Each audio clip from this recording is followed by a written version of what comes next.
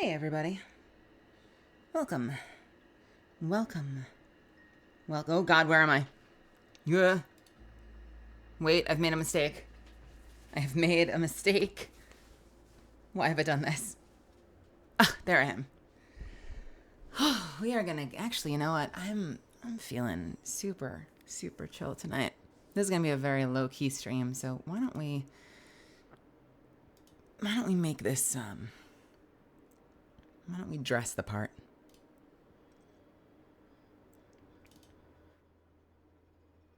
There we go. Put on my kigurumi while I have some ramen and we play video games. Hi, everybody. Hello. How are you doing? Are you doing okay? Are you okay? Undivided, Catalyst. No big deal. Nicknames, Karma, Zuffins, Jelly. Hello, hello. Sebi, Cav, Vonziel, Mikuria. Hello. Andro, Yukitania, welcome, welcome. Tired? Me too. Me too. I just sat down with a big old bowl of ramen, so I'm very excited. We're going to be eating well tonight. And I'm actually trying a brand new advanced GG flavor. You guys know I'm partnered. Melisande love Melisande love Melisande love Melisande comfy. Thank you. Thank you for the sub. Thank you for the 16 months, Devil. Thank you. Yeah, they just recently released it. They released, it's a hydration, which means no caffeine. And it's blue raspberry lemonade. So they have a blue raspberry in the energy line and the focus line, which are the caffeinated lines.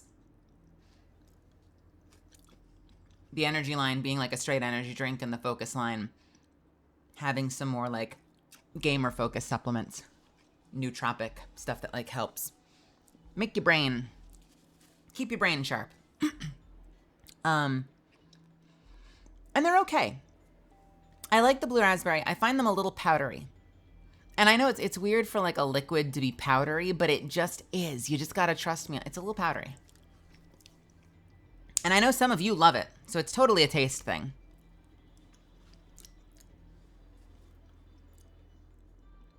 The blue raspberry lemonade, caffeine free, doesn't have a powdery thing going on. There are two things I noticed about it though. One, I opened it up and the powder is just neon blue. I mean, like, I've now tried like, 12 different advanced GG flavors, and most of them are white powder or pale yellow. Maybe the Dream Team Punch is like pale pink, and it turns bright red in water, but it's like a pale pink powder. This powder is neon blue. Terrifying if it weren't so tasty. The second thing I noticed is it's actually the most familiar blue raspberry flavor that I think I've had from them. They all come close, but this, to my mouth, hits the closest to like what I remember from being a kid, from when I was a kid. So I'm really liking it. I just hope that the fact that it's neon fucking blue doesn't stain my fucking windpipe. That's not where the liquid goes. Don't do that.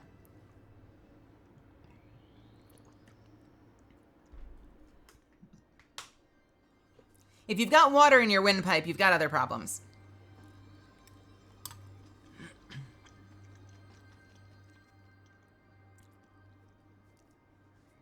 We're gonna play some Destiny tonight.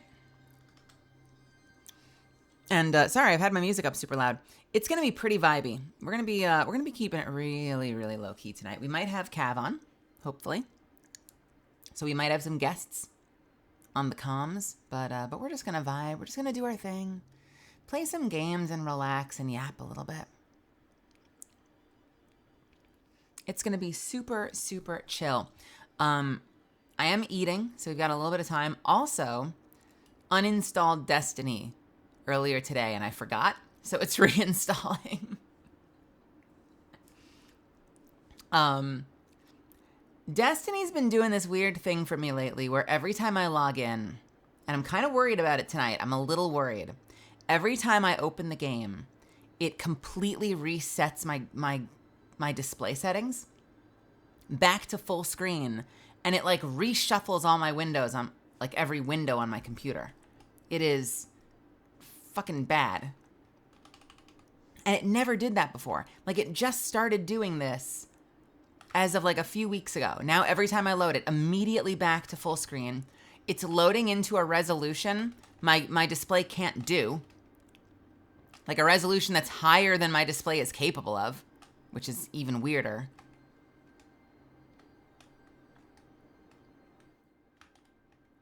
So with any luck,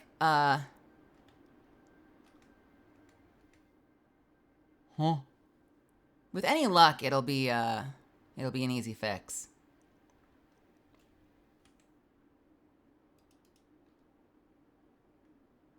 In the meantime, while it downloads, I was quickly getting myself back to my fishing spot in BDO, although my horse just disappeared. It just died out of nowhere.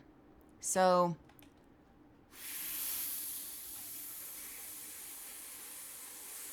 fuck.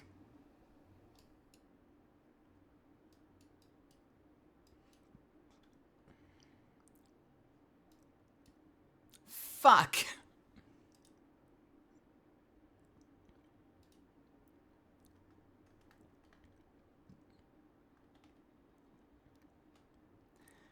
I was quickly riding over to set myself up to fish so I could jump into Destiny in Black Desert. I'll show you. And just out of nowhere, my horse died on impact with the water.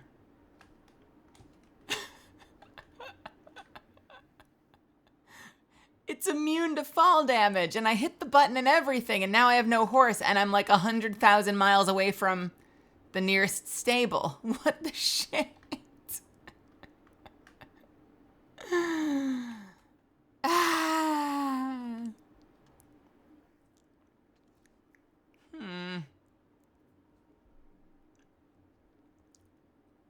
I also recently used the teleportation map, so I don't think I can port out. So cool.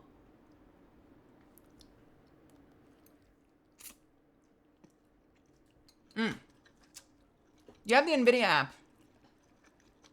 So it has a setting where it tries to optimize the game and it overwrites settings in the game.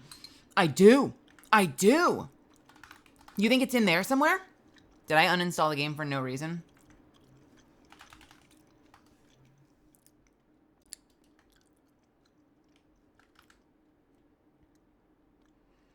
I wonder if I have to set something specific. Because I'll be honest with you, I 100% told it to optimize because I wanted to try to limit GPU, like how much it taxed my GPU for the time being. And so like getting updated and optimizing my stuff seemed like a way to maybe make it play better with OBS. And every game for the most part has been fine, but maybe Destiny not so fine? Oh my God, you're right. It has the wrong resolution set right in here. What the fuck?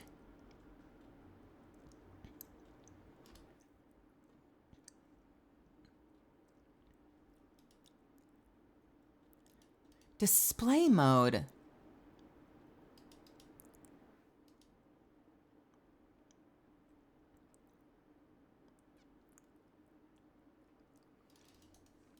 Can I edit their settings? Can I edit their settings? There's a revert button. I would love to keep most of their settings and not have to like memorize them and change them all back.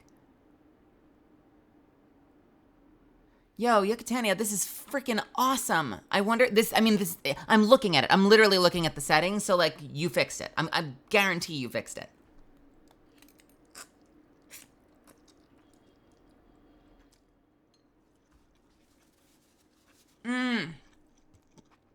So, how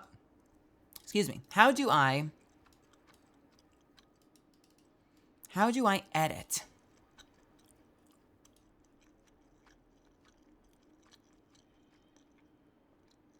I can hit revert. Oh, wait a minute. There's actually a setting specific to your resolution. Weirdly, I can't edit a lot of these. Like, I would have to straight up revert. I guess in theory, the game would keep them though, right? Like, you've done the optimized settings. It's not going to go in and undo it. Probably. But yeah, there's actually a display setting right here. So I can say whatever the fuck it normally is. 1920 by 440? Wait, no, it's 2560 by 440. 2560 by 1440. Windowed borderless. Update. Yo, so cool. So cool. Yucatania, like seriously, fucking super pog. Super pog. Undivided, thanks for gifting a sub to Yucatania. I'm a little chilly. I'm going to open the window. Hopefully it won't get too noisy out there.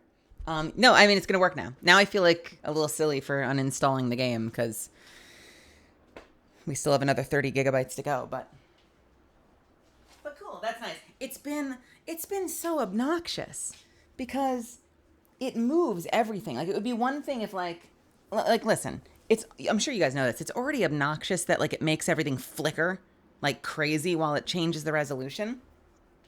But I'm one of those people. Are any of you like this? I'm one of those people that I have every window in really specific places.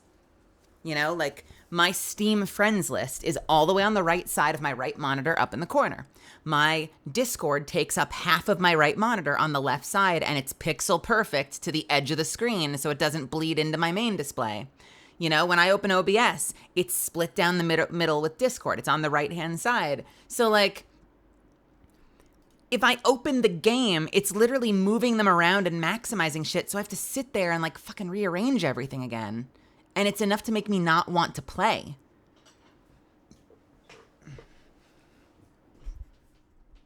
Which reminds me, I definitely added Bungie help about it. And I definitely didn't check back. Did they answer me?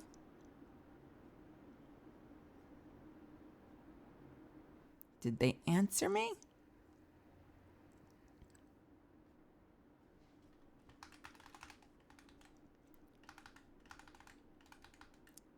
They didn't. Cool. Nice. All right. Didn't get an answer from customer support, so that's fine.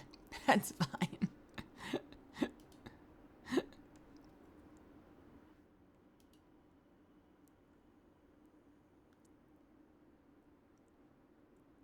Ichigo Kurosaki, how's it going? How are ya?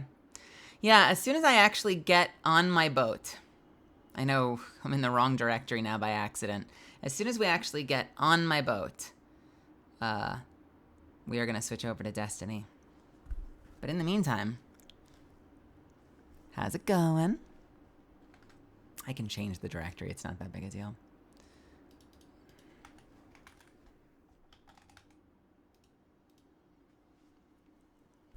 I'd be shocked if anyone was running Bungie help at this point. I wanna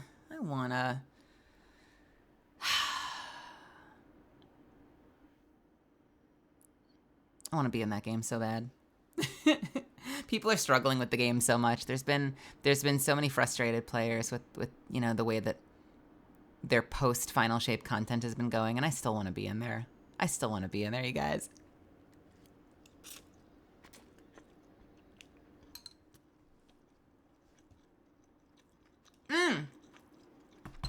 You know,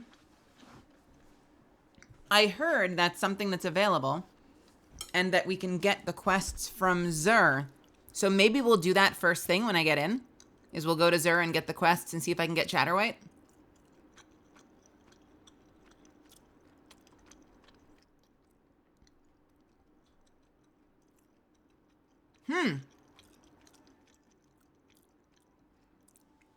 Oh my god, seriously? You know what, Catalyst? I bet it depends on when they recorded and how much they did at once. Because if you record a lot of your stuff really early, like if they've been releasing content this year that's had voice acting in it, even though there's been a strike, that's probably because they recorded it really early. But now they're going to get hit really late if that's the case. Because maybe they were recording way far out for the next season, right? And they've been coasting on the stuff they recorded maybe a year ago, or who knows. And now they've been so thoroughly in development, they like hit the wall where like the content's going to release, and yeah. Which is funny because I feel like Apex had what, maybe one season of that? There might be a second, but we should be back. We should be back by like 6 months. I mean, listen, I guess it's not that different. Honestly, now that I think about it. Yeah, hello, Lion. Is that Scar? I'm sorry. Is that Scar? I've seen this movie. Be prepared. Why am I out in the desert? He spent too much time with the hyenas. Ah!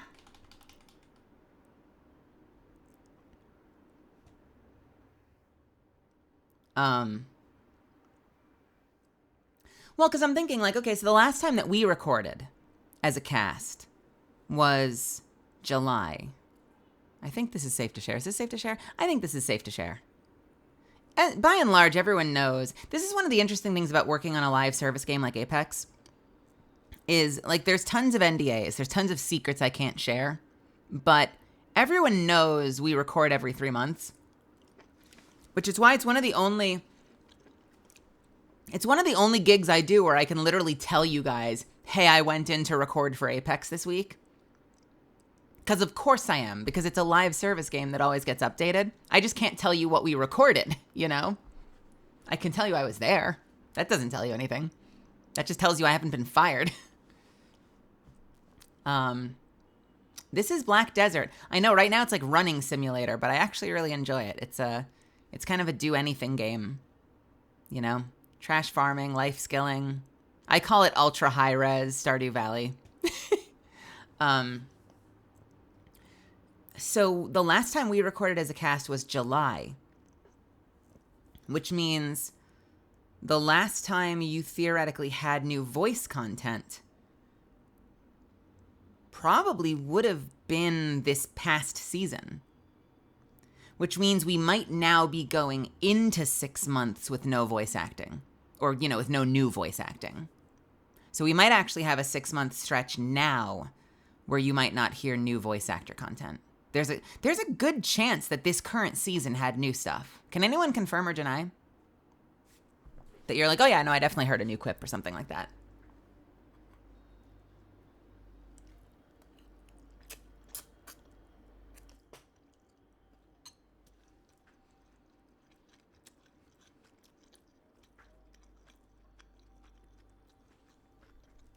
The good news is,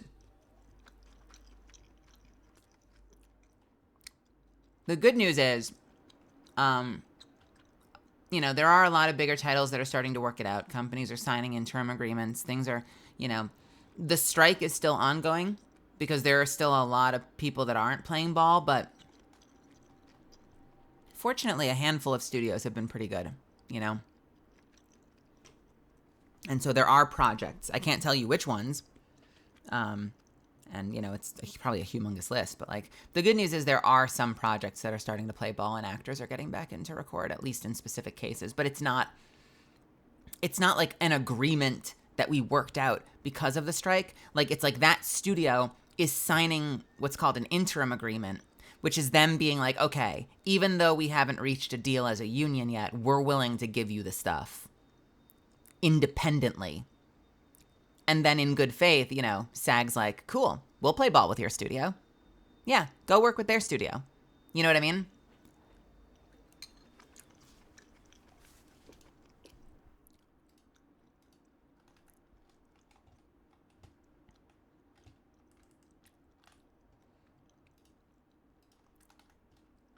I swear to God, if that increased my death counter. Deaths, 0. Good. Okay, good. All right, take 2 of trying to get to my boat before we switch over to Destiny. Hey, Zariak. Haven't played Apex recently, but I think it's because the OCE servers are bad at the moment. Oh, fuck, that sucks. I hope they figure that out. I feel like they just rotated a bunch and didn't add anything. I could be wrong, though. I mean, I could be wrong. I'm just thinking, like, I know that usually we tend to record, like, 2 seasons out. Because, like, they need to still develop it, you know?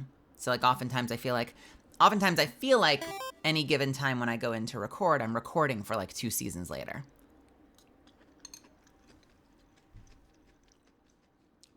Which is why, like, a new season will hit, and they'll be like, it's so good. And I'm like, wait, which one is it? Because, like, I probably recorded lines for it. I'll be like, wait, which one is it? Remind me. I don't remember. Yo, Rick, thank you so much for the follow.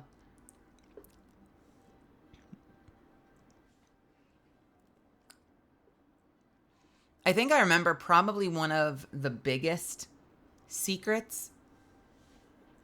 There have been others, like certainly Legends. Like I usually know about Legends a little early, but like certainly I feel like one of the biggest secrets for me that I kept was when they added the redeploy balloons. Because up until that point, it was like stationary things around the map, or you were playing Valkyrie.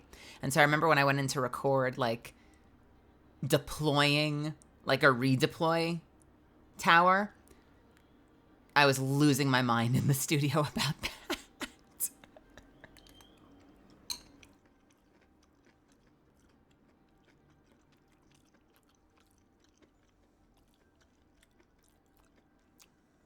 And so I've been, then I've been excited for 6 months, and then like a season comes around and people are like, oh my God, the new stuff is crazy. And I'm like, tell me what it is. I don't want to guess because I could break NDA. And they're like, it was the balloons. And I'm like, oh, it's the balloons. Oh, yeah. Ah, me too. I was super excited. Oh, thank God. I can't guess. I got to be like, tell me what it is. And then I'll remember whatever excitement I was feeling when I recorded that. And we'll talk about it.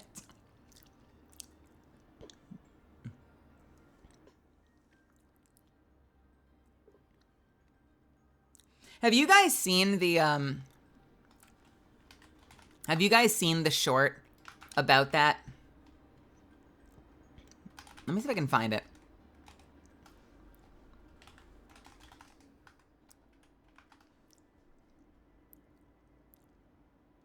There's a short by, oh my God, he said it a million times. I'm probably gonna butcher his last name. I apologize. Joe Ziadja? Ziadja? I'm an asshole. I should look up his last name and actually learn how to say it because he's in my industry. He does a lot of like voice acting training stuff, and so he makes shorts about the industry. And he made a really funny one about the strike and how ridiculous the concept of it is. Like, the fact that like all the studios are sitting there telling us that they're going to give us exactly what we want, but won't put it on paper. Like straight up just won't put it on paper, which is ridiculous. I don't know if I'll be able to find it. Probably not, but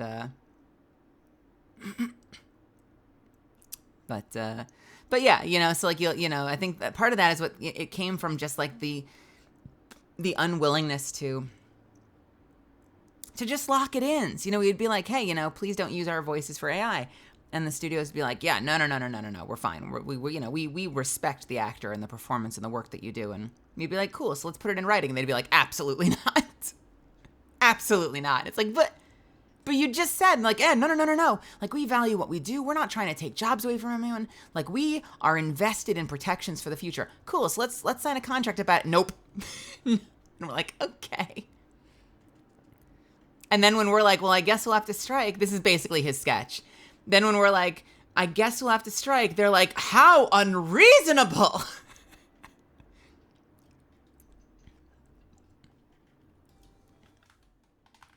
It's dumb.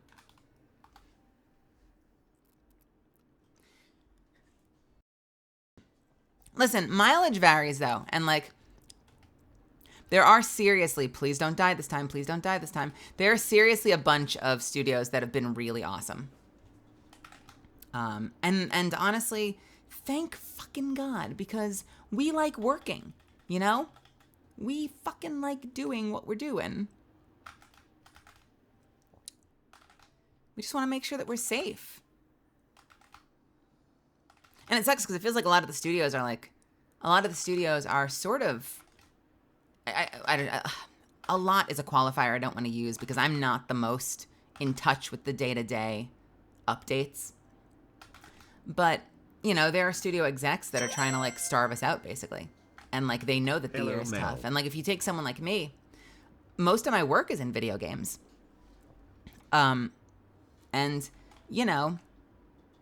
it's interesting how that affects the way you view your other work. Because for a long time, like, anime didn't know what to do with me. Like, I might work on one anime every other year because for whatever reason, I don't know, husky sounding, mature sounding, like slightly androgynous sounding woman equals we don't know how to fit you into our anime. And I'll be like, I can name 4 famous, prolific Japanese actors that have voices like mine. And they're like, but in English, it doesn't make sense. No one says that, by the way. No one says that. But like, that's kind of the impression you get. And so, you find other work. And so for a long time, I would say like, okay, well, you know what? Fuck it. I do video game work and they love what I do. So, I'm going to go where I'm wanted. Fuck it. I don't need your anime. I don't need your whatever. Like I found my own work. I found studios that like the work I do and want to work with me. I'm fine. That lasts about as long as until we start striking. And then suddenly it feels like all those studios that like haven't really given you a shot, it's so much more personal. It's so much more personal. Because you're sitting there knowing that like your main bread and butter isn't happening. And you're like, fuck you guys over there. Like, you never gave me a shot and I didn't care, but now I care, damn it. Because we're all hungry. Anyway. So it's really nice when studios are cool and chill. And so like to that end, for instance, huge shout out to Insomniac. Respawn's been great. Insomniac has been amazing. And there have been other studios too that have been really, really, really cool about making sure that they take care of us. And to the ones that, still aren't willing to, I don't know, get bent. Hopefully you'll get over that. Kind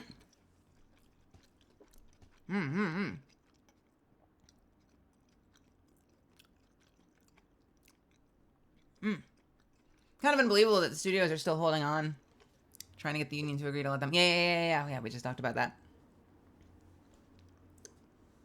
So you've already recorded your heirloom lines, right? Right? Ugh, Catalyst needs an heirloom. Catalyst needs an heirloom. It's got to happen. We gotta get it. We gotta get it to happen. I want an heirloom. I want a mythic armor set. I want a pet. I want a little cat that follows me around in every match. Can we make that happen?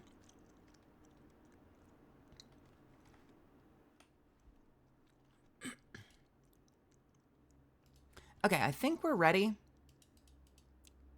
Yeah. I think we're ready.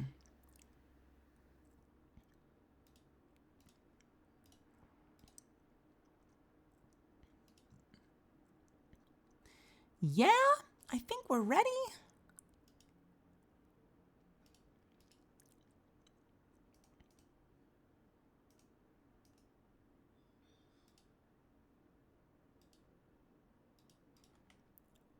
What is my mastery at?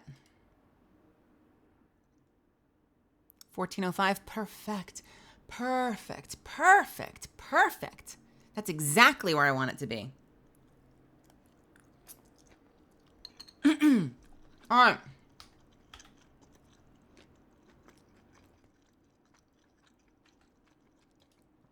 We are fishing. We are turning on our food. We are feeding our baby boy, Kuma. Have some food. And we are minimizing while I load Destiny.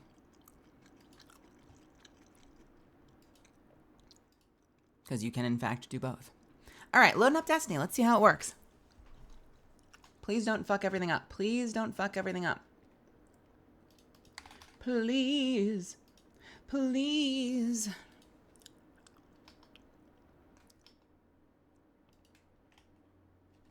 I heard they buffed the hell out of my spec, too, so that's going to be exciting. Oh, that's not good. You know...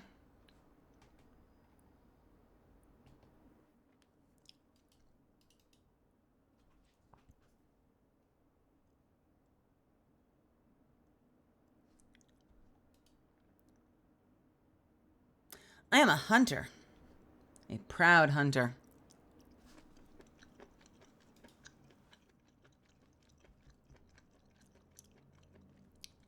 I think I picked the wrong one. So in you know how in Destiny in the resolution settings you can be like borderless windowed or windowed borderless? Does anyone know why? Does anyone know why? I think I picked the wrong one. Hold on. Let me adjust this. Borderless windowed, windowed full screen. Sure. Can we load it now?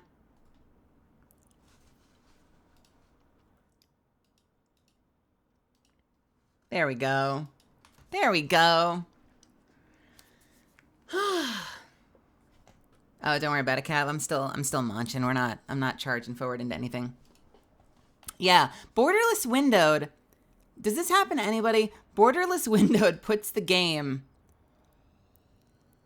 partway off my screen to the bottom right. Who is that setting for? Someone who can't handle seeing all of Destiny?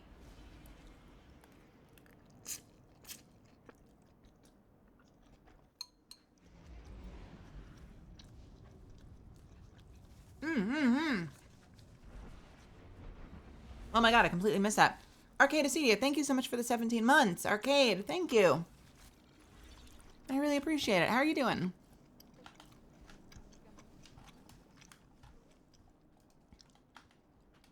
Oh god, I don't remember what the buttons do. Alright, got my mountaintop. Got my choir. Got my grenade launcher and the chill inhibitor they gave us for free. Still never got the edge transit I actually wanted. Oh god, I've got to farm that at some point. I don't wanna.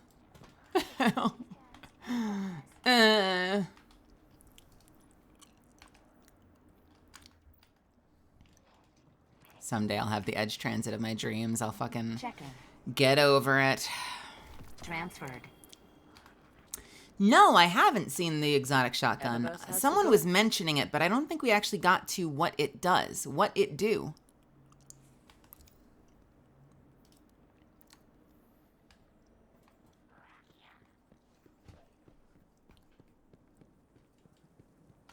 I feel like I don't actually end up using Mountaintop as much as I wish I could. What do I usually use instead, and why is it not already in my bags? What do I end up using?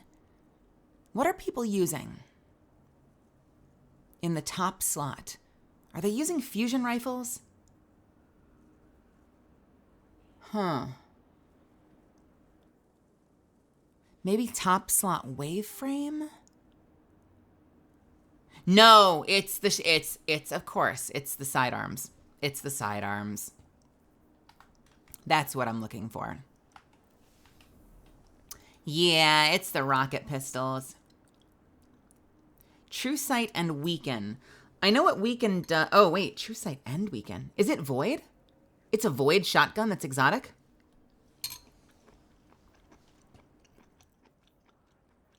I hear you're pretty good at the job.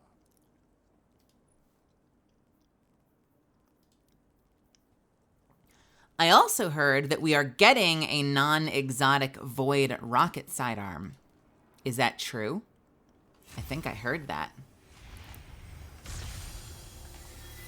And it ricochets? What is this, a Borderlands weapon? Very good. Very good. Guardian, it's been a long time. I've got a shader for you. You haven't picked it up. Now get up there and fight. Guardian. Fight like it. I'd be right there with What you. are you doing, Guardian? Get back out there! Why are you in the tower?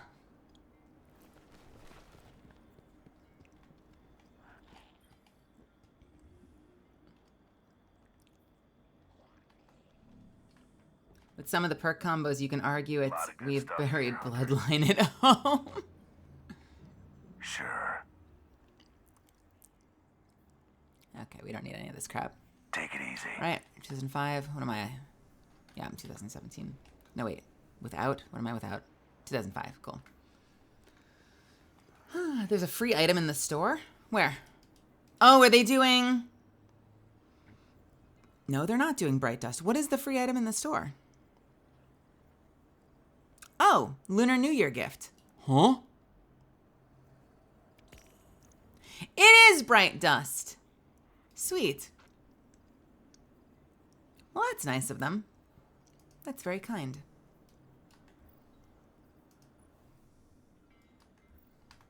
Yeah, who doesn't love Bright Dust? The brightest dust. Not enough to farm it. Although I know some of you guys do.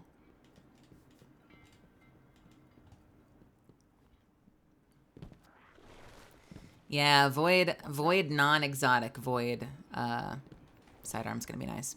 Yes, Guardian. Although I'm so used to, like, the main thing I use is an exotic Strike with energy weapon. precision, Hunter. So if I were using a non-exotic... I guess the advantage of having the non-exotic Void sidearm is it means you can have an exotic power weapon. Or I could slap on Wish Ender. Like, honestly, Wish Ender, especially with how ammo efficient they tend to be, going stealth build, Talk to me. if it has good rolls, with a non-exotic Void sidearm and Wish Ender would be very fun. I don't want you to record this transaction. I love me some Wish Ender. All right. Bye. Well. Oh, Zer, that's where we're going. Incident Medical 3. I'm en route. Speaking of Chatterwhites, is it already available to preview? Or do you have to get it first? Have you angered the Nine? Have I? Would this be You seasons have fought or everything else that activities? entered this realm. Will you fight a planet? Is that right?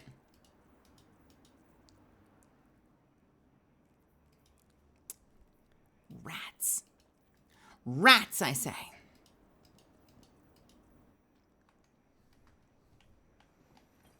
All right, so we need The 5 of Nine these things. show you these.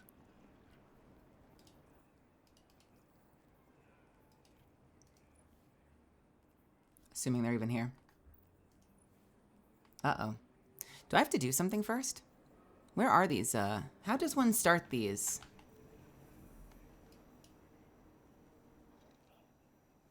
Can you still start the quests? Drifter. Oh, okay, cool. Thanks. Guardian.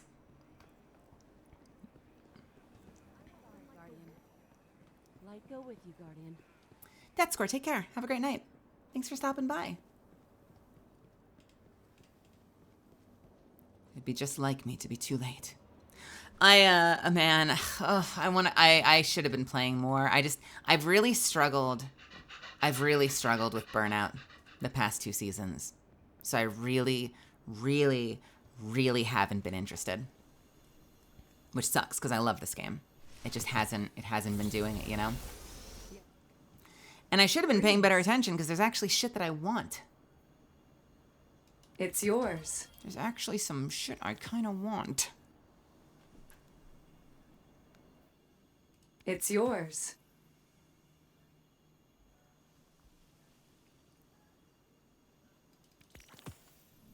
See you next time, perhaps. Yeah, exactly.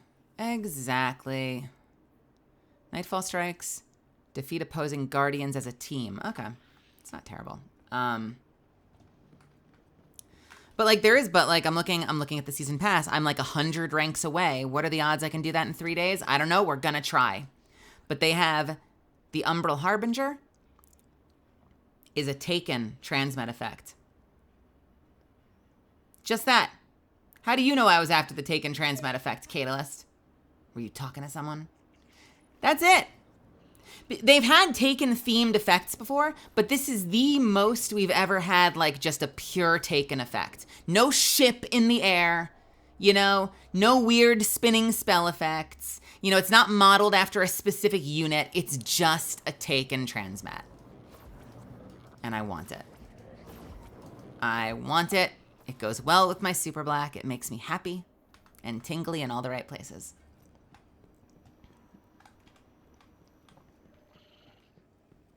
I don't even know if I care about anything else, honestly. Call me Drifter. If they did a proper taken effect, which would kind of be like taking super black and adding like a glowing white animation over it, right? They've done something like that for events, haven't they? Wasn't there a thing where, like, for a limited time you could have a title or something where you'd have like a minor, like a taken spell effect on your character? I feel like they've done that, like the baby version of that.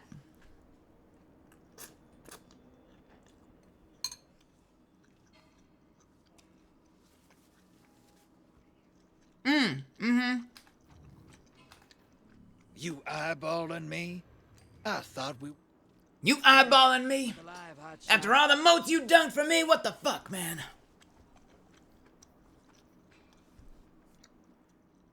Bento armor completions.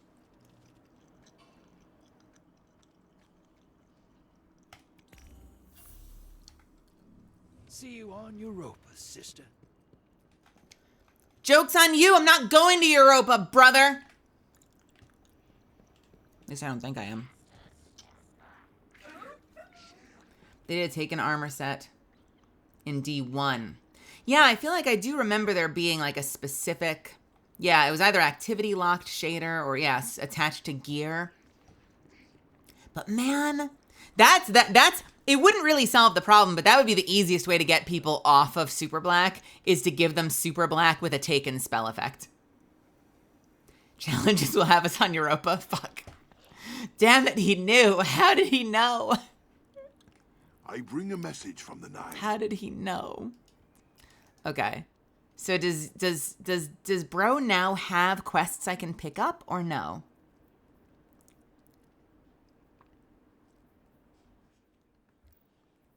Nilky was telling me that Zur has quests for bento boxes somewhere. Huh? Oh! No! What the fuck? Is it your will to return? They got moved to Drifter at reset. Going back to Drifter. I thought the whole point of Zur having them was that you could get like a couple extra knocked out of the way. Does Zur now have a bunch? Can I just go grab? I guess that makes sense. If he has a bunch, I guess that makes sense because you can go to Drifter anytime, so you're not sitting there like, fuck, I missed Zur. Now I might not get it done. Maybe? What's up, hero? All right, let's see. Got it. All right. Speak to Drifter in the tower. He seems to be in a playful mood. Be ready for anything. It doesn't tell me. Nightmare Kills, Dredgens of Yore, Snake Bite, Gambit, Martial Mementos, A Dubious Bento, The Stuff of Legends, Nightmare Lunch. Nightmare Kills.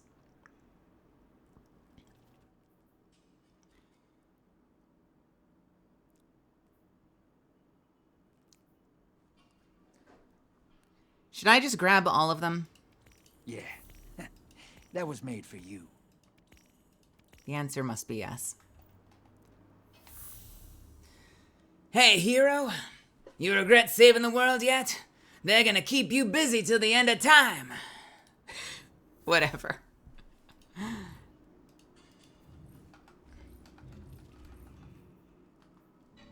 Hey, Theft Yard. At your friends. Misfits. You came to the right place. We are all misfits here.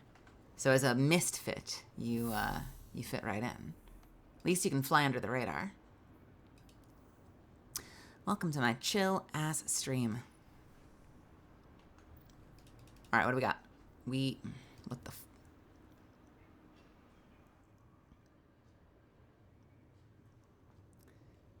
Making friends His with the totally cabal, roommate, man. not Makes wife. What's Totally next? roommate. The Vex? Nightmare bosses, get Guardian Final Blows and Crucible or Gambit. Chance. Secure Final Blows with Gambit weapons. Fuck. Final encounter is completed. In a raid or dungeon. We could do a dungeon. Dubious Celery. Collected from defeating targets in Gambit. What did the Guardian have on his body? I don't know, a bunch of dubious celery. Looks like we made it through after all.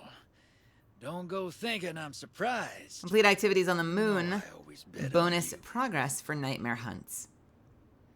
So nightmare hunts, nightmare bosses, and what else? Malfeasance, Witherhoard, Touch of Malice, Whisper of the Worm, Xenophage, or Arbalest. Well, I gotta say, Malfeasance is probably the easiest. I wonder if it grants the least progress.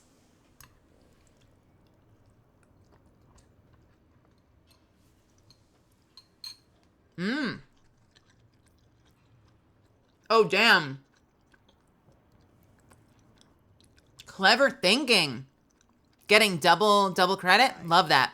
Doc, let me tell you, the only thing that Let me matters open up is the hand holding the gun. Dim and see where my malfeasance is, if I still have it, or if I broke it down and have to get it back.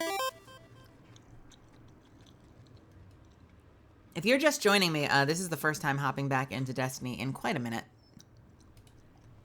So bear with me. I played a little bit at the start of last season, but... You guys, I think I destroyed my malfeasance. I might have to pull one from collections. I don't know if I've ever shot it. What do you need? Talk to me.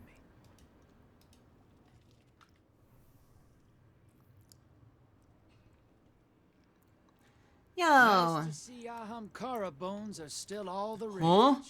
No, wait, Kids seriously, were why? Back in the day, too. Tore open all kinds of gaps in the fabric of reality. When the Warlock orders stepped in to put a stop to it, I was I pissed at think I know why, and I'm gonna allow it. Probably right. That's funny. Twitch was being too clever. They thought you were trying to say something else. That sounds the same.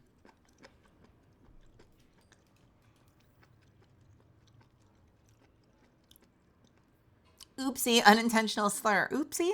Oopsie? Shout for me, would you? Let's see. Oopsie, that's such a mood to put in front of the rest of that sentence. Malfeasance, where you be?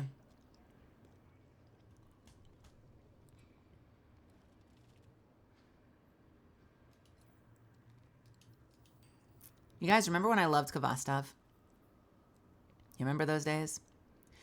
Am I losing my mind? Like a common enemy for bringing people together. Spite is the glue that binds us. Is it not a kinetic weapon? Surely. third column, fourth row.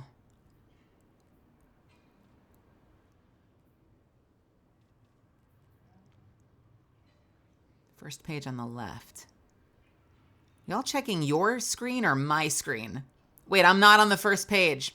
Sorry, I am dumb. Nice, thank you. All right, what do we use instead? I guess we'll slap on aberrant action.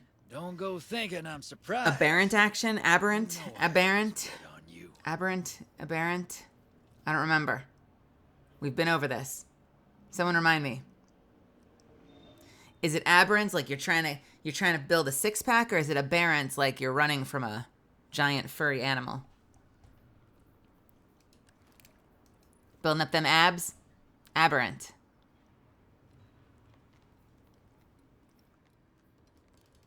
Guess who didn't finish her catalyst? Increase damage against bosses, vehicles, guardians with their super active. Gross. You're looking spry. Gross. Do you want to go, like, work this out real quick? Since we're waiting for Cav anyway. The line between You don't use a Lucky Pants build? No, I don't have a Lucky Pants build. Keep walking that line, kid. I could, well, actually, I wonder what my stats look like. I'm a big stats freak. I wonder what my stats would look like with my Lucky Pants.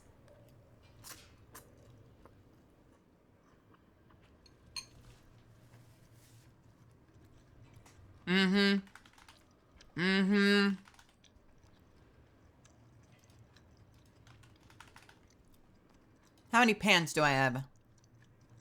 I have 3 pairs of Lucky Pants. Enemy for bringing people together. Spite. 67, 66, 65. Let's see.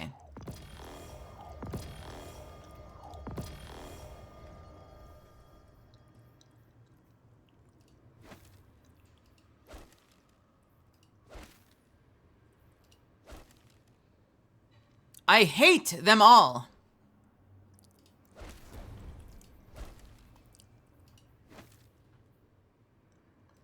Sure. I will, I'll be an officer voice. Hey.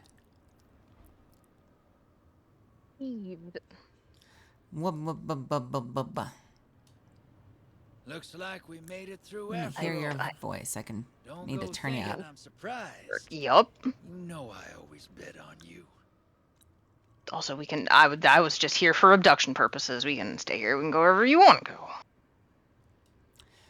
All right. Bam. That juicy bit rate. Secret room with 320 bitrate on Discord. What could possibly go wrong? All the bits.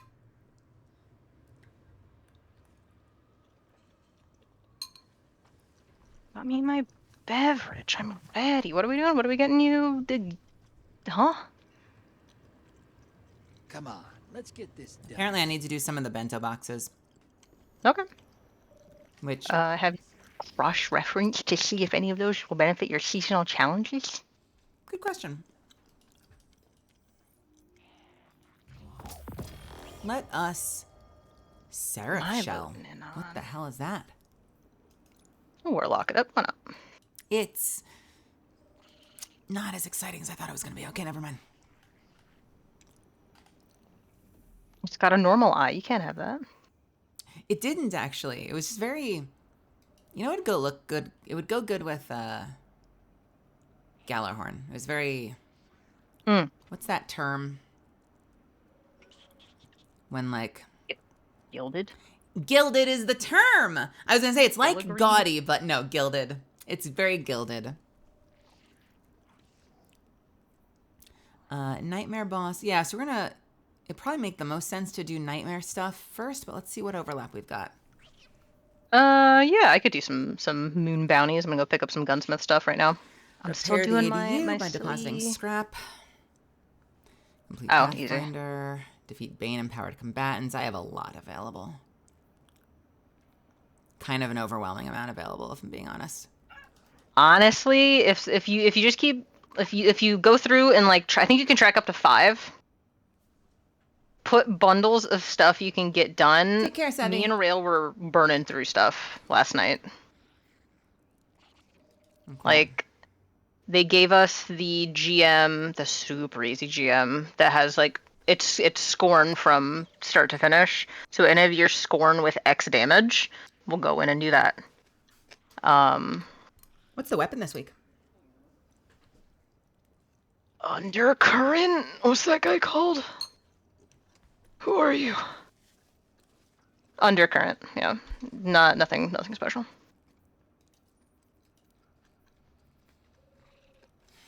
Birthplace. I've been in Birthplace all of last night, all of today, getting my golf balls. What's up, Kate? I am a little under golf balled at the moment. Well, it's time for jibs. I have eerie engrams. You did? What's in there? I don't know. How do I open them? I don't think you can. Does I think Rahul you do just it? got awesome. No, Are you sure? I'm pretty sure. Unless you want to wait for Grandma. Next year? They said they were going to switch in rake angle, but they never did. Wait, surely we had a week with the stasis glaive, didn't they? Or did they say they were going to switch it in like this week? This week, and they didn't. What? Well, then they better give us all one for free. A god roll. A god roll. Is there even a god roll? Yeah. Probably. I don't know. I asked Glaives have which weird of the many stats. I had to keep, and whatever one has chill clip Yeah, that was makes the advice sense. I was given. That and overflow is what I've got, which is fine. That makes sense. Mine has rhyme stealer too, yo. Double. You're not Rahul. You're Banshee. This is a different guy. They look so similar. Blue. Just because they're both blue. One of them's metallic. I feel like I can't open these engrams. I think you just gotta toss them. There's probably nothing special in them anyway. But there could be more. There could be super black with effects in there. You never know. There could be more lost mementos. Although I do already have 3. Complicated algorithm, Yeah. to be certain. Triple glaive build is real. I'm not gonna lie. The challenges list is kind of overwhelming. I don't even know where to start with it. Let me see what you got. I wish I could. Here, you can go through 3 Throne World. Honestly, just do the start on the world ones, and we can work on bento stuff right now. Just pick a planet you don't mind being on for a hot second. Well, We'll if go to the there's, moon. Do you have assuming that stuff there's, on the moon? I hope there's one for the moon because we got to do the for night Yeah. hunts, right? Yeah. You just have to find the moon, and then we'll go work on that. It is a lot, but like, you have a lot of these ones of like do the story content. So you'll get those ones done, as well as week 12.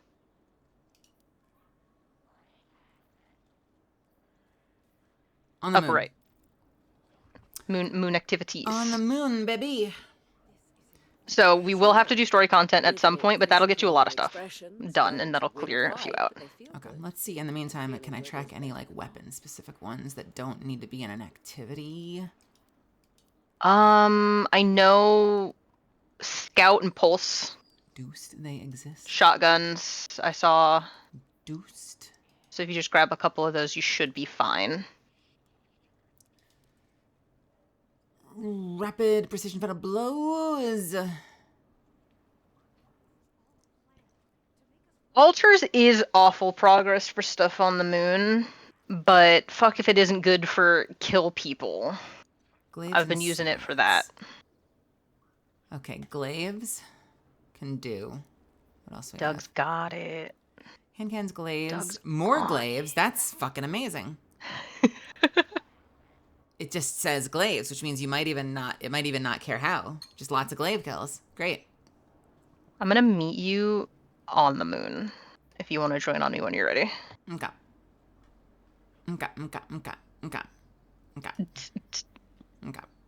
Get final blows with kinetic weapons, bonus progress for defeating guardians. Okay, cool.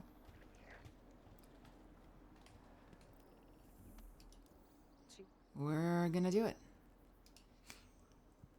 We're gonna do it. Misfits, we're gonna do it. Mornwich, welcome. How are you doing? It's good to see you. It says my group leader's matchmaking. Oh wait, there you go. I'm planet side now. I'm here. I remember that I game. I forgot used to what play jump it I have. all the time. New Conglomerate for the win. Anyone else? Planet side fans? Anyone? No? Okay. Oh, that's good. Realist answer of the night. How is Destiny treating me? Don't know yet. Just got here. But we'll see how the night goes.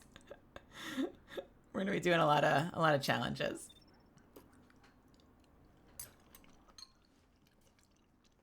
What we got here? Phantasmal fragments by completing. Okay, so that's altars, hive in the hellmouth, hand cannon, submachine gun. Okay. I have one rake angle. Lead from gold vorpal. Rankle.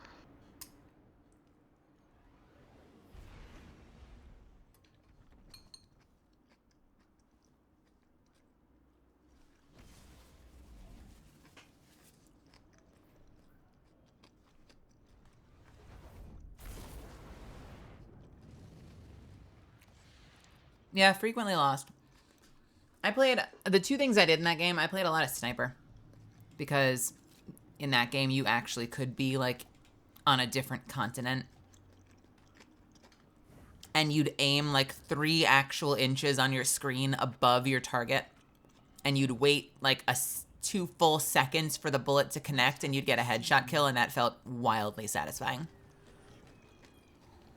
To work. And the other thing I did was they had Smell pretty the good hatred of aerial the combat, hive so you could be upon you could be like a cool fighter jet pilot.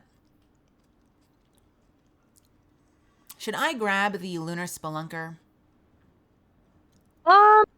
Honestly, grab as many bounties as you Always want. The be XP is gonna help. prepared. All right, collect fantastical fragments. Defeat hive using a hand cannon. I have a hand cannon.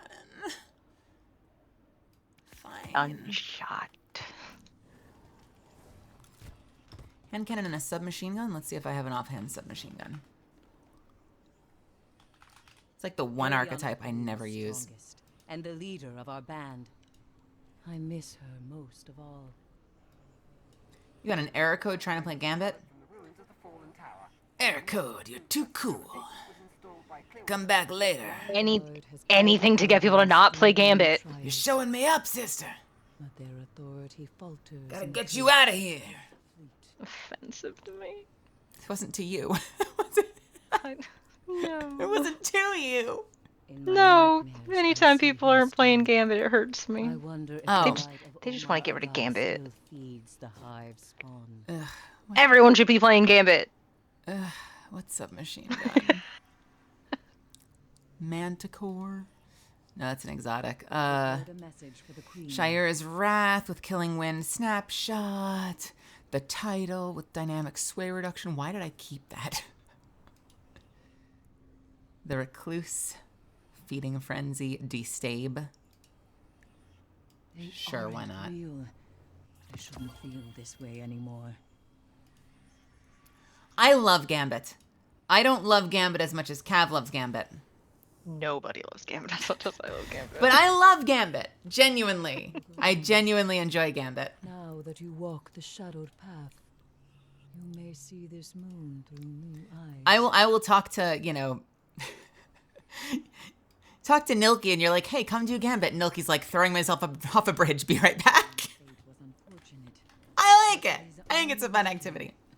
It's also, and this is where like our play styles in it differ a little bit, because I know you do a lot of There like is war on group the air, Guardian. group content, Quickly. Yeah. play to win. But to me, Gambit is a really great activity for just not paying attention. I am unfortunately Cade and A I Gambit agreed sweat. on one thing at least. A hunter's place is Oh, not man. behind walls. We are not titans. You and I belong out here, Whoops. where we may touch the wilds. Yav's like, you're not on my level. You need to go. Push back the darkness here, Guardian. All right, so You dunked at 9 even though I just dunked at 9? How fucking dare you? God, oh my God, my old World I of dunked Warcraft at 9 PTSD. at the right moment. You dunked at 9 in the first 2 seconds of the game. How fucking dare you? This is my old lowercase World of Warcraft PTSD. When I was playing a Retribution Paladin, DPS spec, and the fucking Shadow Priest was telling me that I'm throwing by not being heal spec. The priest, spec for damage, is telling the paladin, spec for damage, that they're throwing in vanilla. It was a hoot. I tried, Omar. Except they were the group leader, so I got kicked. What do we like? What are we doing? What nightmare would you like? Which one feels the funnest? Honestly, Annie, if you want to get the most kills for your buck, put it on a slightly higher difficulty. You're in That way charge. you don't so have a you get- third stealing. Oh, I'm in charge. Yeah. Is Fogoth still around? Let's go talk to him. We don't want friends, because friends are stanky. The Vanguard has guided Wait! Guardians Do we through have the square? There's trenches. champions. We need square and triangle, square and triangle. I have square and triangle. In the face of the Black Fruit.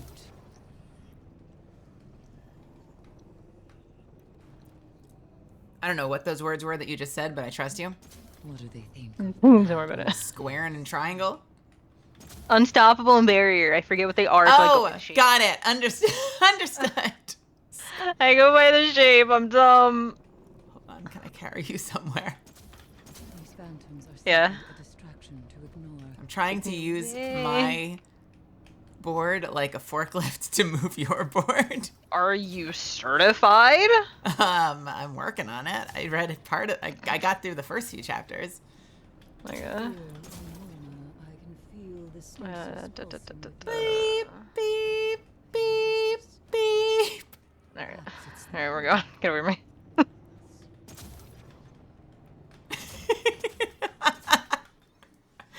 Get off of me.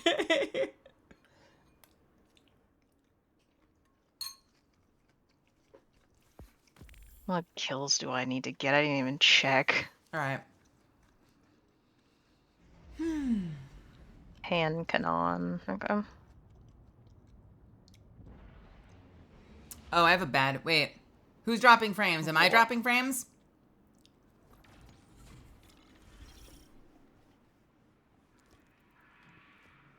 I have a bad feeling about this if it's me.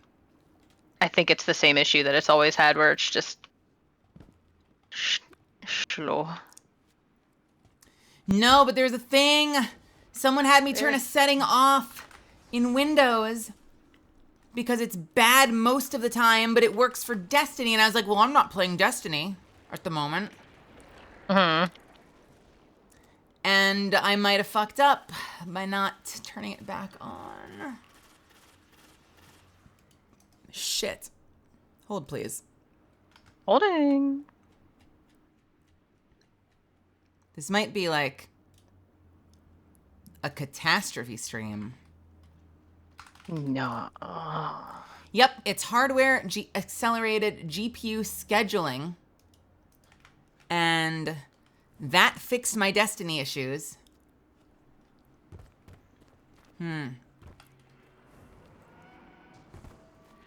Oh, man. This is gonna suck. This is gonna suck. And I'd have to restart the computer to fix it. I might have fucked up tonight.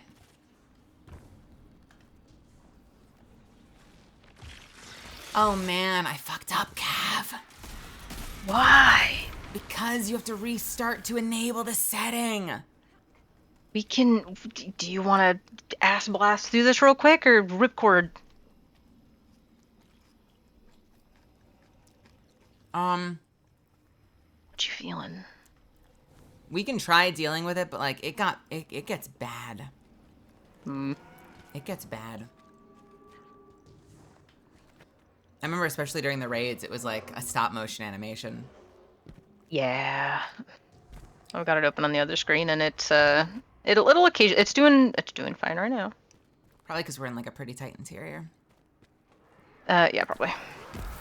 It was really bad on the, I don't know anything about how malfeasance works. What does this weapon do? You shoot it. I don't know, I deleted it as soon as I got done with it. Did I? What level is this thing? 2000, okay.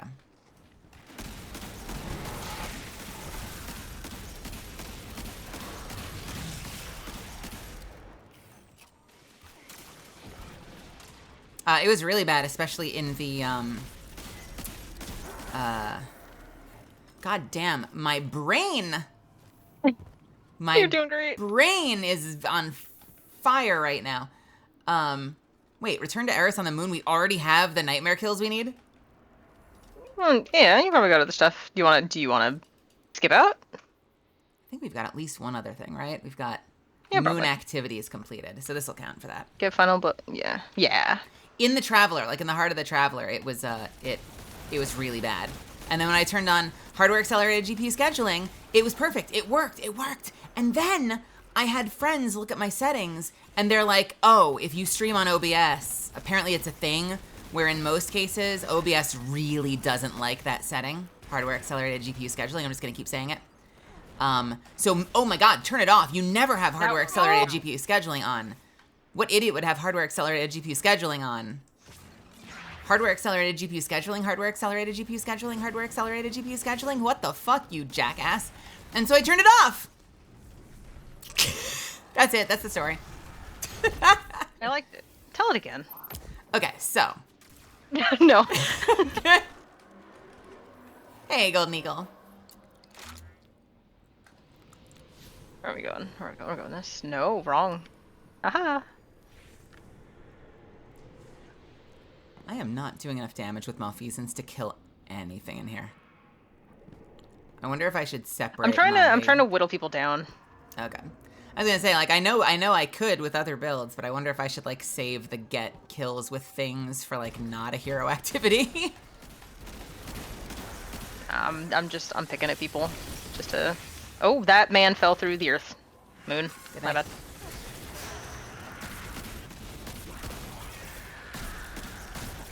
Yeah, you know, you gotta wonder that, like, you know, no one in those fantasy worlds is ever gonna say, "What on earth?"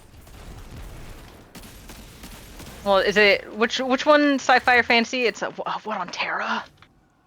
What on Terra? I hate it. I hate it. I hate it too.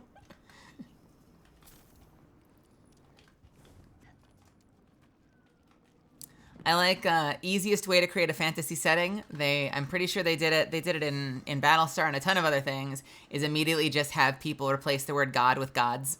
Done. Fantasy world. Go. Yeah, multiple. Yeah. Not even fantasy world, but you know what I mean, right? Mm-hmm. Oh, gods. Yeah, Darcy. Don't 40k humans say holy Terra? Well, no, it's Atoma. Writing No, down. ow, or maybe on Terra. Yeah, something like that.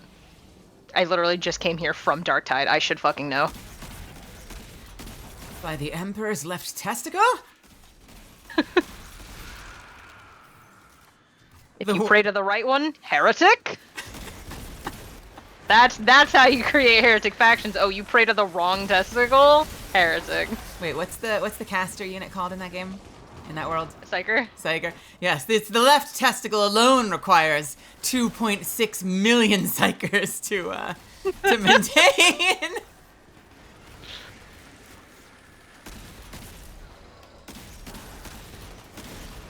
To die for the testicle is a holy privilege.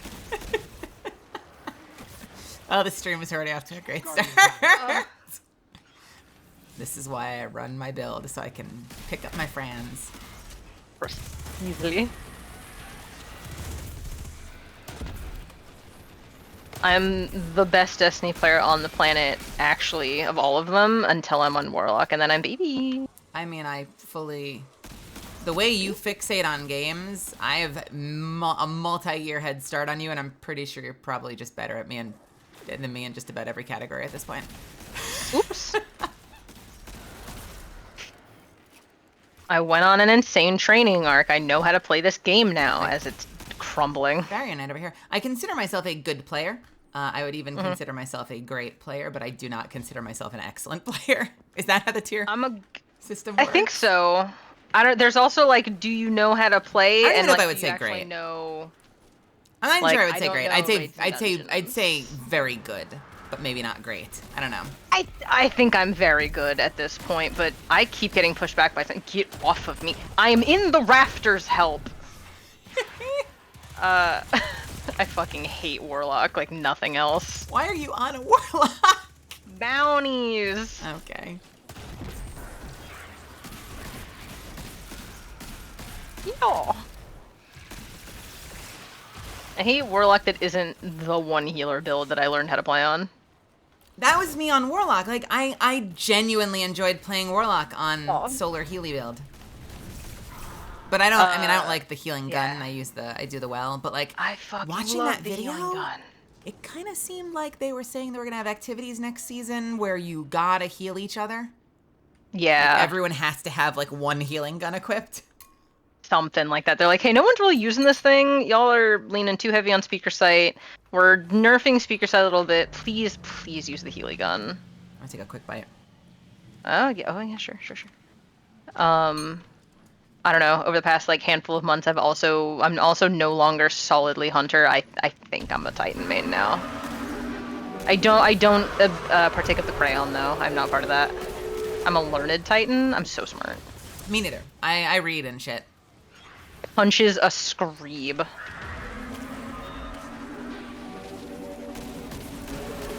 I'm an elevated Titan. I'm a learned Ogren. Okay, I got a question, Misfits. What the fuck does Malfeasance actually do? Someone answered shoot enough to make boom, I think is what I heard. It makes boom. Okay, it makes boom? Yeah. Shoot one guy enough, make boom. It has not been apparent. So that's good.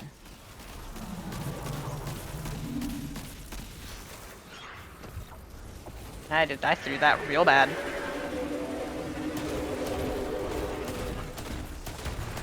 Okay, buddy.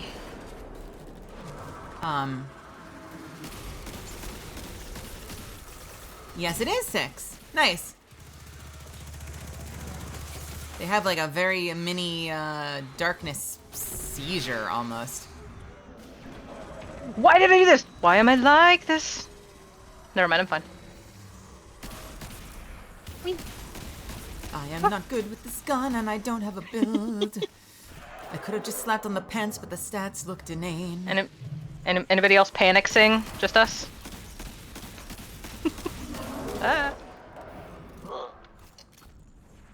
Good against square. Yes! Now we're talking.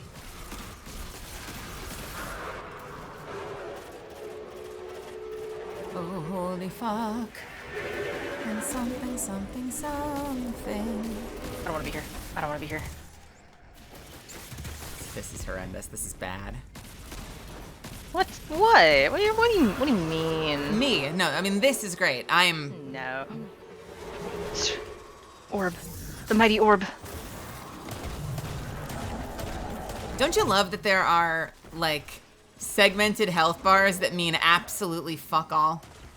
Yeah. We couldn't code out or change the segmented health bar, so, you know, it's a 3-segment health bar, but it phases in the middle of the second health bar, you know, like you'd expect.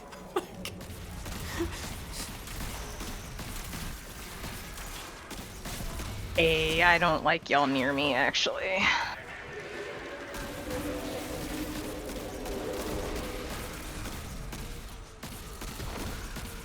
Have I told you guys my fatal flaw lately in games like this? Games where you shoot?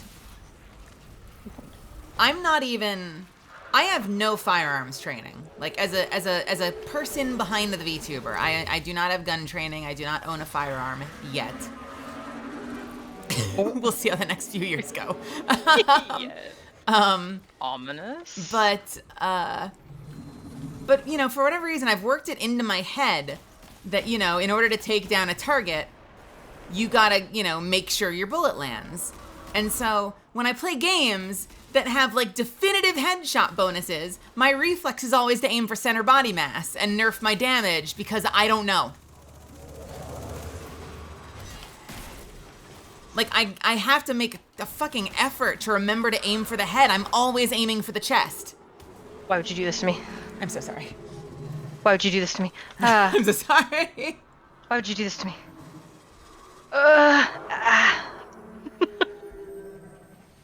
Oh no.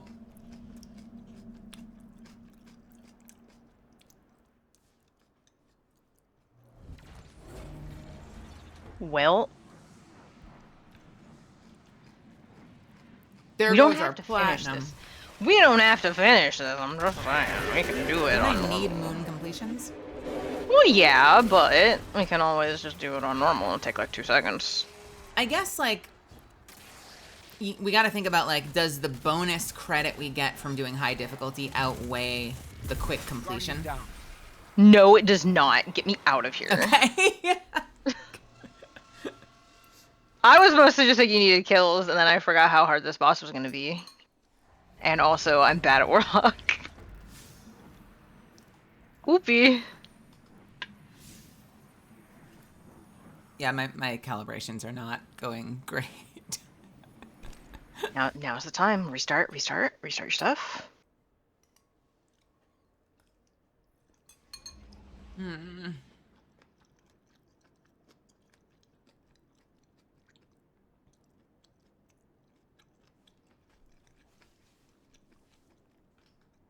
Someone has to have an answer to that. Why does Destiny need hardware accelerated GPU scheduling? Scheduling.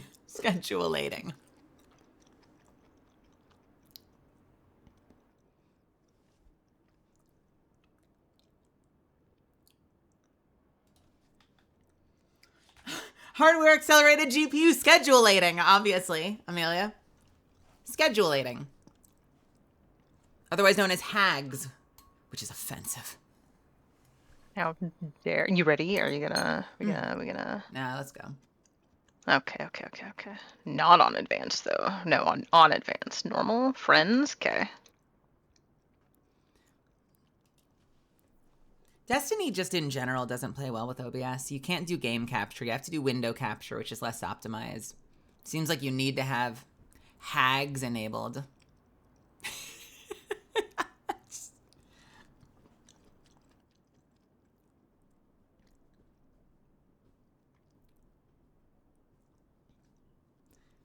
I mean, there are obviously Destiny streamers, but hags.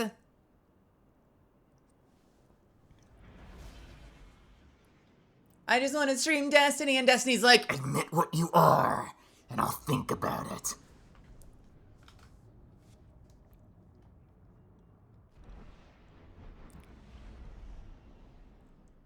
Is it safe to re-enable hags? Hardware accelerated GPU scheduling. Hardware accelerated GPU scheduling. Apply directly to the forehead your hardware accelerated GPU scheduling.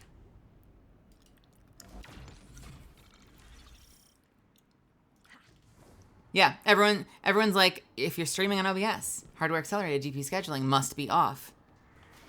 If you're playing Destiny, apparently it must be on.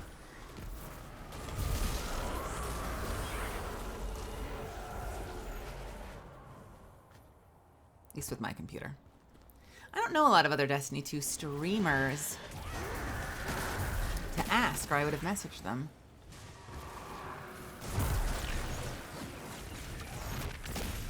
I'm kind of afraid of what I would find out, though, because I feel like whenever I have a weird computer issue, whenever I have, like, some sort of weird computer issue, like, I'll ask everybody and no one has that issue. It's just me, all alone. Where's our guy? Oh, he's coming. Who cares? We need kills. The guy can do whatever they want.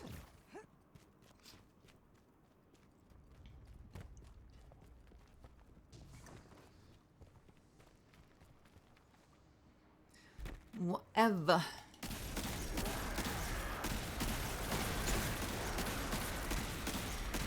Yo. The thralls aren't super worth trying to I will whittle. I'm whittling. Whittling. Okay, I'm shooting. Okay, I'm missing. He's running. He's running. I'm bad. Jumping. The urge to hold G and steal. Your finisher button is G? Yeah. I don't have 1,000 buttons on the side of my mouse. Your thumb... What was I gonna say? My thumb, apparently. Your thumb deserves so much better. Yeah, I'm constantly accidentally ulting. Because I have to step over F. But my thumb buttons on my mouse are already taken. Don't you want enormous, highly highly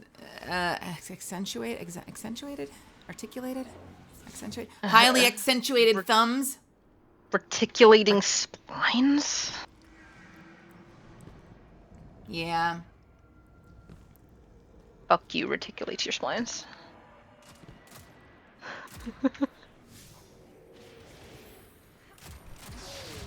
I don't know. Someone out there will get it. Nobody here, though. Don't It's too reticulate fucking my late. spines. Dude, it's too late. Your splines are fucking reticulated. I'm sorry.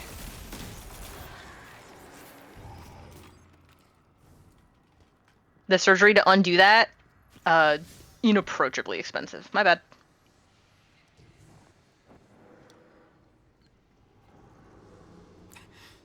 I like the idea of like a completely unsolvable, like, well, you should have thought about that before I articulated your spine. Yeah, consequences. Oh, I'm killing, I'm too good. Hey, Ray, what's happening? Give me your wallet. Or are we playing Black Desert? What? That's where all my money goes. Oh, okay. Don't all you do is fish? Fish and find things to give them money for, basically. It's the worst. Get his ass. That's not a malfeasance kill. What are you doing? I was Get this whittling. guy. Get this guy. I was whittling. I'm the whittler. I'm the one who whittles. I am a proud life skiller in Black Desert Online. Just gonna say, I'm an excellent life skiller. And by excellent, I mean I mostly just sit around until they give me things for free, and then I, enjoy them for a week before I burn out again. See you next year. I left my fishing on all day and came back to 7 million worth of fish. Honey, we can get you better. We can get you better. Where were you fishing? Velia? Fishing strat. 7 million's a good start. We can get you better. Baby numbers. I mean, I made like 3.4 billion. Although I got really lucky that day. Usually it's like 800 million. Oh, we lost our guy and got a new guy somewhere. How dare. Gotta pump those numbers up. Those are rookie numbers. Fish harder.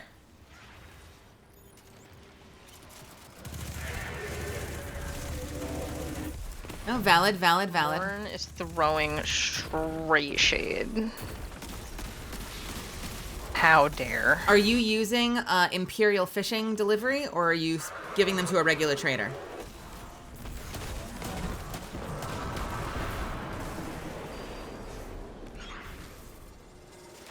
Gotta cut out the middleman. You gotta courier your own fish. Sometimes. It depends. It depends. It depends. The trade system in video is so funny because, like, there's so many generic types of fish that, like, so you get a massive bonus the further away you trade it, even if that very fish is super fucking local to, like, the pond right next door. They're like, oh, flounder. We have that right here. You got it from where? I'll give you $1 billion.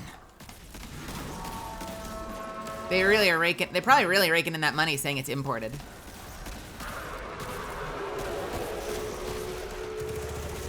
Fishing in the Heidel, delivering them there. If you're just getting started and you don't have the ability to, like, travel far, look for Imperial fishing delivery, not the traders. Because Imperial fishing delivery will give you an automatic, like, 250% bonus. Oh, hey, our friend is upstairs. Ah! Later on, though, if you have the ability to get, like, all the way across the world, yeah, and if you can travel far, you're gonna get big bonuses for just using traders, but, like, traders, like, a million miles away. My spot for the longest time was Velia, and you'll know exactly where it is, because if you go to Velia on, like, Caltheon 2... By the way, Misfits, we're talking Black Desert Online, not Destiny right now, bear with me. If you go to like Caltheon 2 server and you go to Velia, you'll know where to fish because there are going to be like literally 3,000 people standing there fishing. Just stand where the people stand. That's how I learned. I want to go where the people are and fish up my family. That's like the in-universe. That's like, right? That's how it makes sense, right? Mm? I mean, if Ariel, like, goes right to the shore and starts fishing, who's she fishing up? Sebastian, basically. And Flounder. You know they ate that crab as soon as they could. You're just like, I'm a landwalker Isn't now. Sebastian and a we eat lobster? those. Sorry. Or is he a He's a crayfish? crab. He's a crab. Is he a crab? He's just a crab. Google's Sebastian, a little mermaid. The crab.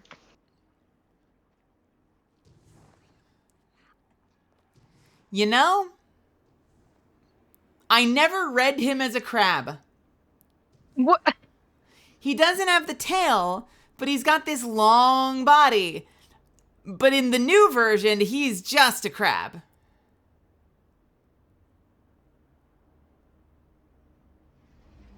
I'm pretty sure I always read Sebastian as like a lobster in like the original version. Yeah, what a weird lobster in my cartoon. Doesn't have a tail. I guess it couldn't be anything else. Yeah, but what? He's so long. He's not, he's animated. Crabs also don't have a head. He's long because they gave him a human head. I think that's why I read him as a lobster. Yeah, no, I'm seeing live that is just a crab. The live action Sebastian, right? Yeah. It's kind of terrifying looking. I don't know, I kind of like him. Doesn't even have a mouth. Oh wait, no, their mouth is on the underside, right? Or something? Yeah, I don't know. I think it's rude to ask. Where's your mouth? Hold on. We're gonna put this up on stream. Okay. Everyone prepare yourselves. Prepare yourselves.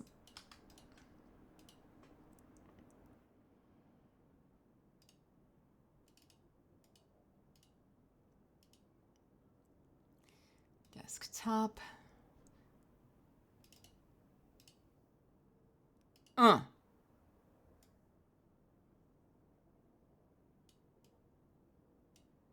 I put it behind? You can put him next to me.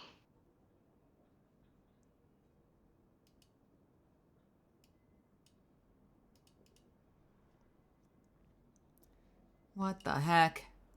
Wait. Wait. Wait. There we go. I lost the crab.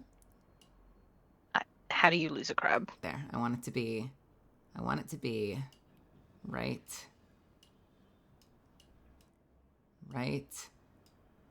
here. How's that? Can we work with that? Yeah. All right, I'm ready. Okay. How are we doing on moon stuff? Check your moon. We can also do, because you have like moon activity, and you have 3 lost sectors, we can just go zoom some lost sectors for some XP. I think they all count for the bento thing, and the sooner I get the bento thing done, the sooner we can just like care about XP, I guess. Gotcha. To the moon. Okay. Which one is it? It's I am What 25 of sectors is it? 60 credit on complete activities. Oh yeah, that should be fun. Why would they make it a the- count instead of a percentage if you get variable credit? I don't know. You're asking too many questions for Bongo. Fuck's sake.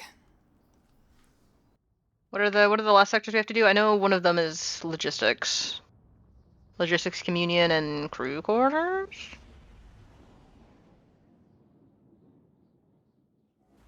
Me thinking?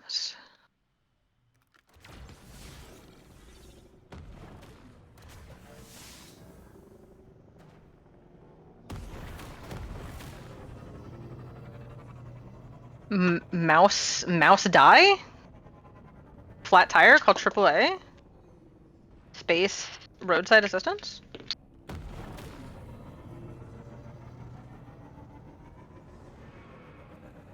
Now everyone knows my mouse runs on batteries?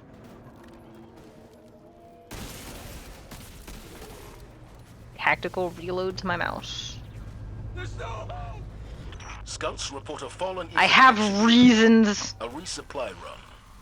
Put a stop to it. It had the same dimensions as my previous mouse. I don't like change. I had just gotten a new laptop and I didn't want to get a mouse that was too different, too much change all at once. I would have freaked out. Mel, where'd you go?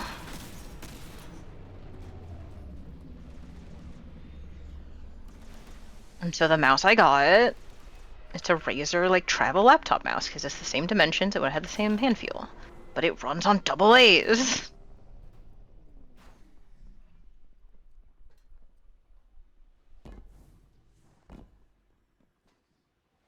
Worry about it.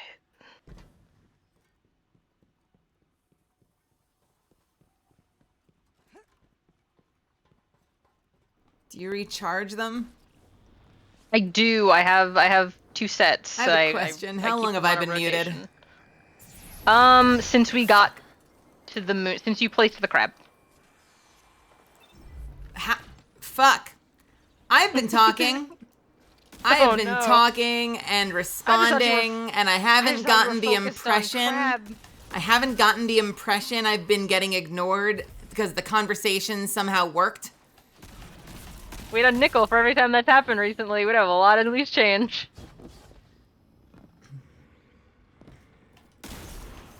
So do you recharge your batteries? Yeah, I have 2 pairs of them. I keep them charged and ready to go when I need to hot swap.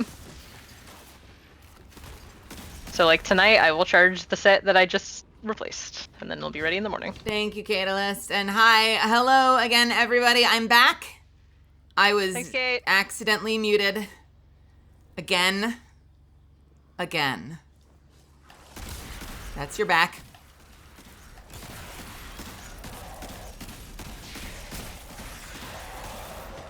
Man, there was a time when I thought hand cannons were going to be my forever weapon. My new besties are the rocket sidearms. We need an exotic primary rocket sidearm. They already have a lot of ammo, but still. No, they took away the reserves. They chopped those reserves down. I have to run special finisher a lot lately. Oh no. Did they do worse?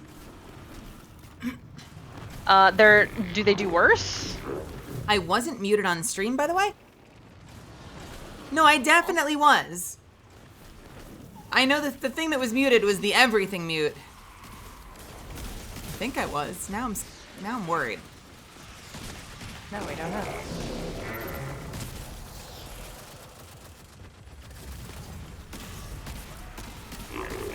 I'm pretty sure that mute button works. You guys haven't heard all the sex, have you? Like the past 2 weeks?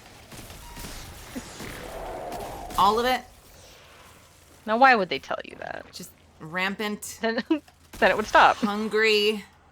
Like in weird artistic sex. Interpretive sex.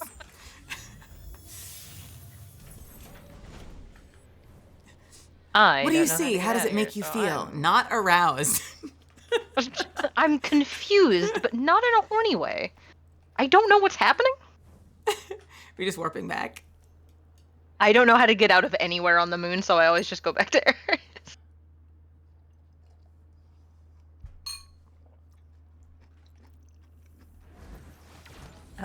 What's the other one? This way. Somewhere. I don't know. Communion, right? How does it make you feel? Confused and angry.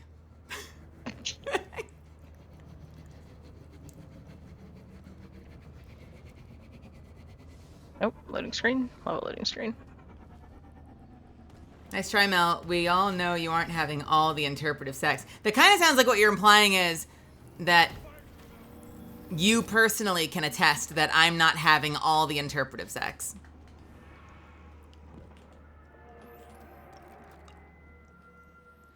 I have on good authority. Rumor has it. The rumor come out.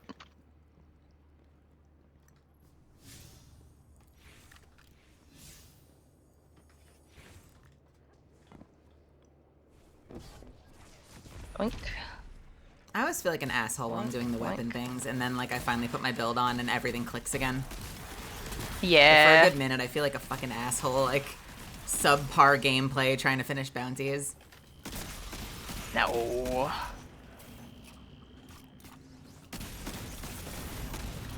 What the hell? Hand cannon SMG. Hand cannon SMG. Okay.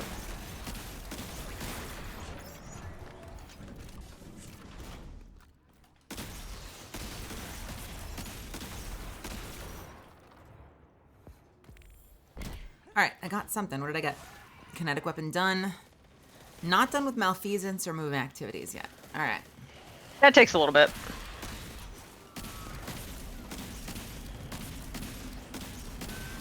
Yeah.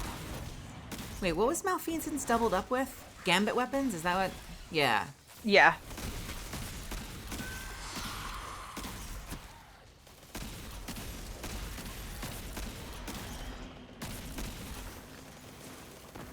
I remember back in my day, the meatball.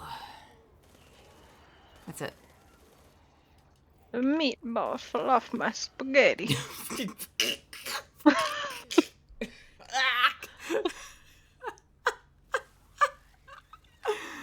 I know that sketch. All I had to say. I know that sketch. Roll away. And doesn't the second time, doesn't he say it even weirder? Which is even weirder, but honestly, like, the spaghetti. My favorite doesn't part crack. of the whole episode is no. It's just like the let me win. Let me win. Let me win. Spaghetti. There is something, and I've always been like this, and I know you are too. I get so much immense joy out of saying things wrong. It's like a huge joy trigger for my brain. I think I first got it from a coworker. Nonsense. And I've used it here. I stole it from him, but years ago, my coworker started the thing I do, which is where he would go like, oh, I am shocked, perhaps a trace bit offended. I'm like, I'm taking that forever. That is mine forever. A trace bit offended. A scant bit.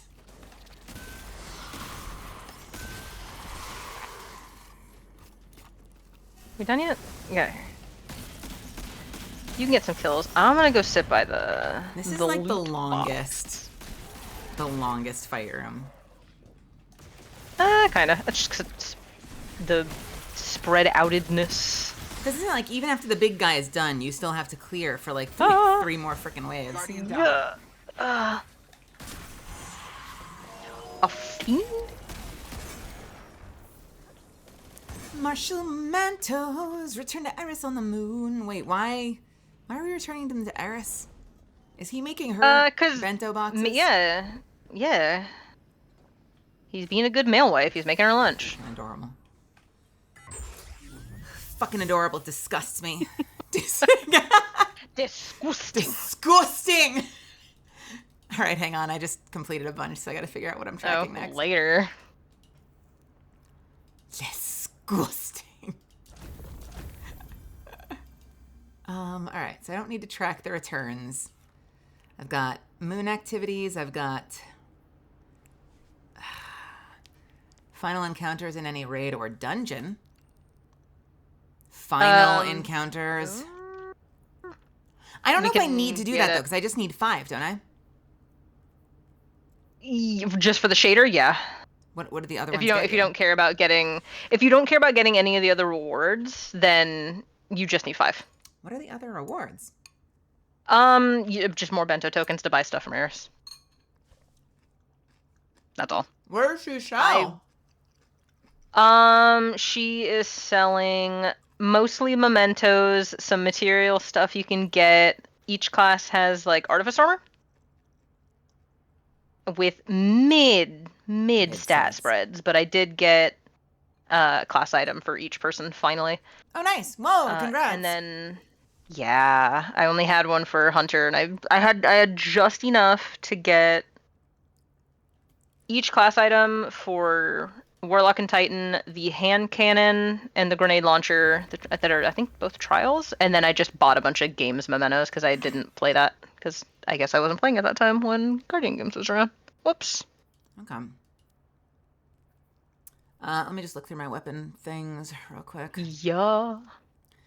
Get final blows with energy slot weapons. Easy, baby. Yeah. What? Why is that weird? I don't know. It's weird.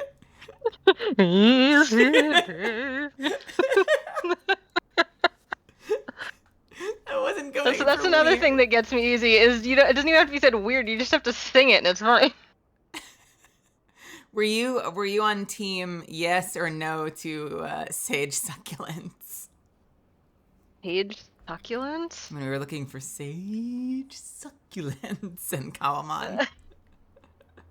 I think I was saying the phrase sage succulents for like an hour and a half. Oh my god. Did you get them? Nope.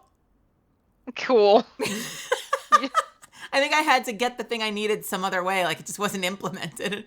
I was looking forever. Amazing. What's that reconstruction, chain reaction, forthcoming deviance glaive? I think maybe. What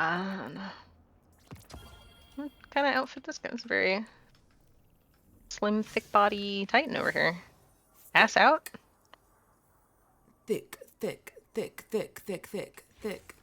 My one gripe for shading is whenever there's like, oh wow, this armor looks so cool. It shades so well, and then you turn whoever around and their ass is just highlighted so it looks like underwears. Mm-hmm.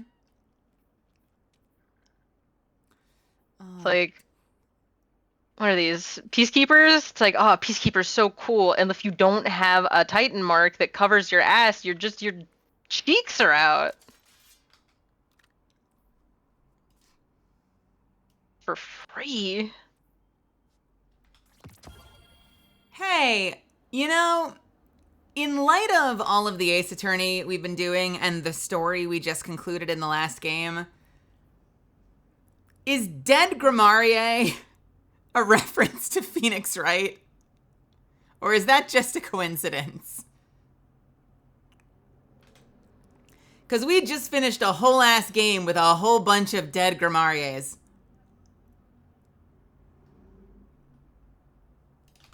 I'm Googling.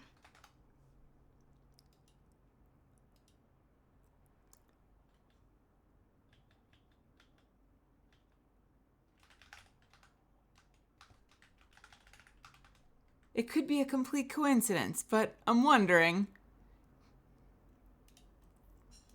Is the word dead also included in the Phoenix reference? No, but they're all dead. But there are a lot of dead ones. Oh, no, I've done a Google. It just means necromancy. Okay. / magic / it's just a fun term. Wait. Today we learned. Grimoire specifically? Yeah. Interesting. because specifically the father, Zach, is the one that like does the disappearing act and then comes back seemingly from the dead, right? That makes sense. All right, got my glaive ready for action. It does not mean ready for grimoire, mischief. but it said like what did it? I don't know. I just closed the tab.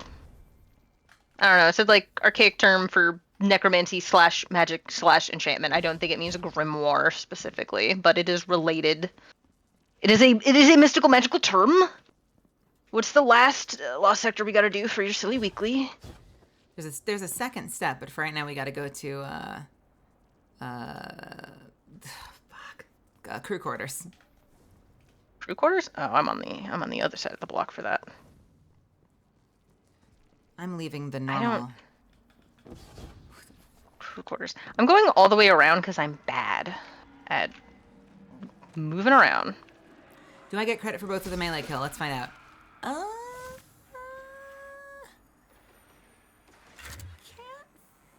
fucking tell.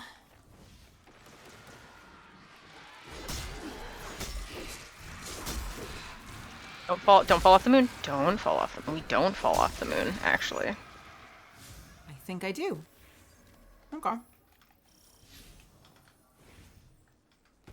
Okay, interesting. Well, that's fun then. That means that like that. I mean, it's par for the course for that game, but that then means that like their choice of the term Grimoire was a clever, witty naming for that character, considering. That is all they're about. Well, I mean, and same goes for the mother, right? Because the mother comes back. Two of them come back from the dead. Is this the correct door? This is the correct door. Okay. You could, if you really wanted to, you could call it a grimoire. Oh, fuck. I'm fine.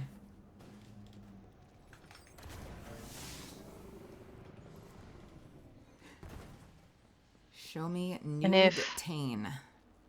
And if there was another Mario brother whose job it was to shuttle souls to the afterlife, his name would be Grim-Wario. Grim-Wario. Is Wario and Mario related, or are they just two different dudes? I think they're all cousins. I don't know. At least two of them are brothers, inherently. Kind of have to be.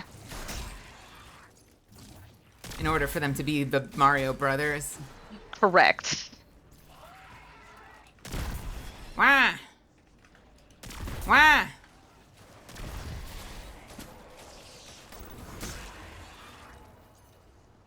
What mission is complete?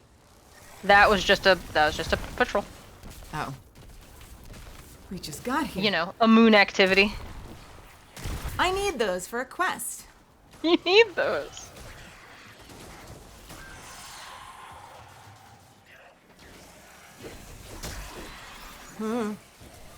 I don't like that you've implied my boots have skin. Let's roll that back. They're future vegan. They're all made out of microplastics. Future vegan? All ethically sourced microplastics. Look how I take these microplastics and turn them into an adorable sweater.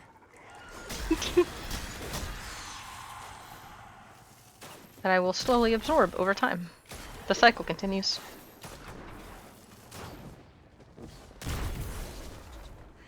The rice recycled. Tito.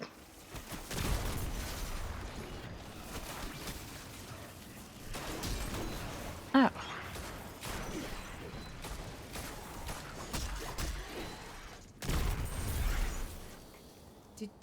I need a lot of glaive kills. Made out of skin. Get your glaive kills. That wasn't a complaint. I saw that like 1 or 2 kills got me like 1%, so I'm gonna be swinging my glaive for a while. Yeah, that's fine.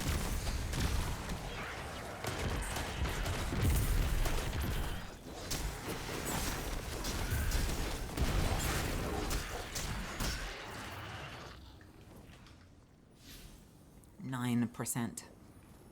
Yo. 9%. We can just go fuck it up at altars.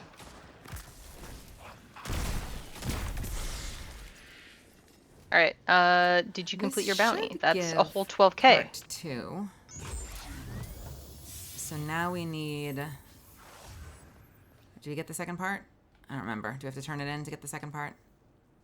Second part of. Am I wrong? Do you not usually need a second part where you then go to like the last one in Sorrow's Harbor? No. Well, yeah, you do them in order. I know. I think we did that last. Where you go? Yeah, you go to the one and then you open the door. But I don't. I've only just been introduced to that 12 hours ago. Okay. So I don't know.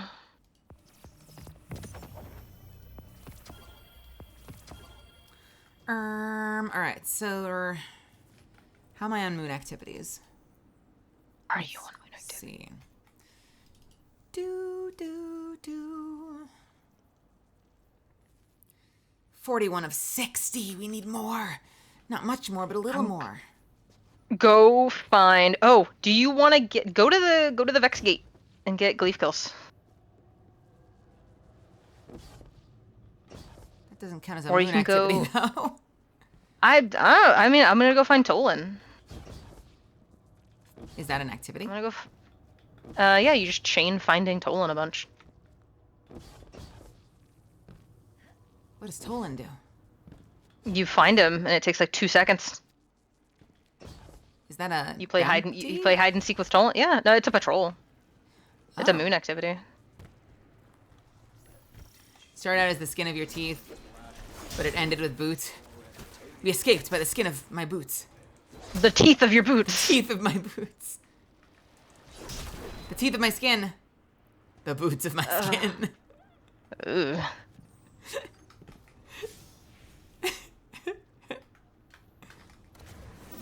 Sits lush with schisms, the result of Eris's curiosity. Tolan needs to stop being a fairy and turn back into a real boy. The ability to terraform.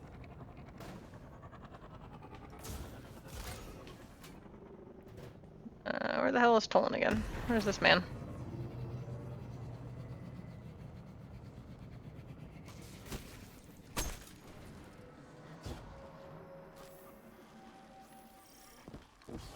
Also, if you have your moon bounties, if you work on those and get rid of them, bounties count for a decent chunk. That's true. What do I have left for that? I have rapidly defeating targets with a submachine gun, kill hive in the Hellmouth, sorry, and waves of Altar of Sorrows. Okay. Yeah, you gotta do altars anyway. I gotta do altars anyway. Do I have a kinetic Kinda. slot machine gun that I have not dismantled? For I hate them. If not, Gunsmith Man has one just for free if you haven't picked it up yet. I shall shoot this thing. This used to be, I believe... Huckleberry, so good now. No, it wasn't TK's. It was Flames. It was the other TK. Don't tell TK I said that. Oh. We had another friend I met right around the same time as TK from our server who was obsessed. Like, Huckleberry, best weapon ever. I don't blame them. Only weapon ever want used. I've recently been using it in Gambit, and it works. It fucking works. Just keep shooting forever. Mm-hmm.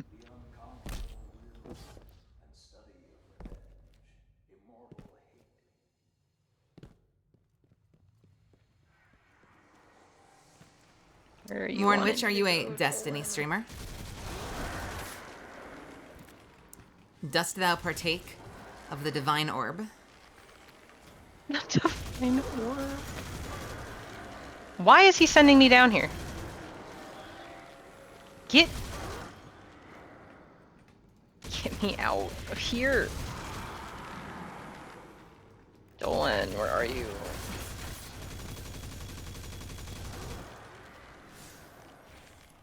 Is it up? Did you... What? Asshole. Hive, 10 of 25. I could tell you that the pyramid hid from me as it did from you, But I would be betraying the truth. What? In this form, sight extends beyond the borders of certain realities. Are you getting are you getting audio? Though the pyramid came into He's view, like, I could tell you that the pyramid evaded me, just like it did you. But I'd be lying. but oh, how I Like, wish all right, asshole. Oh, don't worry, bro. Happens to all of us. Well, not to me, but probably someone. I wouldn't lose a pyramid. I don't know how you did it. Kind of big. Unfortunate. Used to be on hiatus for the time being, just till my living situation gets better. go Okay. where I send you. Oh yeah, I hope it does. I have knowledge for you. I ask, of course, because of Morn Witch. You seem a little, possibly, maybe a little bit branded around Destiny. I entered the Hellmouth with a sense of fateful inevitability. No, I don't want to fall into the moon, please. I just We want to would climb out all of the moon. die, or worse. I knew this to be true. Where's the man? Where's the man? Woefully Where's the guy? unprepared There's the guy. is what we were. I stand by that. But it doesn't mean I didn't respect them. I did then. I should I be always upping your number, right? By doing Tolan hide and seek? I hope. I would imagine. Sharpen yourself with knowledge before the true What was I battle at before? begins. Let's check. Who's to say? I am at 49 of 60. I'll keep an eye on it. Okay. Ow. Oh no, just a coincidence. Oh, all right. This witch didn't come from the moon. Behold, causation. You're gonna in wish she all its didn't. exquisite majesty. Moon Witch. Your persistence I reshapes can't wait the for you hidden guys swarm. to hear the next In Apex turn, stuff, because the I just swarm recorded the reshapes best the line I moon. think I ever recorded as Catalyst. Their adaptations Oh. will only become more profound, the effects more pronounced. They have you to thank for this. I was like, it's gonna kill you guys because it's to my knowledge not a quip. So you're gonna hear it and be like, why can't I have that all the time? Fuck. Can't wait for it to be a soundboard. It should be.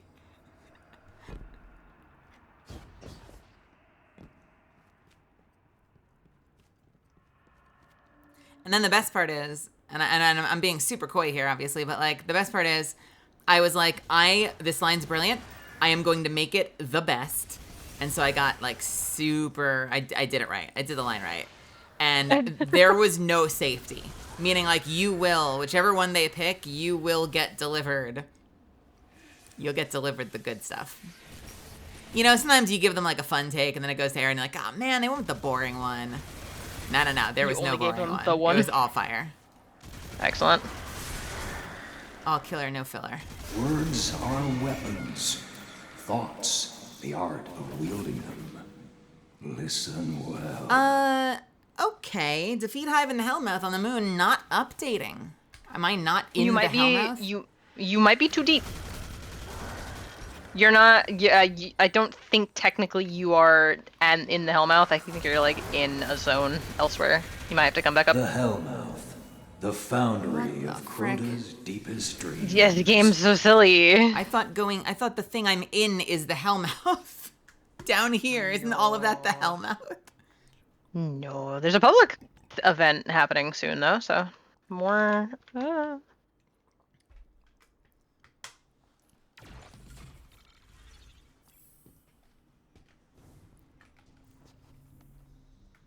All right, on my way back.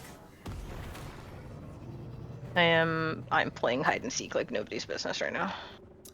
63%. That's more, right? All is not lost. That is more than The 49. unconquerable will and study of revenge. I don't like Toland. Immortal hate I know.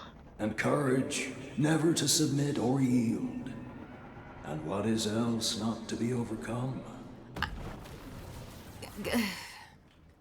Listen, I'm sure the guy's great. I'm sure he's a great guy. There's a little bit of like, he's like a little too much of a ghost sometimes, where it kind of sounds like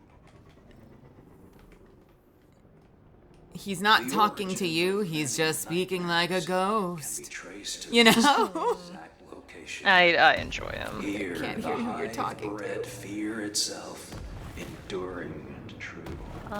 Cider. I want to know who it is, and I also want to know, are they English or something other than American? Because they really hit their R's. And it kind of sounds like there's like an American dialect happening. Oh, like they're putting on the American accent. Or it could be like a really, really, really, really like subtle Irish accent. I don't know. Like, but I'm getting a lot of R. Like it's there's distinct R. Someone find us Tolan. Who is Toland?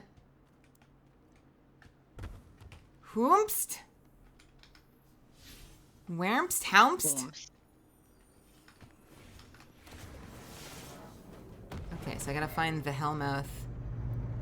There's a public event happening. There's guys. Attention, Guardians. There's a hive Ooh, that's a portal hive one, ritual good. underway in this region.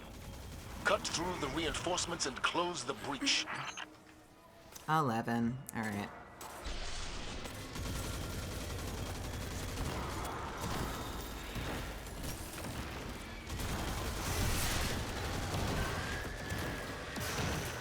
Oh, I don't need the submachine gun kills anymore. What am I doing? You Actually doing?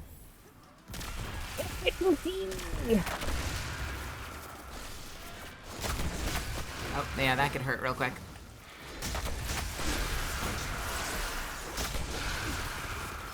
I feel like eventually whenever I get like the get X Quite number of literally. kills things, I just go to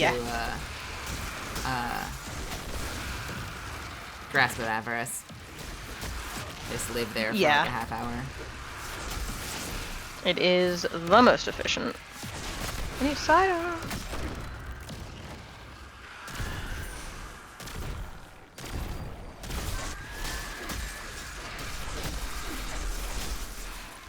Damn. That was really short. A little bit. I have to sneeze. Oh god.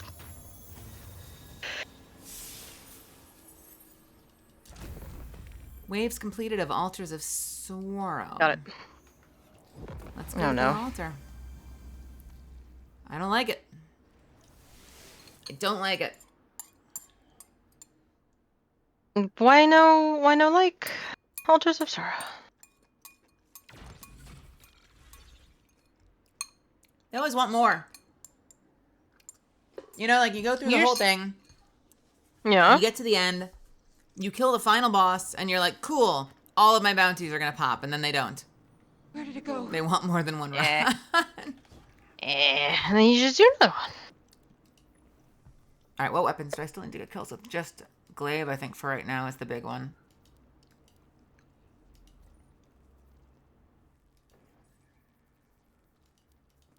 Iron sharpens iron. Iron sharpens iron in the cells of my blood.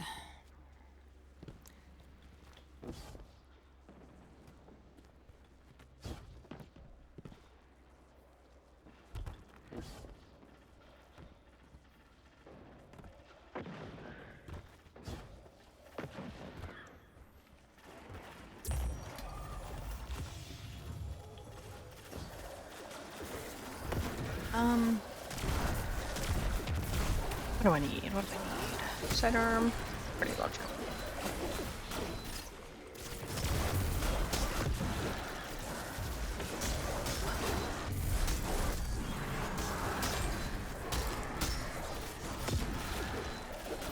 Oh, I forgot I could just hold the button and not spam click anymore. God, man, where have I been? Real riveting gameplay, right? When you're just spamming glaive melee, chat.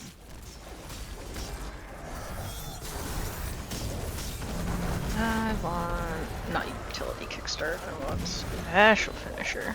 I remember when utility Kickstarter used to be good. You used to not need synergy. You just had double utility Kickstarter. You had your stealth back instantly. Instantly.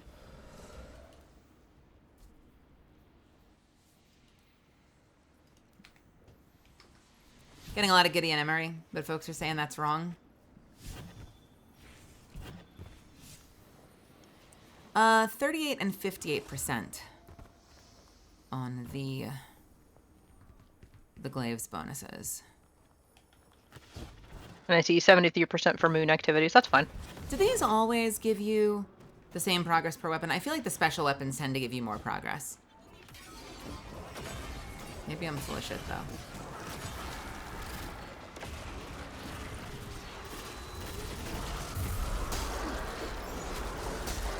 Oh god, I got in. A digital frontier. Oh god, I can get in. I can get in. I'm in. I'm in, baby. Yeah. I'm in the orb. Oh god, it Get hurts. out It of the hurts in the orb. orb. It really hurts. It hurts so You're much not in the supposed orb. to be in the orb.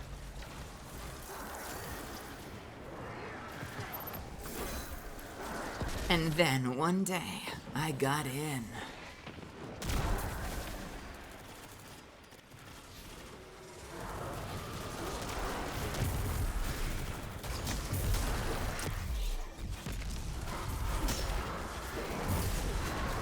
Oh man, the orb hurts so much.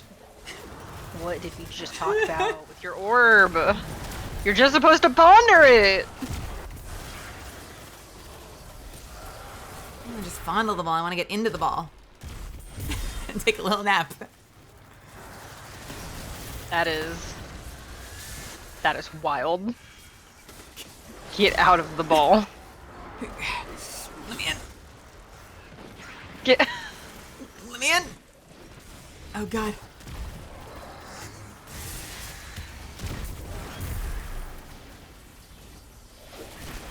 That's ironic. I cut the rug, turn up the bass, let me teach with the sub.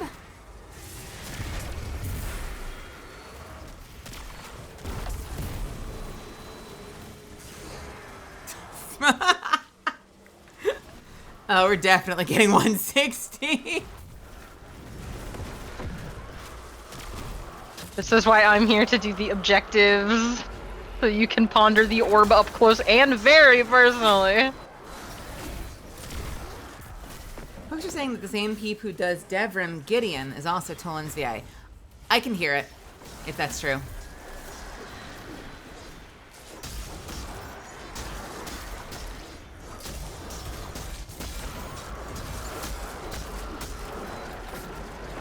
I could totally hear it. Can you hear Devrim K in Toland? A little bit. I don't really talk to Devrim too often, but yeah. Is he not your favorite Destiny husbando? Absolutely not. Who is your husbando? I don't have Petra. Okay. Petra's daddy enough to be husbando. Don't at me. I'm not allowed to say who my actual one is, so let's just stick with Petra. You're not allowed, alright. I will get fucking flayed. Is it the Drifter? No, it's hair up crow. Specifically man bun crow. Okay? Okay. As soon as that fucker put his hair up, I said hello. And I get nothing but hate anytime it comes up. I like what I like. That's literally like the here, I've got an idea. Takes girls' glasses off. You're beautiful. He put his fuck ass hair in a ponytail and I'm like, ayo. I'm in the orb! I had a nickel for every fucking time I come on this stream and share my bad takes and what I like. Last time was Dark Tide and Cannibal Lady. I Now am, Fuckboy Crow. I've been told that my collabs are a decent interview. I feel like I've been told I do an okay interview when I collab. Yeah. We find out shit nobody should be knowing about. That was kind of my secret to honestly, that's been my secret to collabing with people. Whack. Is I just spend the whole stream asking them about themselves. And it becomes like an impromptu interview. And the only time it went awry was when I streamed with one particular who I adore and who adores me, and and we're fine. But one particular corpo VTuber. And had the damn nerve to ask them what they did before they were a VTuber. And didn't realize that they apparently, as far as their community was concerned, they played very deeply into like the idol culture of like, no, I came into existence as this VTuber. Mm-hmm. They're like, nothing before that. I'm like, oh, did you, like, no job? You went like you straight into streaming? And they're like, And then later I got a DM from a fan that was like, I know you meant well, but it's deeply not okay to ask those kinds of questions to an idol VTuber. And I'm like, okay. My bad. Whoop. Oopsie. It's hard to know, you know, because like then you go over to like Rio Mabarenworth's stream, who's also a corpo VTuber, and like we'll just be talking about like his old part-time jobs and his car, you know, like it's very specifically, it's not even a corpo thing, it's very specifically an idol thing. Is it? I mean, I'm very uneducated in tubing, but like, don't you think like if it should like there should be like a pre-thing of like, hey, here's my like little baby mini contract of these are some questions maybe to avoid. Don't ask me about my past. It was probably a learning experience for both of us, honestly. True. Because they seemed surprised by it as well. You gotta commit the faux pas to learn. I'm only now looking over at OBS and seeing just how absolutely awful some of the graphics have been tonight. I am sorry, Misfits. Thanks for hanging in there and letting me just chat despite the visuals being fucking ass. Hopefully we're putting on a good enough radio show that you can tab out and just listen. I mean, I'm fantastic entertainment, toots my own horn, beep beep. Yeah, it's it comes from like Japanese idol culture, which like, you know, originally is like the equivalent of like, you know, this is probably a weird equivalent, but like kind of the equivalent of like your OG, like Britney Spears, you know? Gotcha. And there's very much a lot of like the fantasy built into that. Like you don't want your fans knowing that you're in a relationship because you want to preserve the fantasy that like, you know, maybe, just maybe someday, somehow, you know? Mm-hmm. No life outside of there. Everything's kind of like manufactured and carefully scripted and sculpted for public image. Do we have any tubers that have like a Hannah Montana thing going on where it's like their whole character is they have the two sides, where it's like then you can ask about certain things. Double. I mean, I feel like probably that. I feel like I'm gonna be that, and I feel like if you look at a lot of the other like voice actor VTubers like Sayu, Amelie, Mimcubus, Alpha Anarchy, like that kinda, cause like we are all Googleable people whose real names you can look up, whose pictures you can look up. We don't play into the anonymity thing, but we still like to preserve the idea that like we're an entity here. You know, like I'm Melizand here, and that's something that like we've slowly trained all of you on. But there are also definitely like VTubers that have like, you know, to be respectful, I won't drop any names, but like there are like some very big like open secret VTubers who have very high profile not VTuber lives as well. Mm-hmm. And so you get a little bit of like, we all kind of know, but we can't say it. Secret. Yeah. I gotta punch. I gotta high five people.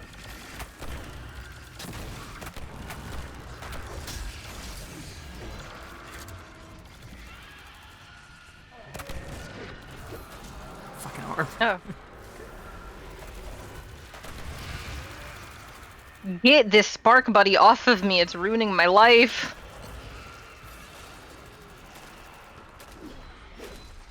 Okay. I guess there's a world. I don't know that it's happened. We've had close. I'm speaking super broadly right now, and you know, again, no name dropping, but we've had some VTubers who are like definitely like a known quantity of like either they were like, you know, like they did covers on YouTube under like their real name kind of thing, and then became a VTuber, but everyone kind of knows that it's them. you know, or they had like another music career, for instance, and they still kind of do that music career.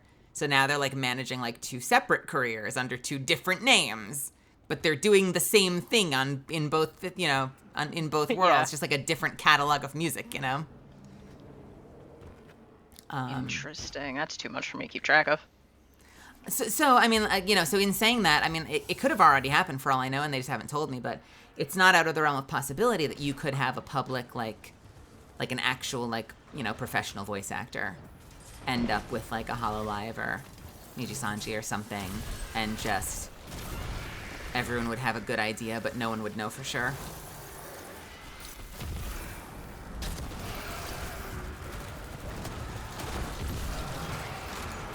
Actually, I won't even name who it wasn't, just to not encourage. But like, there was a VTuber even that like straight out the gate, I watched the debut and I'm like, it's so and so. That's my friend. Like their voice was so identically, exactly a friend of mine out here in LA. And even so much so, it's like I was talking to other friends about it, like that aren't in the scene, so there was like, you know, low stakes. I was like, I think so-and-so is like a famous VTuber now. Like, really famous, successful VTuber. And I'm justifying, because like, they, you know, they had really high numbers. They're more successful than me, if we're being honest, you know? And so I'm like, and it makes sense, you know, they have the numbers on it. I mean, look at their follower count on Twitter. So it makes sense that they'd be like a really easy pickup for a corporation. I'm like justifying it in my head. And I've now heard enough things since then that I'm like, I don't actually think it's them anymore, but now I'm freaked out because they sound identical, and they have a very distinct voice. You know, like it was unmistakably this person until it apparently wasn't. Yeah. I even saw people in chat being like, you know, and they're not supposed to do that, but like I even saw people in chat being like, oh, this is definitely so-and-so. And I'm like, right, thank you. But it wasn't. Really weird how that works. A vocal doppelganger. Doppelganger. Ganger. Doppelganger. Consonants in there. Dwipple. Dwappelgwanger. Doppelganger. He's a doppelganger. Doppelganger. I'm scared. A doppelganger. Sorry, I don't know why. It's again. I realize it's again Mornwich that I've decided to take something you spelled completely right and I've turned it into a thing completely by accident. Peace and love, my friend. You're great content. You're giving her great material. Keep it up. Keep spelling words. I love that you follow all of my friends because you keep dropping emotes from all of my friends, and that's great. That makes me very happy. I've seen a Morrigan, I've seen a Saja. I think I've seen a few more. I am a big Saja fan. Do we have like an orb death count? Every time I find you, you're orbed. And go.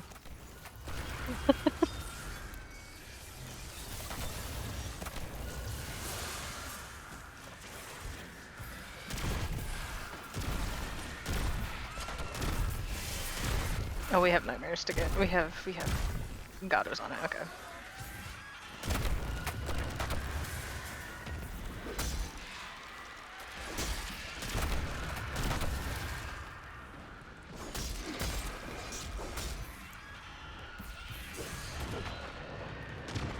I love Saja. My favorite part of Saja is their just completely unshakable, immense confidence. Because it will happen in casual conversation too.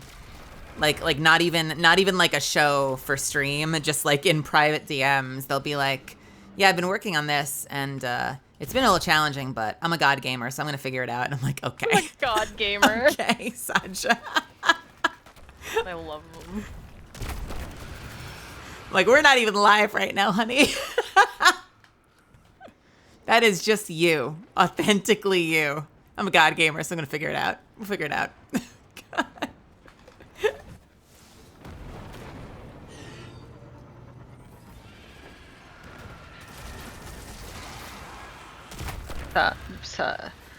Sajadence.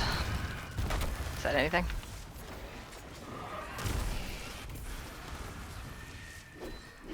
Read. Tier 4. Ugh. Is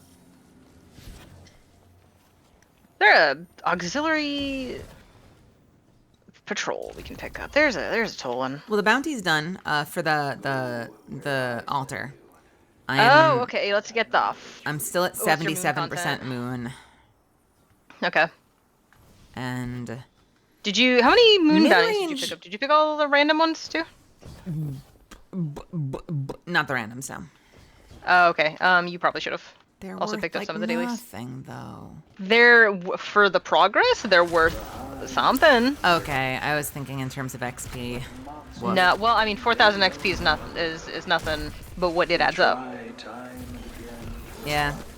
My number is thick, juicy plump because I do bounties constantly. Juicy plump. I just prefer not to switch weapons. Like I'm trying to knock all the weapons one out first, so I can just go back to my loadout and stop giving a fuck. Truth. Especially now that I am dying to try out my loadout now because apparently they buffed the hell out of destabilizing rounds. And that's my thing. Especially now that I'm on course of 1. I mean, instead of Le Monarch. I don't know. So I'm getting grab some dailies, and some randoms, and just get the ones done that don't require you to change what you're doing. Yeah. Oh, is it Tuesday? Oh, Nilky made it sound like it was already. I'm excited because, like, I don't know. At first I was like, oh, well, the Monarch that's just Sheer Falcons. And I'm like, wait, but my Chorus of 1 is destabilizing. This is going to be silly. This is going to be very silly. I'm picking up patrols for you, at the very least. Okay. Fuck. Get out of the orb! Stop it!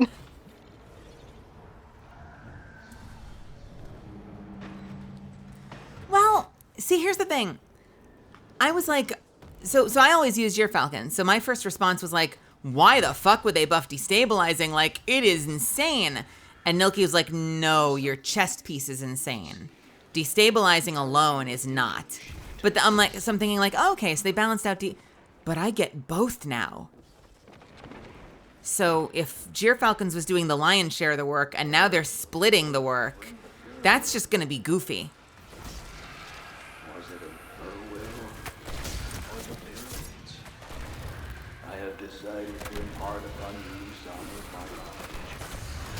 I'm going in. Never mind. Man, that was so fast. I'm off to get him. I swear this never happens, babe. I'm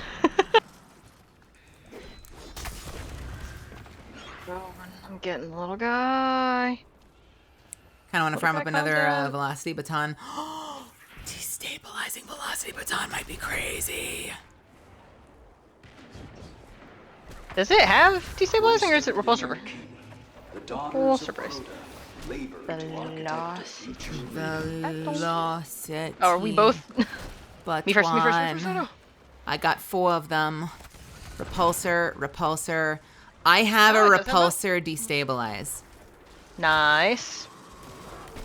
I also have, what do I have? I have repulsor, attrition.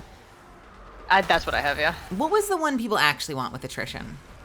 Attrition demo, that's what I have. I never got that one. That would be nice. No. I'm sitting on, all 3 of mine have attrition. I have a demo that has 8,000 kills on it. I have an over-under, and then I have a repulsor. I like a demo. Demo is, I mean, like, it feels like min-maxing. It's not gonna change my life. Especially because knowing me, I'm gonna forget to hit the grenade button. True. So I'm like not gonna get value out of it, but I don't know, it'd still be nice to have. And honestly, I don't feel like I get a ton of value out of repulsor brace. I mean, you have to get dungeon encounters done, right? We could just run the dungeon. It's genuinely like my favorite dungeon they've ever put in. We We could bring a guest on and run the donkey. I fucking love that donkey. Is it once per character for the sniper rifle? Once per character, yes. I still don't have that fucking sniper rifle. You gotta smooch. Yeah, I have to run it with you, and you have to go smooch the boss. That's how you get it. I've done it for 2 people. When you say smooch, what do you mean? You just run up to her and go, mwah, Oh, okay. and then she gives you the gun.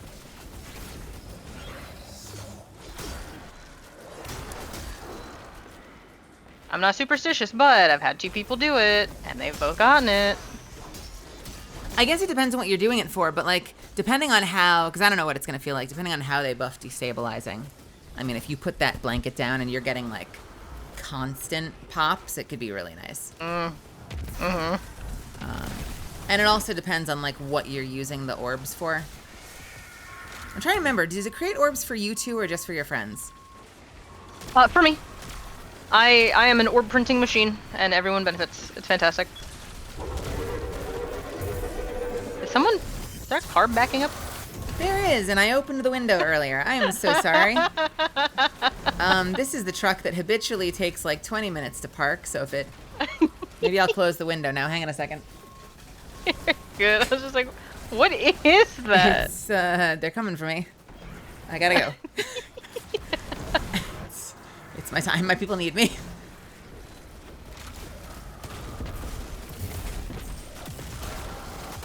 Damn, truck, I like the way you back it up. Outside my window for 20 minutes. Yo, girl, you got a CDL license for that dump truck you carrying around.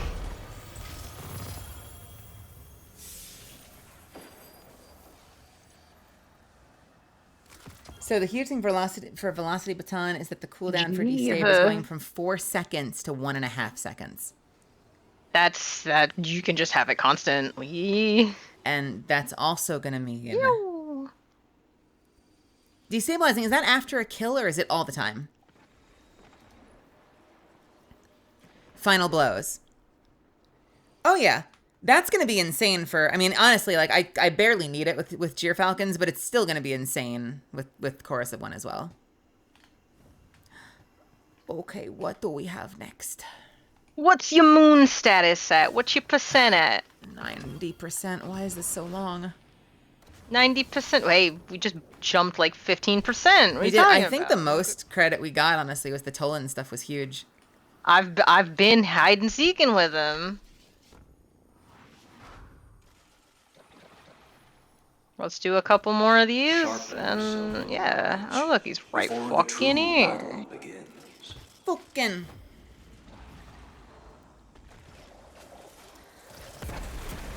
Can I just gush about my new favorite weapon a little bit more? I love, and I say this with a sense of humor. Yeah. I love that it is classified as an auto rifle, but it behaves like either a scout rifle or a shotgun. Yeah. Why is it an auto rifle? You know. I have knowledge for you. Next question. Did I find him? Is he right here? Where is he? There he is. I could tell you that the pyramid hid from me as it did from you. One more hide and But seek. I would be betraying the truth. Maybe. He's over here now. Are you gonna go pick him up? Wormst? I can go pick him up. He's back here. Wait, Vermst? He's Nope, just back there. this is a person. That's a real human guy. That's assumptive. He could be a robot. I don't know. Are we just doing more altar? We're just you don't have to. I'm just Tolanding for you. I need the kills anyway, and the orb calls me. Fuck. Hey, moon is done. Pondering. Oh, cool. All right. Should I look up the next location? You can. I know Europa. Take us to Neomuna. That one goes fast. What do we have left of the bentos that I... Bentos? I don't know. You tell me. 2, 3, 4. I need one more. which What's could the- be 10 dubious celery. Dubious celeries. Well, I do see that it says to take us into Gambit. All right, let's do Gambit. I'm gonna do a cheeky game on Gambit. Well, yeah, Vex Mythoclast is a fusion rifle that behaves like an auto rifle.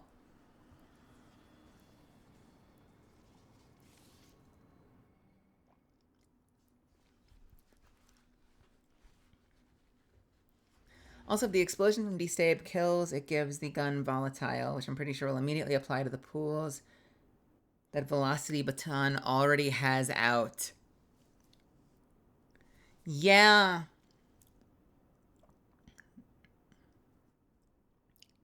Guess we gotta go do the dungeon. I gotta get me one of those.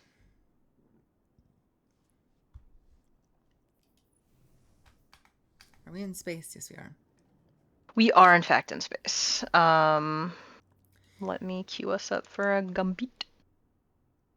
Now, they said nothing. This is a super non sequitur. They said nothing of the sort of this Star Wars collab involving a ship, have they? It's the TIE Fighter. I hope it just it never is what it they're didn't standing in say front the of. word ship. No, but the Mass Effect bundle gave you like the dropship speeder, and we got the Normandy. Yeah. What do you think the finisher? Will there be a finisher, lightsaber finisher? I doubt it'll be lightsaber. What would be another iconic? Is there another iconic Star Wars finisher? It'll probably be like a force lightning or a force choke kind of thing, even though that doesn't quite make as much sense. Force choke could be cool.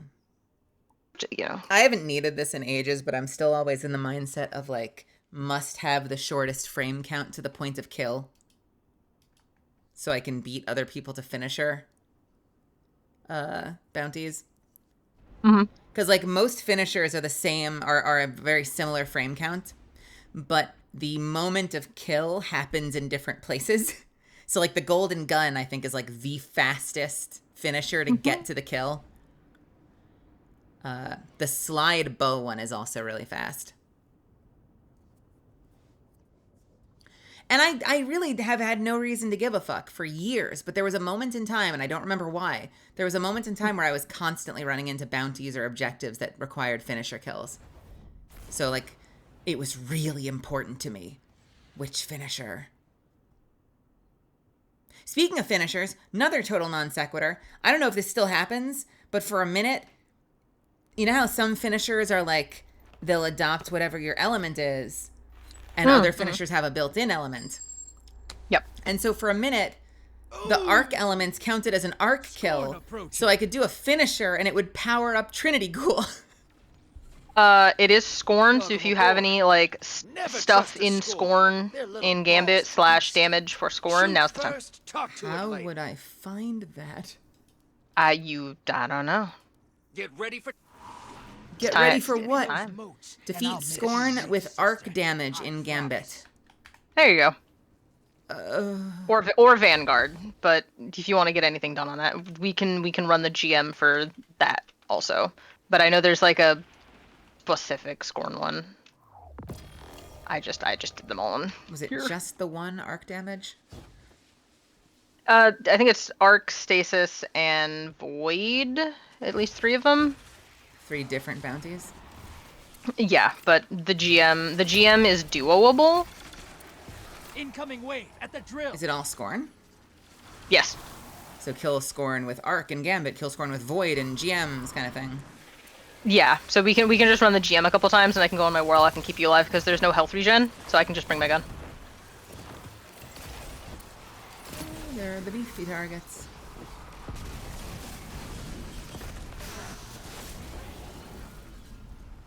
Are you getting celeries? What do you have to do to get your celeries? Good question. Hostiles incoming at the base. It says defeating targets. Okay. So I'll let you know if I see any. I'll stay back.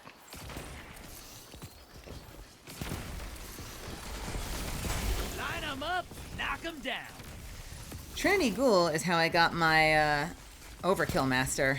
Or no, Overkill Monger. Overkill Monger back in the day. Oh yeah. Is that the what is that? 7 kills? Inbound at the steps. 7. It's like what the is that? third tier of getting kills without dying. Oh. So I want to say that's like 60 or something. Jesus. It used to be easier. Hey, you're losing. It was still very hard, Nice but it used to be a supplies. little We're being easier invaded. Find them before they because find Gambit was multiple rounds. Portal is prime. Get away from me. Enemy invader down.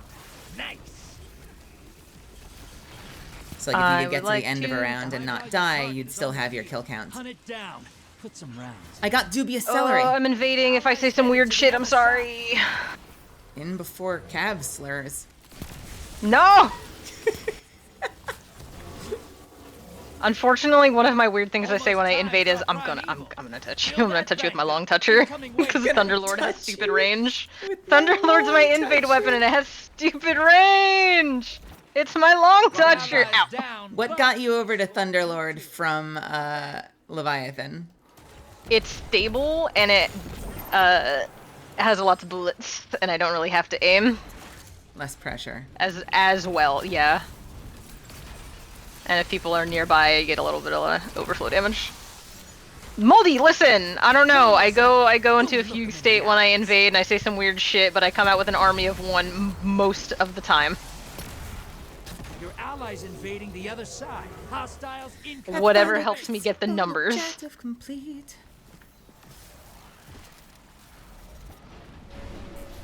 I zone out and they get touched with my long toucher, and then I win the game. Your invaders Rinse, down, repeat. but they nabbed a kill.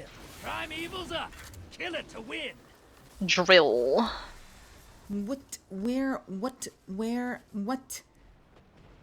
Where is the scorn one? I lost it. I didn't track it. We are in primeval damage. Primeval You're compromise. saying I Focus should your not fire. be in a menu. Perhaps. I mean, we're gonna win. They are at 69 laugh thing. Find your way to steps though, because we've got Smiles. smile. Don't like that sound. It's okay. They're dead. I touched them. Free to hunt. Who is this Frida Hunt? And where can I find her? No, what? Your enemy called up a primeval. Finish this before they do. You're in the lead. Envoys eliminated. Focus on the primeval. Incoming. I'm gonna grab the ammo, and then I'm gonna go give them the business, unless somebody invades before me, and with you motherfucker. Bad words, bad words. Malice, Your invaders even. down, but they took someone with them. Maybe don't fucking take my invade then. You broken Envoys ship. eliminated. Focus on the primeval. You unseasoned Dorito. Invader on the field. It's just a chip. Steps. Yeah. They're just a Tortilla chip. fucking chip. That primeval's You not long for this fucking. world. Burn it down. Yay! Never mind. Sometimes I forget The beast is sated. God or two. Fuck, so we only get credit when it's a scorn one? Again, GM. We're gonna go do I GM. put you up against the nastiest. Just a horror basic I can ass find in chip! this system, and you laugh in my face as you kill him. And does GM count I'm gonna for give these? you. I'm gonna give you best dress because you bought ornaments that give you a pop of color and it soothes me. Do you like that I now have just a tiny bit of purple? Yeah, honestly, yes. And it's pink. Or pink? And it's pink. Yeah. Okay, good. You, I can make you out in a dark room. It actually looks superb with one of the pink shaders. Yeah. I don't remember which, if it's this one or if it was the other one. No, it's certainly not that one because I can't see it. Let's see. I'm looking forward to the good wizard sets coming. I didn't like the bad wizard sets. Are they giving us the I opposite only one buy- now? Yeah. They're gonna start like later on releasing the ones that didn't win the votes. That means we get the dinosaur. We don't know that. But I want a dinosaur. While you fashion, I have to go to the bathroom. I'll be back. Okay. Good luck. And they were never heard from again. And they were never heard from again.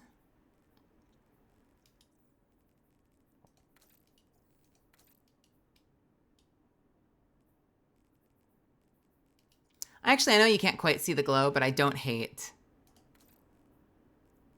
the full-on pink look. It's so obnoxious, but it's kind of cute. Do you have any other good ones? Not bad. Okay, this track is kind of fire. What the hell is this?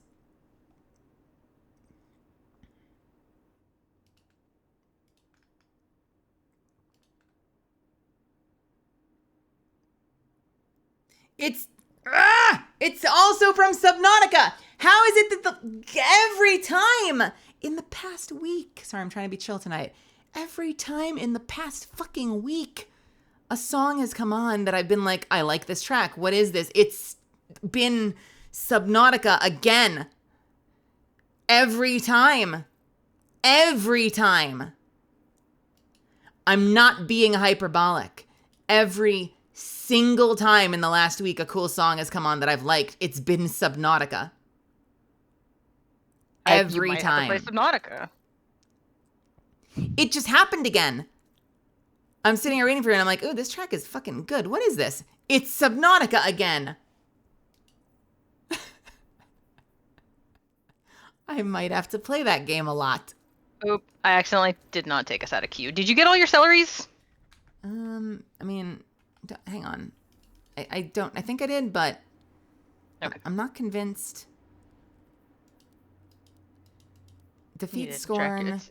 Oh, in Gambit or Vanguard Ops. That's why you said GMs. Oh, but I need arc damage in a GM then. Don't make me do that. You'll be fine. You'll be fine. You'll be fine. You just got 11% in a Gambit game. I think you can get it done in a GM. You'll be fine. All right.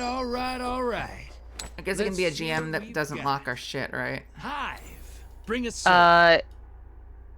Or would it? I mean, we can go into normal stuff, or we could just leave the GM and start it over. It doesn't need to be finished. You just gotta find. Did you get your celeries? Transmat. Bark. Let's hunt some hostiles. Don't you take that tone with Bring me. their moots to the bank. Deuced, I have Celerandos. I'll tell you after this match. Okay. I mean, I oh think no, the I answer have to will play be- another Gambit The game. answer will be yes after this match, I'm sure. The fucking worst fate you could ever impose upon me is more Gambit. Fucking love this game. Love Gambit. Love Gambit so much.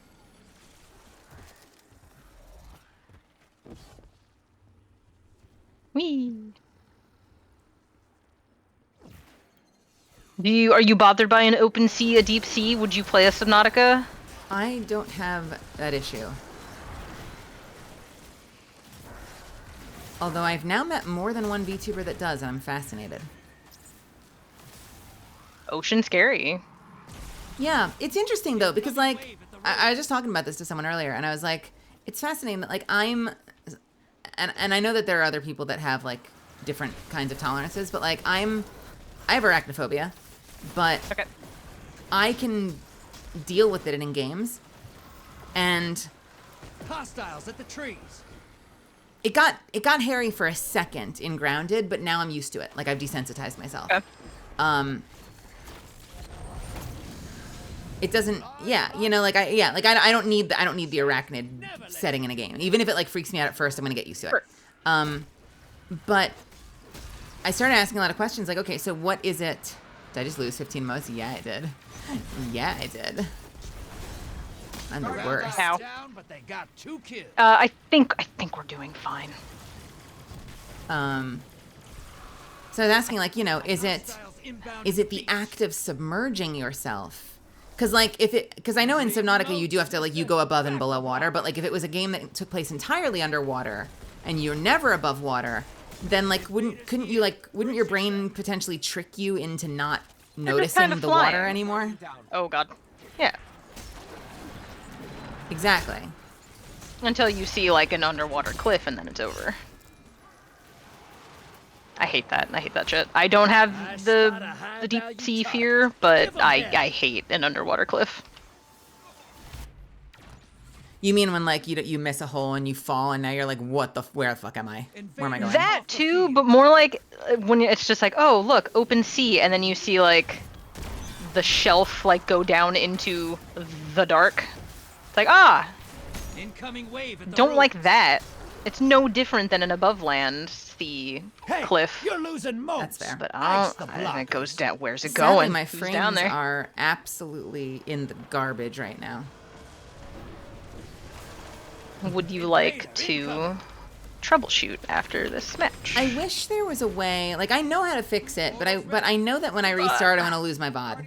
Hey, you've got So I'm gonna have to part 1, part 2 this.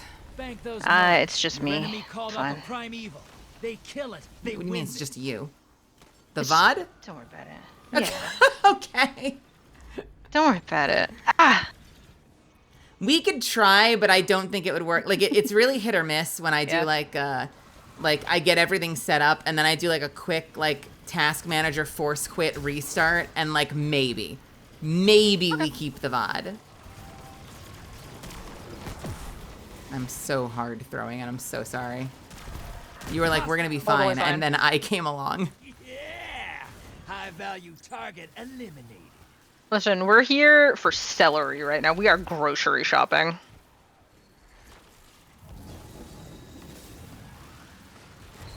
Misfits, would you be okay if I potentially compromised the integrity of the VOD by doing a quick restart?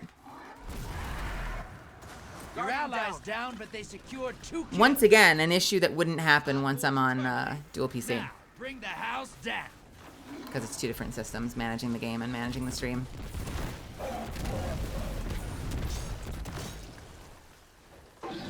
You gained the lead. Invader inbound. Hunt him. You gotta get this guy out of here. No. Invader is down. You can breathe now. Envoys eliminated. Focus on the primeval. The enemy team's about to win this. Get moving. Not on our watch. That primeval's nearly dead. No. Your allies invading the other side. Envoys ate it. Now devour that primeval. Sister, Oh. you've got some Yo. moves. Wow.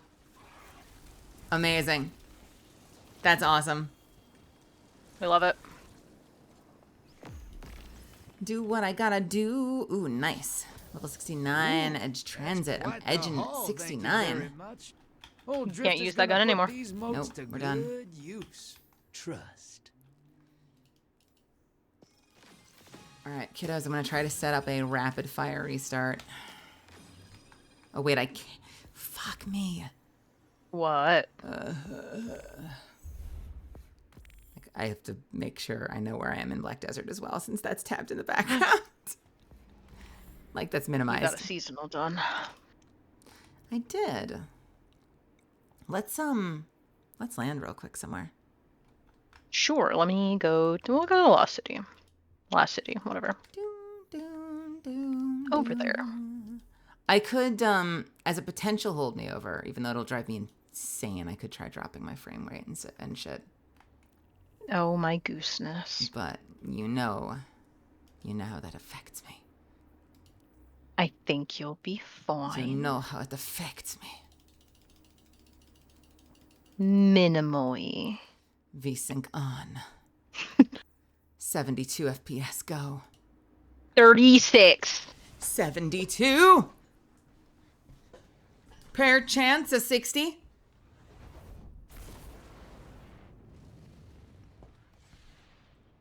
Hey, well, I mean, if this works, then who cares?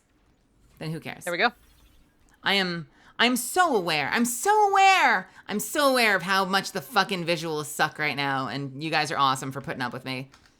'Cause I know it's bad. I know it's bad. I don't want it to be bad. I want to give you guys an amazing experience. I want to give you that Lux shit. I'll give you guys that Lux shit. Bam. I want you to show up and be like, damn. Bam. Malazan stream. It's always the best. Bam.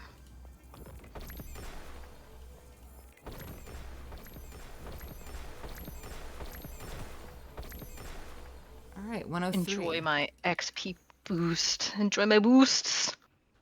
Awesome. All right.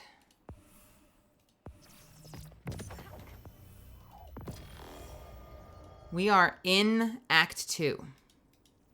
We are in the Act 2 bar.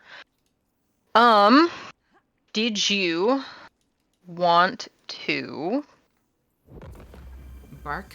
speed weed? Well, that's for free. Did you want to speed weed the episode content? Because that'll get you some challenges done as we go. As well as the shotgun. True. The shotgun? The exotic. Oh, that's end of this season, not next season. That's right here, yeah. Arr. That is Did actively... they just add that? That is, yeah. I am holding it. What's it called? It's called the Slayer's Fang. You can look at it in my inventory / my hands. It's really big. It's pretty cool. I like it a lot. Have you been using it? Yeah, it actually has given me a whole nother warlock build to use. And I've been using it on Titan a whole lot. Special weapon. Mhm. Rounds in this weapon shatter into submunitions on impact, strong against... On impact with anything? Like, can you ricochet off the walls? Yep. Strong I am against constantly over- shooting at the feet of shieldy boys and just making them irrelevant. Wait, that's literally some Borderlands shit, I feel like. Yeah. Figuring, like, shooting, like, It's so that extremely it Borderlands. shatters and goes right up into them, so you hit them for more hits? Yeah. It's a very Borderlandsy gun, like, effect as well. Doing final blows to targets The grants innate pellets sight. be bouncing. During that time, final blows grant true sight, reload speed and precision, and submunitions weaken targets. Insane. Mm-hmm. Is there an ornament for it? There is an ornament for it. It's a Tex Mechanica. So you get kind of like a... Yeah. Look at it. Wait, do you have it? I don't have it, but you can... And I think you can... It's in the store? Where do I get to see it? It is in the store... I'm trying to find it for I you. wonder if I don't get to see it yet. Let me check collections. Exotic, ornaments, shot gown. Last page of the seasonal tab of the store. Scorn Mechanica. It's... It's not what I was expecting. my favorite, but it does look kind of cool. I'm fine with its default look, but I wouldn't complain if I got it in a future Evergram. It's not quite what I would expect from Tex Mechanica. It has some of the elements, but... Because it's Scorn Mechanica. Fusion cuisine. It looks like it has a face on the front. Kinda. I wonder what it wants to say to us. Hello.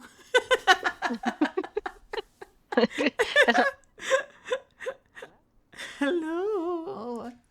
All right, let's fucking load into some shit. Where am I in the story? Where is the fucking room? Probably nowhere. I've done more than 0, but not a lot.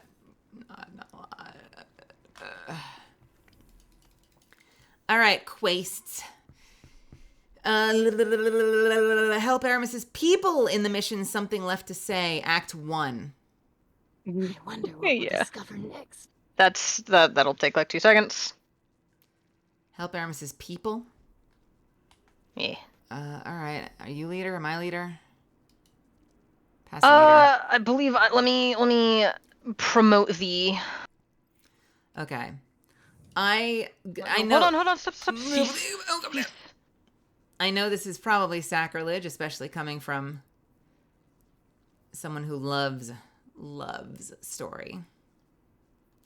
I don't give a fuck. Let's just fly through this shit.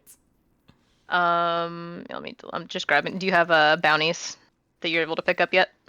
Ugh, do I need those? Yeah. You okay. don't, but you're trying to get to 160 on the battle pass, so I I'm trying to know. pummel the fact that you need XP into you. I know. Tonic enabled I'm final gonna blows. bullies you. Well, under the effects of a tonic. Resources collected. Even the randoms? What does the randoms have? Just grab a handful of randoms. They don't even need to matter. If you get them done, you get them done as we go. It'll be fine. Okay. What are my tonics up to, I wonder? I forget how you uncover...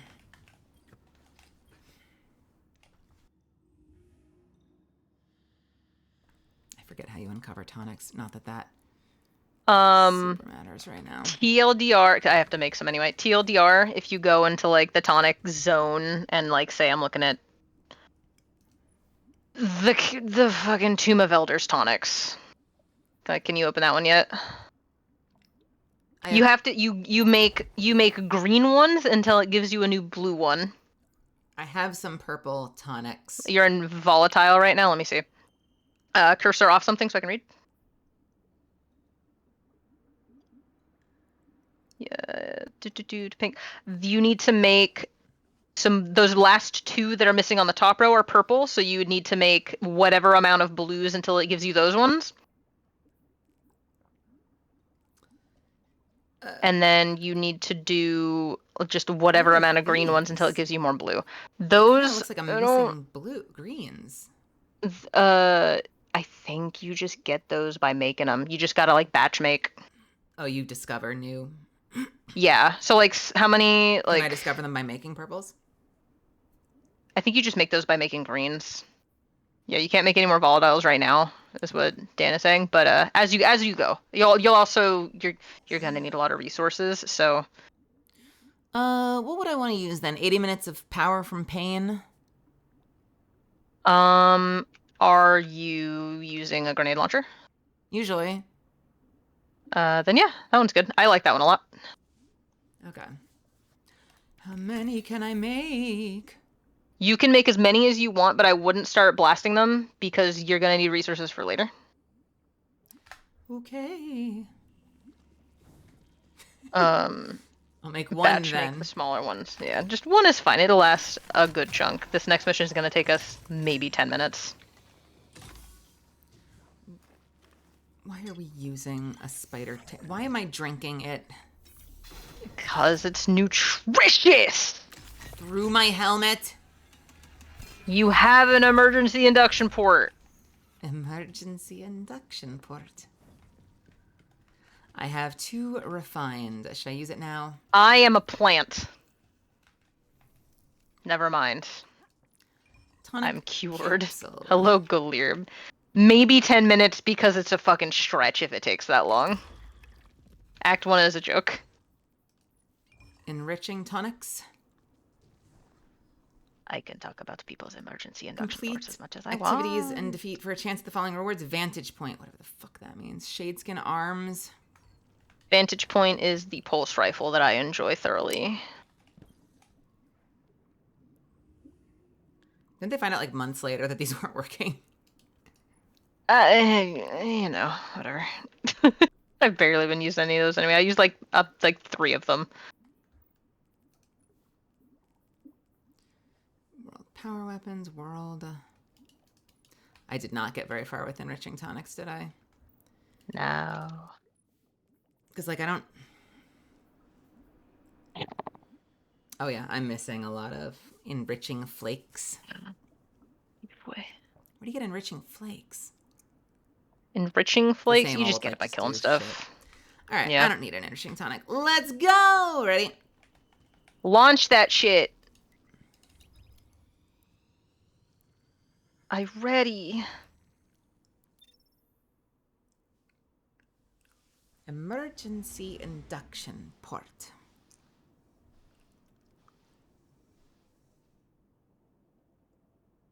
I gotta get into that game. Mass Effect? Oh my god. Hell yeah. I gotta email my agent like tomorrow and be like, we need to hustle. We need to make this happen.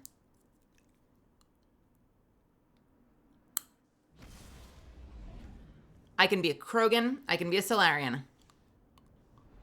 I can be a Turian. I can be a human.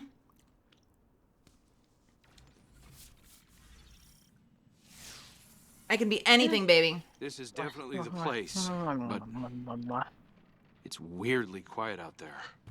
I can be anything Revenants you have been want. turning up everywhere. I don't fucking care. Really gotta get a handle on this. If I could just... Wait. Is that... We are here.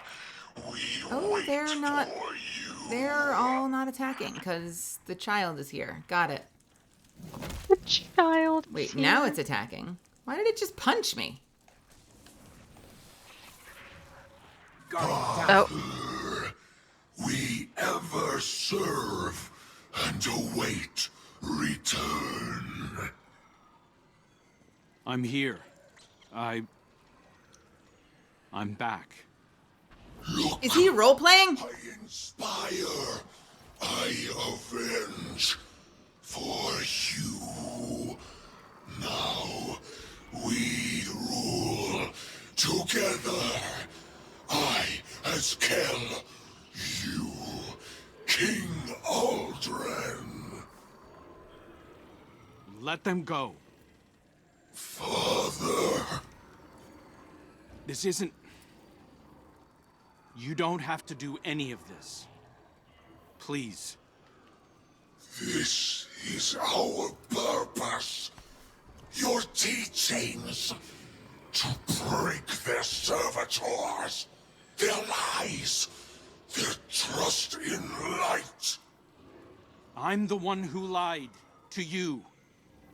This is just pointless slaughter. Please. You can just stop. Not making a compelling argument, Do Crow. more than this. I'll help you. You are not him.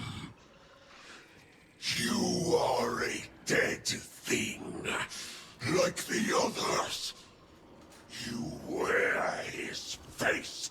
Ooh. You steal his voice. Ooh.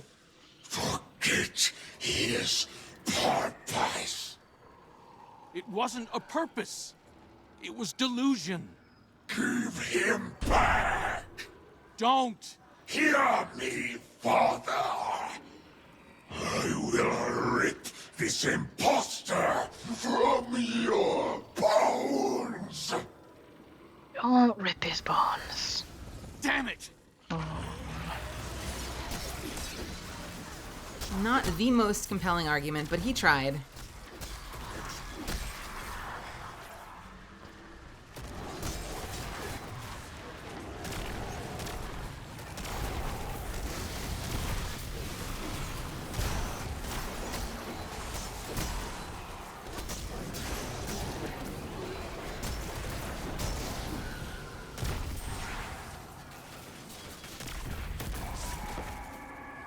Wait a minute.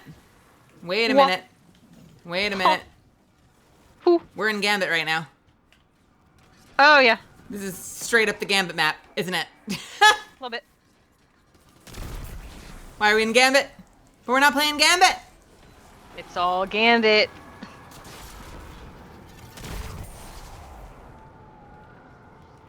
Oh. Okay. Good job. Good job. What would I play? I think in all likelihood, if it wasn't just a human, I feel like I would probably either be playing a Turian or a Krogan. And I feel like as much as I would rather play a Turian, I feel like I'd be more likely to have them have me play a... Just with my luck, they'd probably want me playing a Krogan.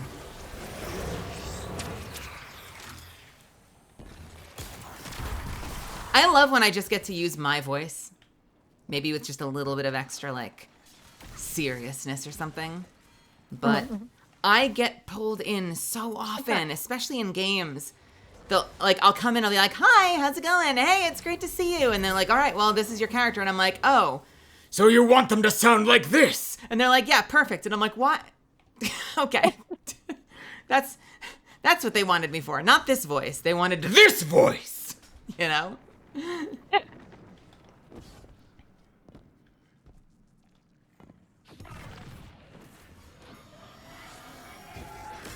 God, I don't know when it's coming out, but I just played a character in an anime. Not this week, but a couple weeks ago. Got it.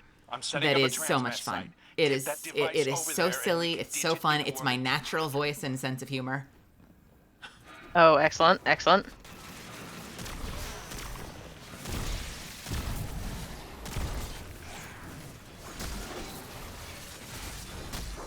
I'm running it. I can only run it so fast. What are you running? I'm just killing. You're doing the best. You're doing a good job. I found a very large spark plug.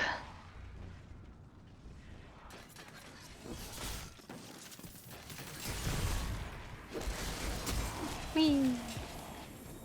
Explosives taken care of. You did it, Guardian. At least, no one else died today. Alright. How are we doing on this stupid thing? 91% on mid-range, 74% on close My range. faithful acolyte. I thought I could reach him. Oh, hi. One more time. Let's go, Guardian. This is only going to get harder from here on out. Oh. Yo. Nice. Did you do the same thing? Mm. Try to land on your ship. Yep. Wait, what does he mean? I tried to reach him one more time. Hmm? It's right there. Why can't I land on my ship? How do I even fit in that thing? Oh, no, it's actually deceptively big. Guardian Quotes.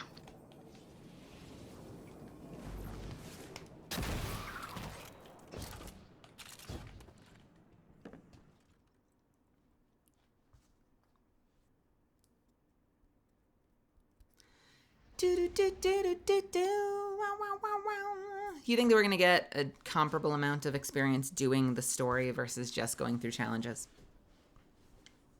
Probably not a whole lot of XP from the story, but the challenges from the story, that's where the XP is going to come from. Oh, right, because they have challenges for every step, don't they? Yep. You completed whatever this for this week or whatever. So you're going to be getting a bunch of those. Okay. Where? So. Am I? Why are we just in orbit? What the fuck do they want me to do? You're driving this ship. Head to the last city.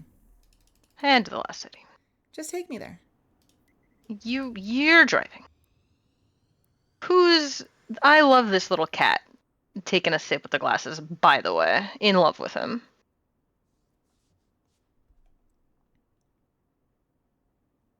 Head empty. Wait, with the sunglasses! Him sipping. I like that, Sippy. I like that a lot. I like that, Sippy.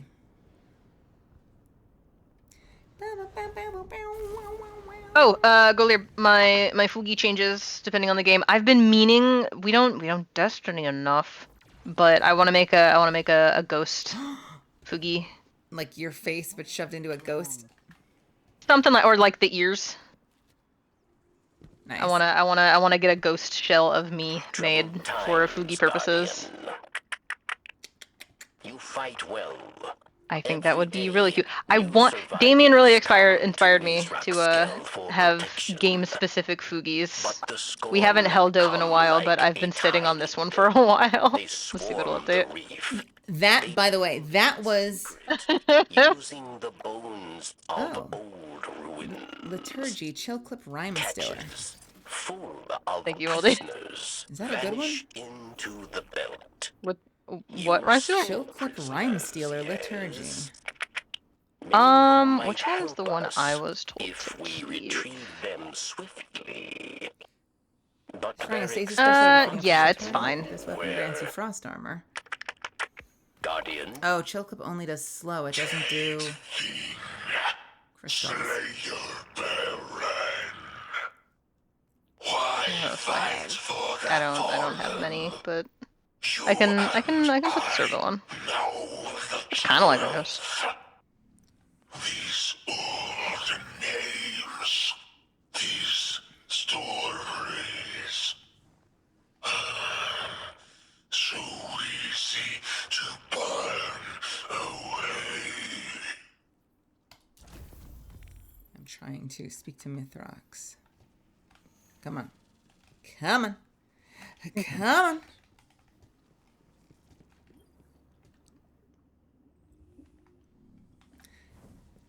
Come on. Why? Mithrax? Is he saying something right now, but I did it too early, so the audio's been cut off, so I'm just waiting for it to think he's done talking? Because he's emoting. I'm hearing him talk. Cool. Okay.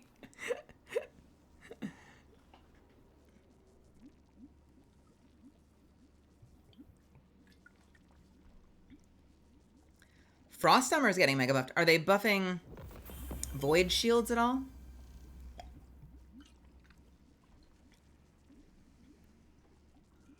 Who's to say? What are they doing to Frost Armor? Obviously my father misspoke, Guardian. It frustrates him that he cannot follow you into the field. Queen Mara would prefer that we keep any awoken structures intact, and my father respects that. He's dealing with a lot right now, and I know he relies on your better judgment. I'm sure the Queen will understand if we pick up a few items while we're inside, though. I feel bad that I don't really... I'm at a place right now with like 3 days to go that I don't really have a lot of patience for the story right now. Because I do think that... We're going into Tomb of Elders, right? Yeah. I do think that I really liked the story that they were building with Mithrax. Check your Tomb of Elders, what you need to do for challengers. Where do I check that? Your seasonal challengers.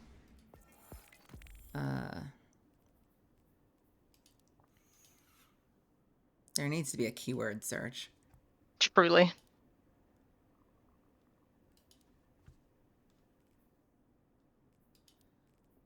Defeat bosses. That's an onslaught. Tomb of Elders. Bane empowered bosses. Oh, game crashed. Cool.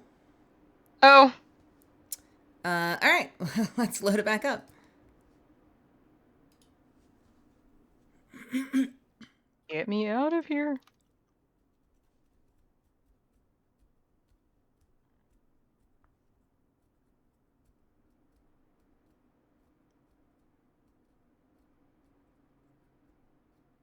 Yeah, or like have a section of when you hit tab and it brings up all your objectives. Just have a section that auto-populates with like relevant seasonal challenges, starting with the ones that most directly happen in that activity, but letting you scroll down to more generic ones like weapon kills, like Broadway weapon kills.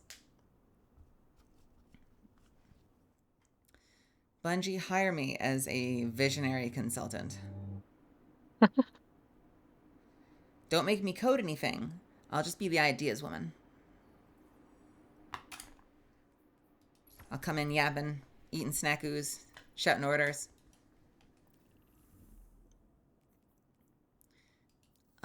Feel free to join on me. Oh. I could probably do that. Munching them snackoos.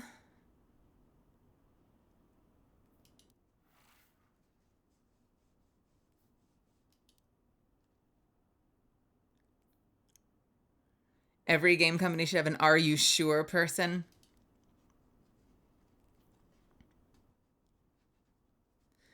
Craft a tonic that increases the probability of attaining a specific weapon. Yeah, that's easy. Complete bonus objectives in the Tomb of Elders. Got it. So I have bonus objectives and bouses. And then Bane empowereds, which is not a revenant. That's not the guy where you have to chase down the little thing that zooms off. I will try to point out the Bane Empowered so that you can at least get a tag on him. Remind me what those guys are? It's just a normal guy, but it'll have, like, next to his name, like the health bar name thing above their head, they'll have, like, an icon, and it could be, like, Drain, Health, Meteor, Mind, so they'll just have an extra modifier to them. They don't look anything special, but you can tell from the health bar.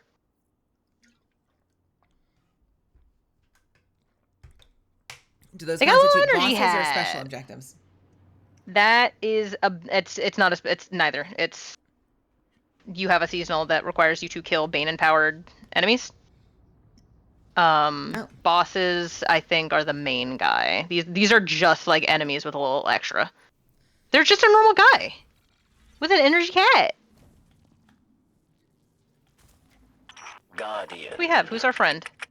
After so many years, so much bloodshed, Varix regrets Back at the prison. we must return to the Prison of Elders welcomes you. Down. Impress your warden. Varix? Who is that? A malfunction. Confused servitor from years past. Varix begs your pardon. This should, the original reveal with the servitor should have been. Hibernation Ooh, shut the down. big thing on screen, Scrapper. Progress. Opponent.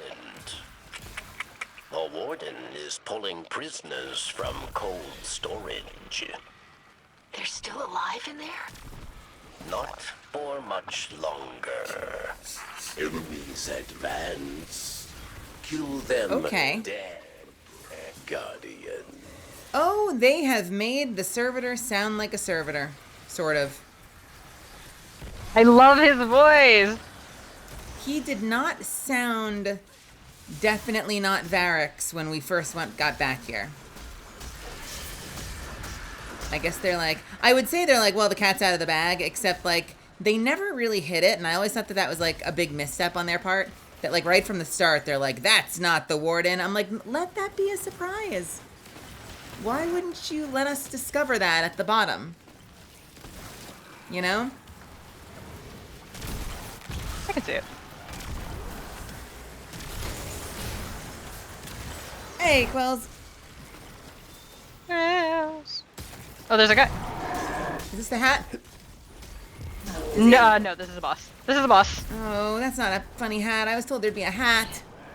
Yeah, I'll point him out. You still gotta kill him. We gotta do it fast. We got 30 seconds. I'm sorry. Question. Continuity question. How is there a light hive in the Prison of Elders? Because it's the Tomb of Elders, Mel. It's a tomb now. Yeah. What the fuck? All right. Different.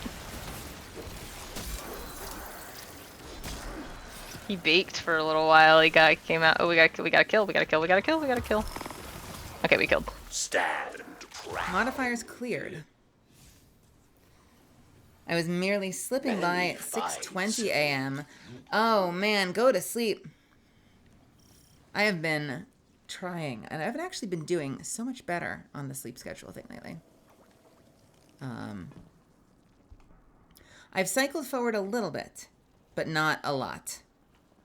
I'm waking up now at like 10:30 instead of like 8:30, but that's still great. That's not bad. That's still great for me. That's respectable. Is this Signalis music? I think you're insane. This is Outer Wilds. Face your fears. Now, the joke should have been, well, whether you're insane or not has nothing to do with the question. Damn. I can answer that one separately.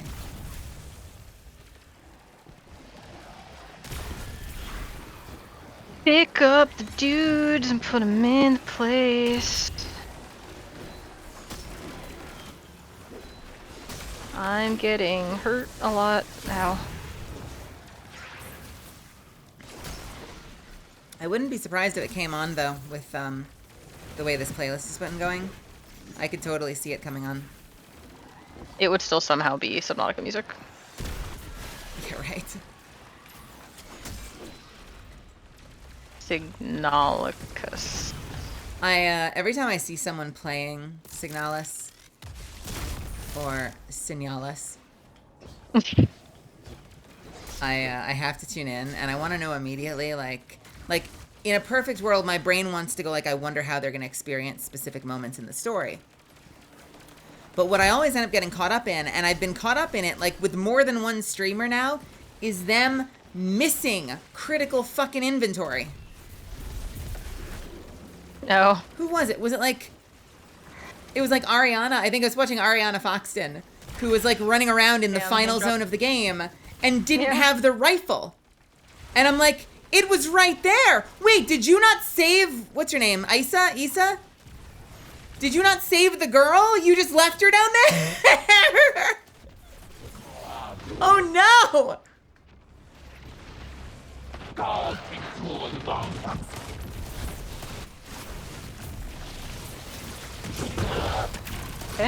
You experienced what I did. I lived your life? Wait, no, I thought the thing that... Wait, what made you leave my streams? I thought it was me being critical of shit, right? No. Didn't I get critical of stuff and then you're like, I need to leave? Or am I misremembering?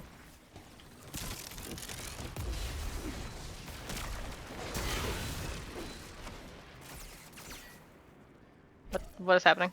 You done? Oh, we're done. I feel like I remember a moment or something where I was like, this puzzle is dumb. This plot point is contrived, and Quill's being like, I have to go.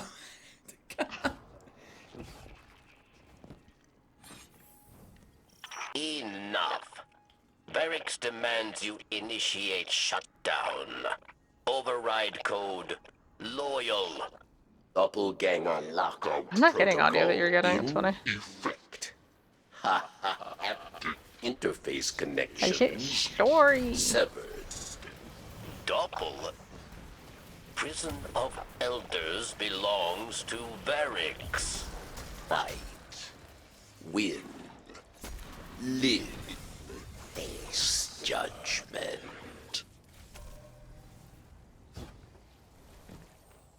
Like how death's affected your ending. Well...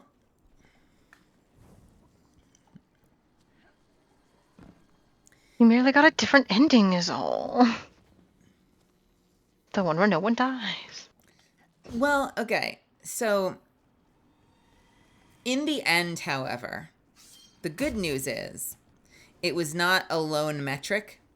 If it had been that, that would have been infuriating for me. Because, like, I don't want to die. I don't want to lose a fight and keep going. Like, I want to go back and not have that fail in my book. You know, like... And I think a lot of gamers will feel similarly. Like, they're not going to want to accept a death. They're going to be like, no, I'm reloading the save. Or whatever. And, unfortunately, I think in that particular metric,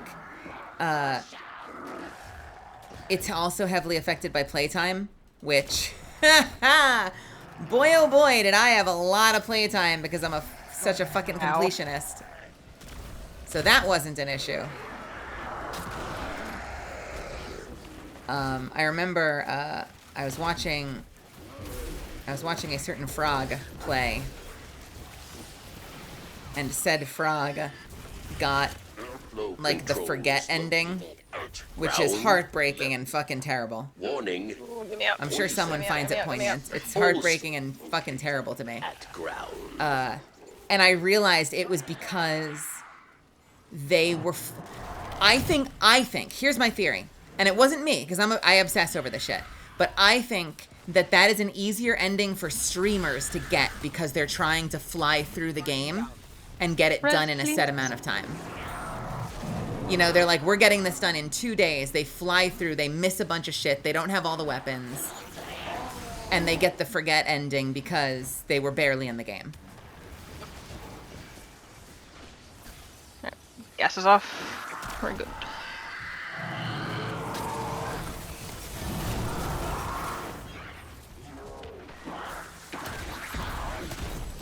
Is leave the shortest? I thought it was forget. Wait, what do you have to do to get forget then? They got forget, and I assumed it was because they were rushing the game.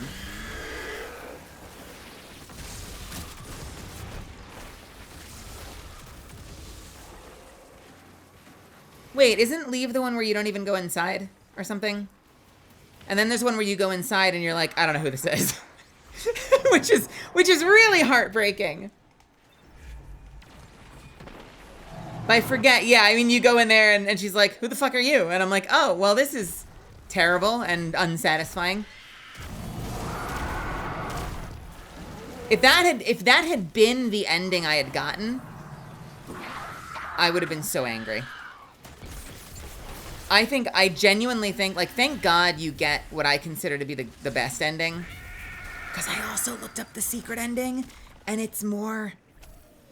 The secret ending is more esoteric and confusing than it is satisfying, honestly. Interesting. It's like the artsy ending, honestly, if I'm being honest.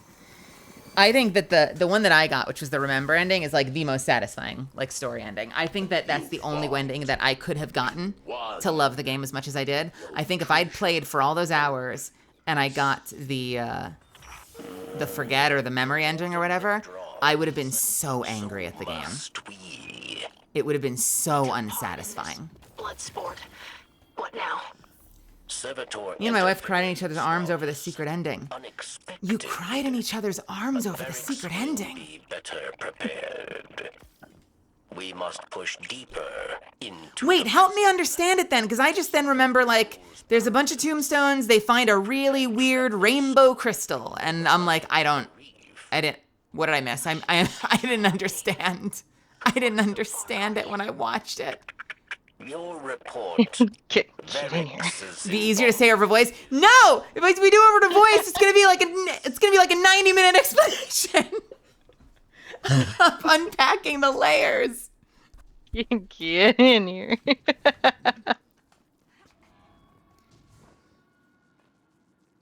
Okay, get in here. Take us to somewhere else that isn't here. Get in my pub. I'll drag you down. So here's my what is that? Is that one of the Mass Effect ones that you're wearing? No, this is from the dungeon. Yeah. This is all Vesper's gear, minus the legs that just happen to go with it really well. Hey. Hi. Okay, Hello. so my understanding from watching it, I remember there being like no linear story to the ending. I remember a bunch of tombstones that maybe represent some of the different characters, and I remember like a rainbow crystal that gets no explanation. Yes. Okay, so this is also perfect timing because a YouTuber I love called Flaw Peacock just did a 7.5-hour video explaining Signalis. But to give a very quick overview for people in Mel's chat, there are 4 endings to Signalis. Obviously, spoilers ahead. There is the promise ending, which is, in my opinion, if it's your first run through, your most satisfying ending, which is where Elster and Ariane remember each other. Elster has fought through hell, gets to the Penrose in the Red Waste. Ariane remembers Elster. Both remember the promise. And the promise basically was that while both of them were trapped on a spaceship, catapulted outside of the solar system, that when the time came and that Ariane was too weak and too ill to live, that Elster would kill her out of kindness. And the promise ending is Elster fulfilling that promise. She kills Ariane by suffocating her and then collapses and dies herself. The memory ending is a similar setup where Elster enters the same cryopod chamber, goes to Ariane, wakes her up, and Ariane doesn't remember who Elster is. There are multiple theory things. It's the ending I got, and I think is honestly one of the more heartbreaking endings, because Elster still went through hell, still went through all the trials and tribulations and all the reality-bending bullshit throughout the entire game, to get there for the woman that she fought through literal hell to get to, doesn't remember who she is. And that's such a, like, why did I play this game? To me, that ending is, in terms of theory, in terms of like in-world theory, Ariane was in between the God, what's her name? Shit, I can see her face. I can remember the original woman we're looking for, the brown-haired girl who is potentially Lilith, the potential like Gestalt or the origin, like the template that became the Elster replica, her original partner, and like. Oh my god, it's gonna bother me. Oh my god, her name is bothering me. Ariane. If I look up Ariane Signalis, it's gonna look at Ariane Young. I'm trying. I'm trying. I can see. Oh my god. I'm trying so hard right now. Alina. It's Alina. Yes, Alina. So it is considered theory in like the Signalis community that Alina is the romantic interest of Lilith E2, who became the template for the Elster replicas. It's why we see Alina on like the photograph and like in the memories of Elster, and why there's such this weird like look-alike between Alina and Ariane. And in the memory ending, Alina and Ariane are in this in-between state. Ariane, as a bioresonant god beyond the Red Gate, hasn't solidified her identity yet and hasn't completely compressed her powers into making the reality she wants, because in reality, she is still sick in a cryopod on a ship that has crashed on some asteroid, maybe. So she's still in this in-between state of being and not being. So she doesn't remember Elster. It makes for, if it's your first time playing through the game. That is very confusing to think about. Yes. Why would you be yourself and then cease to be yourself and then be yourself again? That's like an anti-metamorphosis. So here's the thing. It's one of those things where when you really start looking at the entire story of Signalis. Oh shit, Ariana's here. Fuck! Ariana's here. Ariana, I cried for your lack of rifle at the end of your playthrough. Sorry, continue. Oh, it's like Signalis. It really depends where you take the story and how much you consider to be. It's so interpretive, so personally applicable. Like Elster's journey on Leng and through the mines and all that can be explained away in story terms, in very physical terms. That we know that there is an Elster type of replica. There are combat engineers, but they are also hired to be general engineers for construction projects. We know that through Adler's diaries, talking about how he brought in an Elster to go over construction projects in the mines of Leng. That's a thing. So the idea that Elsters can be pulled to Leng one by one as different bodies inhabiting the mind of the Elster that Ariane fell in love with is one idea. It could also be that the body of Elster that we inhabit at the beginning of the game and throughout the game are constructions of Ariane through bioresonance, making a reality where that Elster arrives at Leng and goes through the whole journey of finding Alina and meeting Adler, being pushed down an elevator shaft, all that. They're just construction. It's the dream hypothesis, that all of it is a made-up dream of a sleeping god. Windfish, and the god got being it. Signalis. Yeah. Signalis based on Link's Awakening? However, there is also so complete derail. I don't know what that means. Anyway, so for the promise 2 minutes. I'm sorry. I distract. Okay. Quick cover review. So, promise ending where Elster kills Ariane.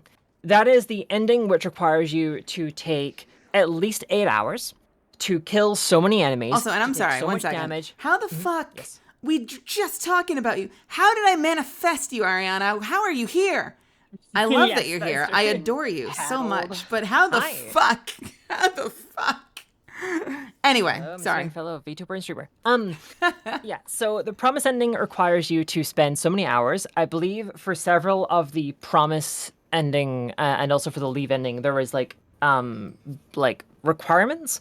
So for promise, you need to kill so many enemies, and there's like sort of two thresholds. If you kill like 100, you get +1 point, and at 130, you get 2 points. If you spend 8 hours, you get 1 point. Spend 10 hours in the game, you get 2 points. That kind of thing. Same with like where do I taking so deposit much- these bento boxes? Um, Because Drifter doesn't seem to want them. Wait. Oh no, you have to spend those at Eris. Eris? You My buy goth rewards. Yeah. I have to spend them to finish the objective. Yes, you have to spend five bento points to get.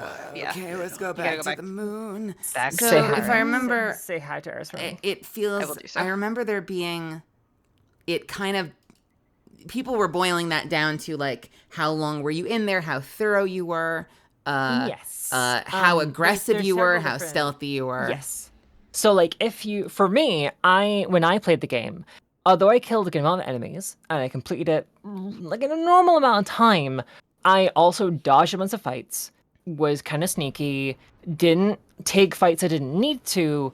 It ended up I was in the memory zone, which is the one where Elster goes to the cryopod and Ariane doesn't remember Elster. Which you said is hard to get. Well, no, the other ending is hard to get. The leave is hard Promise to get. and memory are leave is really hard to get. Do you have to be super Memory fast? and promise. Okay, this is the thing. Because I know promise is the one where like, the completionist gets the promise. you die a bunch, you fight a bunch, you take a bunch of damage, whether you live or not. Like taking a bunch of damage and living is good, but also dying a bunch is good. I did not die much, but I killed because you everything. all F4s. Yeah. Well, and after a while, I just didn't. I was just better at the game. But like, I wanted to tell you when it was happening, like, no, let the deaths happen. But then I also didn't want to like. no tell you gamer what is was gonna going do on. that though. Yeah, like I know. No gamer's gonna do that. But But fortunately, there are other when I died, criteria. So like, I didn't die a lot, but I did a Yes, lot of damage. exactly. I killed everything. I you took killed a lot of things. damage, and more importantly, I remember Googling the playtime of Signalis, and I easily doubled it bare minimum. Oh yeah. Like it's like I think the max points for smell the promise is hatred of 10 the hours, and you hive took like upon 22. So like you were well beyond that threshold. Which is also the amount of times you stood in front of a door like, okay, but what if like in this weird potentially throwback, this flashback we're having, Ariane is beyond the door, and I'm like sat there in my chair like she's right in that front. Just walk in the door, Mel. She's right there. You can talk to her right now. Like I'm losing my mind. And not wanting to spoil you because I know you didn't want to be spoiled.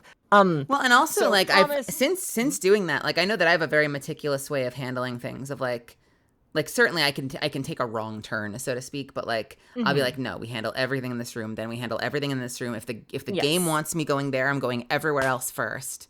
That's why you guys always hear me say on stream, first rule of video games, go the wrong way.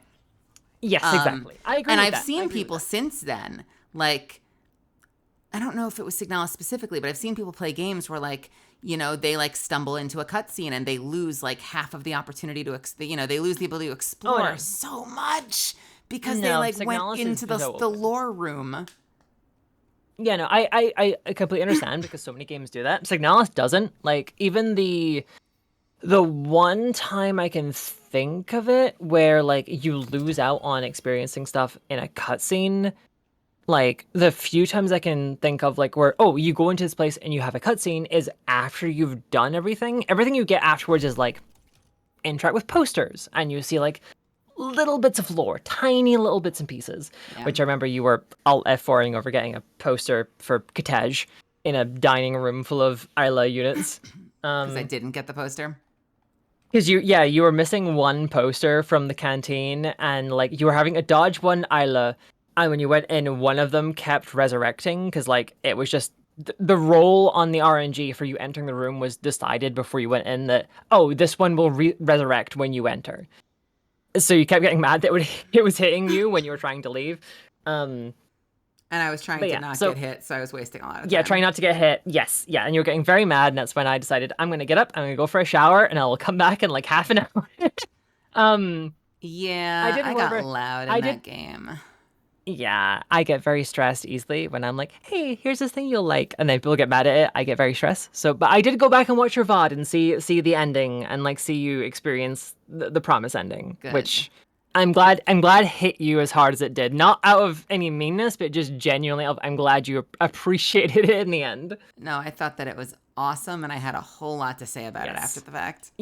Yeah, the whole like I remember you talking about like how you really resonate with Ariane and like her whole experience and all that. But yeah, to talk about the endings. Like I was meant to in 2 minutes. Here I am like what 20 minutes later. Promise. Kill a bunch of shit, take a bunch of damage, nearly die a bunch, all that shit. Memory, play a bit more like gamer. Don't take as much damage, dodge a bunch of deaths, don't kill as much stuff, go through the game at like a medium pace, like play it quick but not speedrun, avoid fights when you can, that kind of thing. That gets you memory. Leave is the, as far as I've seen from video essayists to people who love the game, Leave is the hardest ending to get. And it's because you need to complete the game in under 6 hours.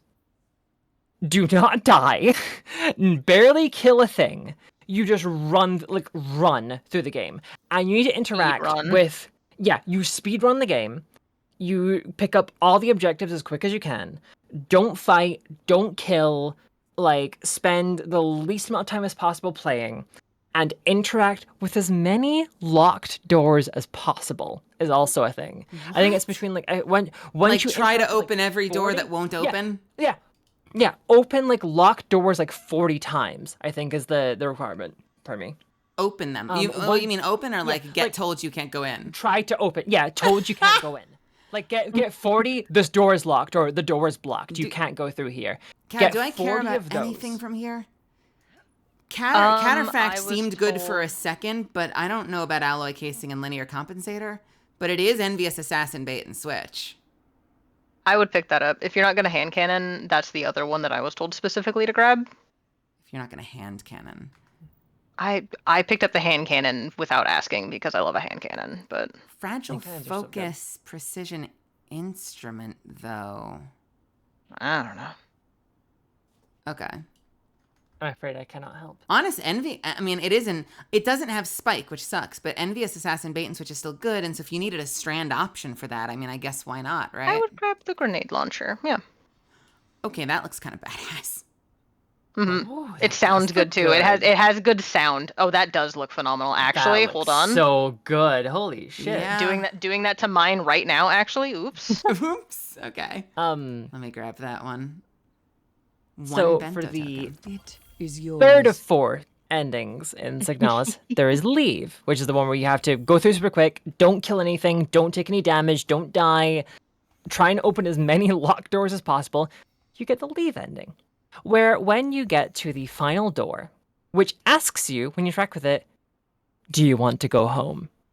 Oh. And there's yes or no. And no just lets you roam around the Penrose a little more. Yes initiates the ending. When does it say, do you want to go home? Yeah, that's like right before.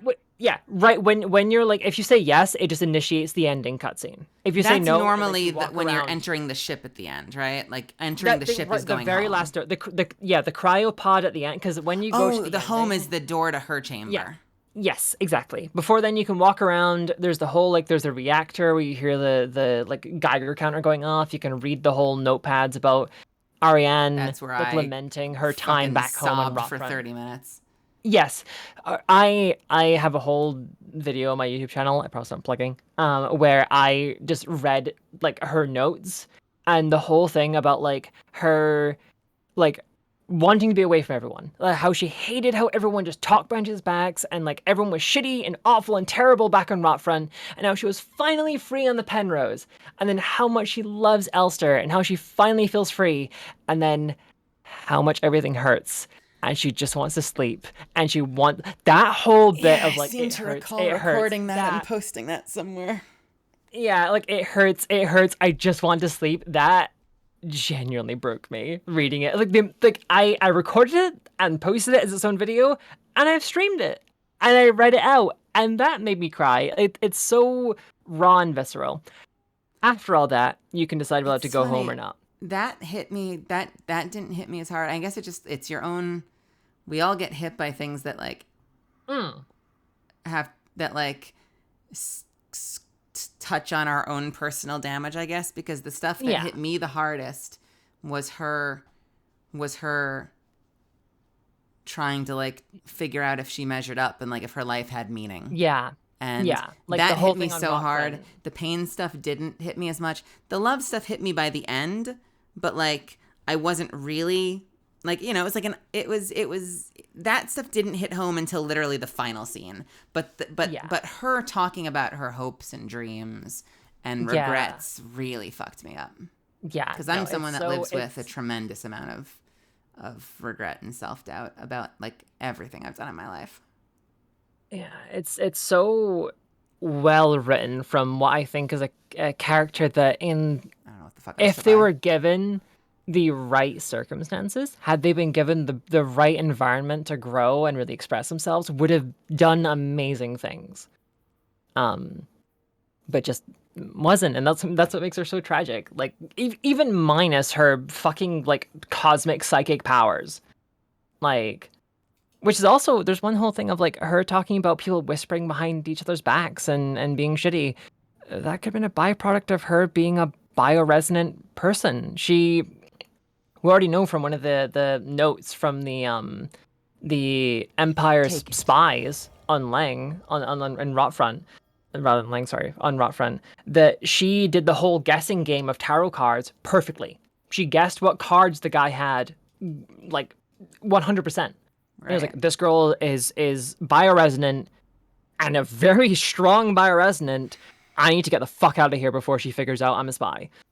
And like, how someone picked up on that? She maybe could have done something great, but then again, she grew up in a very authoritarian environment. There's a whole thing there's so much you can dissect about Ariane as a character. This has to be a PvP hand cannon, by the way. Has to be. Ignis, I think so. Yeah, that's from I remember the design is very much it's Osiris, the Trials of Osiris. Yeah. Design. The Leave ending. So Leave, as I said, is done by not killing things, not fighting things, taking no damage, rushing through the game. When you select to go home, which is when you interact with the cryopod chamber on the Penrose 512. No fun fact, 512. If you reverse it, is 512 because a 2 and a 5 flipped resemble each other. A lot of symmetry in the game. What does that have to do with? Well, just a thing, a fun little fact. There's so much symmetry in the game. If you like flip, like 512 in certain fonts, if you flip them around, like tease it a little bit, right, also reflect 512. It's a that thing. Makes sense. There's a lot of symmetry in the game. Same with the Sierpinski, the station you're on. Sierpinski, if you don't know it, is a pattern of triangles most commonly seen in the Triforce, which infinitely repeat outwards. It's a constantly repeating pattern. Which pattern is this? So you know the Triforce, how it's like 3 triangles and an upside down triangle in the middle? That is known as a Sierpinski triangle, which is the name of the station you're on at the start of Signalis. Okay. So there's a whole thing about repeating patterns. In Leave, it's subdivides inward infinitely. Yeah. Yes. So you keep doing like it keeps going inwards and inwards, and you just keeping the same repeating patterns of triangles onwards and onwards. When you select Leave, you say to go home, and Elster talks about how she's so sorry. She can't do this. She can't bring herself to do this. And she walks away from the Penrose. And she takes off her armor, the white and blue armor she's been wearing for that entire last portion of the game, after first getting to the Penrose. Right. After going through nowhere. And she gets there, and when she drops into Rotfront, she's wearing it. In the Leave ending, she takes it off and she drops it. But she's not dropping it in the Red Waste. She drops it in the clear blue water of Veneta. And Veneta is like the in-universe name for Earth. It's home. Katej is Mars, and you can apply it to all the different planetary systems. She drops the armor, and she's now just on a different planet? It's one of those weird things. So in the flashback when you are Elster checking out the Penrose before you see Ariane, before you walk into a room and like they kiss and they dance together, and there's that last broadcast, which is the one that says, "Hey, you've been on the ship for 3,000 cycles. Sorry, you're all gonna fucking die." You can find a note from Ariane saying that Elster is from Veneta because she says the word ship with an accent that is from Veneta. Yes, I and remember Veneta, that. if you place it kind of from the center, Veneta is Earth. I remember that little quirk. The red waste is kind of the in-between space that seems to be the kind of interdimensional space beyond the red gate. But Elster walks away from the Penrose, the ship that Elster and I are on, and walks out of it. And instead of it being red sand, it's like sort of halfway up to her shin in water. Maybe just above her ankle, whatever. And she drops off her armor, lets it fall into the sand, and she walks for a little bit, says how sorry she is that she can't do this. She can't face it. And she collapses and curls into the fetal position. And the only thing, and there's a YouTuber, a friend of mine, by the name of Solmatul. Doesn't die, right? Well, it's one of those things where Solmatul did a video with Codex Entry, who I've both worked with as a voice actor before for like their videos and like doing reads for characters and stuff. Solmatul's read on this, and I've kind of come around to this, is that the leave ending is the true ending. Where, out of all the endings, the devs have said every ending is canon. Like, every ending of Signalis has happened. Sure. In the leave ending, where Elster walks away, collapses onto the sand, into the wet sand, curls up in the fetal position, there's a golden light that filters in before it fades to black. The only other different ending we get is where you do the artifact ending. And the artifact ending requires you to beat the game. You have to get at least one of the endings first. And then usually through looking up a guide, like me and my wife did, you find different radio codes. And they pertain to each chapter. Because there's 3 chapters in Signalis. Right. And you go to a specific room in each of white. these chapters, attune to that specific radio frequency, and interact with a specific part of the room, and you get a key. Right. Now, if you remember, just before the ending fight, before you fight Folka, there is that room you go into, which is first person. And you see, like, the computer, the radio, the wardrobe, and the safe. I'm sad that this weapon, by the way, does not become all white. That is disappointing. Aw. Yeah, no, I've seen the gold banding. What is this? Not quite right. If you have all 3 keys from doing the 4th ending, the artifact ending as it's called, you bring all 3 keys with you, and you skip the final boss fight. This skips it entirely, which is why it's very common for people to do it for their survival achievement, because you skip an entire boss fight. You don't have to worry about ammunition if you have all the keys. So you go in, you unlock all 3 locks, you put in a final code, which is the radio code that has been fed to you throughout the game. Can I move us, Kev? Okay. You unlock the safe, and the safe has lilies, and lilies are Ariane's favorite flower. It takes you through a cutscene where you see the current Elster lay down the lilies at a 6th headstone around a group of headstones, where we see a original Elster, the Elster that we see in the spacesuit in the prologue of the game, a non-combat Elster, a Folka, and a potentially, this hasn't been confirmed, but basically a Lilith E2, the person who became the template for all Elster units. And Falca's there because Falca decided that got scrambled into thinking she was Elster. Yeah, she went through the red gate, and then her memories and Ariane's memories got mixed, and then because Folka knew she wasn't Ariane. She then kind of took on Elster and their memories. It's why the whole, like, she will never dance with us again. Like, she dreams of the woman with white hair. Like, basically, Folka kind of took on Elster and became another Elster without knowing she was Elster. Because the Elster we play as isn't the original Elster that Ariane fell in love with. We're either another Elster unit that has had those memories and feelings pushed onto us, or we are an entirely new Elster unit created through bioresonance and generated in the moment. One fun example of this kind of dichotomy. That will make you unhappy. Yes. I find that less meaningful. I find that significantly less meaningful than the idea than being the original. That the original I can understand struggled that. to come to terms with the promise. So here's where I can and ran.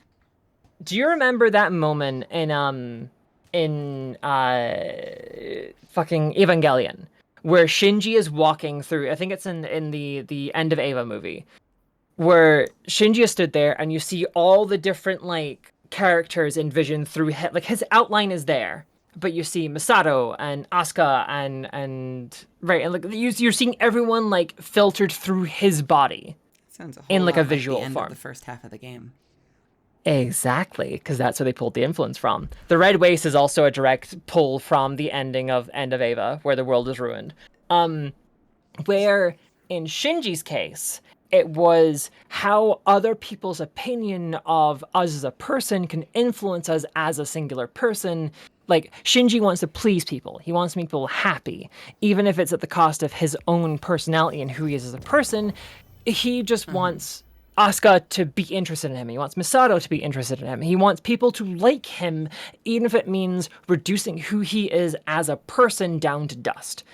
For Elster, it's about how the grief of losing Ariane is affecting her as a being. Whether the Elster that is walking through the Red Waste is the Elster that died on the Penrose from radiation poisoning when the reactor was leaking and she didn't have the physical capability to fix it while Ariane was in the cryopod, or is another Elster unit with the exact same memories and feelings transplanted onto her through bioresonance, or just a completely new body and being created through bioresonance.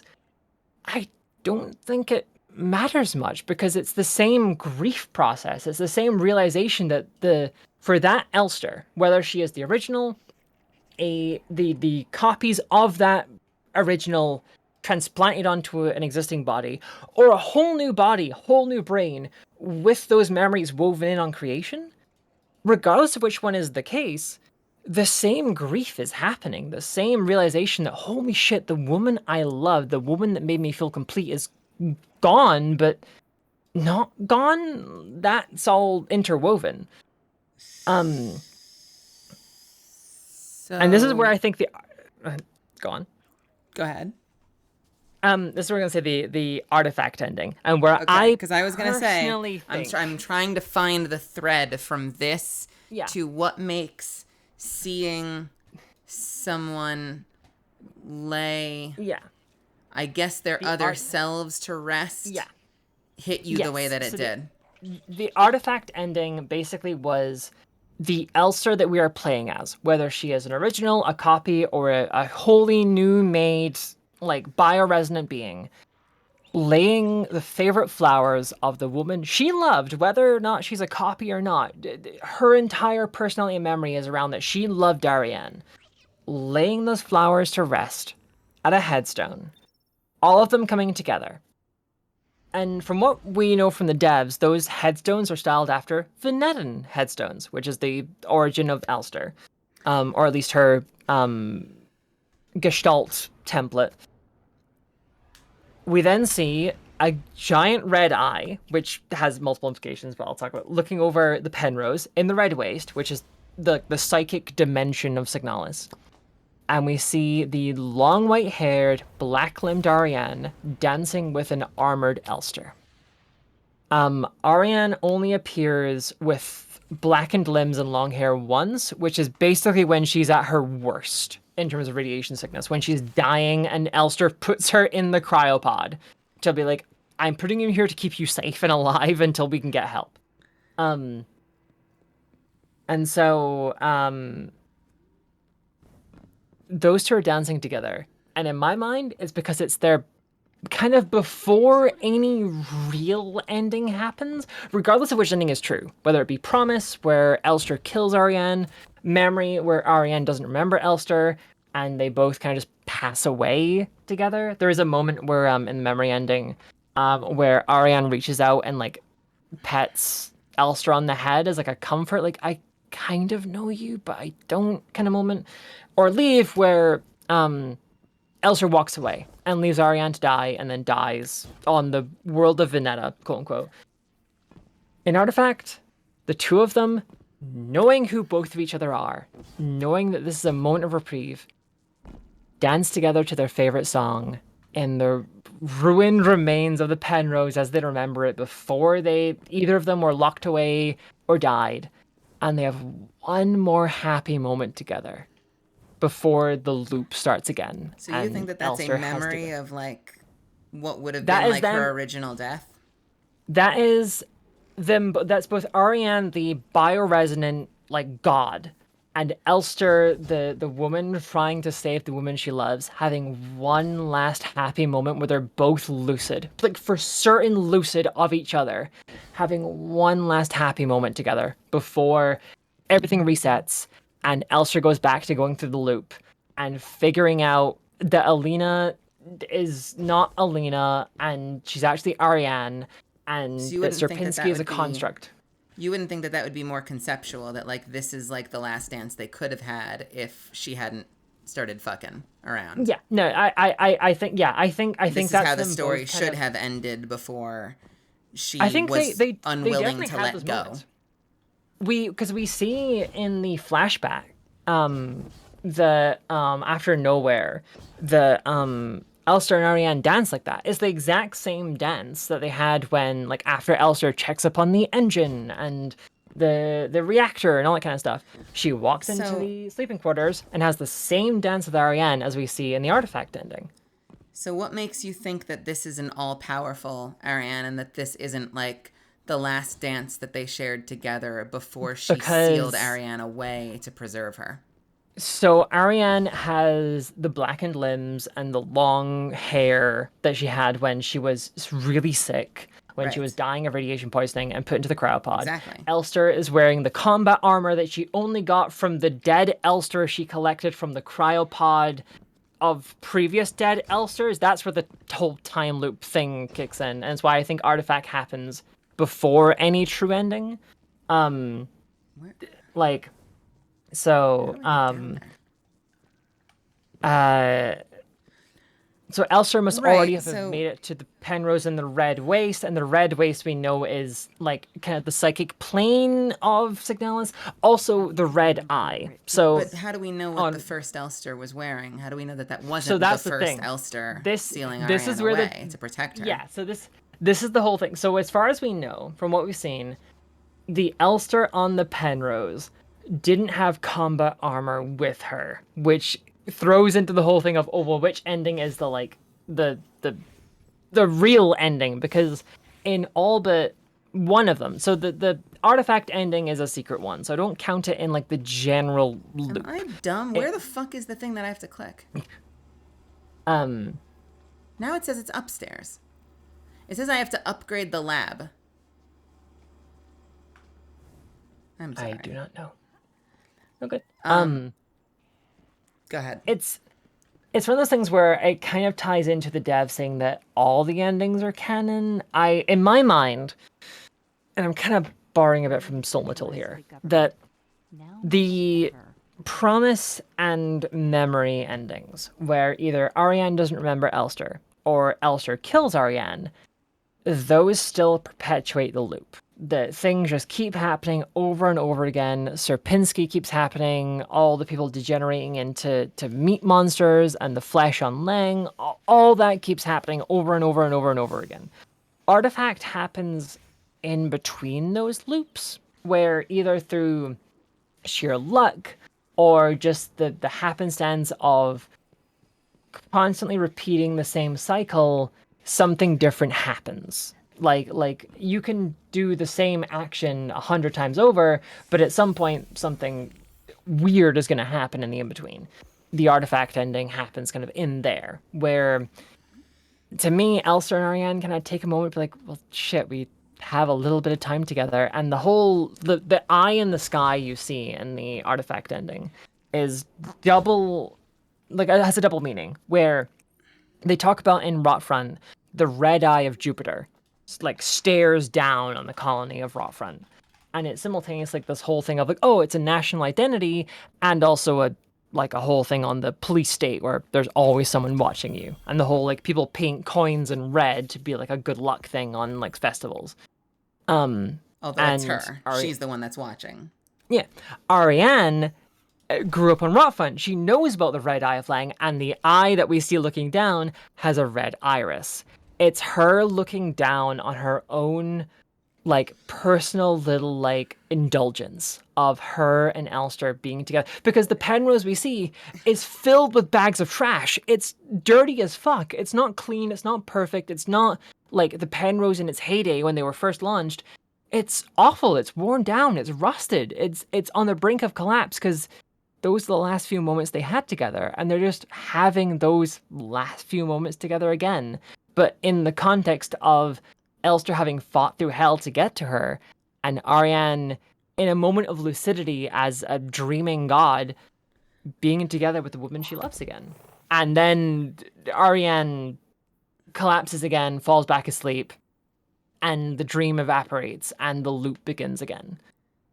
So, That's why I think the leave ending might be the only real ending. I can see no through line on how you got to that, because I feel like we've hit so many different topics and we still haven't covered the artifact this is almost at all. I know, but we were going to have 2 minutes, and I've had like 30 questions I wanted to ask, and I've been desperately holding on to some of them. Okay. The artifact is a hypercube. It's like it's also, if you look at it, the symbol of Signalis. I don't care what the hypercube is. It has no point. It has no significance to the story.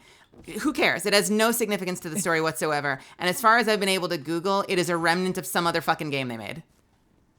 Right? It's still somewhat part of it, considering the multifaceted way you can look at it. I thought of it until I watched with Lauren, my girlfriend, like an explanation video on many different parts of the game that I didn't pick up on.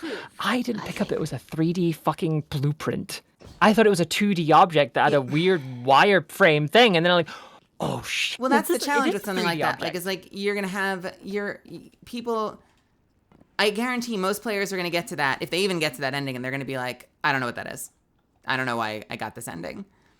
And so you can get like, there's been like, one of the things that's so compelling about the game is that it creates so much discussion. But yes, it's also important that we remember that everything is just a theory. Yeah, there's no, like, when I say, to me the leave ending is probably canon, or at least like the real ending, that's my opinion. I'm not saying that as any kind of authority. Like, I'm not saying that as like a lore master or anything. Like, that is my opinion fed upon by playing the game multiple times, by looking through multiple like documents on the game, watching multiple explanation videos, and through talking to people who've had their own conclusions on the endings. So I ain't here to yuck anybody's yum by any stretch of the imagination, but what is the deep significance of her laying her lover's favorite flowers at her own grave? Feels like it's kind of undermined. I think it's not so much that, like, I could, for instance, I could see, and I'm speaking in a void right now as someone who just has like a modicum of media literacy. I could see the idea of a set of tombstones that represent the different versions of Elster, maybe somehow relating to the idea of like setting down old versions of ourselves, like old like concepts of who we thought that we were, like maybe laying to rest old trauma so that we can move forward. But I don't understand the significance of laying someone else's most meaningful object at our own grave. The only way I can think of that would be a case of like, because when we look at all the other people in the graves that we see the the orange-chested Guardian, Elster, you ready that to it get was the out there? one that Because was I sure meant am. to go to Lang and overview the Fielding mining a lot operations of before angry the loot calls happened. Like lately. we see in Adler's diaries how he asked for an Elster to come. Right. And then the Elster came along and it had an orange chest plate, and how it was down in the mines, in like the hexagonal like basalt mines, and was directing miners and islas and stars and stuff around. And then the loop kicks in, and that, like, Elster never turns up, but we see her in the artifact ending laying at a grave. We see we see Folka, who took on the mindset of Elster. We see multiple different kind of versions of Elster, and I think laying the lilies that are Ariane's favorite flower is kind of the tying bond between those Elsters, or those kind of minds, together with Ariane, to like bring them both together in a moment. Like, had it just been all to do with Elster and her different versions, whether it was previous versions of her, the like the one that never came to Lang but did, the Gestalt version of her, which, fun fact, when the camera kind of pans across them all, we never see the head of the one that we assume is the Gestalt version, because there are potentially two different Gestalt people that could be Elster. One of them is that the most common assumption is Lilith Itu, who would be the aunt of Issa and I forget her name. Which was the other one in the would be photo, aunt because it of kind of Issa. looked like them. Yeah, We kind of the got like one a that's sense burned of out. like, Yeah, there's Issa, the one we meet in the game, and there's the other one that's like burned out of photos and we don't get to meet. The one that Issa's looking for. But Lilith, the aunt of Issa, could have been turned into the Elster replica, which could kind of tie into why Elster feels a need to help her, because she has no need to. She leaves plenty of other people behind, but she feels a need to help Issa and guide her through and like help her through all the shit that's going on.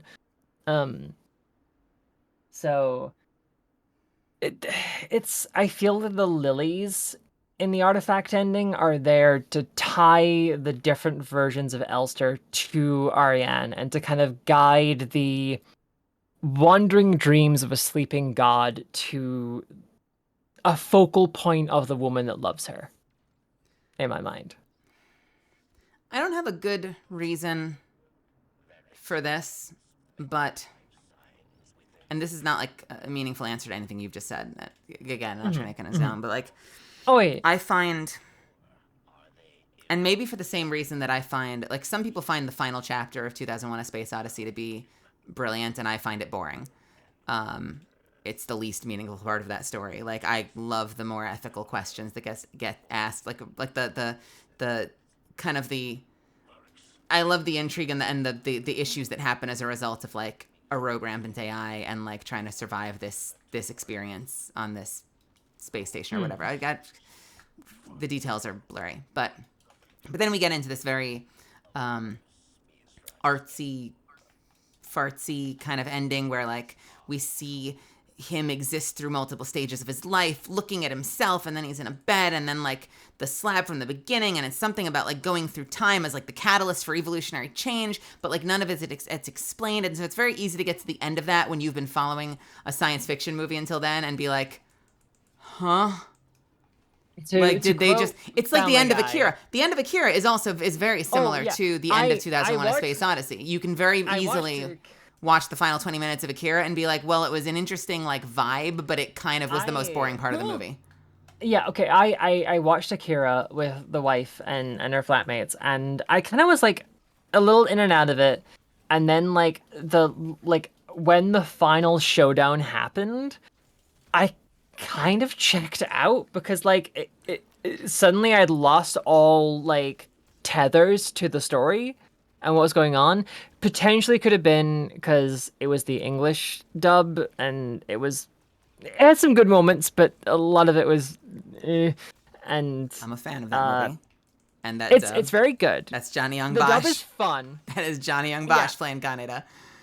Yeah, like, there's a lot of fun. I think my main issue when you say the final showdown, are you talking about lasers against telekinesis, or are we talking about the final metamorphosis where he turns into giant mass of flesh? Yes, yeah, my final, like the big massive flash. That's where, like, very he's much on, when like, I a check out of the throne. movie as well. Yes, that's where I was checking out, because like the whole like Tetsuo going against like the police state, and him being like the unassuming figurehead where everyone's rallying behind him, and he's like bouncing like stun grenades and like smoke grenades back at the police and like blowing them away.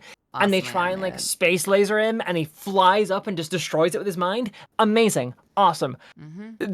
My main complaint with the English dub is mainly just like how they do the mouth flaps. They match them, which is great, but because of the way English works compared to Japanese, I assume it just sounds really stilted and awkward a lot of the time. They're speaking lines like that would kind take of adapted, no pun intended, the way that we write to dub since then. Yes. Yeah, because it feels there's like for times similar, where I don't want to get lost in the weeds of Akira. Yeah. But like it's one of those things where like it feels like very early dubbing, where like there's times where like they could have written a line longer to match the mouth flaps, or write it shorter so they didn't have to speak so quickly to make it. Right. You know. Yeah. For similar reasons, I don't find the Ariane as sleepy space god to be compelling. That's the least interesting part of her story to me. And so that's probably why, like, maybe I wouldn't pick up on that in watching the Artifact ending. Yeah. To me, I found it more grim because again, coming from a place of she, like, so there's kind of like, there's like so the way I interpreted it, I saw like two potential interpretations for kind of the catalyst for what started everything.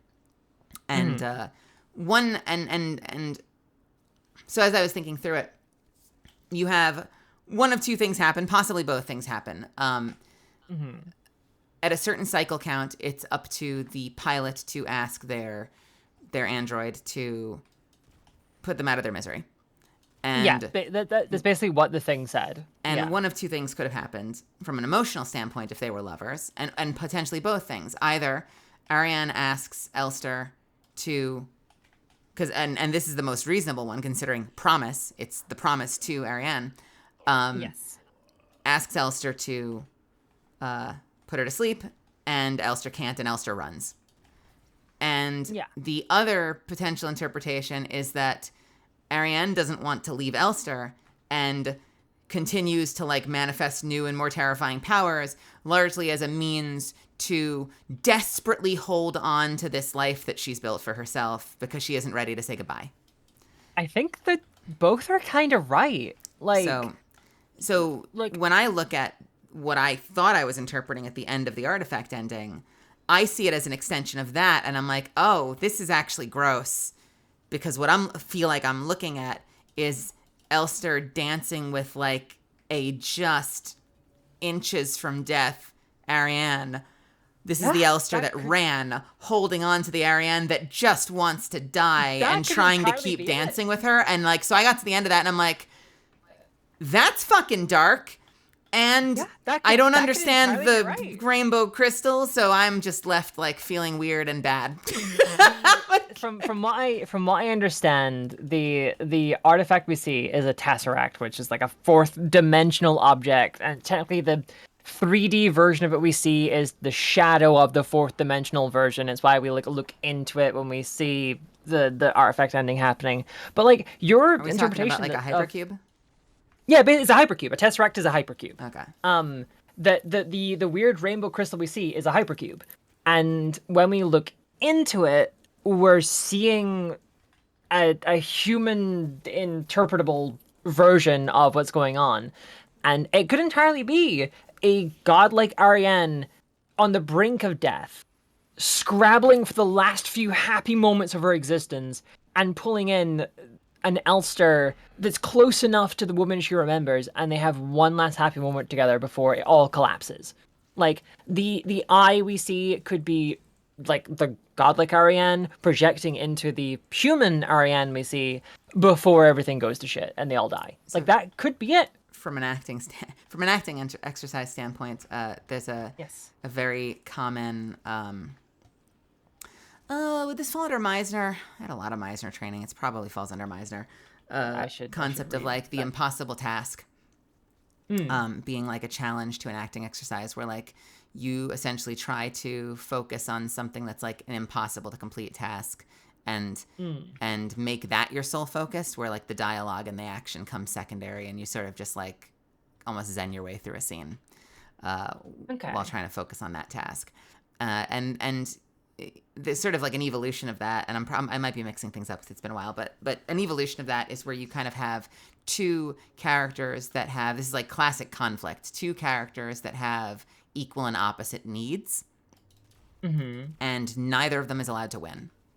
And so this is usually framed as kind of like the birdcage, Nora, like, I want you to stay, I want you to let me go.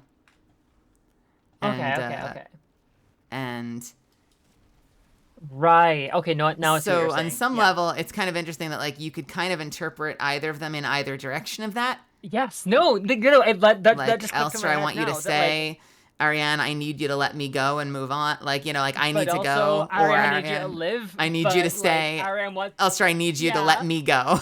Die. Yeah. No, you're entirely right. Like that's like that's why I think makes Signalis so amazing, that you can interpret both things at once. Like they're both correct that like I think neither of these characters want to leave each other, but both of them at the same time know. Like they need to let like they are like they both came to each other as outcasts and like the dregs of society as society saw them, but both of them are powerhouses. Like Ariane is potentially the most powerful bioresonant being that has ever existed in Signalis' universe, beyond even the Empress. The one that first made replicas possible, the one that first made space travel and like artificial gravity and all the wonders that exist in that universe. Because as far as we're aware, Signalis' universe takes place like less than 100 years advanced from ours. Like it's an insanely advanced society that even in its own writing says, yeah, we kind of forgot how transistors work because psychic powers are so much better, but we have zero fucking clue how they work. Like, and Ariane, who was left as an outcast and the like outlier of society, who was told, hey, get a job or we're gonna just make you work in the mines. And she signed up to go on the Penrose program. Which again, another fun fact, a Penrose triangle is like an infinite triangle in and of itself. The actual, like that triangle symbol of the game, the one that's on the side of the ship, is a Penrose triangle. So you have her. Yeah, so there's a Penrose triangle. Oh, those, yeah. There's a whole thing. Okay. Yeah, so that's where the name of the ship comes from. It's the Penrose. It goes round and round and round and round and round and down and down and down. Interesting that it has its own name when it's essentially like the same as a Mobius strip, just in a different shape. Yeah. Basically, you've taken like what is like a linear path and you twist it once and now it goes forever. Yeah, like that's it. It's one of those fun things where like it's a concept you've come across before, but then you look at it in Signalis, like, oh fuck, they literally just slapped the name on. It's why I love the game, because it's so directly referential. Like, look, Babs and Yuri, I love you both, but you really named the like rusted barbed wire dimension Nowhere. I know you've both played like Silent Hill, but come on, Nowhere? That's exactly what it's called in those games. You could maybe have changed that. Okay. Yeah, it's literally when you go into like the other world, as I guess it's been named in a few places. It's called Nowhere in the first couple games, which is where it's called if you're in that. You know the bit where you have to attune your radio signal to get the codes to unlock the doors, and it's like a classroom and it's all barbed wire and rust. Before the like, there's a bit where you go in a classroom and there's like a remember like needing different radio signals to open the boxes. Yeah, that area where it's like you attune the radio signal and it shows you a symbol and like lights up some panels and it's like, oh well, for the door that has a triangle you click these buttons, and for the door that makes like a square you press these buttons. Yeah, that entire area is called Nowhere, which is what the original like other world was called for Silent Hill. Oh, you could have just said hell. No, I knew what we were talking about. Yeah, that's just hell to me. That's just hell. Yeah, literally, yeah. In both Silent Hill and Signalis, those are hell, but they're both called Nowhere. So like, they're so self-referential for what they're pulling from. And like it's having both.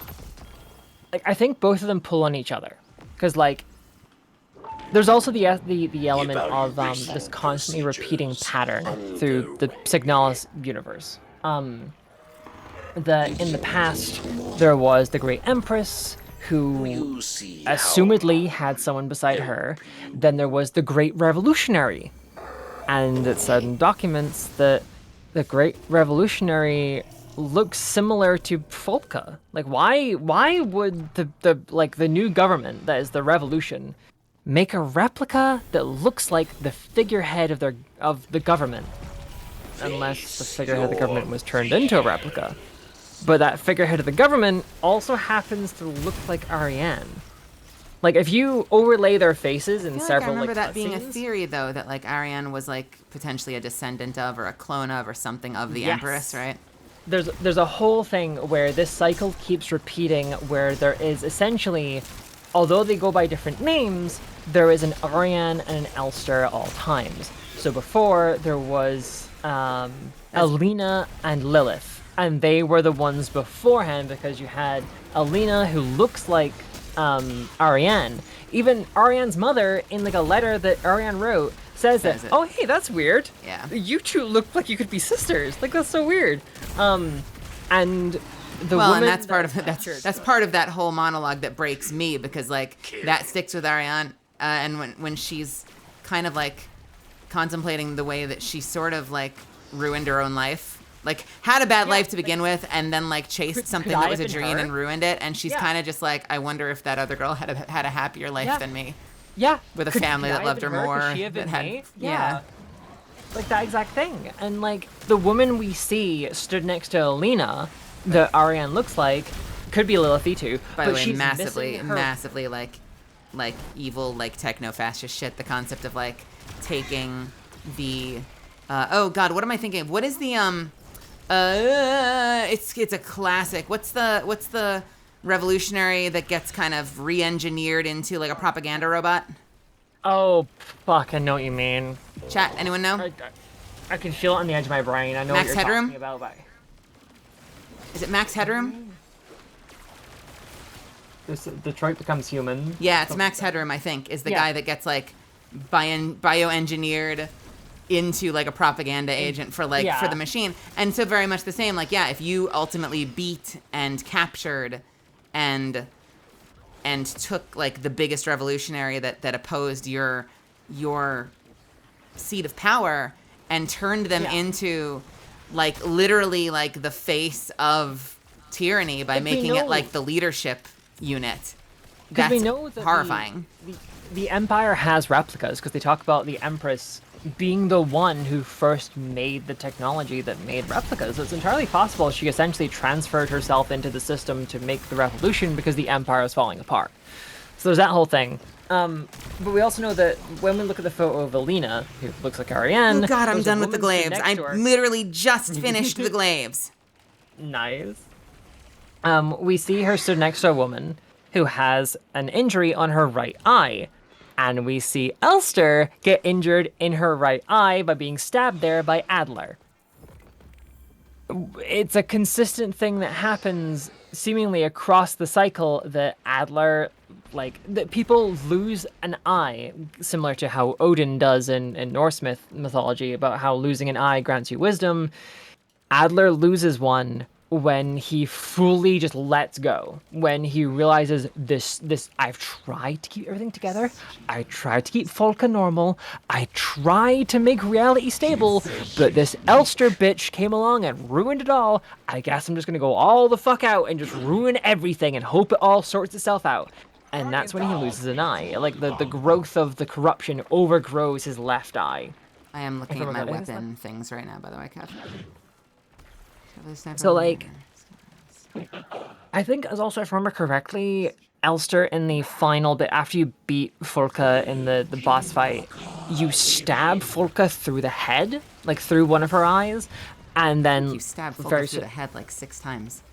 Yeah, there's like multiple spears through her, because like every spear you throw, you pick up. I remember watching a mutual of mine, because my girlfriend was like, oh hey, this person's like playing Signalis, and she's like near the end, and I was like, can I give you hints? She was like, no hints. I was like, okay, that's fine. And I just remember watching, and then she went through, got to the Folka fight, and then like knocked Folka down, and there was a spear stood, and she just ran in circles.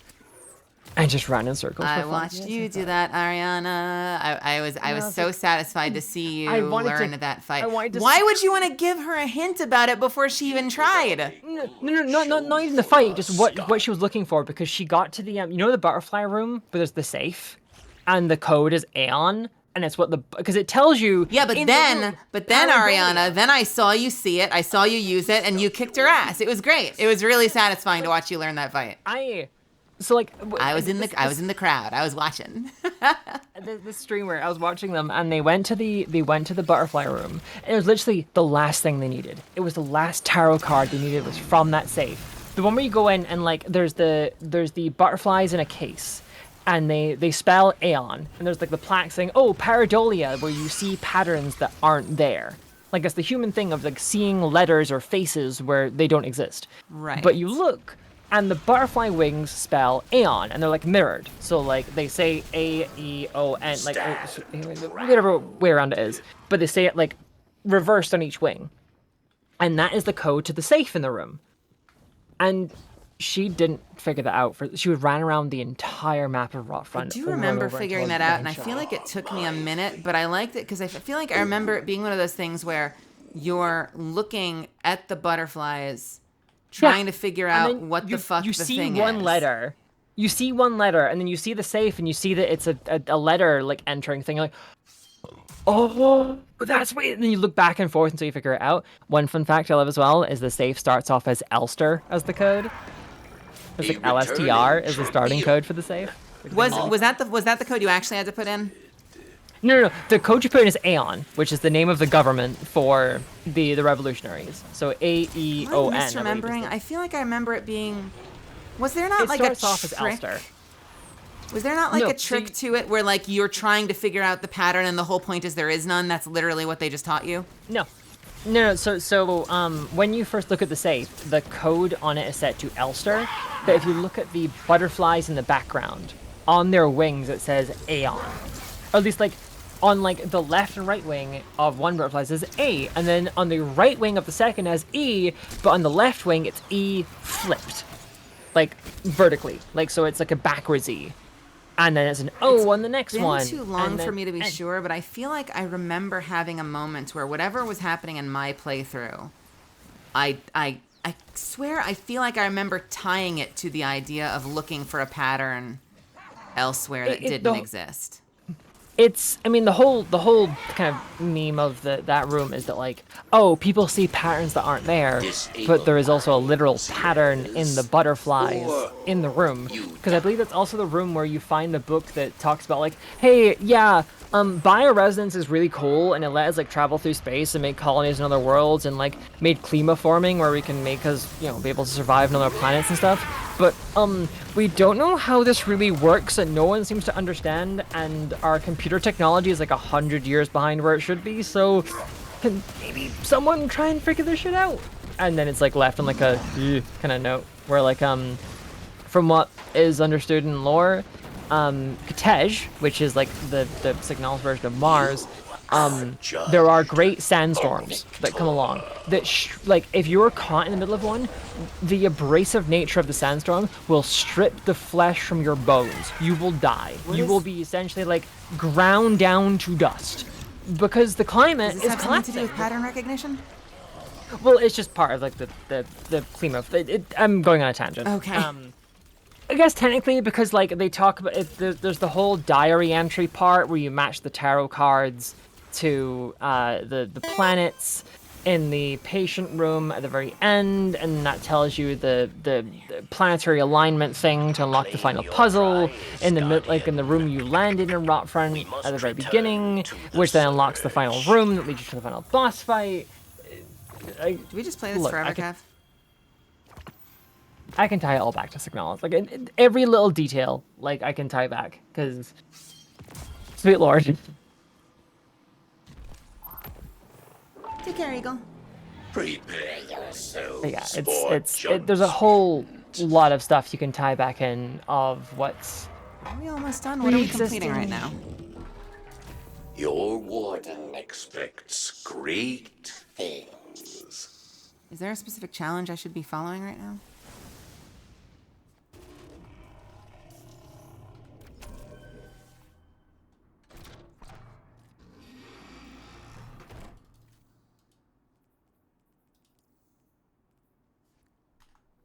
Is 3 loops. Got it. Okay.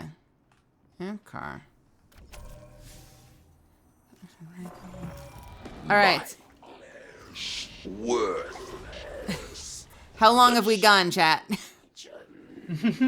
How long have we gone? I think I have been in here explaining Signalis lore and story and theories for over an hour. I think it's been about an hour and 15 because I remember saying it was 20 past 6 in the morning when I was in chat, and it is now 25 Does anyone have in the morning. Was it only 45 to 50? My guess had been 90. Are we short? I'll be very disappointed if we're short. It has been about 75 minutes of Signalis lore, if that's what you're wondering. Or 75 minutes since I've joined chat. Joined this call.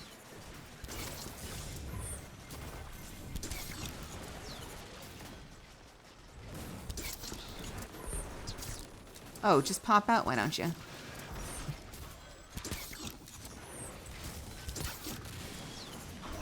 a terrible shot right now. I'm actually a terrible shot. Yeah, I unless there's any other pressing Signalis questions, I feel like I have. Do you want to join and drop your theories, Ari? Would you like to? I mean, we're on a roll. I am I'd so. Be down to talk to another person about their Signalis theory. I will say, and I know that this is your charm and your obsession, but I will say that it is. I do find it challenging to break down like a theory because I feel like we end up like 5 topics over before I can begin to unpack anything we were just discussing. I'm so sorry. It's because look, Look, I'll be the first to admit, I'm autistic as shit. I will be like, okay, here's this quick little topic, and I will deep dive the lore entirely and go through several layers of explanation before I'm like, yeah, so that's the basics of it. And it's so dense that to try and unpack it then becomes its own multifaceted, like, exploration of lore. I will do my best, and if I yap too much, tell me off. I'll do my best to explain things in small bites, or just cease. I know I'm so bad for it. So when we were talking about like pattern recognition, I was trying to remember because like I know I had this experience. Yeah. I want to go back and watch the VOD now because I definitely remember having an experience where maybe I was wrong. Maybe for a second I was on a wrong tangent and thinking that they were being like super clever by like. Or it might have been the fact that like maybe I was looking in the wrong place and they'd actually put it in plain sight, and so it was an example of exactly the thing they just explained. But then we were talking about sandstorms, and I was like, "What? Wait." Yeah, no. Huh? Yeah, it's because I mentioned there's a book in that room. I'm pretty sure that talks about bioresonance and it being an unreliable tech that no one can really replicate. It's just magic, and then how the terraforming done by the Empress, who was like the first big bioresonant being, is collapsing because she died. Ari, do you have access to my pub? You don't, do you? A test of your reflex. Are you in my Discord? It's Ariana that thing, like... Foxton is not. Ariana Foxton, the Ariana Foxton is not in my Discord. I cannot add her to my pub. How could they? Incapable. I cannot do it. I cannot. Oh, you know what? I am going to give them a follow. So gracious of me, I know. Me, the famous voice quill, dinging a follow to another streamer. How could I? Such scandal. Do you see how help you? But yeah, no, I'm terrible for like. Here's this one little topic. Have you heard of these 7 different philosophical concepts?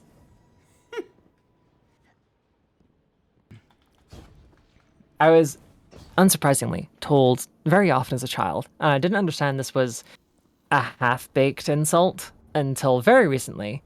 But What? I could be a very good lawyer. Oh. There's Well, like a whole I mean, thing if I with it. needed someone to like filibuster, I'm definitely grabbing like any of my friends prone to hyperfixation. Like I'm getting them and I'm being like, go talk about Legos. Or whatever the fixation dinosaurs. is. Dinosaurs. Talk about dinosaurs. Go. We can't let this bill pass. You cannot stop. You cannot stop. And I will talk for hours. Yeah, it's that Discord. It is. Come join. Come say hi. Hi. I adore Ari. Ari just debuted a brand new, super cute outfit. And you guys should go check her out. Loose and hive, drawn to the echo's power. Stop them here, Guardian. I don't actually need this glaive anymore, do I? What should I use instead? It's just something regular. I guess I'll do the bow for now, and then I'll switch over to Dead Man's Tail for the scout shots, the scout kills. A surprise from your warden. Poison gas. It is a new outfit I'm seeing on their Twitter. It is a very, very good one. Banana. Let's see. Edit. Permissions. Add. There you are. You should now be able to see the pub, and if you join the pub... Rail teased me about the pub because I apparently made my private channel called the pub, and if you think about that for too long, it makes actually 0 sense. It's the private club. The private public. The private public, you know? Like, we can all just hang out there whenever we want to. It's where the cool people hang out. You know, it's like the lounge. It should be the behind, like, a speakeasy, bookcase. maybe, or I don't know. The speakeasy would be pretty cool. Yeah. Okay, have you... I got asked to... Someone on Tumblr made, like, a comic out of this, and I'm dubbing it with someone in, like, the next couple of days. But did you hear about the story where a person Join went the pub, into a even if you don't see anyone there, and I'll pull you into my private chambers.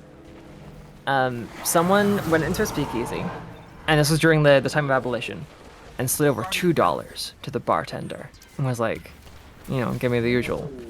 Okay.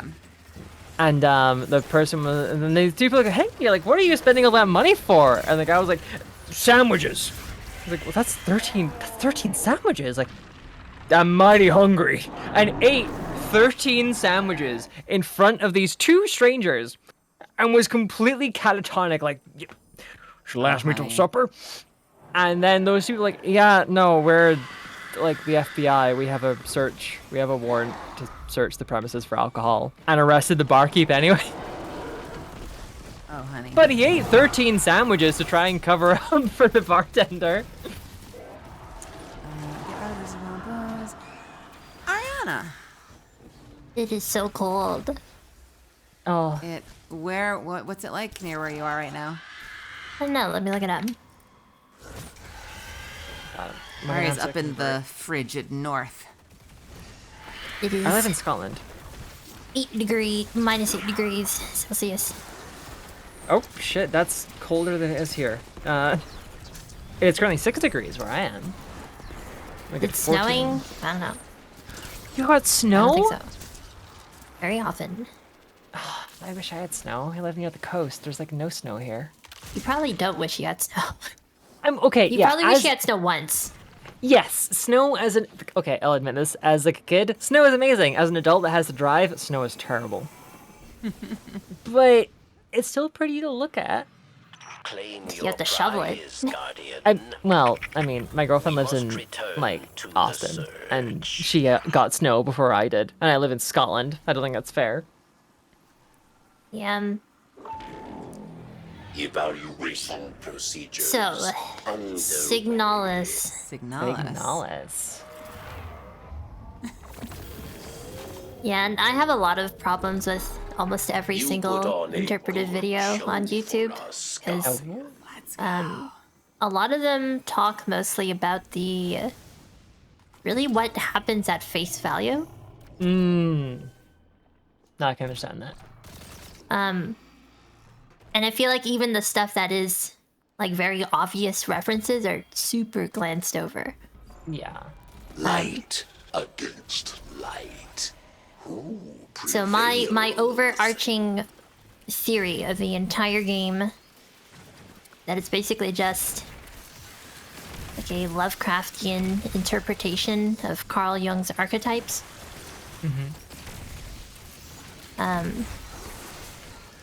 And I haven't really heard too many people bring that up. Do I have to start with what archetypes are? I want to start from the beginning with this one because there is a Mel in the past that remembers this, but it is so far from my brain right now. Yeah, I'm vaguely aware of like Carl Jung's like archetypes, but it's been so long since I last like even looked at this. I want the deep dive. We've already we need to get to 90 minutes so I can say I was right. So let's go. Hey, no, you're bringing someone else into this. It's not fair. My issue, at least for me, I can't yap that long about it because I don't really have any like conclusions to this. But I think like I have a different like fundamental building blocks for the interpretation of the game. Because the first chapter is called Synchronicität. The second one is Liminalität, which are both Jungian psychoanalytical terms. They even mention explicitly synchronicity in the bioresonance thing in the Broadfront log. Yeah, so clearly they're unaware of there's too many references to Jung, and I feel like no one talks about it. Same as like tarot cards. That is a part of like divinity and synchronicity with Carl Jung. Same as the Taoist, like the Bagua, the broken and unbroken lines you see on Elster's blue and white armor, and also on the door with the elements, the elemental keys. That also has the same trigrams. Like these are all references to mostly just synchronicity. I remind myself that looks like element. But what the Bagua like are we talking like Chinese elements, like the whole like wood, fire, water, earth, metal? but more the symbols for them are you see them on the Korean flag. It's the broken and unbroken lines set up into sets of 3, either an unbroken or broken line. Is this what was on the pillar or the keys themselves? It is on the door that you put the keys into. Oh my God! You're the one in Act 1 where you're you take the 5 keys, the one that the 5 elements. Oh my fucking God! There's like a gold one that you, and then there's a water, an air, a fire, and an earth, and then you make a gold one, and you remake one of them. I forget which one it is. Is the air one you remake? I think it's the. I don't remember exactly which one. But you remake one of them. Oh, that you have to like. One of the 5. That's the one that was stuck in the skull, right? You have to read it through the X-ray, and then you have to recode a blank one. Do you see how? I don't know where the fuck I'm going right now. Oh my God, no! I see what you mean though. Like on the armor, there is. Oh my God. I never. This is what I mean. I think everyone's been cooking with the wrong ingredients because clearly the devs have put really intentional patterns that I think no one's talking about. I mean, the whole game is patterns because like there's the Sierpinski triangle, which is Sierpinski, and then the Penrose triangle, which is like the Penrose ship. Like there's. I didn't even think to look for that kind of thing. Are we just like? I mean. Well, you guys can't see the side chat right now. I'm going to throw it up on my stream. Go without me. I'll be right there. We're talking about, is this... Important gamer lore. I know. I mean, have you also noticed, I don't remember what exactly, there's a cutscene where the screen flashes red. There are 3 of these Taoist trigrams in the center, and it's the symbols for... Are we talking about this thing in particular, or something else? Where is it? On my stream. On stream. Oh, on that stream. Door? Yes, that door. You see right in the middle. Oh my God, you're right. You see there's 3 lines for each thing. It's also on Elster's armor. Yeah, it is. You're right. I'm those are just the- looking at our armor right now, and those are there. Okay. So with this as a foundation, There's talk a to me about Sierpinski what triangle this. again. Talk to me about what this means. Well, that's the thing. I'm not too exactly sure in Signalis what it means, but the significance of like tarot cards and like Taoism, I guess, to Carl Jung is that there are synchronicity is supposed to be this whole idea of when you have meaningful coincidences without a causal connection, right? And then there's also pareidolia, right, which is like noticing patterns and stuff that is just what's it, It's vague like, stimuli. Yeah, like the two examples in the game are you have there's the red eye of Rotfront, which is like Jupiter's like the red eye in the storm, which then becomes like the red eye that's painted on coins as like a good luck thing. And pareidolia is seeing like letters on butterfly wings that are just to butterflies just random patterns, but we see letters that aren't there by like because they're letters, they're just there as random patterns. We just see letters because that's what our brain interprets them as. But the thing with synchronicity is that it's like meaningful coincidences that lack a causal connection. So an example Jung used himself was he once was walking through the woods with one of his patients where she was talking about one of her dreams where she saw a spectral fox, and as she's talking about that, a fox jumped out from the woods and followed them for the next 20 minutes.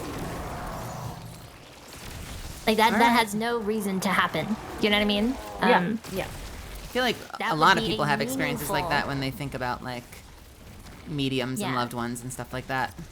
Yeah, another example of a synchronicity would be when you have a dream about someone you haven't talked to in a long time, and then like when you wake up, you find out that they messaged you.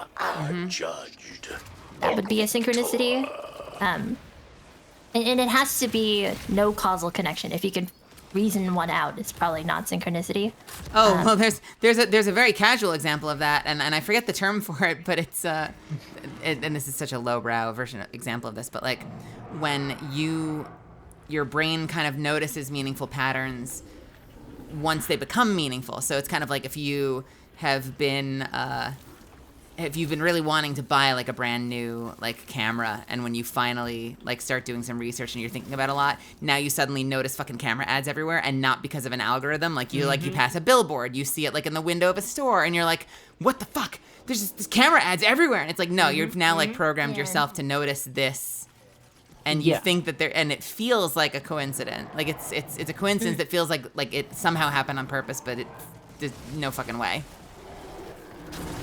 Yeah, You're just but, noticing it now that there's relevancy to you. He talks about synchronicity. It's also attached to archetypes.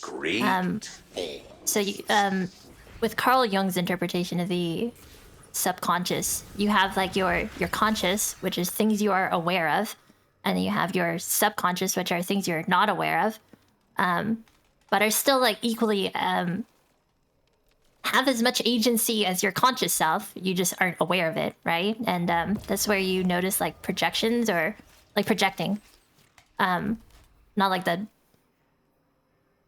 magic kind of projection. I mean, like when you like accuse someone else of something that's totally something you do, but you don't think you do. Like that's coming from your subconscious, but there's a level. So what liminality is, chapter 2, liminalität. Liminality is supposed to be the space in which things from your subconscious are like becoming, like entering your awareness into your conscious. So that's like one hint, I guess, for I haven't heard anyone talk about. From your subconscious into your consciousness. Yes, and the technical term for it, like a third-party thing to bring that out is a psychopomp, but I don't see that anywhere in the game. At least explicitly mentioned. What would be an example Although of there like are plenty a in the liminality? game. A liminality is a space. So like, you know, when you know when you're in a conversation with a friend and you kind of all zone out and there's parts of your subconscious that you're starting to become aware of, like you start thinking about it, and then when that conversation's done, there's that really weighty feeling. That's a liminal space. That's liminality. The kind of in-between points of like your subconscious and your conscious, yeah. Yeah. Yeah. And so that's supposed to be liminality. But anyways, the archetype thing is supposed to be even like a lower level of your subconscious. It's supposed to be something that you can probably never access at all, ever, right? But archetypes are... I quite like Newman's description of it. It's one of his students. So you know how you have your body, and then you have organs in your body, and these are things you've inherited purely by like the DNA of being a human, right? And they run automatically. You can't really, you don't consciously control your heart rate. You know, you can influence it, but you don't make it beat, right? It runs automatically. The whole idea of archetypes is, what if there are organs to your mind, like the software of your brain, that you've also inherited that every human has, right? Just like organs, like every human has these archetypes. So like a kind of mental template that is the like command codes for your body kind of thing. Yeah. Well, for your mind, your psyche. Okay. And I've always interpreted Signalis as putting a Lovecraftian element to those archetypes.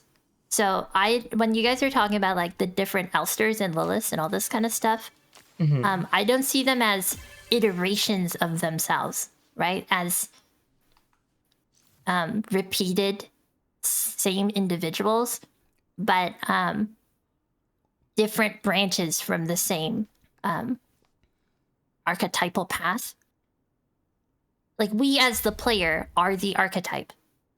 So like we're controlling parts of these, like influencing some of the agency of all these characters.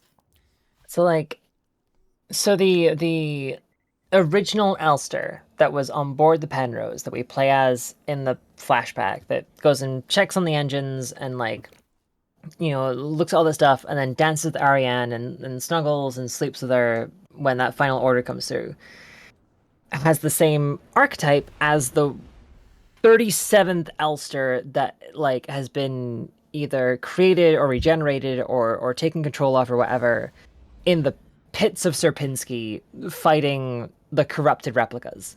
They have the same archetype because we as a player are because it's us. The archetype. Yeah. Yes. So are we talking about expressions of possibility then? I have this hypothesis that the artifact ending is the first ending because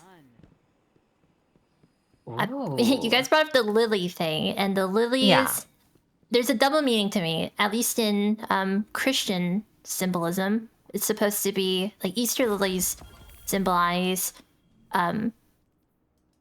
death and rebirth, which adds to the whole cyclical thing of Signalis. Okay. And the other one is lilies are mentioned in the King in Yellow. And the King in Yellow is a big part of like a basis of Signalis. Yeah, but it's the one part, at least that I've been like latching onto, I guess, is the I forgot the name of the short story. It's the one where there's the I think I know the one you're meaning. The one where I'm totally leaping here if you've said anything, but the one where like the guy crystallizes stuff. Yeah. Yes. Yeah. Oh my god, what's it called again? Shit. I know what you're meaning. And what is the significance of the lily in that? It's there's this guy who does like he makes like marble statues, right? Then he creates this, let's say, elixir or liquid that anything you dip into gets preserved into perfect marble. Okay. And he starts with dipping a lily into it to show it off. And you can see every single detail of that lily is like perfectly preserved as marble. Then the story gets like increasingly more absurd as they kind of scale it up, and they're talking about like in that process, is it preserved or destroyed?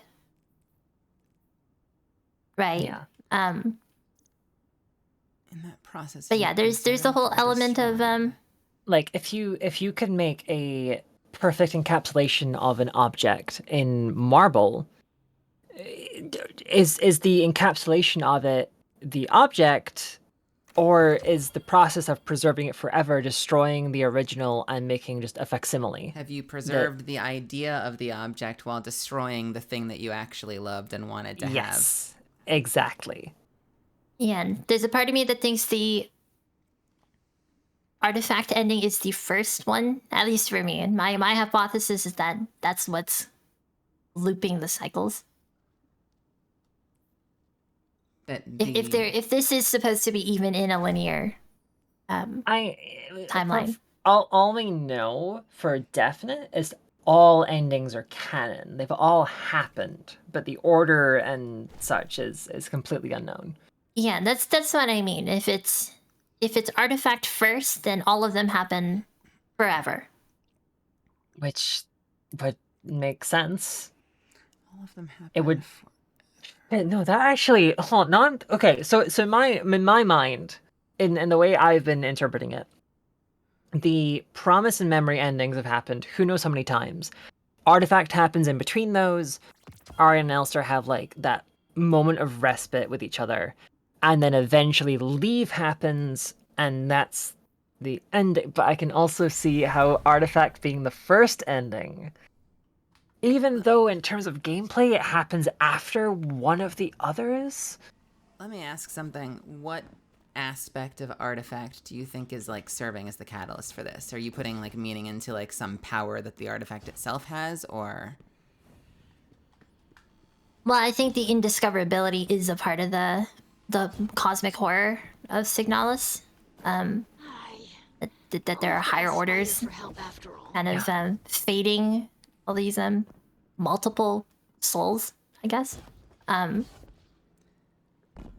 It's kind of Cthulhu, Astor kind of mythos, right? Literally in the King Yellow. Are we seeing like the end of each of these possibilities, and now we're going to explore how they got there, or am I misunderstanding? I don't think it literally happened. Yeah, I think in a lot of interpretations, as far as I understand it, and kind of where I've taken it, is that the happenings of Signalis as a game are kind of in their own separate realm from reality. Like in like you have at least two separate, I guess, dimensions in Signal. You've got the real world and you have the Red Waste beyond the Red Gate where the Penroses crashed. And at some point, Ariane, either through the Penrose crashing and her getting out the cryopod and making contact with some kind of outer being, or maybe it touched upon her mind while she slept or something, there's an in-between space which is an amalgamation of Elster's knowledge and Ariane's knowledge, and through Folka going through the Red Gate in Leng, Folka's knowledge of Sierpinski on Leng. And that creates like an interspace between reality and the Red Waste.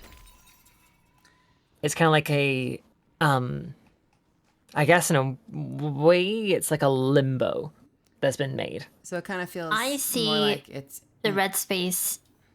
Sorry, what? I was gonna say it described like that. It kind of sounds like it's introducing like that when you get to that artifact ending, they're like introducing a concept. To me, like you're now in this space where like, oh, this is a thing that exists. This was not the only story. Now And we'll explore the other stories. I have another kind of bias to this, like the Easter egg and well, not the Easter egg. The new game plus ending in Silent Hill 2 is the rebirth one, when you do some kind of like occult ritual to try to bring your wife back. But because it is supposed to be a psychological horror game, the endings mirror something about the player. In a way that, like, in Silent Hill 2, the rebirth ending, which you can only get a new game plus, and you have to do like very Easter eggy kind of item collection things. Like meta contextual stuff. Yeah, meta stuff.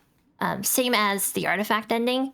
In a way where James in Silent Hill 2 can't let go and wants to repeat it, just like the player can't let go of the game and repeats this. It's us controlling all the different Elsters and Liliths and their wills to not let go. Just like us as the player to try to find it, like to go even deeper and can't let go. This is why I love Signalis. It's so see what I mean? It can go. Oh my god. Is why I still kind of, to a degree, partly through influence to a friend, clutch onto Leave being the only real ending, because the rest of them leave room for a loop. Like, at the same time though, there's okay. So my explanation.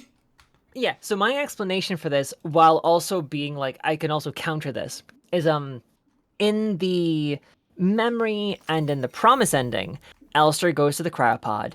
She either kills Ariane or is forgotten by Ariane, and both of them slump and die next to the cryopod and are left there, which is where then the next loop's Alistair comes in and takes the armor. Now, and then Leave. She doesn't even go into the room. She walks away into what she sees as the seas of Veneta, drops her armor into the sand, curls up and dies, and a golden light engulfs her. And that could potentially be Elster letting go, and then the bioresonance hold on the entire thing lets go of her because she is no longer attached to the situation. She's let go. Her soul is free. Her experience of this nightmare is done with.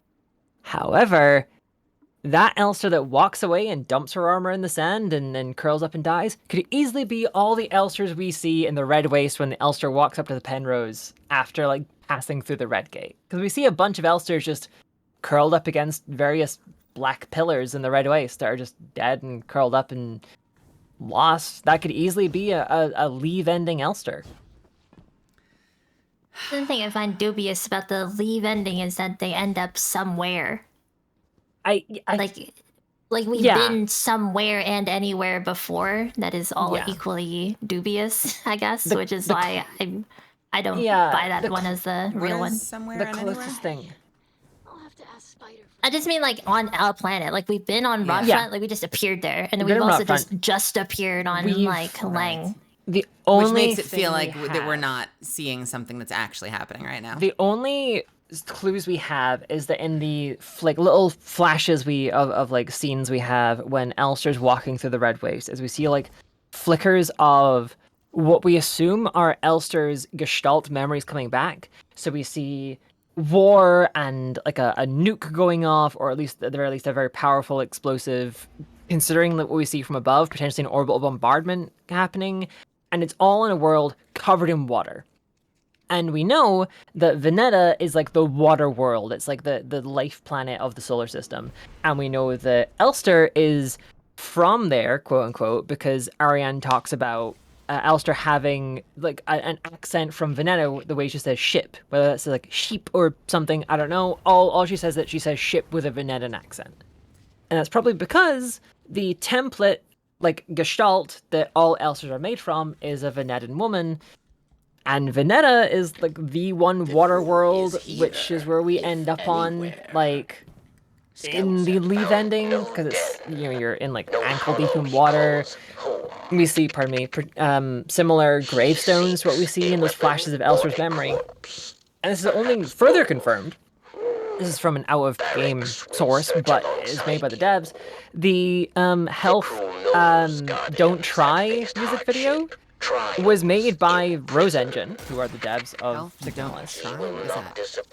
So Health is a band, and they made a song called Don't Try. That was part of the Rat Wars album.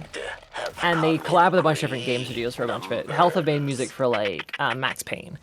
But for example, they made a song called Hateful, and it is the music that plays when you're in Cybergrind in Ultra Kill. And they made a song called, when they were doing it, because I remember talking with Susie Hunter, and they were kind of flip-flopping between one of the songs, I forget which one it was, but there was one song in the Rat Wars album. Yeah, so Health are a band. Yeah, so well, they didn't do anything for Signalis directly, but they were making an album, and they reached out to the Rose Engine devs to be like, hey, do you want to make a music video for one of the songs? And they settled on the last song of the album called Don't Try. Okay. And Rose Engine made a music video for Health for that song. And there were some extra scenes that aren't in the game that they made for the music video. Some of it is like game dev stuff where like they show rooms without any characters in them and like sort of fade between them in like ways that a player couldn't see. There are some brand new scenes where we see like Issa, Erica, was that her name? Issa, Erica, the twins, and Ariane hanging out in Rotfront. We see them like playing around a monument, and like that's like a brand new thing we've never seen before in the game. That's like a whole new thing they've done. Like, and there's a bit where at the end of the track, which is already part of the song, like you hear like as like the music fades out, the sound of like distant gunfire and like artillery going off. In the music video, it focuses on graves on Veneta, which are also the same types of graves used in the artifact ending as well. So we know for a fact that the world we see in the Leave ending is Veneta, for certain. Sorry, feeling dumb, and maybe it's because I'm multitasking. They made a music video for Ultra Kill, but it had scenes from Signalis in it? No. They made so Health as a band, they made a music video. They made a music video that used Ultra Kill stuff. They also made a song that was then used in Ultra Kill, but in the same album, the final song of the album that was already made, they reached out to Rose Engine, the developers of Signalis, and Rose Engine, the developers, made a music video for the track in the album. Using Signalis. There's a lot of... Yeah, so the devs of Signalis used footage of the game and new stuff that they made themselves to fit the music video for Health. So we have a confirmation that what we see at the end of Leave is Veneta. It's Veneta, yes. Is it? I think there's already a bunch that kind of confirmed it, but this like extra solidified that it was Veneta. Is it interesting that we're playing like a let me make sure I use this word right. We're kind of, when we're playing as Elster, we're kind of playing as like a simulacrum. You know, this like thing that kind of is like a recreation of something that used to be alive. And, yes, you know, it has its own mind. It has its own kind of ability to self-actualize. Some better than others based on like how deeply trapped within the system they are. But so it has its own individuality, mostly because it's, fragmenting. But the idea of at the end, at least mentally returning home, but it's not returning to its home. She's not returning to her home. She's returning to this idea of a life that didn't actually belong to her, which is fascinating to me when, the person who, that's interesting to me. Yeah.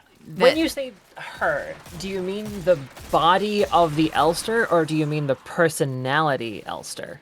Even either one of them, if they're returning to a memory of the human that predated the Elster unit, they're essentially longing for a life that was never theirs, which is fascinating to me. That would be where they go, kind of to be like their happy place. If that's like their version of heaven, if that's like their happy place that they go to. There's a whole thing you reminded me of. Okay, there's a thing, it's a super niche thing, but if I remember correctly, in the first 2/3 of the game, in synchronization and liminality, when you die, it shows you like that blue screen. And it shows you Elster 512 and a bunch of blue screen errors. But when you're in Gestaltzerfall, that last chapter, and you die, it has Elster and then a bunch of errors. Rotfront? Yeah, when you die in Rotfront, it has Elster, dash, and then just a bunch of errors. It doesn't tell you who you are. Because in the previous ones, when you die, it's Elster 512, which is the Elster that was on the Penrose, because it was the Penrose 512. But after Gestaltzerfall, when you go to Rotfront, that's just a bunch of errors. You don't get to see who you are anymore, unless I'm mixing that up and it's the other way around, but I don't think so. I think it is you see 512 in the death messages, and then afterwards, it's thing. I'll need to look at, like, hold on. I'm so certain Oh about yeah, this. I was gonna. I do have to correct you. It's not synchronization. We have found That's something You're else. correct. It's You're synchronicity. correct. Yes. That's it. Yes. No, you're correct. You are very correct with that one. It's actually kind of interesting how they. Yeah, no, how they you're mention right. synchronicity. They Yeah, mention no.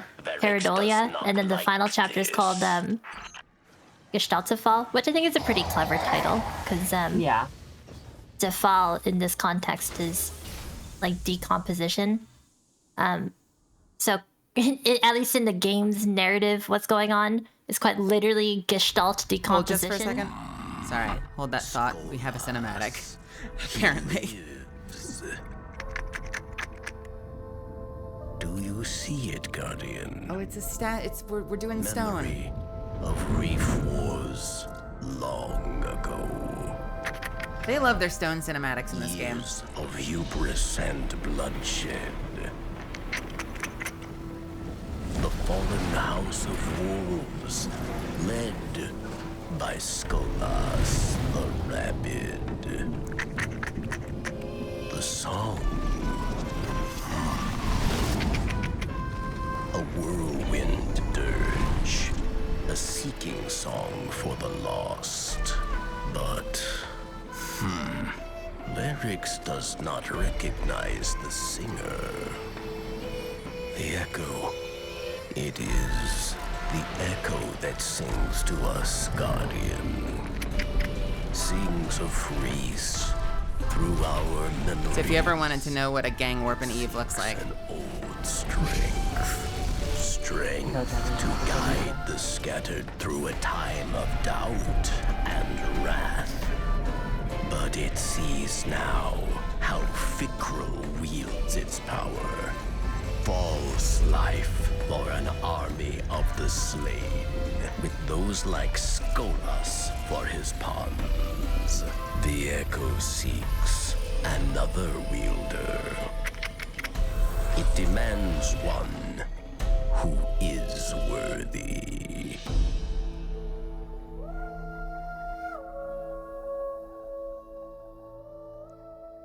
Cute.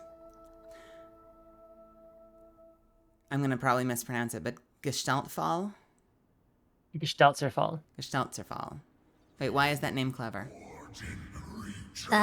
Because at least in the narrative, right, it's Gestalt decomposition, but Gestaltefall is an actual word. It's when you look at patterns enough times that they start to lose their meaning. You know when you've read a word over and over in a script, and it stops becoming a word and just becomes mush in your brain? Kind of what seems like it's happening to the people that have been infected. Yeah, basically. Like, it's when, like, you know when you write a word over and over and over and over and over, and it just stops meaning anything. That's it. Doesn't look right anymore. Yeah. And also, I looked it up. And do you relate that to, like, the cancerification of Rotfront, or what do you relate that to? The whole story. Like, the more time that we spend in this world, the more it, like, decomposes and falls apart, and we cycle back again through through Sierpinski, and like you're finding notes that have been like, now they're like fucking fragmented, and you can barely make out any of the words. Think about a Sierpinski triangle. How it's an infinitely repeating inward cycle, and how a Penrose triangle is an infinitely looping. It's a Mobius strip, but a triangle instead of a circle. They're all repeating patterns. And Gestaltfall is when the pattern you keep seeing just degrades into it just keeps on happening. And looking at a similar thing, I looked it up. I can't see an exact on when these happen, at least from the Reddit posts I'm seeing, but there are at least 3 different death screens in Signalis. Okay. One says that you are Elster 512, which is the Elster on the Penrose. You have the Elster S2301, which means you're on Sierpinski 23, and you are the one, at least from people who figured out, the one active Elster, because if you go by all the bodies of the Elsters pushed down the elevator, there's at least 70 to 90 Elsters in there. So the O1 must at least mean you are the one active Elster. And then there is Elster say one active, what do you mean? dash... As in, like, you are the only active Elster unit on Sierpinski. Like, when they say, oh, we're calling Isla S2305, like, that's your designation because you are the 5th active Isla. But if, say, the first one were to be deactivated or decommissioned, you become Isla S2304. That is and very, it goes up like very, that. very poor. Which could be designating naming scheme for your robot. Why would you redesignate a robot? That could, I mean, they're like, that's one explanation for like why there's like 90 dead Elsters in an elevator, but you're S2301. But then again, it could just be the whole fuckery of bioresonance and shit. But the other death screen you see is your Elster dash, and then it's 4 corrupted characters. And they're not like the translatable corrupted characters that we've had before, where there are multiple versions of the same diary sheet, which have different corruptions, if we can kind of translate them. These ones are just gibberish. They mean nothing. So, who knows? There is no definitive, you are this version of Elster at this version, like a time, and in this place in the story. It's different you want to every hear time some you die. patterns that will really throw you for a loop? Oh, please. Okay, so you mentioned S2301. Yes. 512. Yes. Yep. So, I don't know if you've tried to add up the sum of all those numbers. Yeah. Mm-hmm. But Sum of... 512 is 8. Yep. Right. 2301 is 6. Right? Yep. Yep. Yeah, so 6 and 8. I don't know if you figured out the first code to open a door. It's a reference to the funny, like, System Shock 451 code. Yeah, but unlike 451, it's 204 512, right? Cannot win this battle, Guardian. Yeah, so embedded inside the two twos is the 0451, which is the funny Easter egg. But if you section it to the 512 on the latter half, which is 8, and then the 204 on the first half, you get the same repeating sums, 6 and 8. Not failure, which, we have learned I mean, the 8 I can figure out. That is probably a reference to the backwash. uneasily in his I was thinking like 8, like infinity. Like it just keeps looping. Like if you turn 8 on I'm its side, pretty it sure becomes it's an 8 infinity. as in the possible combinations of the broken and unbroken trigrams on the What is it? Taoist Wait, symbols. so 541 is a reference to System Shock? 451 is 451. It's well, that's like it's the an- surface level Easter egg. Yeah, like so in the I see. first like I've never played System System Shock, the first code in like the first like keypad you unlock, it's 451, which was also like the keypad to, it was just like to enter the office when they were developing it, like a Spyglass Studios, where it was called. 451 was like the door code, and that has now become in like every sim ever 451 Yeah, or it's also in 0451. Silent Hill. Yeah, it's in Silent Hill. that's become There's like a one in reference there. Gloomwood. Yeah, There's one in like Call of Duty, I that- think. Yeah, So- in Gloomwood, if you open a safe with 0451, it explodes on you. So So wait, so what's the significance of 6? Well, here it goes. 204512 is the first code you get, right? And then you also, we just mentioned the S2301. If you add that, that's also 6. And then there's 512, which is 8. And then there's the rule of 6 in the game. You can only hold 6 items. Right. The corners of Not the in my blueprint playthrough. for But the, going off. the blueprint for the Did you finish the whole game with hybrid 6? I turned on 8 like 30 minutes in. Oh. I played it with the update, which By let the you way, have a that's the flashlight and alternative. make it Now that module. I'm thinking about it, is 8. Yes. Yep. Yep. So you can choose to have an inventory of 6 or an inventory of 8. Or 8. Yep. Yes. That's funny. Babs and Yuri, you did it again. But yeah, and if you cut the like funny 0451, it just has like it's bordered by the same number. It still makes 6 and 8. But the 8 I'm pretty sure has to do with the Taoist symbols I mentioned, the broken and unbroken lines, because there's only a total combination of 8 of them. But then the 6 is I'm not too sure which 6 it's pulling from, if it's also Taoist or if it's Christian. Like if it's supposed to be an Eastern or Western reference to the number 6. If we got into this already and I just flew right over my head, I apologize. But what do you see as the story significance of having Taoist numbers? Well, Taoist Carl symbols? Jung talks a lot about Taoism when he talks about synchronicity. Don't we also see, because you're reminding me of this now, because there's two things. One, I think it might be the Eastern one, because we also see a lot of, like, the bathrooms on Sierpinski are, like, the more, as far as I'm aware, and I could be totally, completely, like, ignorant and wrong on this one, but they're more like the Eastern style bathrooms, where, like, they're more just kind of, like, you just kind of squat. And You swat down. yeah. Yeah. And also there was the moment when you first enter the Red Waste, and like you it's the first like flash of the whole like Alina Sio, and then she turns, and then Elster, and then like everyone like turns one by one, and then Ariane Young, and then they all turn at once. In between those is the symbol you're talking about, the broken like lines where it flashes 512. Yeah, the trigrams flash 512. I remember that fact very specifically now. She's nearly as old as he So is. it probably is the Eastern version, I'm imagining, that they're using. Here's where it gets kind of weird, I guess. Do you guys know about the universal mind? Like the whole concept of that? Is it like the Godhead kind of thing? I'd like to know, Like we're although all- I'm still trying to figure out if like, if you want to, let me know if you want to go into that first. Totally fine. But so do you see them as essentially employing Easter eggs that are all references to that same concept, or do you think that they have actual meaning within the story? I think they have contextual, like interpretatory, I'm going to make that word up, meaning to the story. I think if you ignore it, you're getting a false story. I can agree with that. Well, okay, so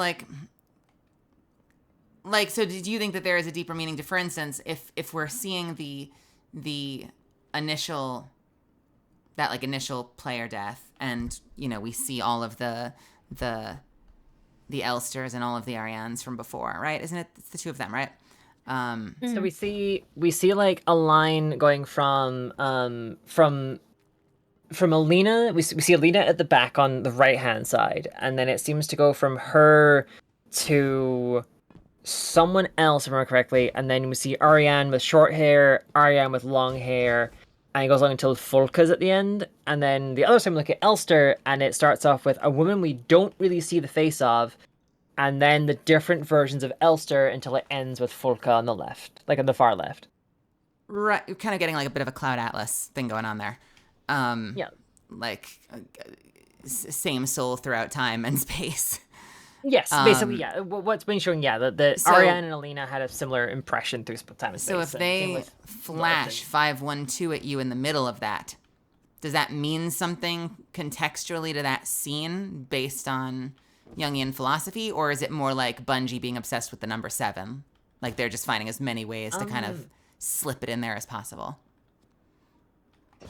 Well, I believe 512 has an aspect of, since it sums up to 8, I think it has an element of wholeness. Okay. Which is why I was talking about whereas like so the whole universal mind thing, it's this kind of concept of like, did you guys watch the original Ghost in the Shell animation like movie? Not the did. live yes. remake. Yes. Okay. I have not. Oh, okay. Well, I'll I have have a to long just list of explain things the, I need to the watch. ending. Yeah. Yeah. It's a bit of a philosophical monologue at the very end, talking about like life. When the guy doing the monologue talks about life as its own like almost autonomous entity where it can branch off and mutate and cull off and like diversify itself to preserve the survival of itself, right? Like if it just simply copy pasted the exact same thing, it would just take one disease or one new environment or something that would kill itself, right? So it has to spread out and all this kind of stuff, right? To maintain itself. Like if it's two different species and then one disease can only kill one of them, then it can continue life in and of itself, right? So there's that idea, which ties into the universal mind, which is a bit of an Eastern philosophy thing of it's this more interpretation of what if instead of you as a subject are someone who lives life, you are instead essentially a vessel for this universal life to live you. Right? And I think that's where synchronicity and archetypes and this whole red eye thing and bioresonance comes into play. I personally don't interpret Elster as necessarily an autonomous, different individual. I see her more as just like equally as manifested by Ariane's dream. She's also equally interpreted as through Ariane's interpretation. Like the ending you get is not you controlling her. You're controlling Ariane, controlling her interpretation of Elster. Okay, yeah. A dream about dreaming. Yeah. It's like I when you mentioned the universal mind, my mind immediately went to like the godhead concept of like the reality as a whole is a dream. Like there's some slumbering deity out there that is asleep and is dreaming, and all reality is all the dream. And that if you were to realize in the moment that you are a figment of imagination, you are just a being in a dream, you can influence the dream as much as you wish. Like you can influence the dream because you're now aware it's a dream. And the idea that Ariane, even if slumbering, has come to the realization that she's like, although Ariane is dreaming because she's asleep in the cryopod, she's aware that she is a being in a dream. And it goes back into like the dreaming in a dream type thing that you mentioned. So that plays particularly well with the kind of like top-down third-person aspect of the game. Like, yeah, there is actually. Oh my god, you just one of these days you're gonna have to let me talk. I'm sorry. I'll let you finish. I'm so sorry. No, continue. I'm blank now. Go ahead. The third person aspect of the game. The godhead dreaming within a dream, third person aspect of the game. Right. So I mean, like, so if you think about a lot of your top-down strategy games, like your Warcrafts, your Command and Conquerors, like you are sort of conceptually playing as the commander. You know, you're playing as like the leader of the Horde or the Alliance, or you know, the general of the GDI or whatever, and you're controlling your units. And so that kind of plays well into the concept of like the eye in the sky, Ariane looking down from above and guiding Elster through the story that she wants to, like, you know, through like a new, maybe potential solution for this problem she's trying to solve. Yeah. I think that's pretty close to what you reminded me of. I'm so sorry for interrupting and jumping in. I just you say something and it reminds me of a post I saw, and it just like ignites my neurons. You mean the red eye thing? Well, not just I guess the red eye thing. Well, like the concept of like anytime you see the eye floating in the sky or on things, that's like representative of Ariane. And there's also like the cameras that track you, which initially can be assumed to be Adler, but like even when Adler's out of the picture, cameras still follow you. There's a whole thing which I forget the context of the post, but someone like either while like recording their gameplay or taking screenshots or something, noticed that there are certain parts of the game where there is this filter, which you can only notice if you jam like the graphical settings, like the brightness and contrast all the way up. Like you max them out to the point where the game's like unfucking playable. But you can see this like CCTV like filter except in very specific areas. And those areas usually tend to be the Penrose in the flashback and the Penrose when you're finishing the game. Everything else, You're talking about you can see there's it. like the eye-shaped. Yes, there's an What do you call that? eye-shaped Like a vignette thing, like a vignette over the entire game, the entire time, that is invisible unless you jack your settings up. And except for like a very small amount of areas, that vignette is always there invisibly. And that. And you said there's certain like, places where it isn't.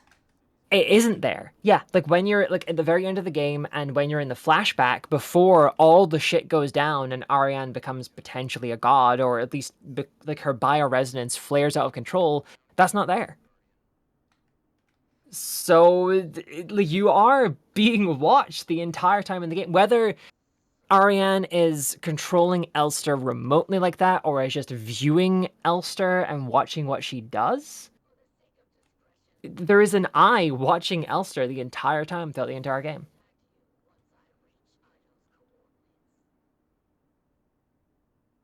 Some Moldy mentioned the thought occurs dreaming in third person. Yeah, and it's not. My interpretation isn't that Ariane is dreaming of herself as Elster. It's dreaming of like a dream watching Elster. Mm.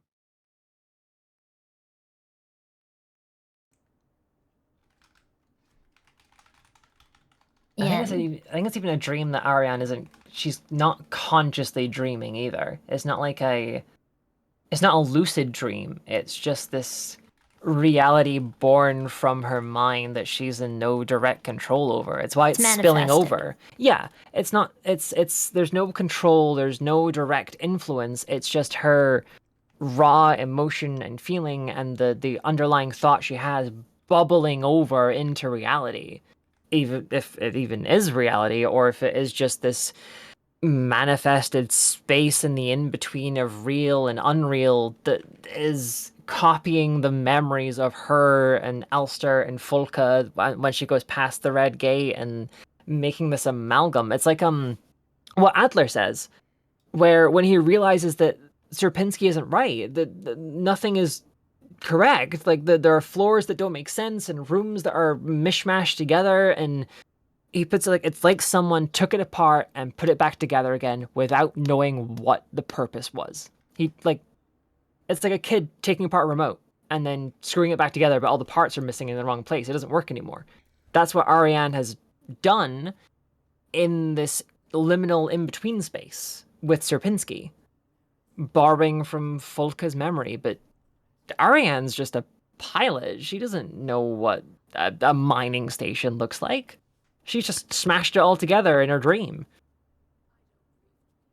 Another thought about because you asked earlier of like, do I think this has any kind of like significance to the narrative? And I said like, I don't think in and of itself the symbolism tells the story, but it's the fundamental blocks to the correct interpretation. So there's this whole idea of, like I mentioned, Carl Jung, synchronicity, Eastern philosophy, and all this kind of stuff, right?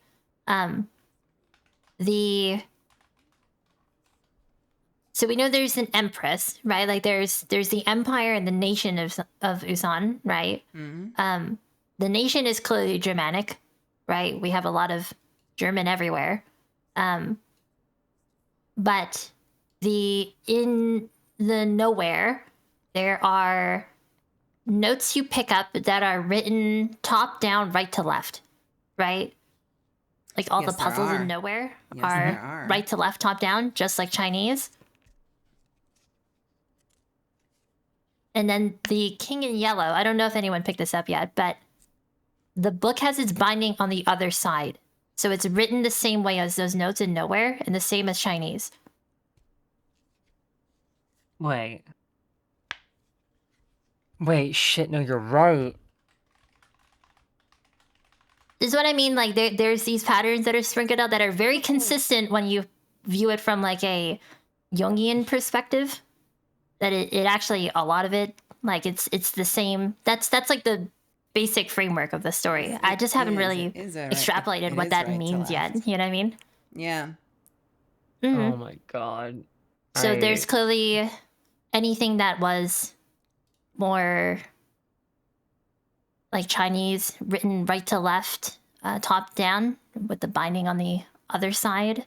That probably has to do with the empire, which is much more in touch with its bioresonance. Isn't Chinese written read from left to right? Historically, I'm pretty sure it's right to left, top down. I'm trying to remember. I took Chinese like 9 years ago in secondary school. I'm trying to remember. I think it might be left or right, but it wouldn't, unless it's a different. Maybe I'm wrong. I could be entirely wrong here. I'm digging up 9 years worth of memories. I could be completely wrong here. Because I'm pretty sure nowadays it's not written. Yeah, right to that was left, the top thing. down. Yeah. It's a very modern thing to write it left to right. Yeah, that could be it. Maybe learning like modern, it's left to right, but in the past it's right to left. Yeah, that could be it. Yeah, because Japanese is based on Chinese and it's read right to left, so that could be it. Yeah. But yeah, that's another. That's what I mean. These are like, I've only noticed a lot of people talking about very like what the game literally explicitly tells you with like notes and stuff, and like an explicit call out to the king in yellow. Yeah. But I feel like a lot of people have missed the underlying, like, overall underlying pattern to the entire game. Yeah, I cannot, like, okay, so like me and my girlfriend very much got into like the whole theory and idea and stuff of Signalis after we played it together. And that was our binding experience as a couple. We both played Signalis like in tandem with each other. That was that. Yeah. Imagine playing a gay game like, oh look, it's lesbian androids, and then it ends in murder. Like I still giggle at the fact that people define that game as just a gay android game. Yeah, like that is like the least important theme to me. No, okay, legit, me and like my friend Tato, who's done a bunch of Signalis art. In fact, my profile picture in Discord right now is a snapshot of art I commissioned Tato to do of me and my girlfriend, with me as a gestalt and my girlfriend as a custom like OC replica, which was a cardinal, which was, I talked about this with you, Mel, because my girlfriend's favorite birds are cardinals. So I was like, okay, how do I make that work as a replica? And it was a Comfort, Discipline, Commando, Livactorin replica, which is Comfort, Discipline, Bodyguard replica. And like the whole thing was they were basically put on stations to make sure the gestalts were like working out and staying healthy and stuff. And I wrote this whole dossier, basically like a personal trainer. And I wrote the whole dossier. I got art commissioned for like the headshot of them and everything, and sent it out to my girlfriend. Like I went. The amount of people who have, through the memes I've covered and like voiced for Signalis stuff, and like other people I know of who I'm friends with who have made like more like cutesy fun art. There's like one I voiced where like Elster is like quote unquote mind controlled by Calibri to like be gay and go for like for girl booty. Do you use the Jungle Book snake spiralize and everything? I think there might have been. I can't remember. All I remember. let me find it. All I remember from voicing it was like thingy. Shit. I remember just saying like it was like, oh, you want to touch someone's boobs, don't you, Elster? You want to touch a cutie or a booty, don't you? That kind of thing. And then like Elster, cutie on her booty, you know. And then like Elster slides off screen. And people were very mad at me. And for like not taking the game seriously, for boiling it down to Sesbian Lex, and that kind of thing. Which, I think the relationship is meaningful, but like we've gone over that. Also, by the way, I don't have that big a problem with it. But I do, like, I can understand that perspective from the same perspective of all the people that do like fucking cutesy mouthwashing art. Where I'm like, the theme, I can't escape the themes no matter how fucking cute you draw your fucking ship. Signalis is easier to get away with. I can't escape the themes. The mouthwashing. But we've also done this. We've gone through this before where like when we talk about the game and chat, you guys are guilty of this too. where they'll be like, it's gay robots. And I'm like, and it's a search for meaning, and it's about like self-doubt and finding your place in the world. They're like, and they kiss. And I'm like, and it's about like the hopelessness of like living under a totalitarian regime and trying to like escape and they're like, and they dance. And I'm like, okay, I give up. I give up. Yeah, it's that whole thing where I think you need to kind of engage. Like, I mean, I'm close to the mouthwashing community in terms that I voiced Anya for, I guess, not official but sponsored animations for like Wrong Organ and Critical Reflex with Jotastic. And like I've done a few things with Jotastic. One of them was like the one I sent you as well, the Anya's point of view when she locks herself in the medical bay. And then there was the Steam Awards promo where I got a few more friends in, and it was like a kind of a tongue in cheek. Oh, like the what if the what if the cargo bay was full of Steam Awards and it's for mouthwashing? Oh my god, guys, vote!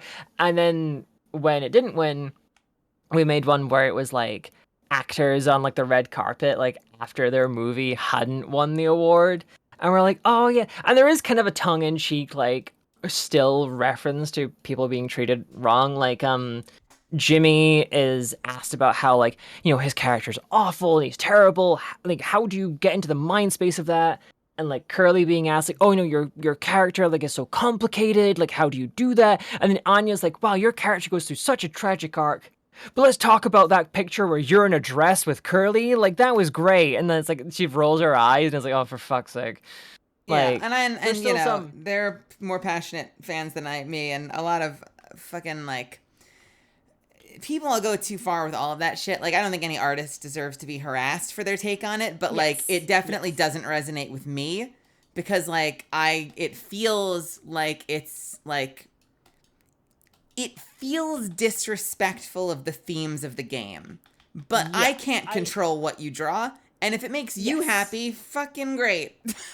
I think there's like lines where like of course anyone making art that is like fan art of any franchise, regardless of topic or tone or subject, is making it out of love, right? Yeah, of course. There's not many people who make anything out of like. If they weren't passionate about that story and the characters, they wouldn't be creating stuff around it. Exactly. Yeah. And, so, and Lord knows the characters' designs themselves are compelling, but not that compelling. You know, like obviously yeah, I mean, they like, if you look at it, Anya is like fucking what's her name from Shining. Yes, is it Shelley Duvall? Their name? Yes, I think I think yes. Very. I might have the exact pronunciation or letters right, wrong, which very much places. Is it the other guy? The other guy is Jack, right? Yes. Yeah. Jimmy is like a Jack Nicholson type. Exactly. Which like makes complete sense. And when people make like, oh, this is like an actor AU where like there were all actors and the movie isn't real, I can understand that on multiple, because some people do it in a way I feel is still very reflective of the game. Like I did a dub of one with some friends where again Anya is asked some very disrespectful, like everyone else is like, oh, you know, like how is it like playing Jimmy, and like, oh, Jimmy was like misunderstood and made some really tough choices, and then Curly's asked about it and he's like, oh well, you know, we can all learn kindness from him, and then Anya's like, you know, oh, well, this is a really tough character for me to get into, but we shared a lot of similarities, and the interviewer's like, would Curly have kept Anya and the baby safe? And she's like, excuse me, what the fuck are you talking about? I mean, and that matches kind of. Yeah, exactly. That's like a mirror of like, okay, even if the events of the game were a movie, women are still treated unfairly, and like as lesser in that space, you know. But some people kind of just make it where it's very much a putting their little blorbos. Like, that's like, isn't that like the crux of so much of the I mean, I'm far from the only person that's dealt with this, obviously, but like I feel like that immediately makes me think of Cara Delevingne and like a lot of the weird shitty interviews that she's had, and there have been other actors as well where like she'll get like oh god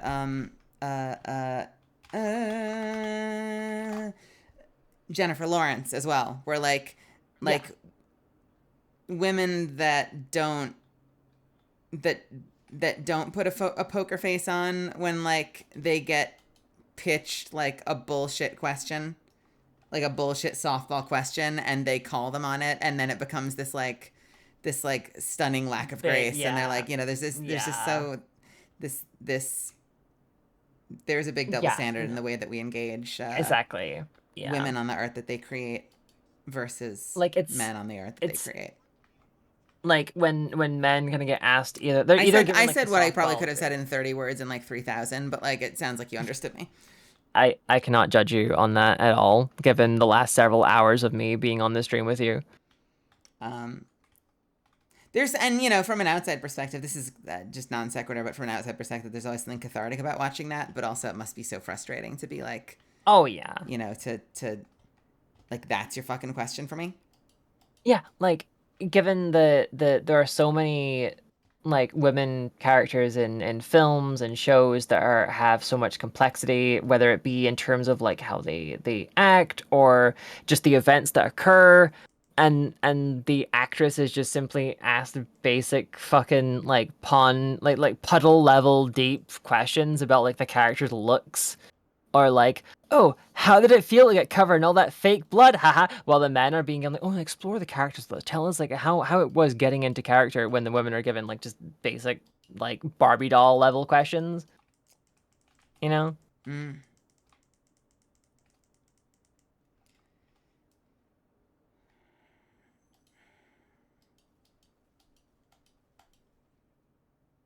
Yeah. God, they're all I can see like the units. full link. I can see the link between like how people. I think maybe I'm muted for a second, Misfits. I need to get fucking red targets because I have to get rapid fire crit kills, and I can't do that if they're all heavy units. Art and stuff compared to mouthwashing, because mouthwashing is. If the evil of that game didn't happen, Something else I think I've seen you play, Ari, by the way. I feel like I was there for your playthrough of that as well. Yes, I did play mouthwashing. Like, I think if the evil event of mouthwashing hadn't occurred, there was obviously the underlying message. My not scout just rifle is a dead man's tail, but I have a skin for it. Capitalistic evil as well. Like the company was also at fault for the events had they spent a little bit more money on employee safety. Signalis, there's this big stretch of time that we know of where for like the 3,000 plus cycles, if not like up to 5,000 odd, I think, from like the translated like corrupted diaries, as in the diaries like go up to cycle 5,000 odd, that where Ariane and Elster 512 spent their time together, acclimatized, fell in love, watched movies together, danced, like had all that time together. So there's a bit more reason for the cutesy, lovey, romantic stuff for those two, and we see them kiss in game 2. And meanwhile, in mouthwashing, it's like, oh hey, we're like a regular crew, and then oh god, the horrors. Would it be here? And the horrors aren't even like Lovecraftian or demonic or destinations, like some Legends. Other extra dimensional. They are Presage. very. You actually get it automatically at the end. So give that mission a run. It's really cool. In a way, it's a really cool mission. You can run it with up to 3 people. Signalis. It's fun. It's kind of spooky. I think Signalis just has a lot of that cutesy stuff because the major theme of the plot is love. Yeah, that too. Yeah, I think it's part of why me and my girlfriend really bonded over it. It is supposed to be the other side of the coin. Wait, sorry, come again? Like, Signalis is supposed to be the other side of the coin of a love story. That whole idea of, like,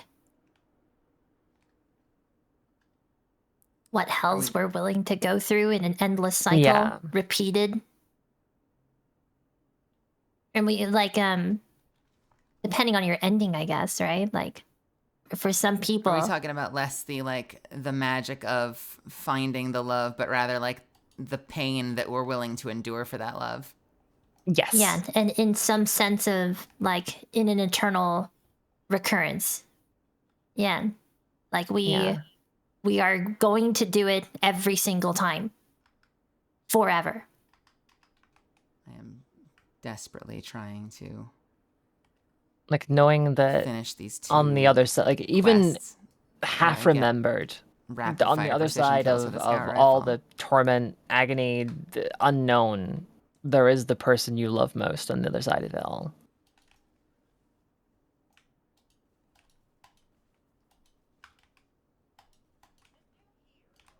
Fuck, I really should finish. I actually I half wrote a video essay on Signalis, and the whole point of it was how when you love someone, you should love them wholly, completely, without any like regard for holding back. Like was it love no matter the cost? I think was how I put it, because it's just if you hold back at all, you should be willing to go through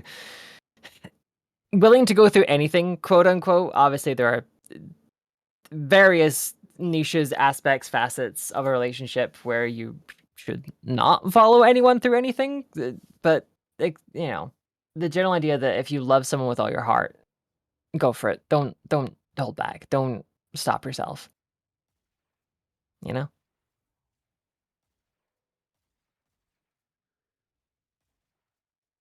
I think I touched on a few things of like it doesn't even need to be like romantic love. It can be a very platonic love at the same time. Because although I guess it's kind of an obsession, we kind of see that with Adler and Folke. Because Adler never makes any like weird or creepy or like romantic like comments on Folke. He just loves Folke and wants to serve her and be her assistant, you know? And dude's in it till the fucking end.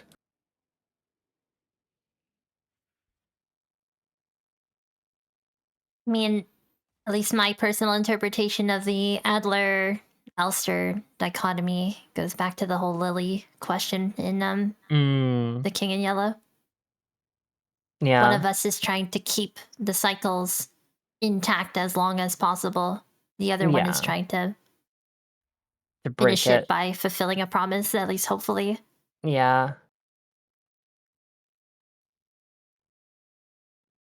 Yeah. And there's even what was it? The it was added in the anniversary update. The one that added the oh my god, I was gonna bring this up earlier on, but I forgot. There's like the dictionary in the room where we first meet Issa, which specifically states that a gestalt is a human and a replica is like an android. And I remember that very specifically because my girlfriend's a big fan of Scary Game Squad for like Jesse Cox and stuff, and they played Signalis on the PlayStation before the anniversary update came out. So there was no options for like changing your inventory size. There like the flashlight or the eidetic module took up an inventory slot. It wasn't like an exterior thing. All that kind of thing. They had some crazy theories that gestalts were the replicas and replicas were the original humans, and that Alina was Elster's sister. All kinds of thing that made me unable to watch the video. But like, there's a bit added in that anniversary update, where you can find an error, like down in the vents on her own, and she's looking after a little tree. Because one of the things that errors like is like as one of their like fetish objects is plants. They're like looking after plants to help them stabilize. I found that the little mole girl hanging out, and she's fine. Yeah, And she's chill, and she like read.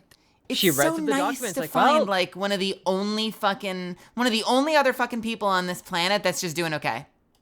Yeah, and it's partly like she's doing the thing that keeps her type of replica stable. Who are the ones that were okay? I feel like if I think back, like the only characters I feel like I met in that entire fucking game that were fine was that little mole girl and the one there's a stork. Calibri in the library. Yeah, there's the Storch that you meet very early in the Storch. game. He's like, Who yeah, I nah, fucking I'm love. staying here.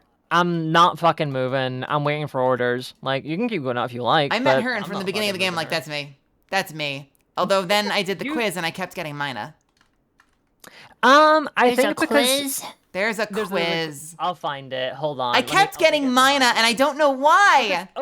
Because although... Okay, so here's the thing, Mel. Although you have a very fiery personality, although you are very quick to anger, you are not violent. You're not willing to beat someone to a fucking pulp. No. Search replica if I find it. So what gets me to Mina?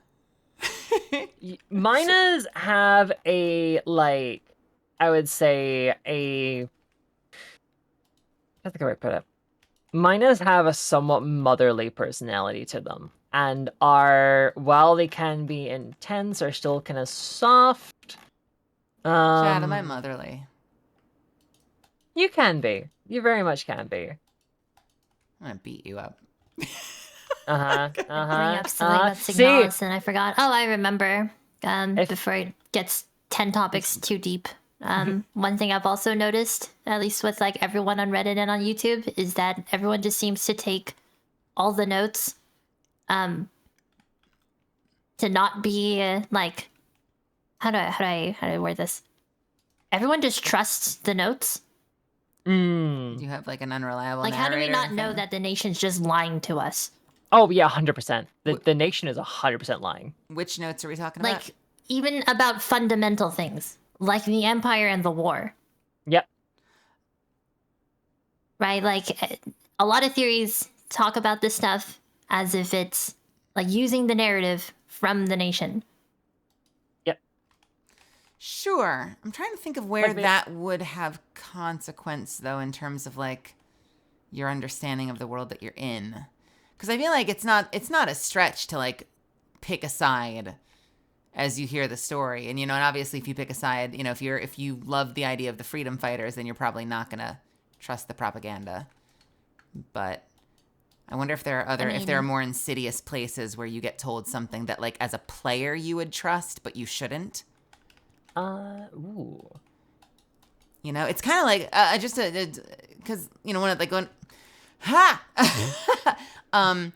Like, a really, like, softball example is, like, the idea of, like, how the game will sort of progress and make decisions about, like, what kind of ending you get based on how many times you die. But, like, my player brain would reload every time because, like, as a gamer, I don't want to fail that fight. I don't want to let it reload. I want to, like, you know, quit out of the game and reload it, you know, and reload from before that save.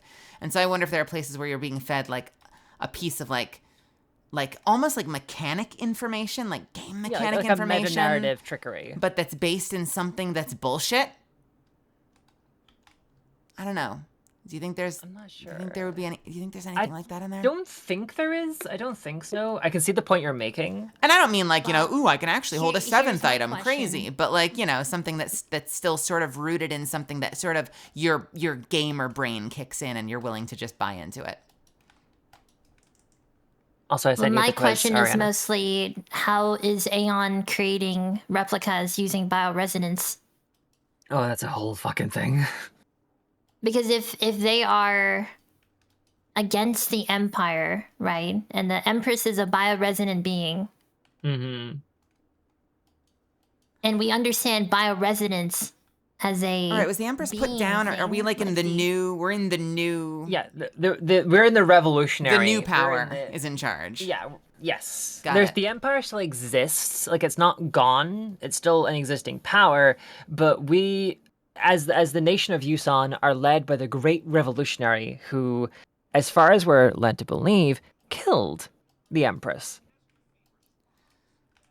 That actually recontextualizes something I think I had forgotten. I think I had forgotten that the revolutionary power took over and we were, like, in a new power system. That kind of raises more questions about what the meaning behind the revolutionary kind of becoming... They kind of point at this a few times. There's still a war going on. Buyan is supposed to be a part of the Empire.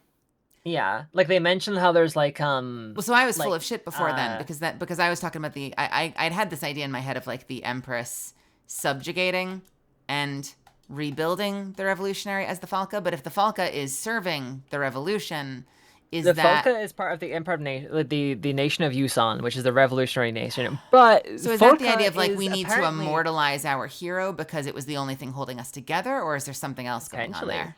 Because, like, all we know is that Folka looks a lot like the revolutionary who was the Empress's daughter.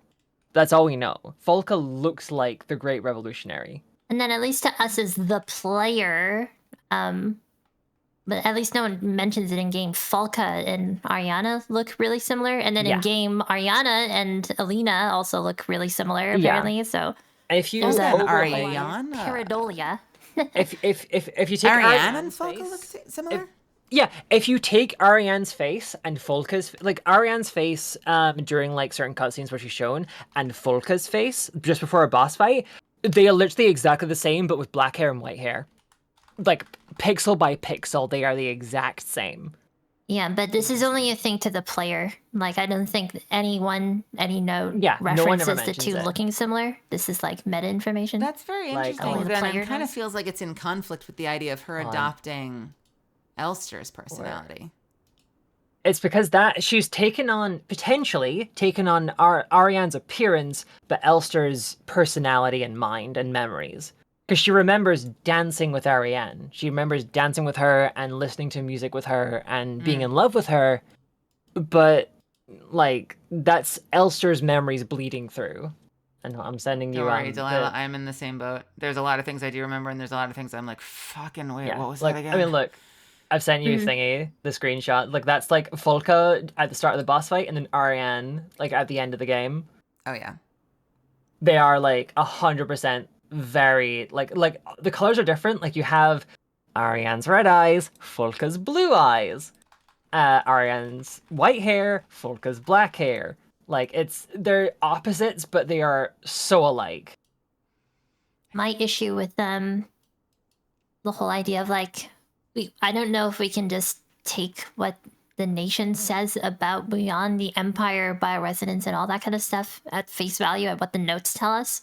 Yeah. In a kind of like 1984 interpretation of like this using the justification of a forever war for other means. Because then they can justify rations, they can justify authoritarianism. Are you talking about like, was the... Okay, so I heard that, but like, are you thinking like, even the concept of like painting themselves as like the great revolutionaries versus just like another group vying for power? Like, was there... I have an unfounded conspiracy theory that they're both the same. An empire and the nation. Oh. I see. So this is not like... Like the, in 1984. Yeah. Like, do we really know that there's a war that's going on between the three superpowers? Or is that just an excuse that everyone conveniently uses to keep power amongst each other? But not necessarily in a 1984 way, but in a much more... Yeah. bioresonance way. Like, considering as well that, like, because they mentioned they've rebranded as well, themselves as the revolutionary power. The revolution. Put in a new Considering as figurehead. well, like, the Empress is, like, the greatest bioresonant being we've ever seen. How did the revolutionary beat her if we're... like, the Empress isn't just like, oh, she's a bit psychic. She changed the climate of several worlds with the power of her sheer will. Like, how did she... I'll do you one better. I'll do you one better. If our understanding of Ariane as a bioresonant being is that she's able to like completely reshape reality and our understanding of everything in order to fit this fiction she's trying to accomplish from her deathbed, that like, yeah, all of our understanding of everything in the world could be a reflection of the same exact like reality warping. Like, because it has been noted that, like, chances are the Empress, who is, like, like, you know, you start with the Empress, who was in love with someone, and then it chains down to Alina and potentially Lilith. Again, we don't know for certain, but most people ascertain it's Lilith, who meet each other. And then it's Elster and Ariane. Potentially there's this, like, leapfrogging of bioresonant power, potentially, because as far as we're aware, Alina had no bioresonant abilities. She was just a regular person that fell in love with another woman. But who's to say that when the Empress was defeated, or potentially saw she was going to be defeated, she catapulted her bioresonant abilities forward to then host in another person who happened to look like her daughter, and another oh god. Remind me, do we think that this is more like Ariane fiction, but remind me the significance of the there was the bioresonant that was asleep down in the mine thing? The flesh of Lang is kind of brought. It's mentioned in the diary that Folka wrote And we from sort her of dreams, see it in but that stone chamber where theoretically she was sleeping that looks a little bit like a weird fucking version of Falka's room. That's the future version of Folka. As far as I'm aware, that's the future version of what happens to Sierpinski in the future. And all the stone tablets we put into the wall in Nowhere, and the one we find in the locker in Sierpinski in the first chapter of the game, have a weird flesh in them. But the only mentions of the flesh in Lang that we find are that stone tablet. There's mention of them in all the stone tablets in Nowhere, which is in the mines of Lang. And then when we read Folka's diary, but that's Folka's diary that she wrote after she went through the red gate that was found in the mines in Lang that led to the red waste, which made her mind touch Ariane's while she was dreaming in the cryopod. So it's entirely possible the flesh of Lang is some weird. If anything, there's two ideas that have sprung in my mind. One is that the flesh is a representation of the all-consuming nature of the authoritarian regime that Ariane was living under. Because until she decided to sign up for the Penrose program, she was told, if you don't find a job, you're being sent to Lang and being made a miner.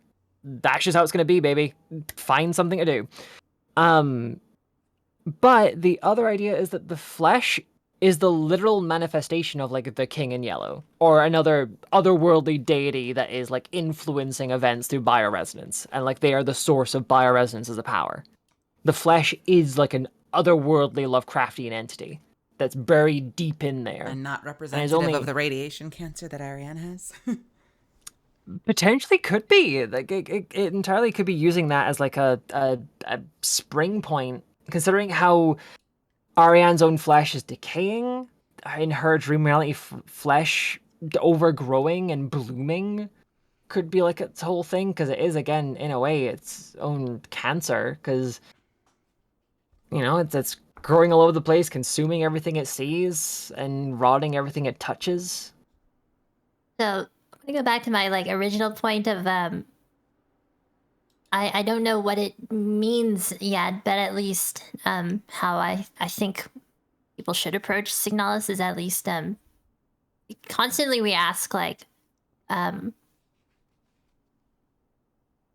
for example, we're talking about Nowhere, right? And the flesh and all this kind of stuff in chapter 2, right? Yeah. In the bottom of the mine, which, explicitly is called liminality, right? And I mentioned that's the space when when stuff from your subconscious is being pulled into your consciousness, things unaware are becoming aware. I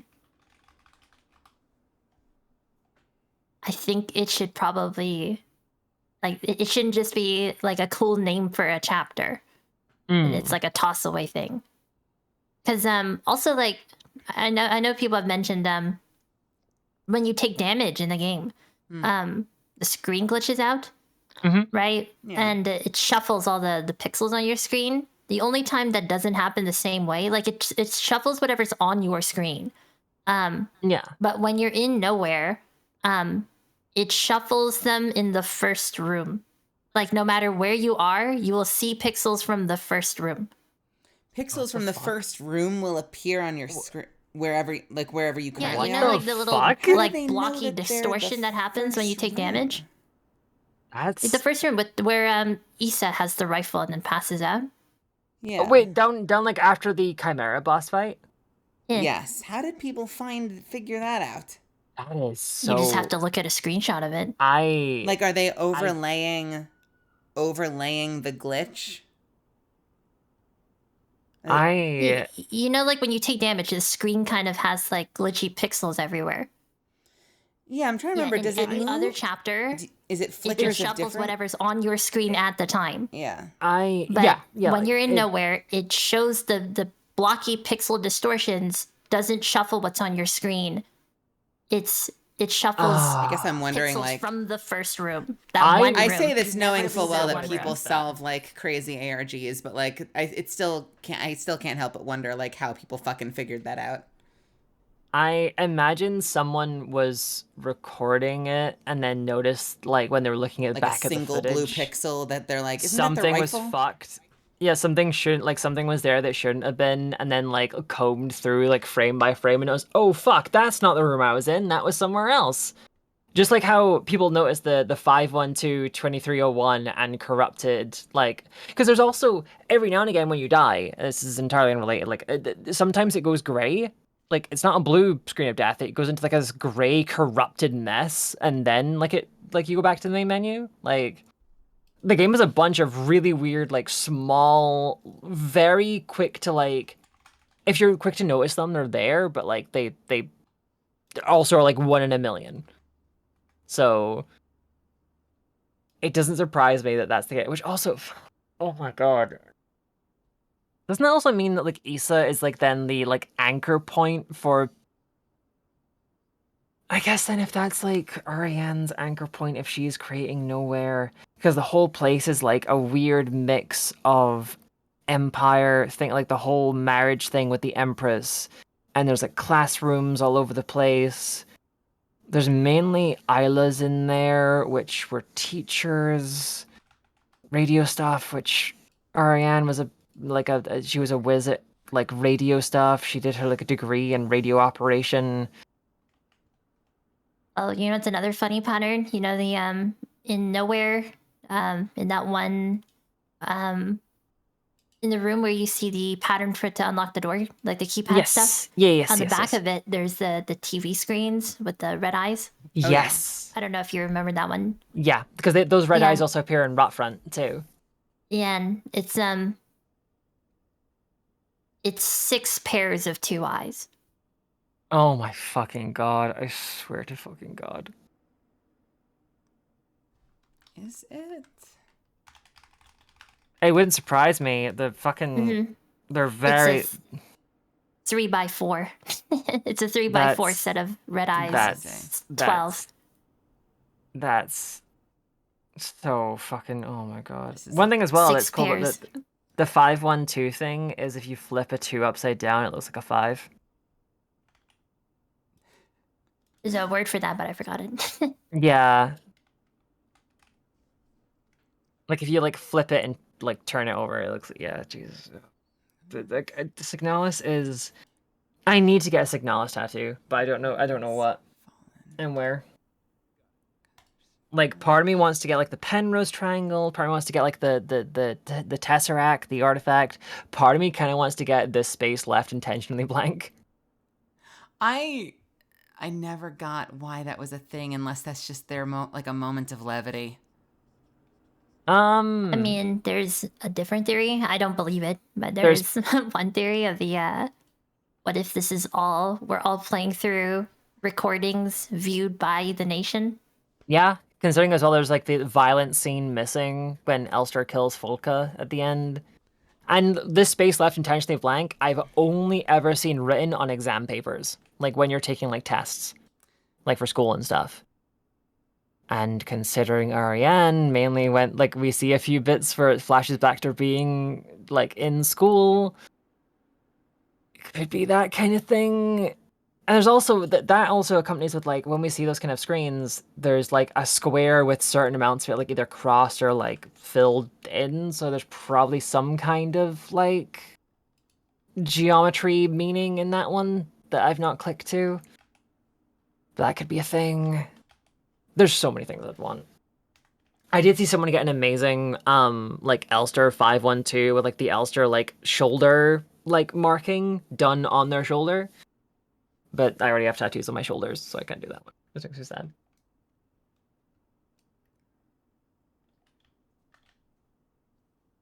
I guess if I really wanted to go Delilah, I will hardcore, I have could to get let like you the know. I'm not Calibri sure if it's going to stars on happen my anytime forehead. soon, but I will keep that in mind.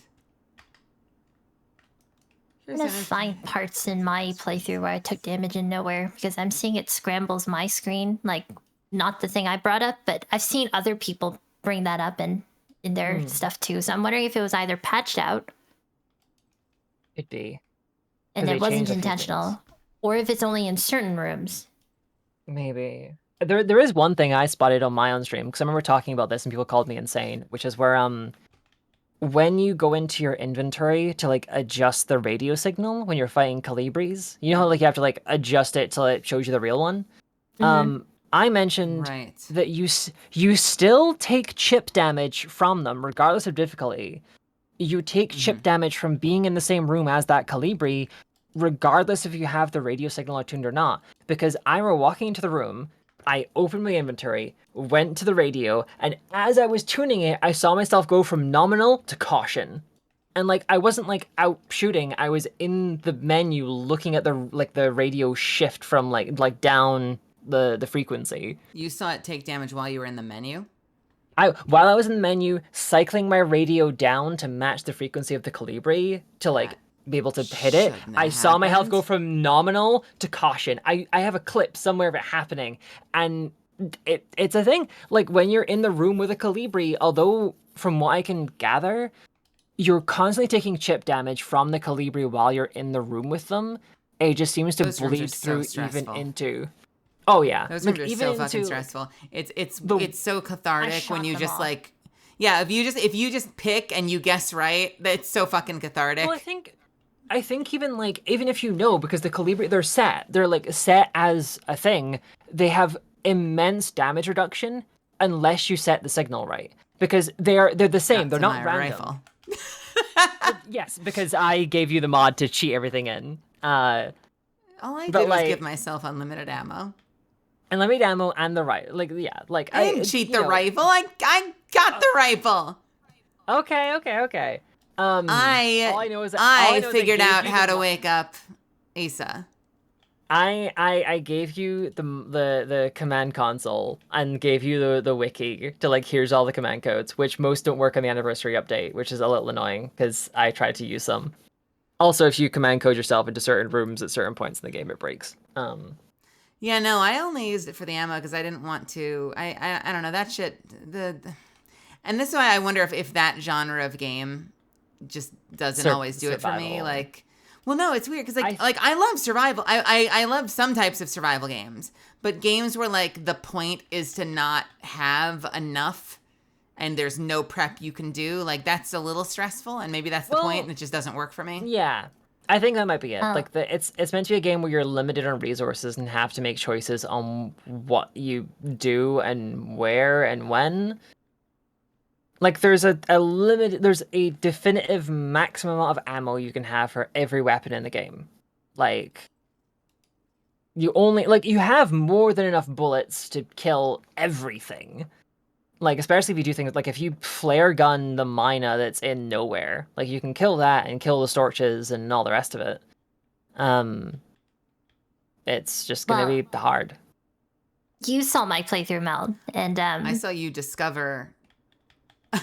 I remember watching. I'm sorry, I don't know if this is what you were driving towards, but I do remember you running around going like, "I still haven't found the grenade launcher." I'm like, "Oh, baby, I honey, didn't find the grenade launcher. I never got the rifle. I shot every single Calibri. You totally did get the and I grenade got my launcher, promise though." ending. And no, here's my counterpoint to what you guys are talking about. Yeah. I didn't know what the endings were at all. I went into the game completely blind. But my entire rationale on how I played the game was I have to get to her no matter what. It was completely irrational.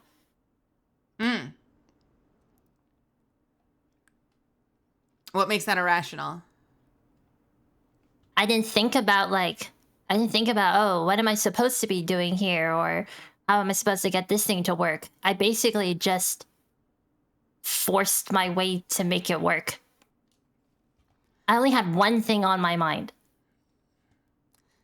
Beating the game. Do you feel like the ending you got substantiated that? Yes.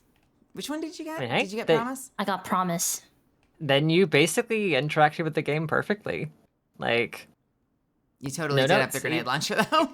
Even if you didn't figure out the grenade stuff and you didn't get the rifle, because I didn't get the rifle on my first run through. I completely missed. Like, I read that note. I remember reading it. I just didn't put two and two together and didn't go back and like look and like go back to that door that was locked. Like, I was dumb and stupid and missed it, but it still matched up because looking, especially once I saw like the requirements for the endings. Favorite weapon in the game. I would go back to play it again, and I would in fact spawn the rifle and use it for the whole game. It was wonderful. It was a wonderful weapon. I think I would fall into the trap I always fall into, even if I had the rifle, which is the trap I fall into in every RPG I ever play, in every single game with limited resources.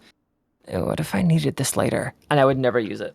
I would keep the rifle in the box and just use the revolver and the pistol till the end of days. Maybe the shotgun every now and again. I struggled a lot with that when I played, this is going to get obscure, but when I played Tome, Train of Magical Expertise, which I'm in. Yay.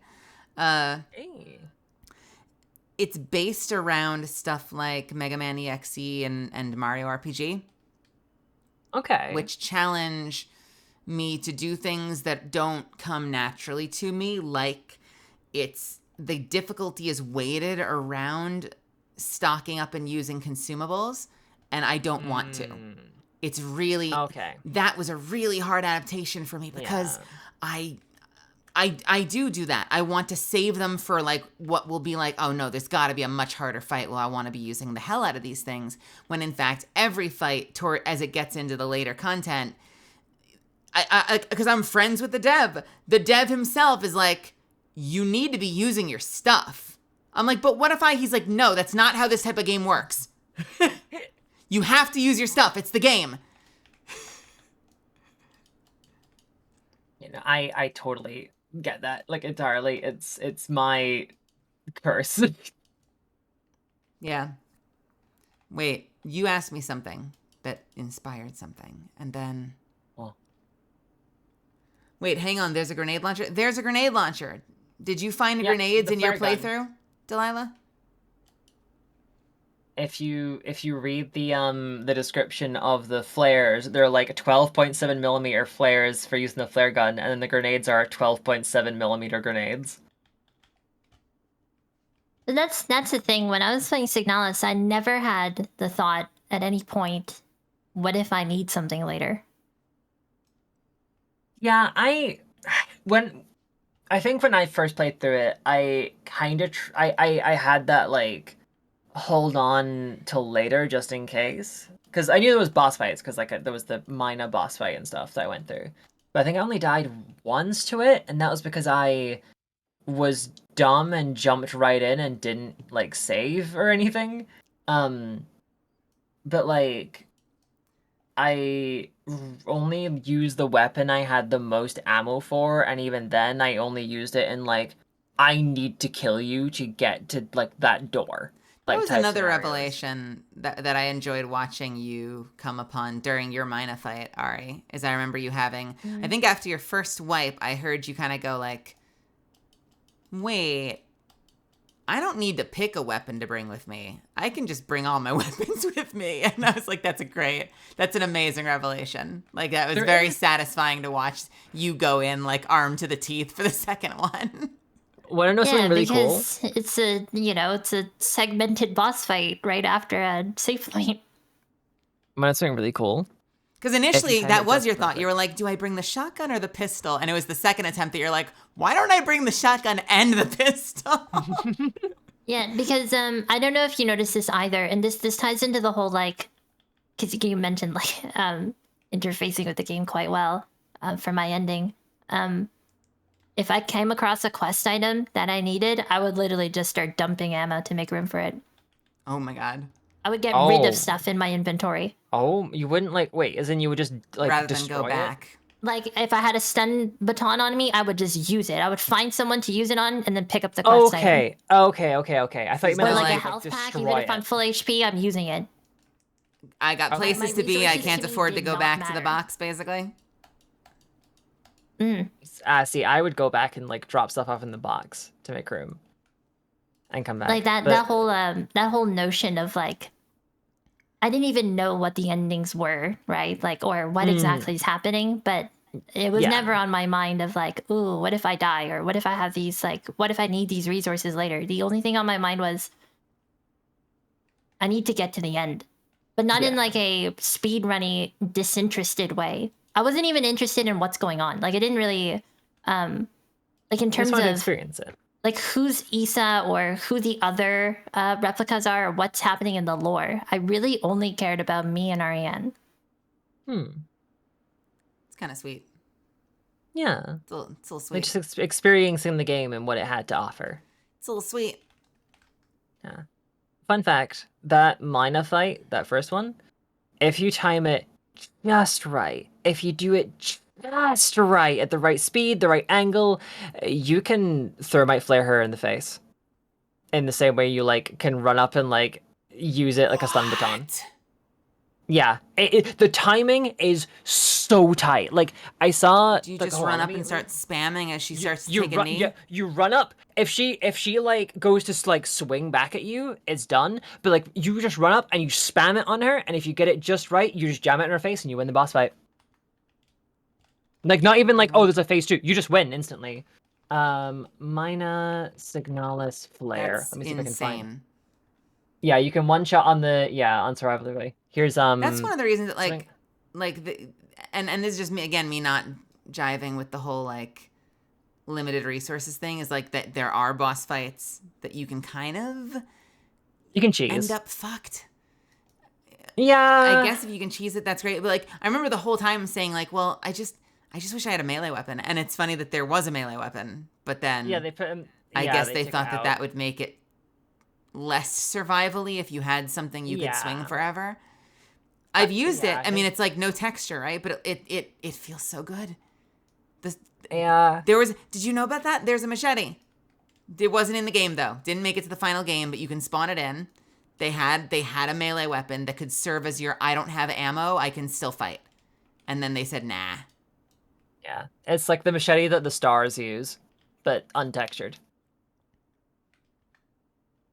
Yeah, I sent you the video. You can just run up and just spam the use item, and you just jab a fucking thermite flare in the Mina's face, and she just slowly burns to death, and you win the fight.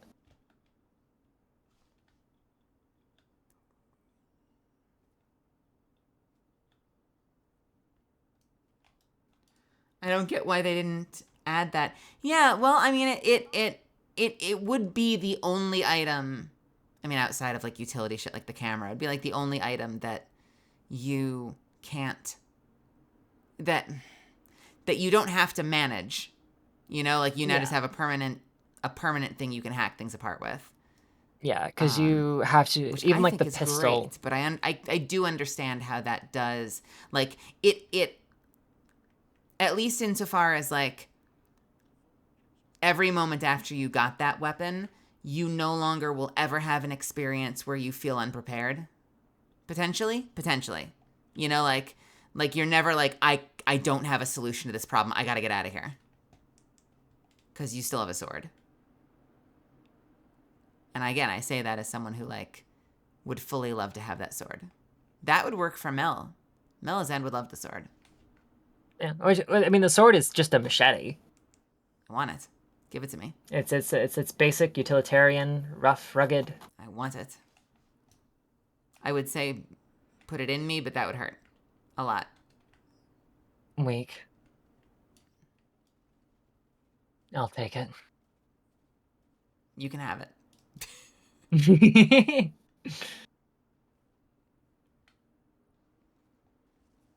Oh my god! What the fuck? You good? Look at the orbs! The orbs? It just spilled out all of the mechanic orbs you're supposed to use to like unlock hero mode, but it just spilled out like fucking 20 of them at once. Oh my god. Shenron, hear me? I am the hype. So many balls. Where do we go from here? We need one more of those. I should probably go to bed. Just finish the quiz thing. We don't need one more of those. In classic. classic me fashion, I decided, yeah, I'll come say hi to Mel while she's streaming. I'll see what's up. Oh, Signalis comes up. Yeah, I can pop into voice chat and chat for a few minutes before I go to sleep. I came into this call at around 6:20 in the morning, UK time. It is now 25 to 10 in the morning, UK time. I've heard my family get up and get showered and go about their day while I haven't slept yet. Okay, now I'm going to get close to my microphone. Yeah, we're both. Oh my God, Mel. This is my so headcanon. close together. This is my We're so close headcanon. together. Because if you guys remember, all right, here's Mel's end theory. If you guys remember, Quills came in here and said, "Who is this Signalis music?" And it wasn't Signalis music. And then that started the conversation about Signalis, which makes me think that Quills just wanted to talk about Signalis and created an entry point for herself. No. By intentionally mistaking a track of music in order to create the opportunity to talk about Signalis. No.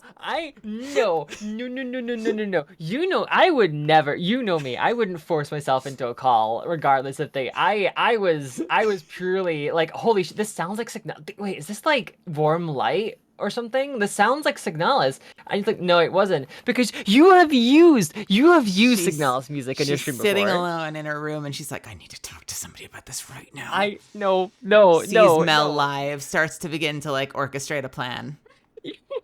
You're making me sound like extra pathetic. Is that pathetic? I don't think that's pathetic. It's diabolical, maybe. What do you mean?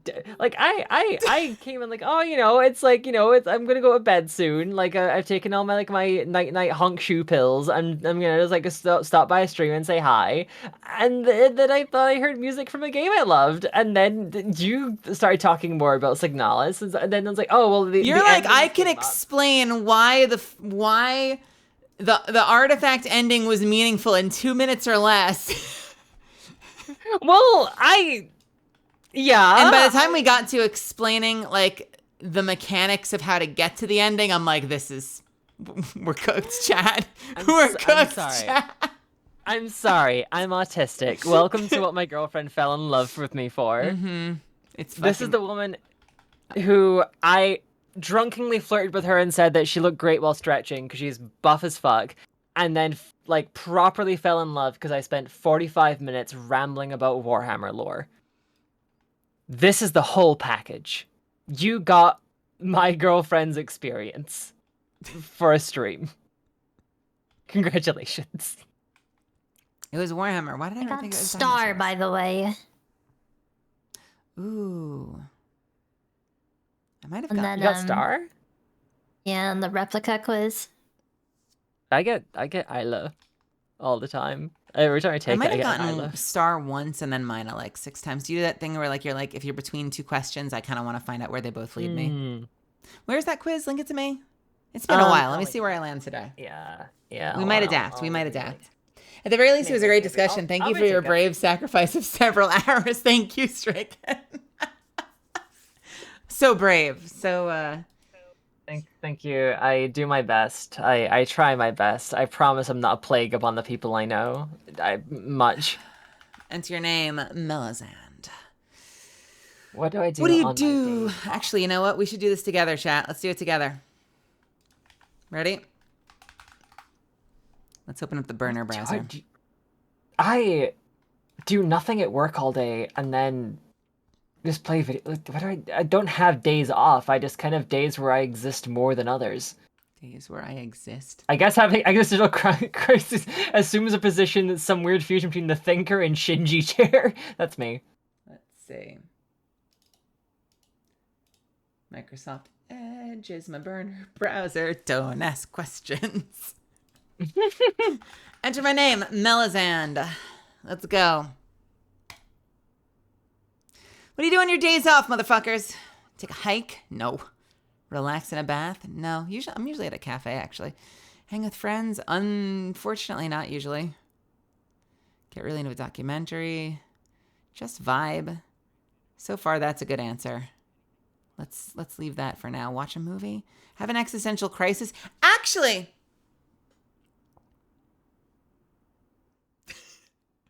I picked the existential crisis. See, here's the thing. It's not existential.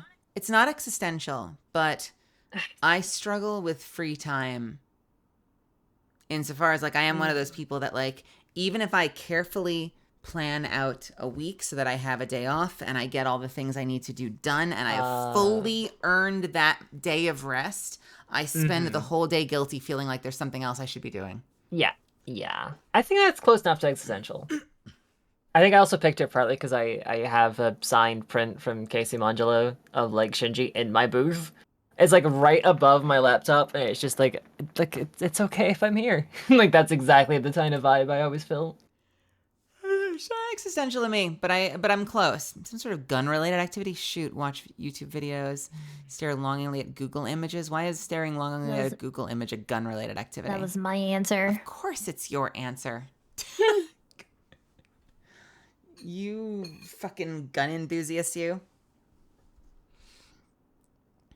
Fuck, I'd love to get into gun stuff, but I'm in the UK, so... Something artsy. LMAO, what's a day off? Actually, done. That's you? LMAO, what's a day off? You're walking, minding your own business. When you see a close friend being verbally abused by a group of people, what do? Approach and attempt to talk it out. I don't have time and energy for this. Sorry, run up, start yelling at the group. This is why I stay strapped. Was that your answer, Ari? I was caught between that and start yelling, but I started with the yelling, so... Wait until the group is gone, then comfort your friend. Grab your friend's hand and book it. Knowing me... So I play characters with a high dex. I think in real life I'm probably a charisma stat. I'm either charisma stat or, and I know introvert, but extroverted, introvert, introverted, extrovert. I'm either charisma stat or I'm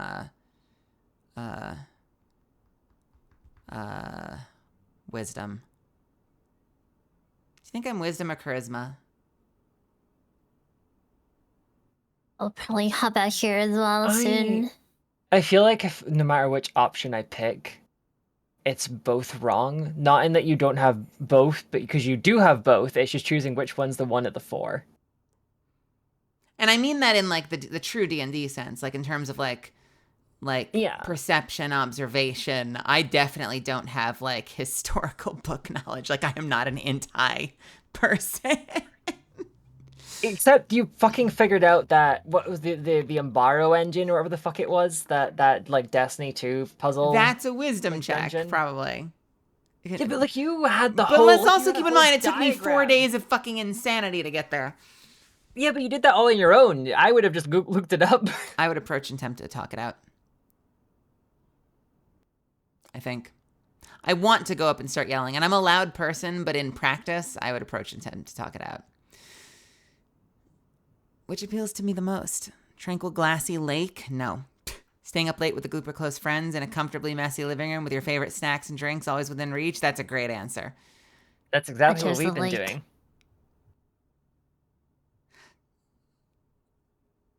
Sitting quietly in a dark room with your favorite person buried in a pile of blankets with a gentle sound of rain hitting the roof above. Is that you, Quills?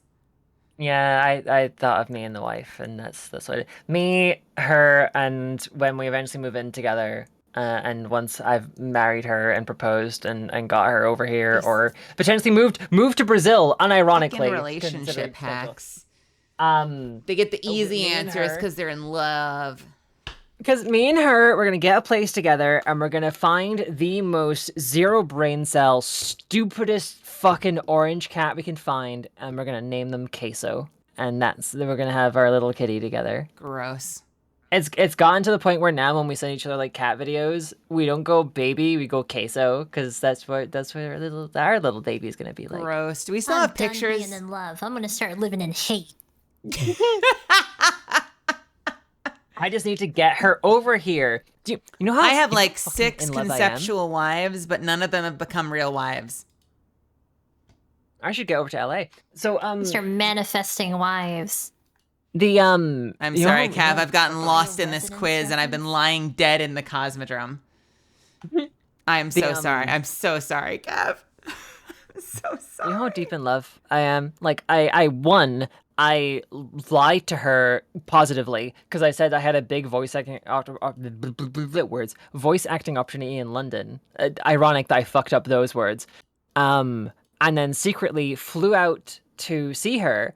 And then when I was like, I timed it on the flight to then get internet and like paid for it on the flight to like send her a selfie I took in the hotel bed of the hotel I slept in before my flight to London. I was like, oh yeah, I'm going sleepy. We just did this like big recording session. I'll let you know how it goes. But I need to sleep now. Landed in Austin. Roommates picked me up, drove over to the apartment, and I hid in a mattress topper box for her to come out of the apartment and see me. And I jump scared her for Christmas and New Year's. While there, Hid in a mattress when I got topper home, box. yeah, it was like the only box they had. When they said, "Oh, it's like a thin box," I imagined it was like a tall, thin one, and I had to I'd have to like You Dracula and like lied cross to arms. Your partner. Yes, that you I had said a gig, that I was. so they wouldn't expect you there, and you went to their home. Well, and okay, hid so in a box. Outside the apartment, and her flatmates were in on it. I told her that I had to go down to London for this job, this gig. But I was actually flying down to London to get a flight to Austin, which is where she lives. And like that's what I did. So I then, contracted, like I figured all this out. I sorted out the flights and stuff and surprised her on her doorstep. Chat, can we get art of Quills hiding in a mattress topper box? It was the best way. I thought I was hiding in, the way they described it was I thought it was gonna be a tall, thin box, and I was gonna like Dracula it, right? Like cross my arms over myself, right? It was because it was a mattress topper. It was square and flat. So if you were to X-ray it, I looked like I'd been put in a glue trap. Like I was pressed down, flattened, and trying to hold the box shut because my thick fucking ass was lifting it up, and I had to like hold it shut. So it was not graceful. And when she went to grab it, I flung it open and went, hi. Her words were, when she saw the box, was, oh shit. I flung it open. She went, what the fuck? I got up and like, as I was hugging her, she went, bitch, thingy. That was her grand words for me. So yeah, my words for my girlfriend after flying halfway around the world to surprise her for Christmas and New Year's were, oh shit, what the fuck, bitch. Romance. But it was great because I got to spend Christmas and New Year's with her, and when we spent Christmas at her parents', her mom made us sleep in different beds because we weren't married.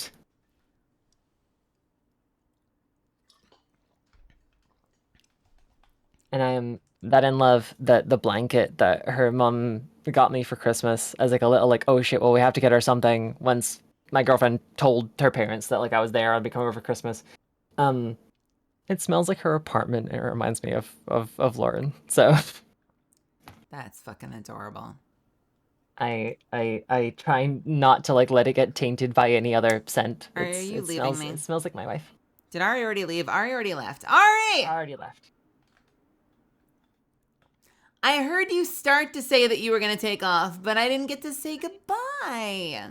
Bye, Ari. You could have interrupted me. I wouldn't mind holding off wife talk for a goodbye. I feel bad, but I really appreciated you having here. It was nice chatting with you, and it was wonderful listening to your theories. It was good. I said you started to say that you had to go, and I don't think I actually got to say goodbye to you. So goodbye. Thanks for hanging out with me. You said a lot of really genuinely interesting things. You started saying you had to go, and then I think we sort of like kept going. So apologies. It's my bad.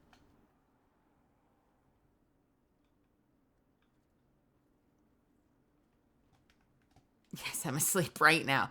Right now. This fucking I'm second. typing while sleeping. But yeah. Yeah, that makes sense. Me love. Let's see, what else we got? We got a clean, organized office all to yourself? No. Something like a ball pit, but pillows? Nah. Grand hall adorned with no. Candles create a soft no. That does remind me, though. I did promise to cook bulgogi for you, Rises Mel. lazy. I like bulgogi. I promise to make you some at some point. If I'm ever in LA for whatever godforsaken reason. I'm down. I will make bulgogi. I mean, I did made not it for actually Lauren and track Flatmates this. and liked it. I did not Same with actually track this. I'm Korean beef bowl, but I make it with chicken. That shit's good. 67. Steam rises and drifts lazily over an outdoor hot spring. That sounds amazing, but I've actually never had an experience like that before, so I'm not sure I could say for sure.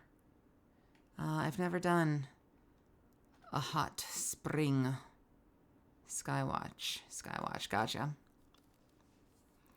Water crystal clear and perfect temperature, soak as long as you want. No one can bother you here. Well, okay. If I can relate this to a real life experience, I've never been to a hot spring, but I have many times sat down in the shower. Does that count? Oh yeah, no, So if that counts, if that's basically the same as the hot spring, then hot spring, I guess, by virtue of sit down and shower. I feel bad that did we lose it? Did we lose the event, Kev? Oh, rats. I have memories of a shower back at my old place when I was in Dallas. And it was just by virtue of so it wasn't like a tub shower, which like fucking too many apartments have that in Los Angeles and New York. It was like a tile floor, like stone shower that you walk into. You slide the door over and you step in. Oh, I fucking love that so much. Yeah.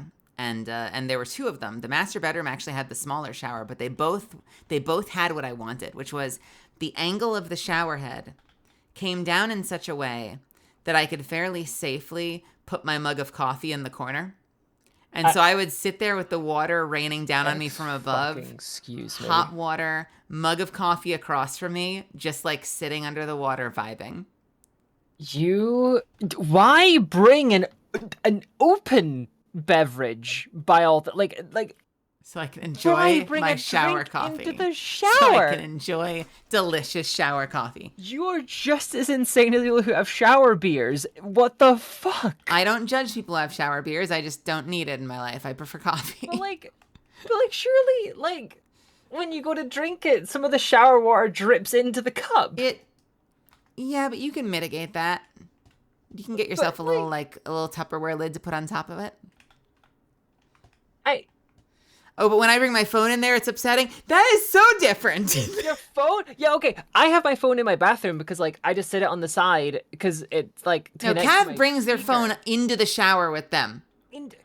Please tell me you have, a No, kayak they just trust the seal. No, that's insane. Okay, if you have, a kayaker's, phone case, the ones where it's sign, if you're, just kayaking along and it falls out of your pocket, it's totally safe. Fine. I don't think you should be pushing the limits, but that makes sense. To raw dog it? They raw dog it. They raw dog it in the shower. That is out of context. Another funny thing is because the Tau trigrams are made with broken and unbroken, it's a binary symbol system. Binary like computers, robots. Oh Jesus my Christ. fucking god. Signalis, stop giving us lore stuff to chew on. Challenge impossible. My mic is not coming back on. What happened? A cozy bookstore? Absolutely not. What is my answer here? Staying up late with a group of friends is... I guess the closest. Yeah. Yeah, I would say so. That feels right. Next! Ice cream time! What flavor can I get you? Strawberry? No. God. Matcha? No. Vanilla? No. Birthday cake? No. Pear and blue cheese? Fuck you. Chocolate? No. Cookies and cream? Yes. Pear and blue cheese ice cream. Get the fuck out of here. Mint chip or cookies and cream? 1,000 times.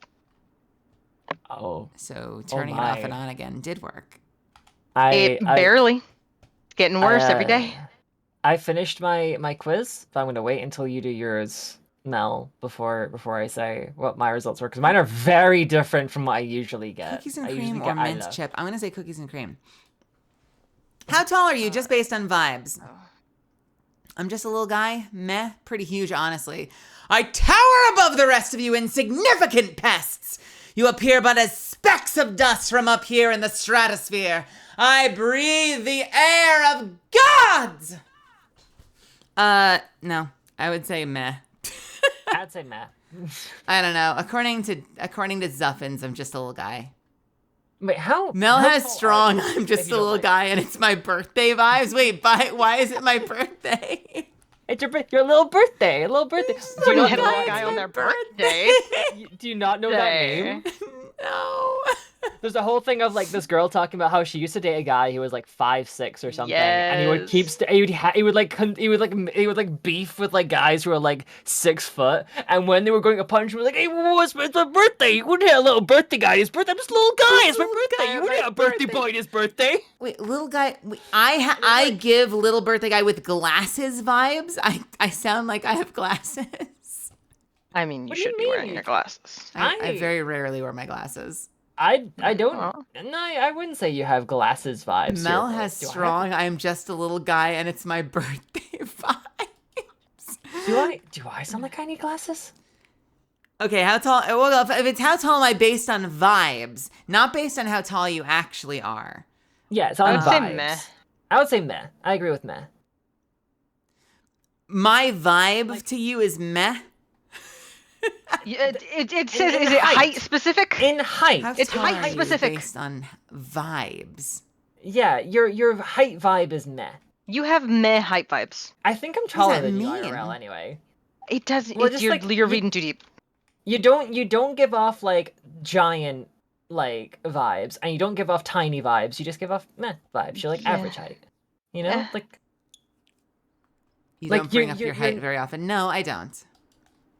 I've got a good height. I'm very happy with my I'm- height. I'm a I solid give little 5 guy foot- on their birthday height. I think I'm pretty You- meh. I've been told I get solid Yeah. 5'10" energy. I get 5'10" energy is what I've been told, which is perfect because that's exactly how tall I am. You are taller than me. Inspires Yes. you to just stand next to me. Well, I didn't think of it in terms of like, do you, because you said people who are overly tall or overly short don't shut up about it. That to me, I don't read as vibes, but I read it as like, there are definitely certain like people that like have a chip on their shoulder all the time is very short vibes. You know, Yeah, people who are like, you know, kind of like know-it-alls are very tall vibes. It's multifaceted, but yeah. Or people who either know-it-alls or like kind of want to like be the one to do everything, you know, like that's like they're reaching for the cookies on the top shelf, like it's tall vibes. I tower above the rest of you insignificant pests is fucking glorious. I'm trying to think if I know anybody that actually has that vibe. I should. I need to develop a god complex. Specks of dust from up here in the stratosphere. I breathe the air of the gods.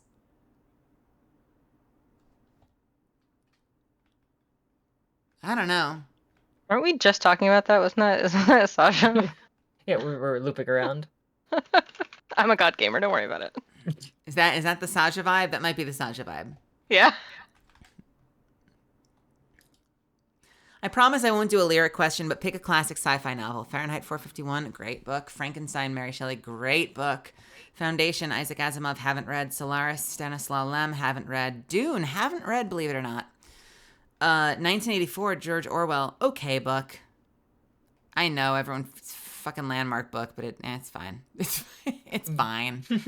It's fine. Whatever. Brave New Worlds, never read. I refuse. It's not lyrics, but it's still just as bad. Moth Yards. On. Moth Yards. Where's that? Oh, that's that one.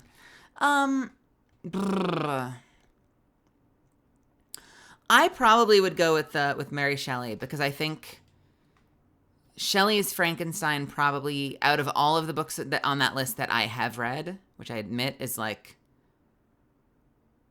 3 of them. But you know what? Even going by reputation, I would say that Shelley's Frankenstein and the story behind Shelley's Frankenstein, for different reasons, both probably had the biggest impact on me during my educational experience. And I still probably like now and then talk to people about Shelley's Frankenstein versus like the way it was adapted into film. So I would say Shelley's Frankenstein.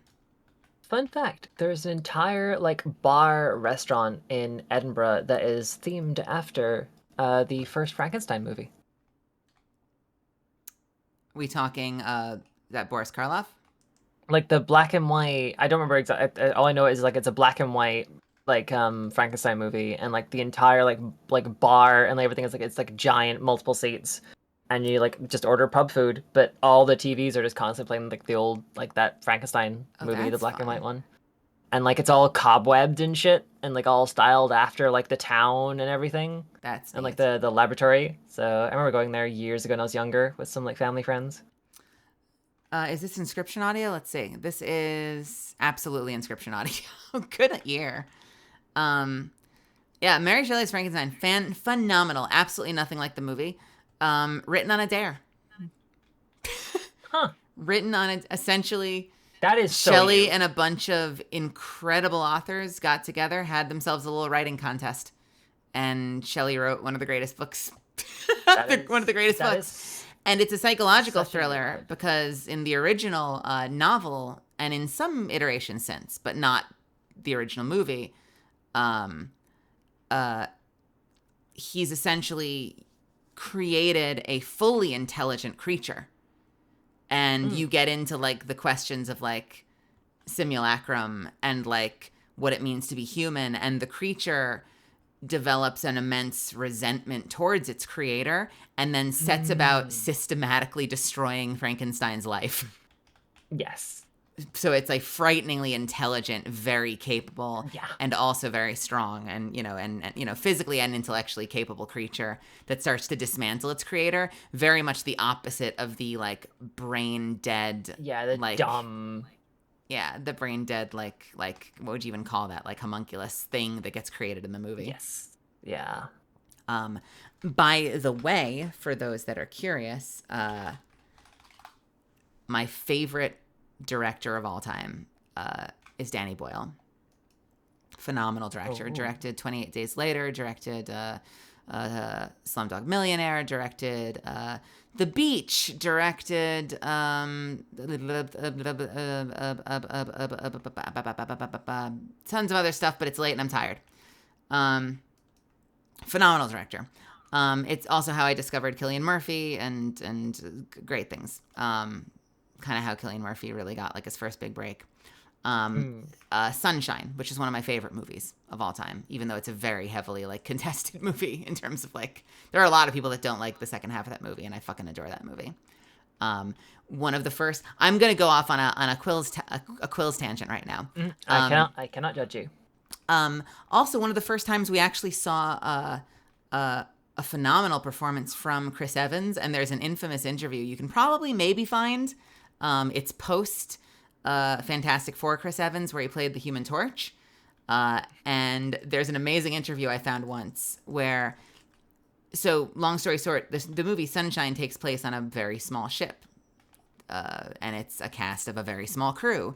And so they did what, many movies have done, which is they got the cast together and they had them all live in a small flat, almost like reality show style, for like a couple of months to get used to living in confined quarters with one another so they could kind of develop the relationship of this crew that would be on a ship for years together. And they also rehearsed constantly to like try to really perfect the performances and nail the vision that Danny Boyle was going for. And there's an interview where post Fantastic Four did I say Chris Pratt? I meant Chris Evans. You said Chris Evans. Okay, good. Post Fantastic Four, Chris Evans says, "It was a completely new experience for me. I've never done a movie before where we had to like rehearse and like practice. I kind of would just show up and like, I don't know, we would do it. And like, this has changed the way I think about like acting in movies." Oh my God. And then, he goes on to do amazing things, including, of course, Captain America, which is phenomenal. If, he's probably the most caricature of that cast, but like, it's still a phenomenal performance, certainly by comparison with Fantastic Four. Like, like he did shit like Snowpiercer. Like, what? Yeah, he's like, I never had to rehearse for a movie before. It was a weird but like amazing experience, and I kind of never want to do it any other way now. I'm sorry. Did he like go from like being a voice actor to being an on-screen actor in like a day? Because like that's how I feel. It's like, oh, I don't have to rehearse shit. I just turn up and read off a paper. It's great. And by the way, Chris Evans, I don't know if he won anything for it, but I mean that whole cast turns in phenomenal performances. Chris Evans in particular turns in an award-worthy performance in that movie. He's fucking incredible. Anyway, Danny Boyle went to London and directed a stage production of Mary Shelley's Frankenstein for the National. And it's based on Shelley's novel, so it's like the real shit. Personal note, I took off 2 weeks from Apple. I flew over there. I did not have a ticket. It was completely sold out. I waited online, like in the rain, 2 different days to see it twice on vacation in London because I didn't want to miss the opportunity. They did it as a... how do I explain this? I think I'll just say it. If you don't know these actors, look them up. The stars of Danny Boyle's Frankenstein movie were Jason Isaacs and Benedict Cumberbatch. Oh my god. And on alternating days, they switched roles. That is such a good fucking... Oh my god. It was insane. Both times it was insane. And that's why I went to see it twice. Both times it was insane. Oh my god. Ultimately, just to say it, ultimately, I think that Isaacs was the better Frankenstein and Cumberbatch was the better monster. But they were both obviously brilliant. But it's cool to have that comparison and be like, oh, interesting. Like, which one fits? Because then you're immediately like, okay, which one fits you better now that I've seen you do both? Scandalous. No, he was Cumberbatch was a wild. Like if you'll approach the understanding of the performance he can bring to it if you watch the videos of Benedict Cumberbatch doing performance capture for Smaug. Was this could be completely off? Was this like performance like recorded on film? You can watch it. You can watch it. They started airing it. I think I remember when I was like a teenager or like around the age, going to my local theater as like a school thing and being shown a Frankenstein. And I remember it because like the Frankenstein's monster was like intelligent, and one of the ways to kind of talk him down was, oh, we'll make you a wife, we'll make you a woman like you that you can be with. And that was like, I remember that being like a central part of the story because the monster's essentially saying like, what separates me from you, what makes me not the same as a human, and then therefore what makes me not entitled to the things that like make life worth living. And if I can't have those things, I'm going to take them from you, so neither of us can have them. Yeah, I think I saw a like recorded like put to film version of that like play with I'm pretty sure it was when Cumberbatch was the monster. Mm-hmm. Like, I think I remember seeing that in like a theater like as a recorded thing as a teen. I bet you did because I know that after it aired after they did it at the National, I absolutely know that they showed it a few places in the States as well because I think my mom went and saw one of them. That's kind of insane that both of us like saw, obviously in very different contexts, but we both have seen the same like play like done by the same actors. It's one of the only moments in my life. I mean, like his work as a director, and since then I feel bad because like I've kind of gotten, if I'm completely honest, I've gotten caught up in my own life and career to the point where like I don't consume a lot of stuff just as a consumer anymore, which means like I really genuinely don't remember the last time I've read, which sucks. I don't watch, even working in anime, I don't watch anime unless I'm writing it or in it. because there's just like not enough time in the day, especially now that I'm building a second career as a streamer and I'm working towards a debut, and you know, fucking money is hard, and fucking money is really hard, and so there isn't time to like slow down and just like hang. Point in sharing that is that, like, you know, he's done a bunch of work since then that I haven't seen, and I kind of feel like a bit of a fraud for not having seen it as someone who claims to be like a super fan of his work, because there was a moment in time where finding out that that my favorite movie director was directing a play live in London, and I moved heaven and earth to get there and sat outside in the rain for like 6 hours a piece, 2 different days to get into that theater and see it. I don't think I've ever done anything like that in my life other than that. Like, worthy enough to say you're like, even if you've not seen his more recent stuff, that's still like an insane amount of like if like saying outside. And you know, you live in would you call it the UK? Is the UK? Yes. You live in the UK, yes. So like you know what I'm talking about when I like, man, you were in the rain both days. Yeah, it's London. Yeah, that's the UK. It just rains. If the sun is out in London, it's like a miracle. It's a fucking miracle. It's a good fucking day. I think I was told once that like people that live in London in general, just kind of like, and I don't know if this applies to your home as well or not, but I know people in London in general, like their natural state of mind, they find a way to have joy in constant overcast and rain. And if the sun is out that day, like, ooh, it's a pleasant surprise. I'm from Scotland, which especially when you get into, I live in the countryside, so I don't see it often, but especially when you get into like the towns and cities, if it is a pleasantly warm, sunny day, and by pleasantly warm I mean like 16 degrees Celsius, which if I go and quickly change that, 61. See, yeah, so 61 degrees Fahrenheit. 61 degrees Fahrenheit. There is a slight breeze and barely a cloud in the sky. People are out there ironing their shirts on ironing boards in their back garden. That's that kind of place where you will absorb the sun wherever you can. You will go out and you will do your indoor activities outside just so you can enjoy the sun.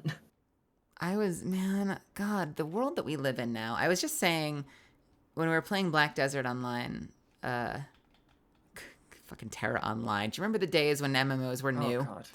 Let's add online to the name. I was playing Black Desert yesterday, and I was talking about like how beautiful the landscape was in this like, you know, kind of like Korean inspired islands that we went to, and just like how different. I know it's a video game, but there are people that live like that, and like how different this life is to my life, which like 99% of which exists in front of a fucking screen. Yeah, I feel you. Mary Shelley, we're going with it. I think after that conversation, I've proved it. After all that. You're told you have to give a presentation at the next meeting. How are you feeling? Fine. Sure, I guess. Cool. Let's do this thing. You can't spell presentation with that letter. Me, why me? I just work here. Kill me, please. Just dig a hole and bury me in it. Mel, we're doing an all-store meeting next Monday, and we want you to give a presentation on recent changes to the family room and the Genius Bar seating process. Do I have to prepare anything? Or are we just talking based on actual experience? Can I just riff? Yeah, no, it's fine. Whatever. Sure, I guess. I just weaved a real-life example for myself. Which role do you usually play in an RPG, Tank? That's why I got the Mina. Fucking career tank over here. You'd think range DPS, but we're talking about an RPG. And the fact that support, healer, and tank even exist implies that there's a holy trinity. True. If it were just an action RPG where you can do where it's essentially all DPS, then ranged, clearly. But this question and the options imply the existence of holy trinity, in which case tank. Lesbian. Hell yeah. That would be your answer. Yes. I am big lesbian. Wait, lesbian spiritual. What does that mean? I don't What know. is lesbian?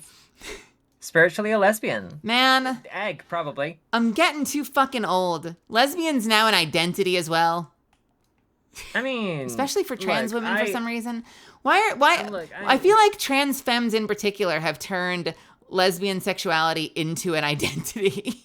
It's a whole like a it's gender identity.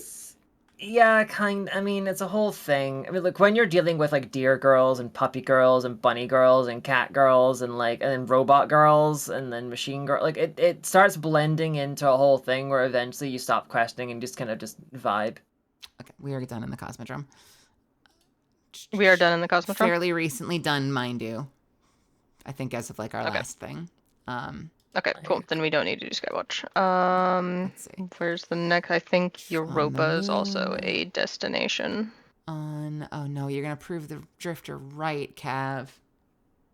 Told ya. Don't prove the Drifter right. He's just a filthy man that I can't stop impersonating. In the Throne World? Is there a throne? Yeah, take us to the throne world. All right. Are you okay with this? Are you having fun? I am getting XP that contributes to Evergrams, which I love acquiring.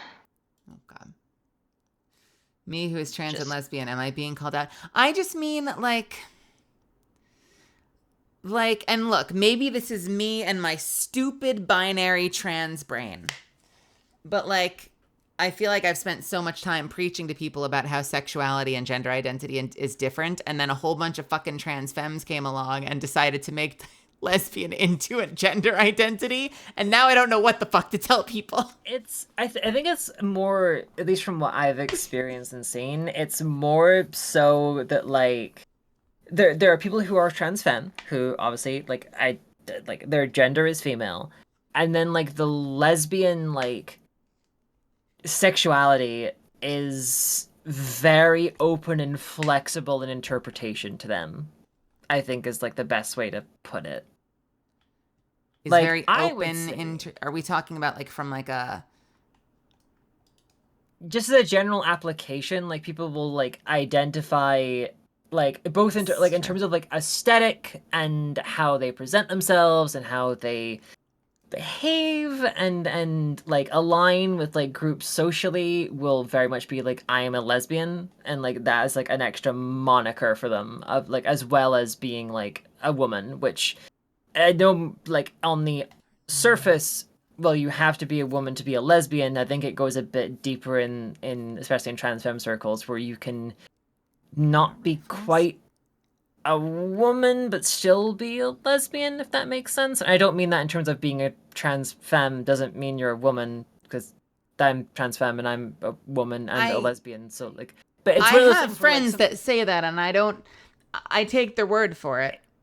Yeah, it's like I have friends who are like, I am trans femme. You know? Like I know 3 different people who are like, I am trans femme non-binary, and I'm like, huh? Yeah, it's where it's how like if I really got into the nitty gritty, I would call myself a bi lesbian, because there are like this very niche subset of cis men that I would find attractive and would want to be with and have a relationship with, but it's such a small subset that to avoid splitting hairs, I'm like, I'm just gonna call myself a lesbian. Like I don't want to call myself bi because that opens up too many options, quote unquote, for me. This kind of falls into the, and I the more conversations we have like this, the more I just sound like a fucking like curmudgeonly old woman.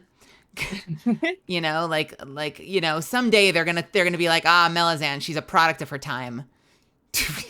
Fucking, because like we're not that far apart. Because everyone comes in, because we who was I was talking to somebody, so I'm quoting somebody right now, and you're just gonna have to take my word on it.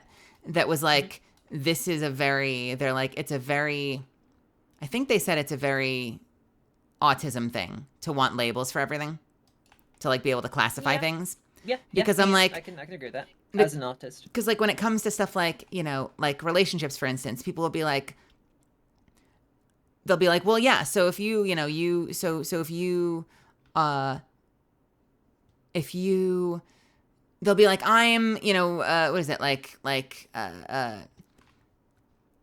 would it be like demisexual if you're like, I need to have a strong emotional connection, or is that? Yes. That's I need a demisexual. strong emotional connection before I can feel sexual attraction. Oh, you're demisexual. And I'm like, does that need a classification? Like me too, but I don't have a class. I don't have a classification for that. I just like people love in different ways and it's fine. But some people really want a classification for that. And like similarly, God, wait a minute, brain, there was a point. I was threading at the thread. Where am I going? I feel it slipping. Where was I going with this? Lesbian as a gender identity, trans femmes, demisexual, attraction, sexuality.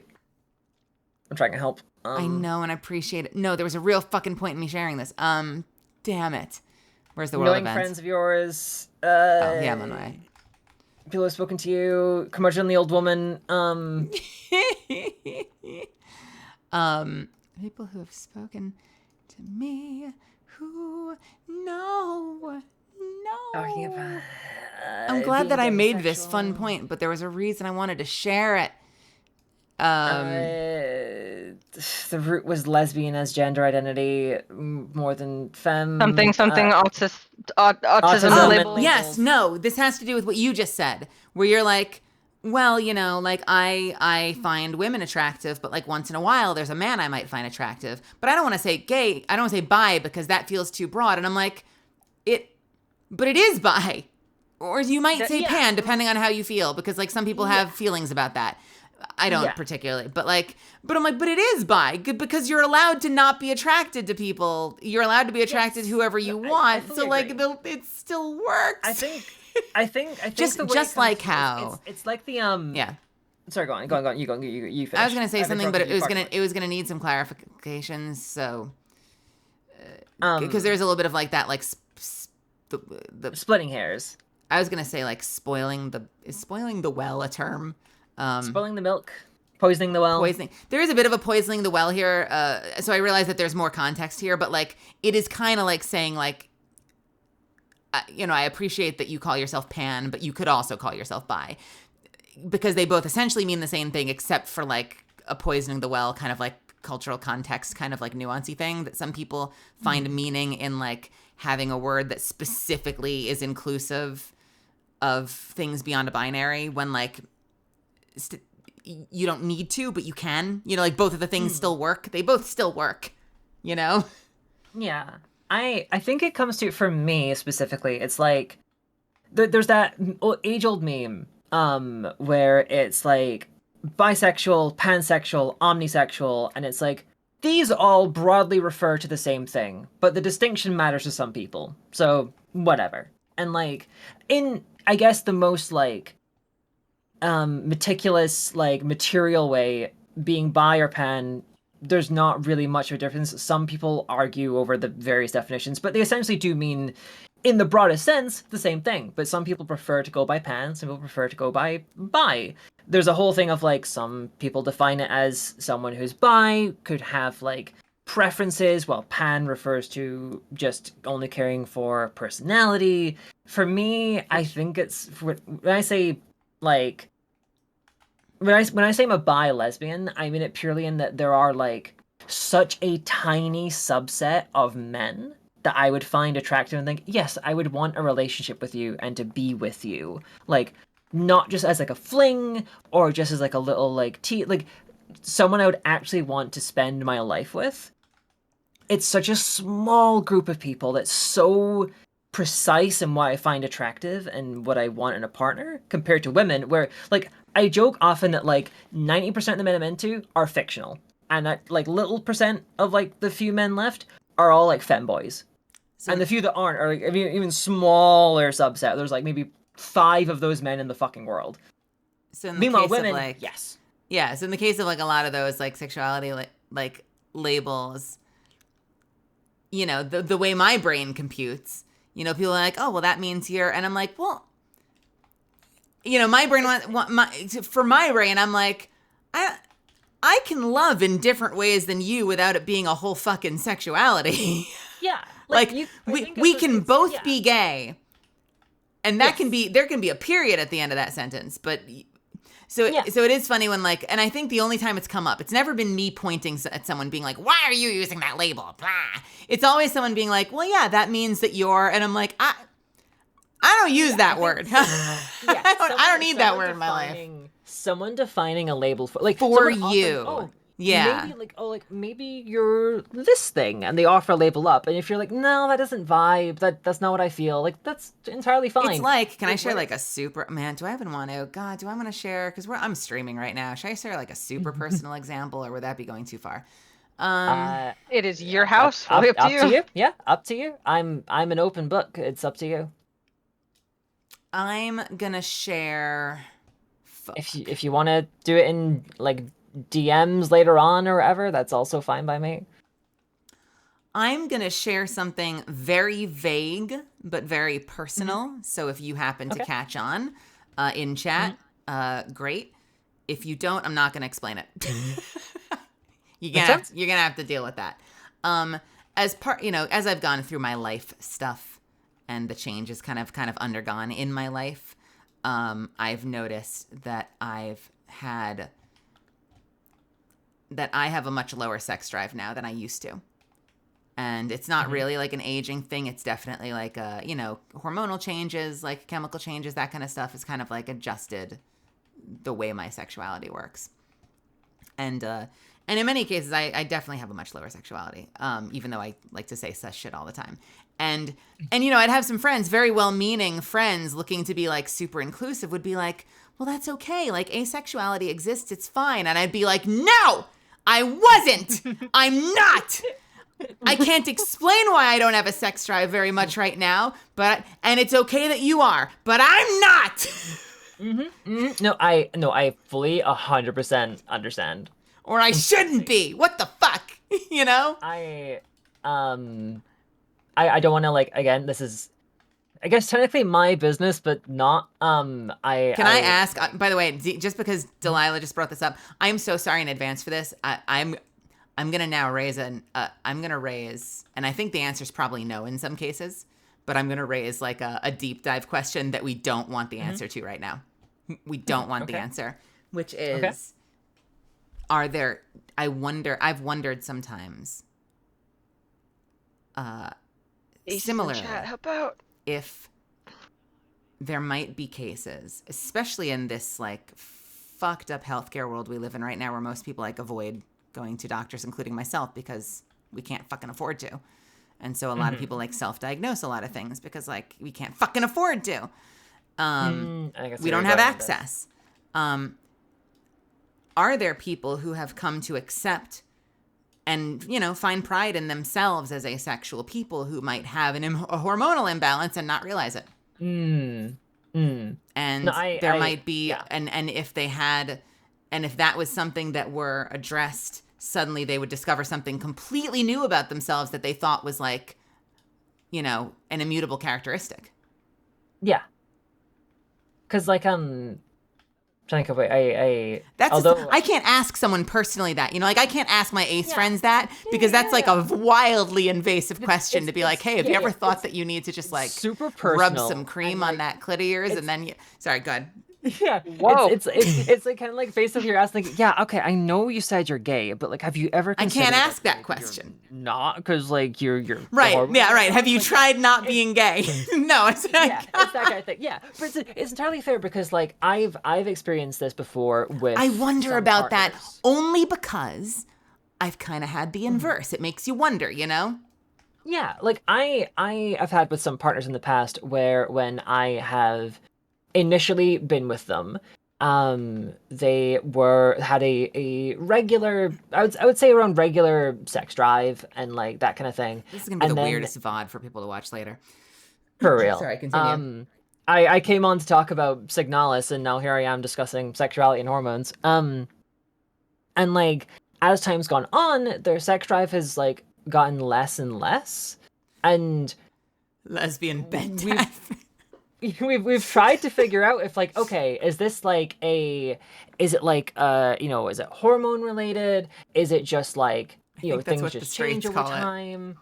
Yeah, and like there's me who being very open.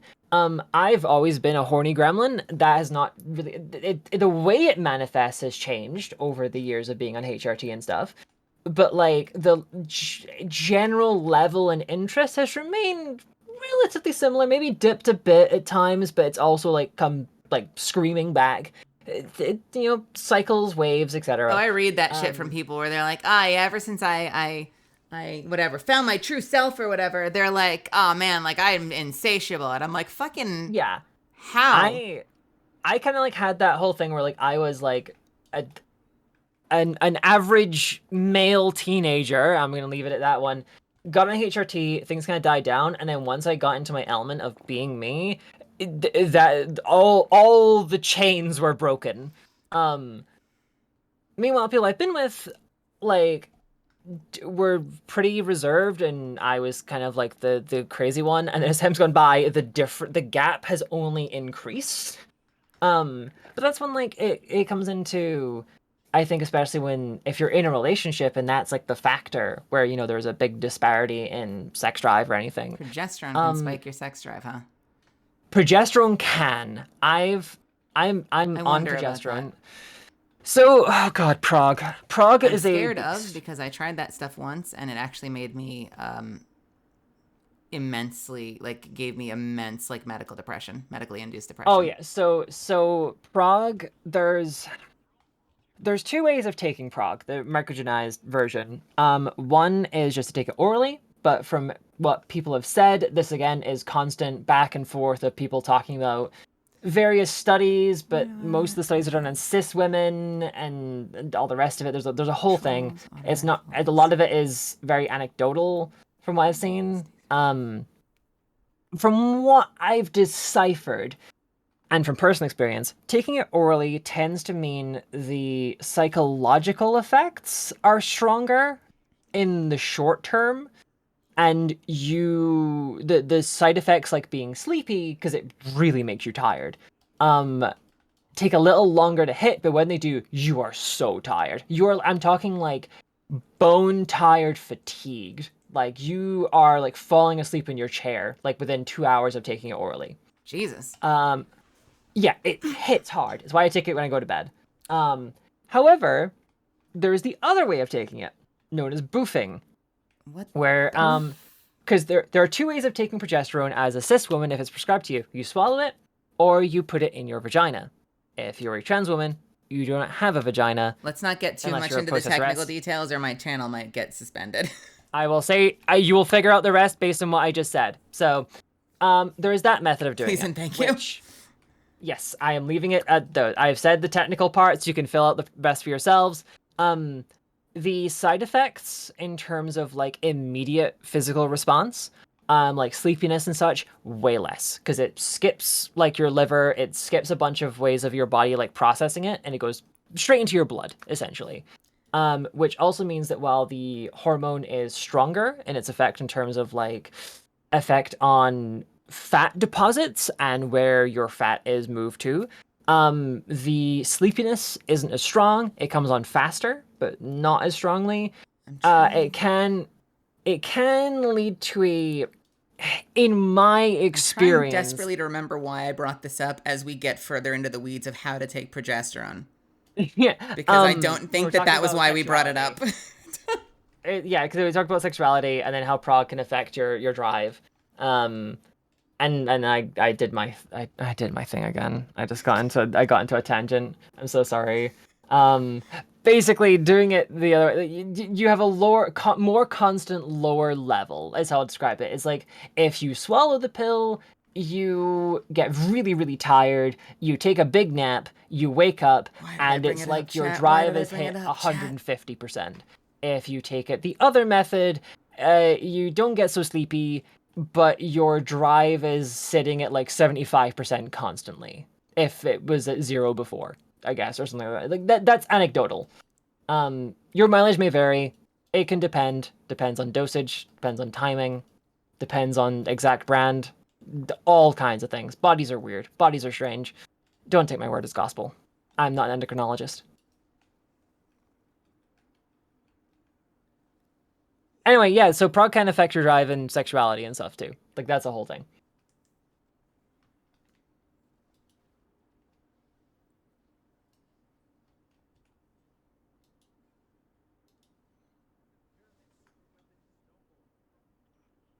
And don't be afraid if you are on HRT and your drive or interest in people change. That's entirely natural and normal and happens for everyone. Actually, asexuality, the Sometimes. sex drive thing, one way I know that they're not the same thing is even though I've always been asexual and had a lower sex drive, when doctors have warned me that certain antidepressants could lower sex drive, I've been like, great, I hate having literally any sex at all. I have a question. Well, maybe I shouldn't ask that. I can kind of jump on that though. There are people I've been with who have considered themselves ace, but I've come across the issue where they do want to initiate activity. They just find themselves incapable, and I don't mean physically, but as in like they know they want to. But when it comes to like the actual initiation of anything, they just stop. Their brain like freezes up, their body stops, and they just don't know what to do. And I don't mean that in like a physically unknown or like it's not like someone's like opening up Linux for the first time and just doesn't know how to work it. Everything just freezes and they stop and are like, I don't know what I need to do here, on like a fundamental level of like I want to but can't. No, honey, you don't need to answer. You don't need to answer at all because it's a very personal question. But I was gonna go do this other event up here, Kev. Okay. Because we got another one that's going on right now. We missed it. It's gone, I think. No, is it? Oh no, they got it. They got it working. But similarly, it's one of those things where there are so many things that we don't always understand about ourselves. Kind of like, weird parallel would be like the Kinsey scale concept of like how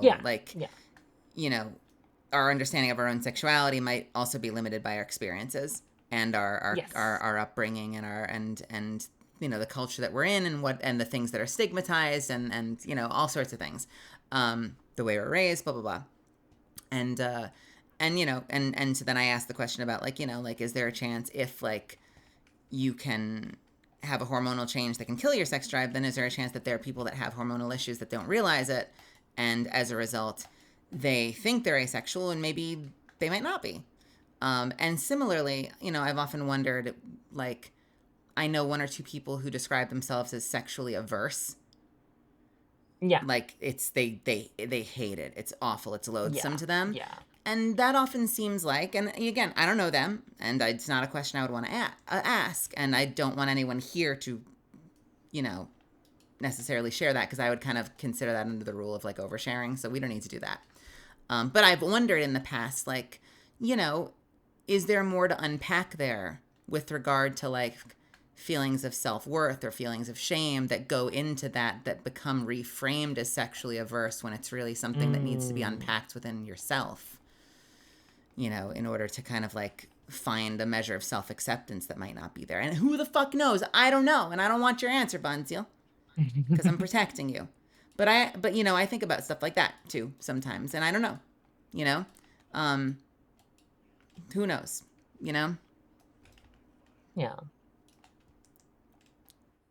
We only know ourselves as much as we've explored, and sometimes, sometimes the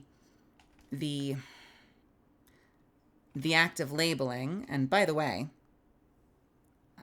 turn the mirror, I'm straight, it's all that exists. It's everywhere, sometimes the act of labeling can kind of limit self-exploration. I can kind of see that. You've kind of found your answer, so you've closed the book on that. Who knows, And I'm talking about myself too in that regard. Yeah. I struggle a lot with I didn't use, well, no, I kind of always have, but I struggle a lot with building relationships with people. My mom's constantly on the phone with me, getting on my case about why I'm fucking forever single, and I'm fully ready to admit that there's probably something I need to unpack in myself to be able to feel more comfortable exploring that more willingly, And well-meaning friends will often, see me kind of turn my nose up at or turn away from opportunities with people that express interest and be like, well, you need to give people a chance. How do you know that you're not going to be into somebody, if you don't like, it's almost like they don't take me at my word when I say like, I'm just not feeling a connection.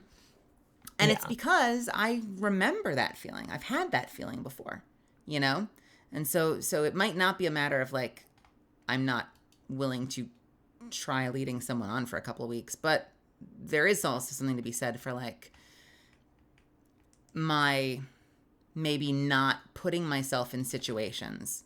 There could be something happening where I'm protecting myself from situations where that kind of vulnerability could happen. Who knows? Yeah. It's something I want, for myself. I very much want to find love and be in a relationship with somebody, and it just hasn't yet felt right. And it's made harder by the fact that like I'm not entirely sure what I'm looking for. It's a kind of like I'm kind of hoping I'll know it when I feel it. Because in the past I've known it when I felt it. And granted, in the past is like, quite some time ago at this point, but still, you know the feeling. And like it can creep up on you like when you least expect it. Like I know I wasn't really looking for anything when me and Lauren met, and then like it just kind of steamrolled into by what the it way, is now. was what I meant by my tweet the other day, and a bunch of people seemed to misinterpret it or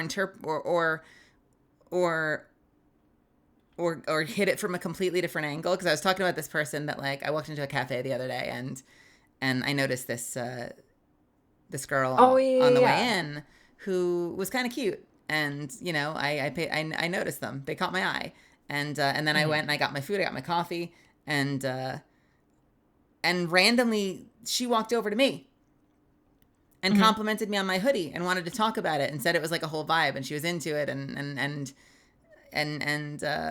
we talked for a couple of minutes, and then she sort of awkwardly ejected herself from the conversation because it seemed like we didn't really have much to talk about anymore. And I'm sure that's probably my fault too. I kind of was a little, and so then as I'm leaving, we meet eyes and we smile. And I go to my car and I'm sitting in my car and I tweet that. Thank you. Delilah gets it. So I'm like, and I left and we smiled and now I'm sitting in my car. Did I fuck this up, guys? And everyone's like, no, it's okay. Like anxiety's perfectly normal. You didn't do anything wrong. And I'm like, no. You need to hit this from like, pretend you're a straight guy for a second. That's what I meant when I said like, did I fuck this up? Did I drop the ball on a potential thing that could have been because like I fucking just left and got in my car like a fucking asshole. I mean, no. I mean, you went in, you had like you got your food and stuff, and left. Like, she had the same opportunity to ask you. We for your both number, had the opportunity. That's true. Yeah, you both did, and like it could just be a moment where both of you like weren't sure, or like didn't quite know if the other was like open to that. So like you both kind of played it safe and didn't like awkward lesbians. I swear to God. Yeah, legit. Like that's there's a whole like expanded fucking like encyclopedia on like girls talking to girls and trying to like figure out if like are they just being nice? Are they just being friendly? Are they just being welcoming because we're like two women in the same space? Or is there an actual like interest here? If there's an actual interest, like am I reading that because I'm into girls but she might not be? But there's a whole cavalcade of stuff. So it could have entirely been you, and correct me if I'm wrong, I'm speaking for you in this instance, didn't want to like push anything. Like, even though it was like the lightest of interactions, you didn't want to like push anything or make anything awkward.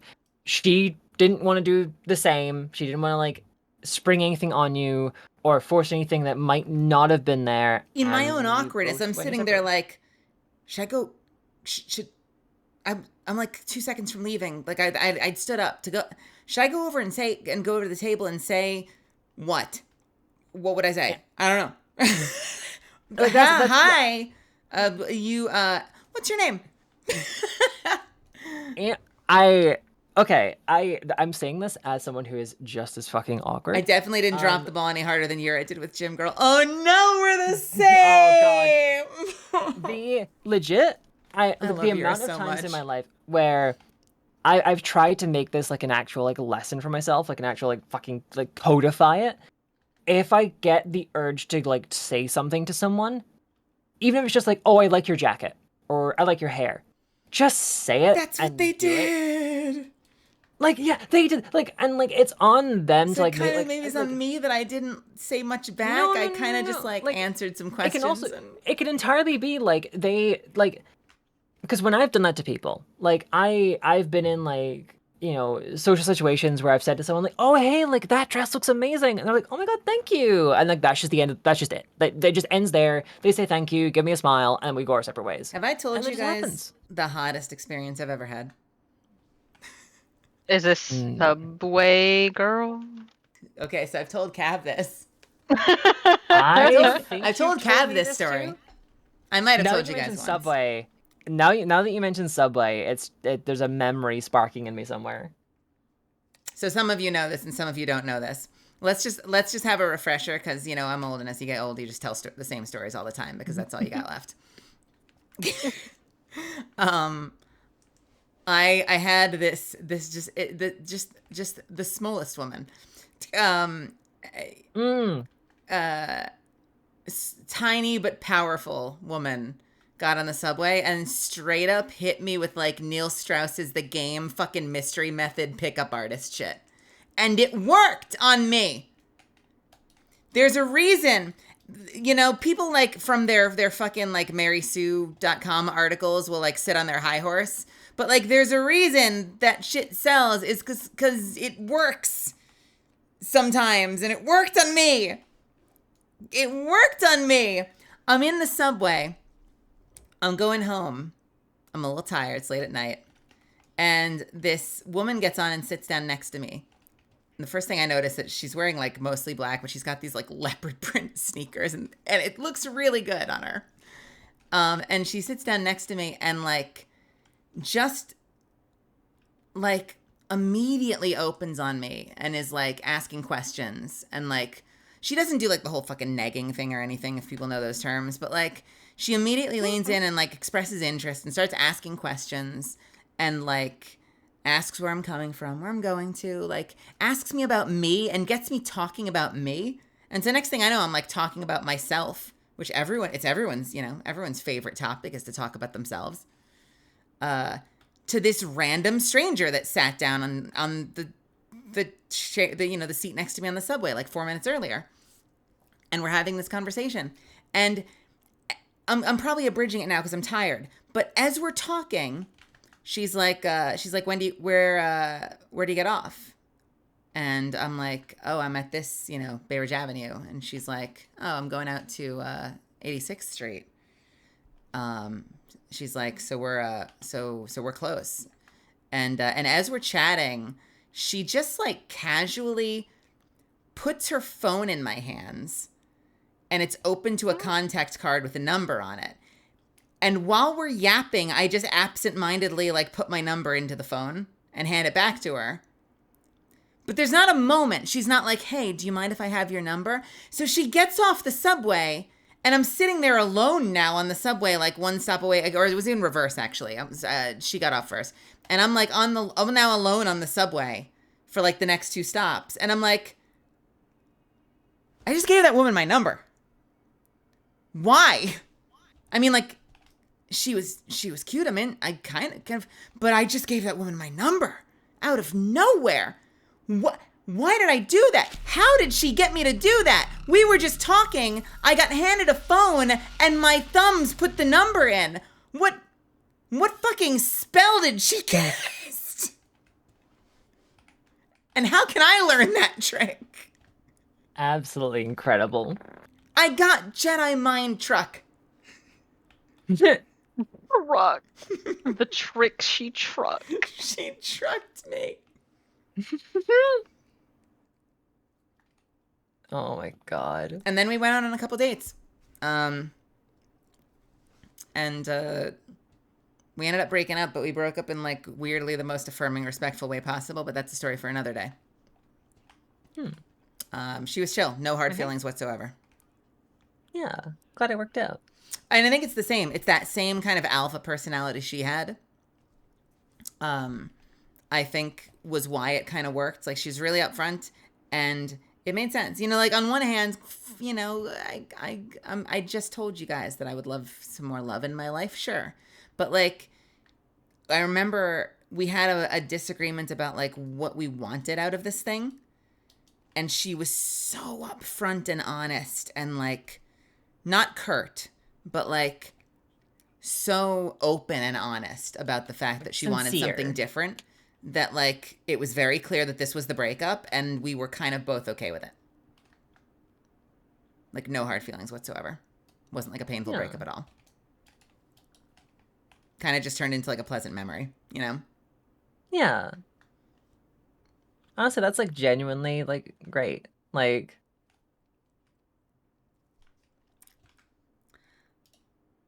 you pop in some earbuds.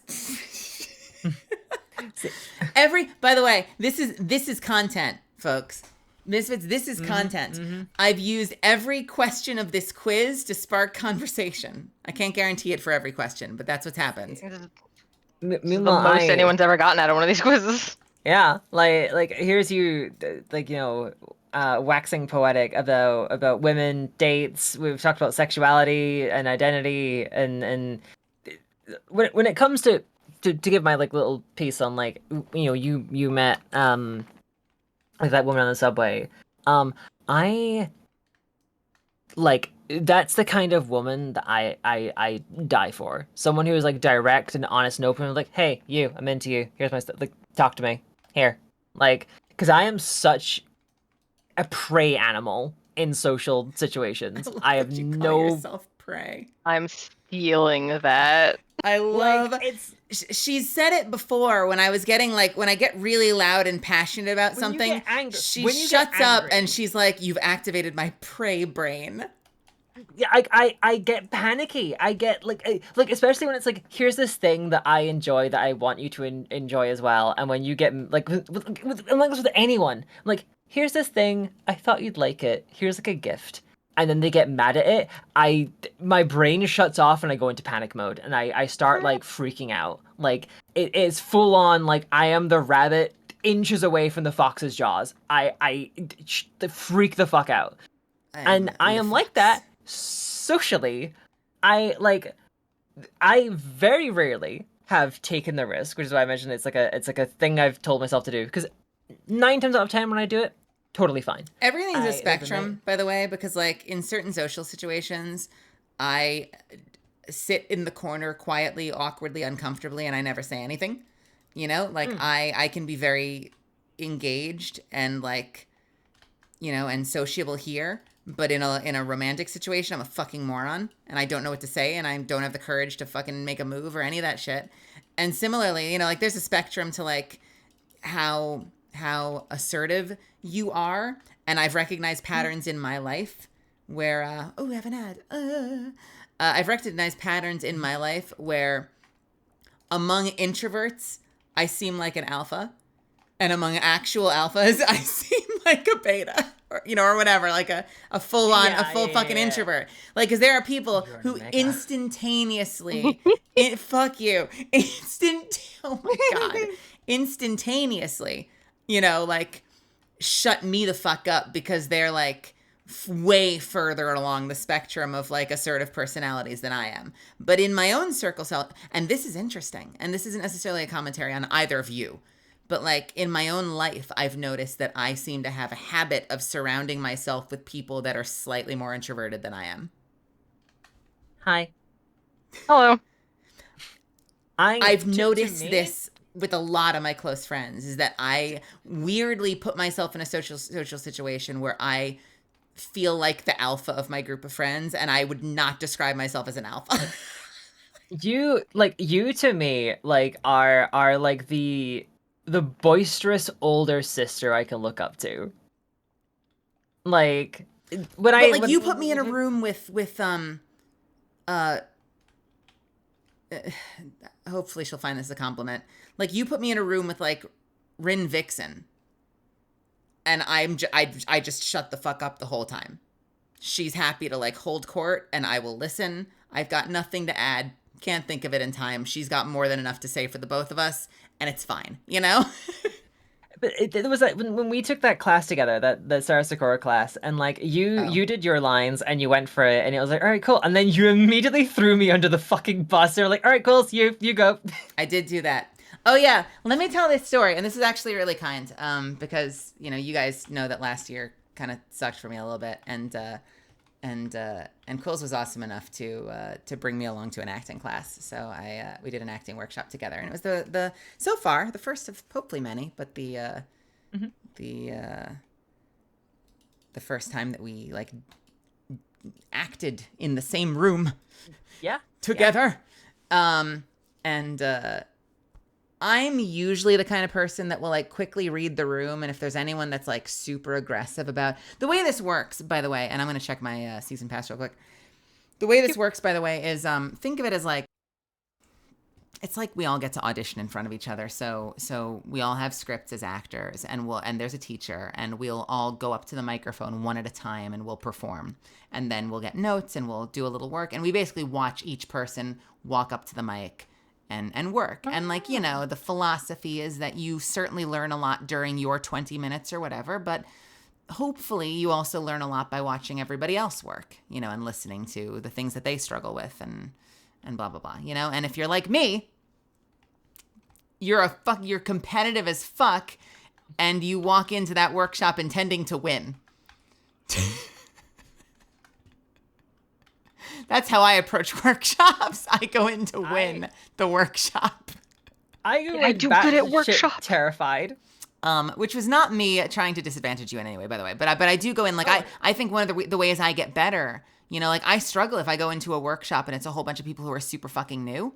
Like, I want that class to be full of insanely good actors who put me on my heels, because then I'm going to, like, put my gloves on and be like, all right, fucking game on. You know, I'm going to rise to the occasion. We are, like, this event should finish this one for us. Honestly, anything should finish one for us if you want to just do a patrol. But I am working on a patrol right now. And so I'll usually do like a quick read of the room. And if anyone, you know, because I'm not in a hurry, but if anyone is super aggro about going first, go for it. But I'm usually like, I'll give it like a 1 or like a 3 second. I give them like a count to like 3 1,000. And if nobody raises their hand, I'm like, all right, I'll go first. Let me set the bar for the rest of the class. Pat's back. And you're braver than me. And I think in this particular case, people were pretty eager. I think we had like 3 or 4 people go up first. Yeah, I think there was at least 4 people before you went. And then I went. And I did my work, and I finished. And so, you know, you're on a Zoom call, because a lot of these classes happen on Zoom. And so, like, at a certain point, you know, your time is done, and you'll mute your microphone and sit down. You know, like, they don't mute you. Like, it's generally, like, people are generally respectful. You know, you kind of mute yourself. We all are fucking professionals here. And so I finished mine. I'm like, well, hey, thank you so much. I really, really appreciate it. This was great. Quills, go up. You're next. Go. You just throw me to the fucking wolves. Wait. Because like, I don't know what it is. I don't know what it is about classes and workshops where like I remember the day I recorded for Warframe, and I fully prepped. I was on the train up. You worked on Warframe. I like went up there. I was there like several hours ahead of the time. I got plenty of food in me, probably a little too much food. It was all like sandwiches and stuff. I brought along my own. Oh, I've got to go into my session for Warframe, but I'm full of hot dogs. Oh, like why'd I eat all those bratwursts? I got like a meal deal like sandwich. God, why'd I have to go for the 3-for-1 sloppy Joe deal? But then I brought along my own, like, I brought 2 bottles of water and, like, a can of Monster for, like, energy on, like, the train up. I brought my own little, like, squeezy bottle of honey, went into this cafe at the end of the road, like, near, like, the recording studio. Like, oh yeah, I'll have a large tea. And I thought it'd just be, like, a big cup of tea. No, a large tea, when you sit in, is an actual, like, pouring fucking, like, kettle. Like, you have, like, the teapot. And you pour the tea, and I was like there, like pouring that, and then like adding like the milk sachets, and then just pulling out with my messenger bag like this squeezy honey and pouring. I must have looked so fucking weird. And like I did all that, went into the session. I remember like I was bricking it, and then once the headphones were on and we were settled, zen. I have never been more in my element. In that fucking class where you threw me under the wheels, I don't think I've shaken that much in my life. I was legit, like, I could look down my hands and they were shaking. Even at the end, even when I had done, like, both reads, and then Sarah was like, yeah, no, you did those 2, like, great. Let's do a third. I'm like, no. And did the third, and she was like, yeah, no, this is great. Like, obviously, like, gave me some feedback, and we tweaked some stuff and went over it. But, like, she's like, yeah, no, that was fantastic. I remember looking, and, like, my hat, like, she was like, oh, I know some nerves got to you. I'm like, yeah, no, they did. And, like, my hands are, like, trembling, like. I think for me, it's only if the stakes are high. Like, if there's someone present that I really respect, and I don't want to embarrass myself or overstep. So, Bream, are we talking your own career in something else? Are we talking voice acting? If it's acting, so you would mean like the equivalent of like, there's a D. Bradley Baker workshop. Oh my God, I can't believe I got into it. And you show up and fucking like Marisha Ray is there. You're gonna be like, what? Like, is that the kind of situation you're talking about? You're describing my first ever voiceover class I ever had. Who was in your voiceover class? So, when I first started voice acting, I ended up bumping into a guy called Antonio Greco, who is the voice of Era in Warframe. Okay. And I talked to him about, like, I'm starting off as a voice actor, done, like, very basic stuff. He gave me some, like, one-on-one, and then told me, hey, there's a teacher who I've taken a bunch of classes with called Victoria Atkin, and she's been in a bunch of big stuff. Fully recommend her. So I took her class, and it was expensive, but very, very worth it. Mm-hmm. I was about 6 months into starting voice acting. And here I am in a class of people who've been doing it for at least a couple years. I am the fresh-faced newbie. I am like the kid off the street.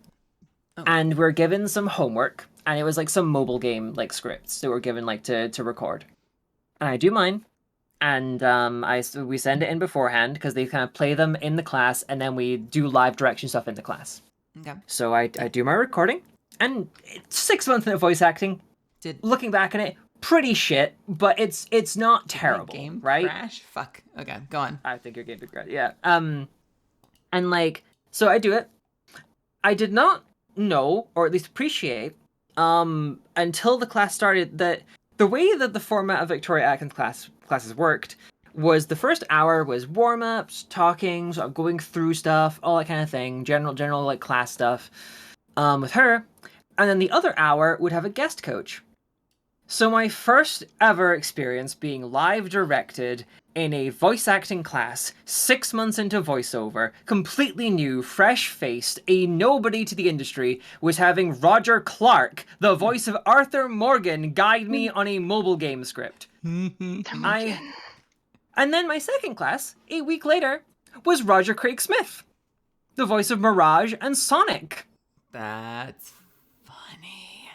It was fucking terrifying. I also kind of, on Roger Craig Smith's thing, he made a very good point. I do not begrudge him. I do not think he was mean.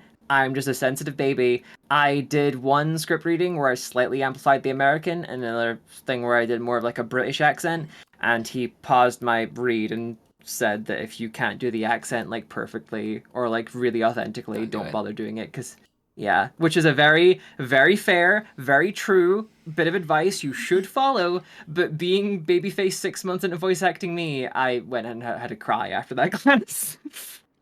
Oh, Roger Craig Smith said that to you?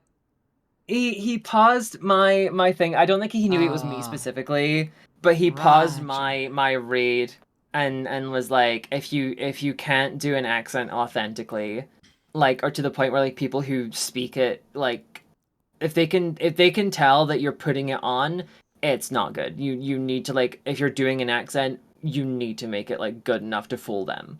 If you can't do that, don't put one on. And I was like, yeah, no, makes sense. Yeah.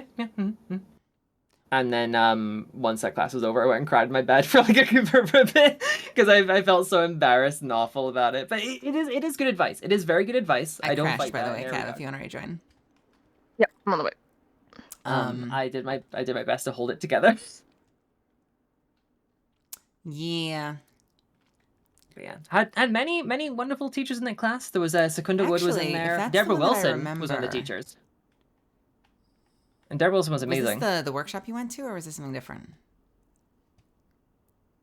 Was this the in-person thing? Oh no. This was the in-person thing was run by Ben Starr in London. Right. This is something different. And that was 2 months ago. Yeah, this was like right at the start, and it was I online. had an opportunity to work with Deborah Wilson, and I really want to.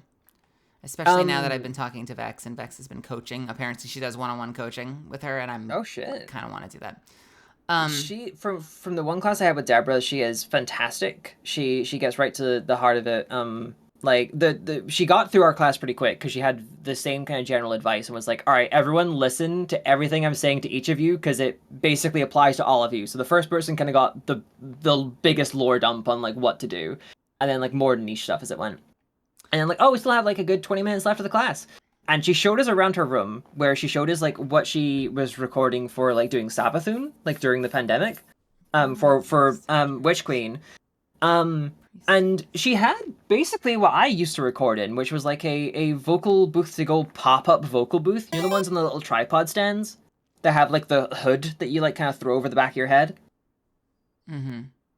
She used one of those. That was fine. I didn't care about that. She sleeps in a room with like about 36 I say Tupperware, but obviously specialized, but Tupperware boxes of fucking spiders and tarantulas and like scorpions. Deborah, why? She has like 6 of the fucking things Deborah, in either why? bedside table, and like she was taking them out and like putting them like handling them and like all that kind of thing. And I don't like spiders. Scorpions are fine. I don't like spiders, and tarantulas especially. And I was like kind of like freaking out, like gripping the side of the chair. And Victoria was like, "Oh, do you not like spiders, Ashley?" And I was like, "Nope, not really. Nope." That's like trying to like be totally calm. Like, that's fine. I don't wish any ill will. I just don't. They freak me out a little. Oh no. So yeah. Fun fact, unrelated, but relating back to our class. I think that was the class. I think this is like a self-flexus. I'm sorry, but like, was that the class where someone did one of my characters? Yes, someone did. The person right before me. The person right before me went up. Okay, so here's, and part of why it wasn't as big a coincidence as you might think. It was with a woman that casts for that game. So like the sides were in there. And so we're looking over the sides. You're picking like what characters, you know, usually they'll like at the classes, they'll like show you'll get a script in advance and you kind of come in prepared with something, you know, like you have a little time to work on it on your own. You know, it's not a completely cold read often. And so, you know, I'm looking through the packet and like a character I voiced was in there, and the guy right before me gets up and does my character. It was Alpuash. It was the Aztec. Is that how you pronounce it? I always say Puck. Alpuash, yeah. Yeah, it's Alpuash. I don't think that's how we say it in the game. I think some skins say Alpuash and some don't. I think it's very definitely think we just said Puck. Like it could be that Alpuash was like how they were told in the initial, and then it turned out that Puck might be more like the correct. Like I could be going off old information. Yeah, it was don't take me as gospel. Necromancer, the crow guy that has all the crow puns, and the guy came out like right before me and did it. And so, man, what was wrong with me in that class? I threw you under the bus right afterwards. I went up to the mic and I started my thing by being, by the way, really nice read. I actually play that character officially. And he's like, what the fuck? Yeah, like you came in there fucking swinging. I sound like a dick now. I swear to God, that's not usually me No, in classes. I feel like oftentimes, like I might be like confident enough to go up early, but honestly, in a lot of my workshops, I get up on the mic and I'm like, hi. I'm really nervous, Like, actually. to I be get fair- nervous in classes a lot, honestly. Yeah, no, I mean, For some, maybe I was confident because I had a friend there. Who knows? maybe. And like there was also, I mean, the whole thing of like you're saying like, oh, you know, like that guy, like, oh, hey, like I voiced that character. Then there was me like, oh, hey, sorry, yeah, we're Warframe buddies. You voiced in there too, right? Like, so you weren't the only one like even like accidentally flexing. I was like, yeah, no, I voiced in Warframe too. No, yeah, like you're like the Railjack crew. And it's like, well, you know, I voiced like the people in Devere. I'm like, oh right, yeah, you're like the Dax archers and stuff. I had another fun one. I think I've mentioned this on stream too once. That I was in a workshop randomly once, and I wouldn't have known it because, suffice to say, they did not look or sound anything like the character.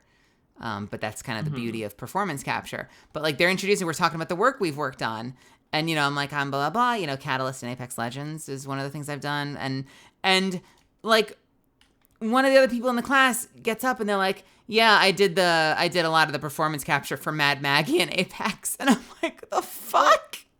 Oh my god. You would never have known. You would That's never so have cool. known. They looked and sounded about as far away as you could possibly imagine from Mad Maggie, but, you know, as a physical actor, they had it, I guess. Yeah. Kind of reminds me of like how a lot of the Warframe stuff is like just DE staff members. Like I think was it Octavia's dances are all just DE Danny, like just dancing in a mocap suit. I think she's also, I think she's No, I think she's Saren's Scream, and Megan Everett is Saren's voice Scream. after the fact. No, so there's when she casts one of her abilities, I forget which one it is, but Saren's, you can hear a scream in the underlying sound effect, and it's, I think Megan They does must the have scream. done that after the fact because I feel like I remember when they released. It's very Valkyrie or Valkyr. Yeah, Valkyr, which came Valkyrie, after yeah. Saren, I think. Yeah, when they released Valkyr yes. originally, they made a big deal out of it. It was like at the time it was the only Warframe that had a voice. I guess then they went back and added the Saren Scream after the fact. However, they have confirmed as of the last dev stream on Friday.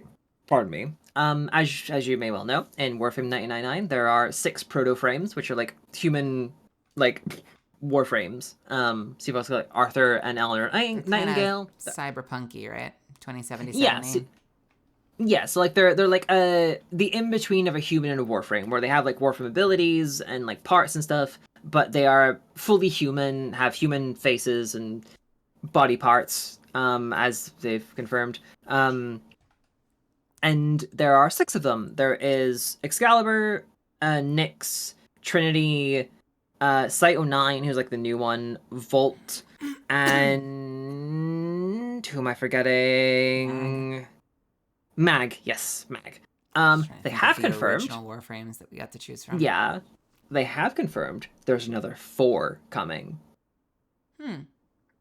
Now, I'm curious. My bets are probably going to be Rhino and Ember, maybe Loki because he was one of the originals, and then my kind of wild card, which would be either them doubling back on a thing they've said or reusing initial plans, but Major Rusalka, that fucking Metal Gear looking character, the girl with the beret and like the green like cigarette, Pre-Valkyr? her specifically could potentially be a proto Saren. Saren, okay.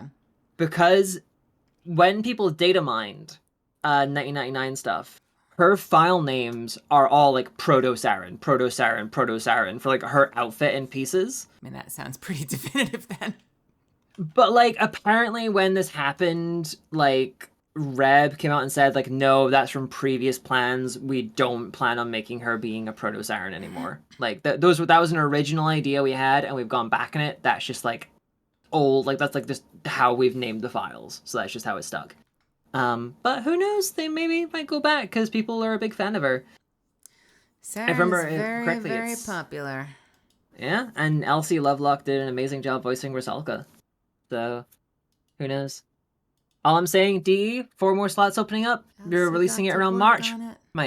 My inbox is open. Elsie was she's kind of been locked in for a bit because she voiced Captain Zito from Jade Shadows, where Gianni made his debut as Stalker.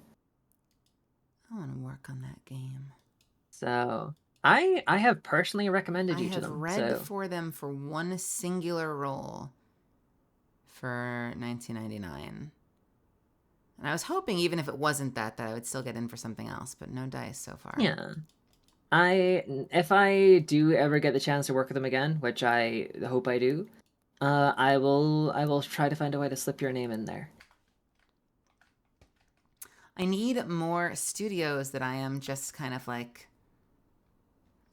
quick, common, frequent utility for. And right now, like, my main studio is Insomniac. Okay. Not even Respawn, weirdly. Like, I haven't worked on any of the other titles.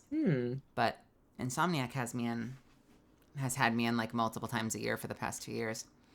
And fucking God bless them. I want more titles like that. Like, I would love to be able to do like especially a game like Warframe where they have so much. Now, on the other hand, I don't know if it's because of my union status that I'm like I do not know. A less exciting pick. I don't know, because I know that they do a lot of budget Warframe stuff and it turns out great for them, but I remember that like for a while they were auditioning through fucking like websites. Like pay to play websites. Voices.com used to be their big arena until they split off because they're like, yeah, no, this website fucking sucks, and stopped doing it and went through agencies or like other connections. So yeah, I just happened to get lucky and got my name in the door with Cam, the director, on Twitter, and like sent him my demo reel, and then 2 hours before my birthday, I got the email being like, hey, do you want to read for some stuff? It's kind of given me like a barrier of hope, because like that was when I was like, fuck, I've not had like anything in so long. I suck as a voice actor. I'm dog shit. I should give up. Just stop doing this. And then got the email like, hey, do you want to voice some Warframe? Which had been like my goal for so long. So I'm like, whenever I'm like on the brink of giving up and be like, no, I've not had anything in so long, I'm like, yeah, no, DE's gonna reach out in like 5 minutes. I'll be fine. Mm-hmm. If DE aren't reaching out a hand to hire me, it's not my direst moment just yet.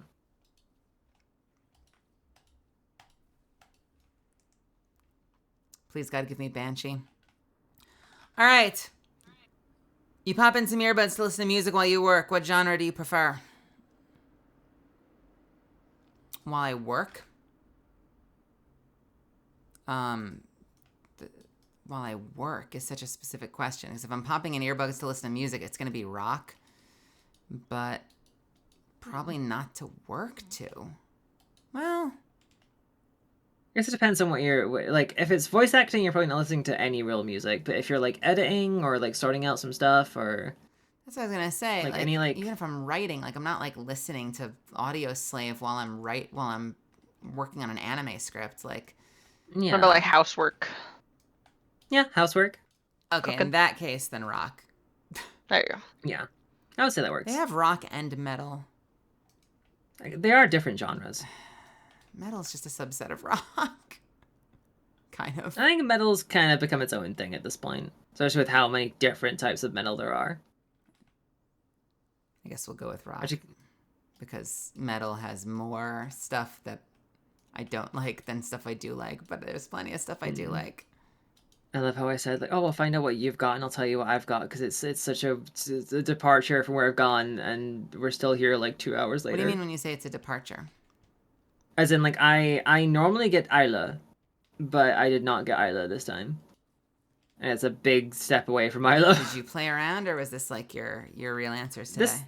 These are my real answers. It's what I would give. I think before, when I've like kind of done what you've done, where like I like, oh, I was caught between these two, so I swapped it around. I got Errar, but this time I did not get Errar. What is Errar? The engineer ones, the vent goblins. Like the ones that have the welding masks. Why do you say that with an S sound? Because that's like the German. It's why I say Isla instead of Yule, or Folka instead of Falk, because it's German. Okay, I was trying to remember. I didn't remember what Isla was either. Like Isla, it's because Yule when you read it in English, it's Yule, but it's pronounced Right. Eile because it's the German word for owl. I see. Interesting. So it's why sonically it's not star, it's star because it's Starling.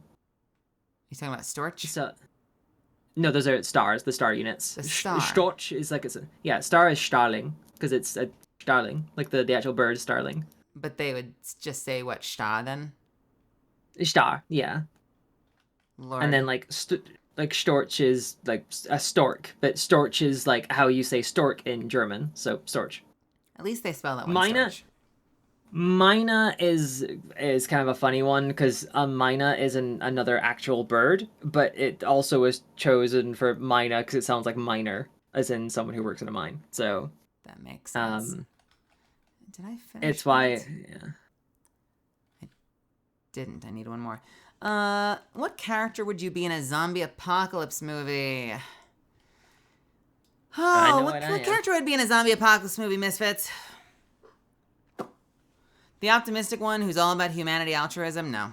Well, no. Then dies in the most brutal way possible? No. The musclehead whose only purpose in life is to eat food and kill a ton of zombies? No. Patient Zero? Depends on what you mean. You are the origin. You're the origin of the zombie. Depends on what you mean. Like, if I'm a carrier, alone, a la Left 4 Dead, that would be phenomenal. I think I'm assuming it's like you're the one where it all starts. You're the one who got that weird cold and then you went to bed and woke up a zombie. Nah. The shady one who why is spacebar spamming? What the fuck? Oh my god. Okay. No, don't go. Stop it! Okay, we're back. It was constantly going down. The shady one who shows up, disappears randomly, but always seems to survive somehow. That's starting to sound more familiar. It's a little more you. That's starting to sound more familiar. The one who locks themselves indoors and pretends like nothing bad is happening. That's also a potential. I could potentially, this is fine it. This is fine. This is fine. This is fine. This is fine. Someone who dies day one ain't making it any further than that. That's probably, I would say, 93% of us. That's me, baby. I ain't making it for jack shit. The intellectual who thinks they have a handle on what's going on but dies for their hubris. That's a lot of Twitter.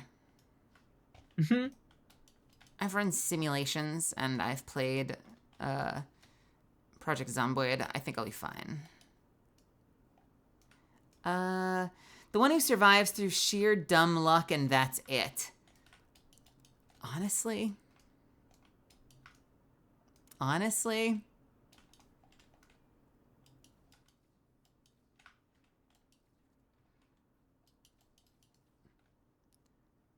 The grizzled hero who's still alive but has made choices they deeply regret.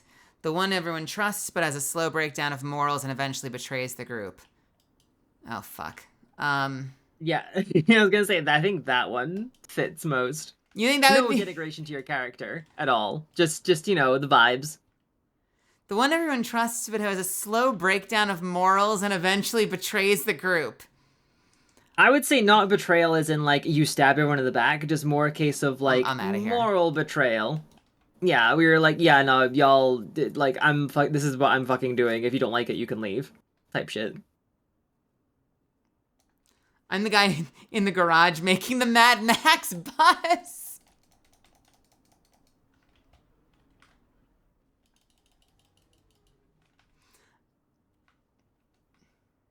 Man, this is a hard question. I don't think I'm the shady one who shows up and disappears randomly. No. I am either the one who... I think the three I'm between are the one who locks themselves indoors and pretends everything is fine.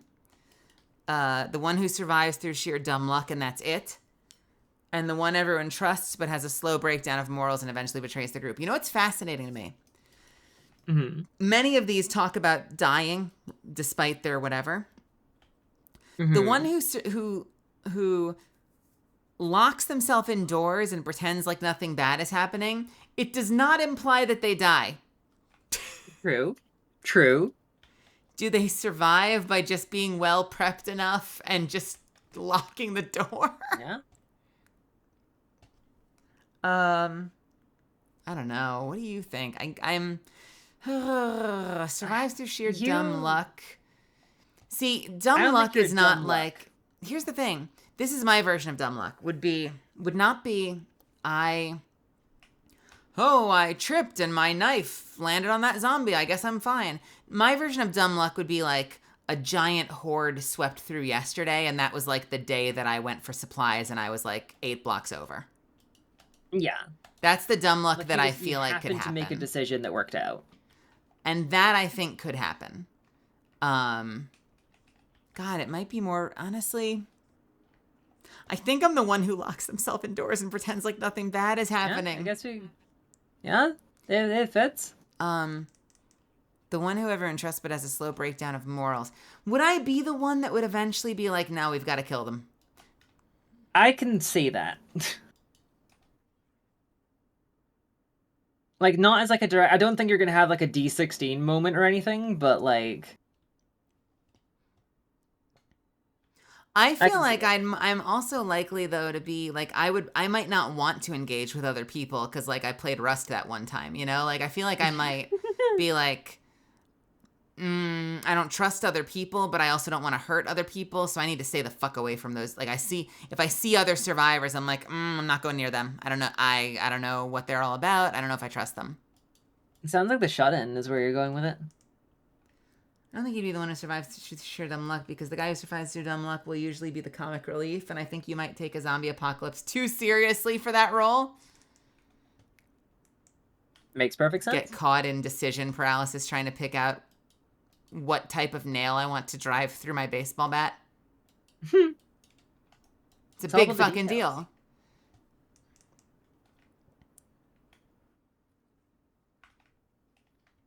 Have a good night, Amelia. Sounds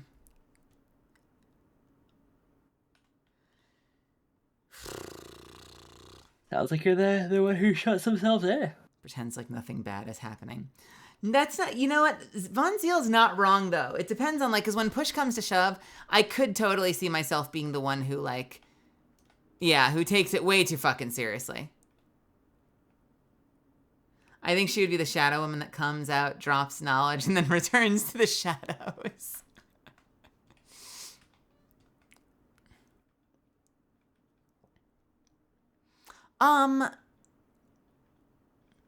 I guess it depends, because shady is a judgment from someone on the outside, right? Yeah. Yes, I would agree. So people could perceive me as shady, but you know what? You're not wrong in that, like, I could see myself being like,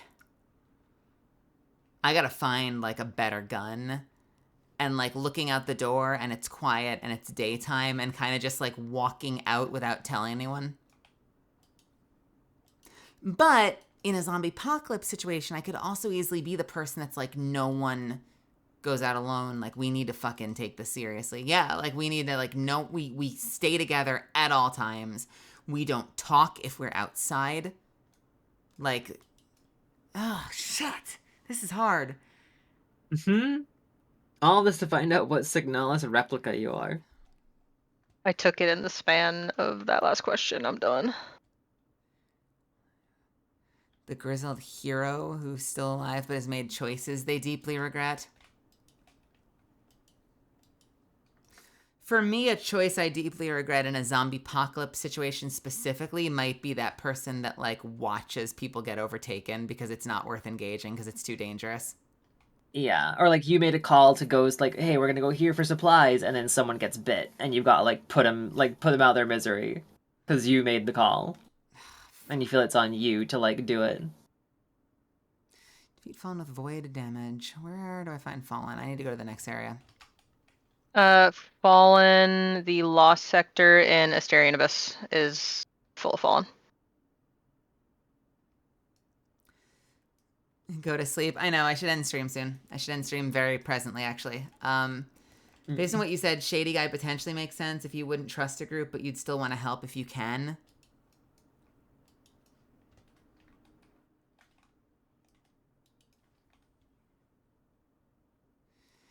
Yeah, well, that would speak to like the desire to have people around you for your own security, but like also sleeping with one eye open.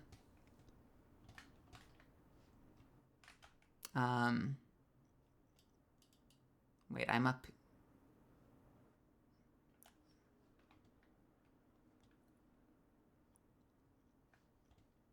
Where am I? I'm in a cave. The box described? That is... Did I go the wrong way? I think I went the wrong way. I need to go past the cave. So what are you, Mel? In a zombie apocalypse, what are you?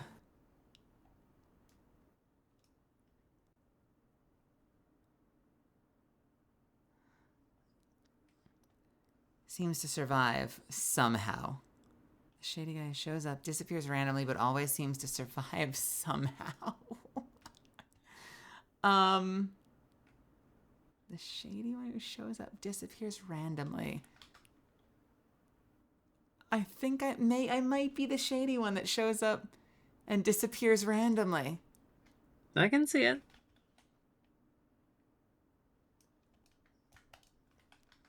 Let's stick with that for now. This might be the one that I go back to if I'm like unsatisfied, just to see what the other answers would get me.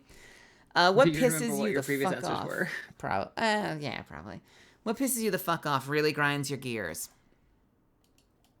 Ooh, do you want to learn a little bit about me? Sure. Not knowing what's going on at any given moment. That absolutely pisses me off. Oh, yeah, no, I feel you. Anything standing in the way of my goals, honestly. Standing in the way of is interpretive, because that could also mean like something you have to accomplish, and that's fine. Incompetency doesn't piss me off. I'm very patient. Although I do have a limit. I absolutely have a limit, but I have a lot of patience. Limits on expressing myself. Yeah. Oh my God, yeah. Like, if I want, like from the standpoint of, if you hit me with, I don't talk about politics with people, or I don't talk about religion, or like some topic, like that's like a not at the dinner table topic, I will start like chewing my nails off. I must. And now I want to even more now that you don't want to. Uncontrolled and heightened emotions, that's fine. Nothing. Peace and love. Love and peace. Love and peace. People being overconfident and fake. Irritating, but doesn't piss me off. Being disrespected in any way definitely pisses me off.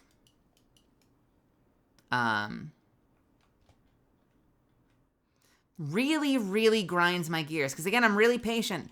I might get pissed at getting severely disrespected. But I also know how to like turn the other cheek. Kind of depends on the day, but it's always something. Kind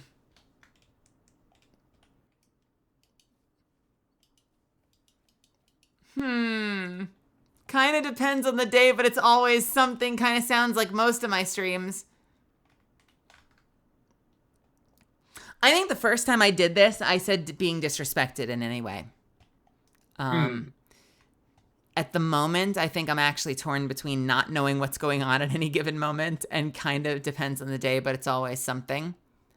God, this is telling. I'm telling on myself and my irritating shit I do in personal relationships. I think it might be not knowing what's going on at any given moment. I hate secrets. I hate if someone's like, like, hey, how's it going? I'm not feeling that great today. Yeah, what's going on? I don't want to talk about it. I'm like, oh, yeah. Or if I come in and people are talking about something and then they change the topic, I'm like, no. What were you talking about? I want to know. What was this about? Fill me in. I think that actually might be it. God, not knowing what's going on at any given moment. Am I going to get fucking Yule this time around? Social animal? The Isla. Let's find out. Pick a text-based emoji. I think it's very obvious which one would have been mine. Is it? Are you colon 3? Yes, I am. I feel like I'm between, because I have a hard time equating this to not like what I use, and I feel like the two I use the most are colon 3 and like evil smile. Yeah, those are pretty on brand for you. I feel like I'm probably gonna go with evil smile. I think evil smile is very on brand for you. Do you think that's me, Misfits? Yeah, a very you emoticon. I'm just trying to find a name for it. Yeah, you know, like mischievous, angry eyes with smile, smirk. I use these two. I use these two more than anything else. I don't know how visible it is for you guys. I know I made the window pretty small. I don't know if you can actually read that. Absolutely devious. All right. Opinion on Arian Young. Oh, we're getting into roleplay questions. Okay. I took it as my opinion of her as a character rather than like... Yeah, but she took everything from me. Who get back to work? This isn't exactly... Yeah, it's like... Yeah. This gets in a little bit into the... There's one particular type of quiz that I fucking hate, and it's the ones that lead you every step of the way. Where it's like, which type of Avatar the Last Airbender would you be?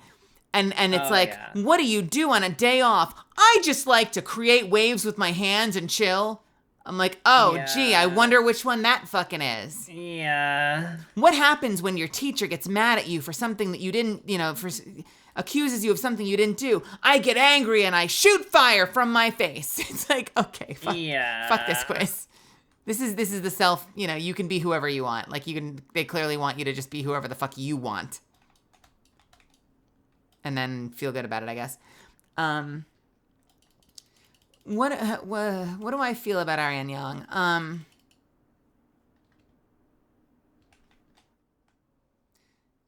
Well, so you guys already know, if you watch the stream, that despite playing as Elster, I put myself in Arian's shoes.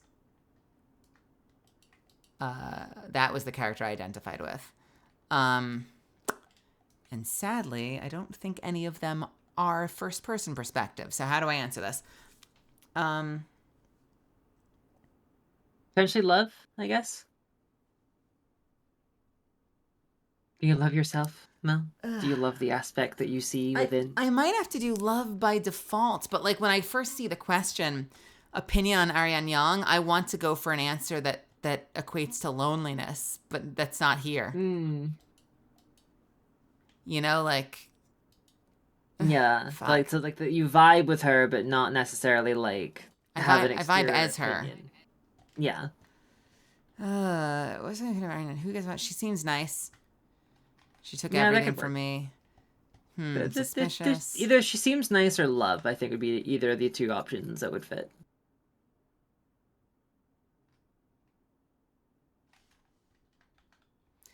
She seems nice. Tarot time. Pick one of the major arcana. Great. I don't know anything about these. I know I'm Catalyst. I don't know. I only tarot. vaguely know. Catalyst knows tarot. Melizand doesn't know tarot. I defaulted to the Fool.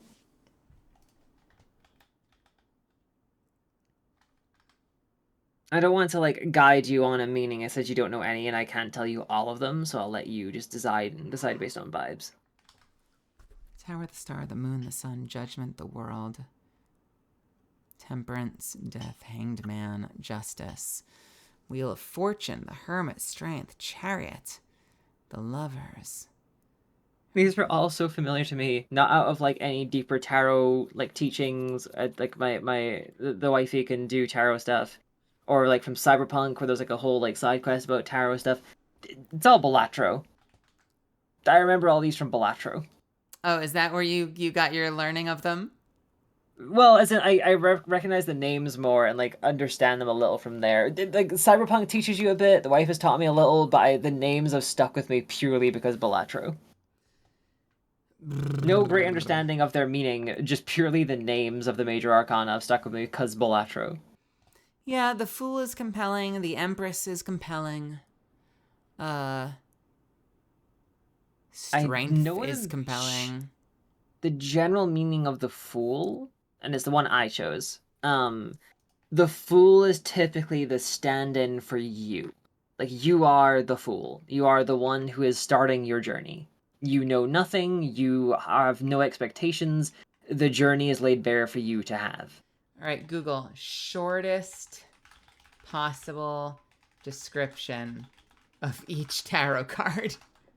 Of each major arcana. Of each major arcana. Short idiom-based descriptions. Let's fucking go. The Fool. Taking the leap of faith, letting your heart guide the way, being true to your inner child. I fucking love that. The Magician. Taking matters into your own hands, manifesting the best, knowing your own power. High Priestess. Seeing through the veil, following your gut feeling, playing it by ear. Possibly. The Empress. Attracting wealth. That's not my life. Next, the Emperor. Having BDE, Google it. Big dick energy. Business development executive. Basic development environment. Bond disassociation energy. Got it. Aligning with your personal power, being the leader of your flock. The Hierophant. Hierophant, I believe. Staying true to tradition, following the spiritual path, seeking a mentor. The Lovers, a match made in heaven, a love with all your heart and soul. The Chariot, things changing as swift as lightning. I'm skipping some of these. The Road to Victory. Strength, taming the beast within, persevering in the face of challenge. Being faced with a matter that tests your faith. The Hermit, seeking answers within, valuing your alone time, discovering the path to enlightenment. Kind of like that one too. Level 1, thank you for the 5 gifted subs. Holy crap. What the heck? God, I need to end the stream. I need to end the stream. When I have my answer, Cav and Quills, I think we're going to call it. Is that okay? Yeah, no, it's entirely good. I said I was going to go to bed like 3 hours ago. It is nearly lunchtime UK, and I have not slept.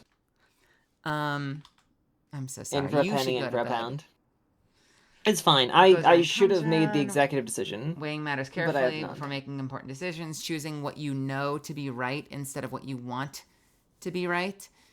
Getting a fresh perspective on an older matter. Surrendering ideals. Seeing the bigger picture. Death. Challenging change. Seeing beyond the veil. Achieving inner balance in a chaotic world. Finding peace with old challenges. Being in a state of flow. Match made in hell. Dancing with the devil. On a wayward path, manipulating those around you. Tower, life, becoming a shit show. A rude awakening, being blindsided by an unexpected, unwelcome change. Being inspired by deep soul searching. Ooh, I like that too. Life becoming a shit show and finding your way through it. I kind of like that. What was that one? The Tower, life becoming a shit show, a rude awakening, being blindsided by an unexpected, unwelcome change. Which is a lot of my life, being inspired by deep soul searching. The Star, seeking guidance in dark times. I'm just going to skip some of these if they... Moon, a gateway to the unknown, being taken out of the ordinary, trusting your instincts. Finding meaning in your dreams, feminine power at its height. The Moon knows all your secrets. You gotta love the Moon. Every little thing is going to... Sun, every little thing's going to be all right. Living La Dolce Vita. Judgment, finding higher level of awareness, the world. Grind to a halt. Closing one book and opening another. I genuinely think taking a leap of faith, letting your heart guide the way, your inner child. I genuinely think the High Priestess, if it means seeing through the veil, following your gut feeling, playing it by ear. Yeah.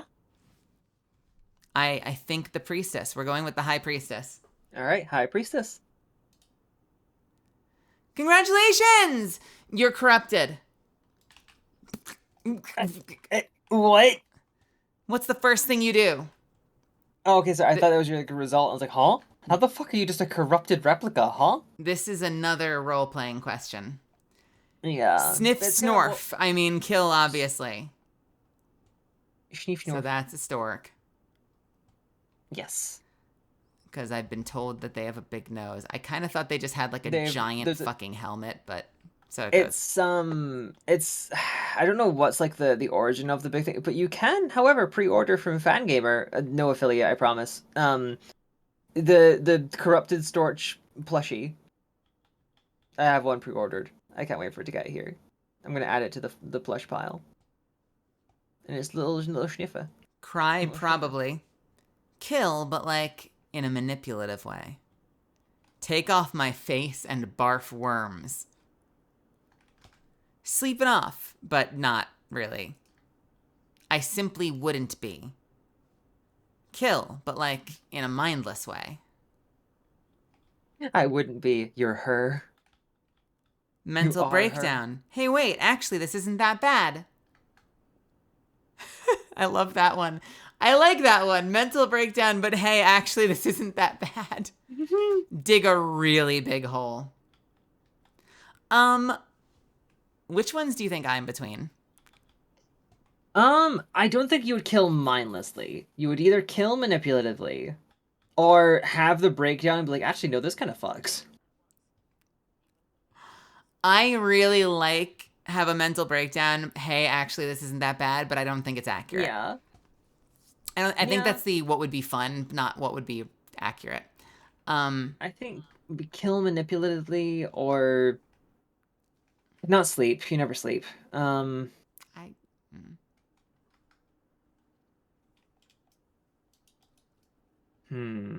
you wouldn't kill mind. You're not a mindless killer.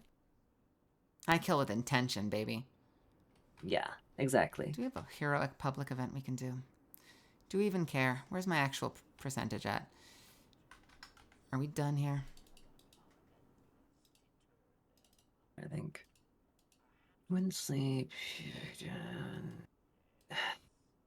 I don't think you would be the kind to be like, no, I wouldn't get corrupted.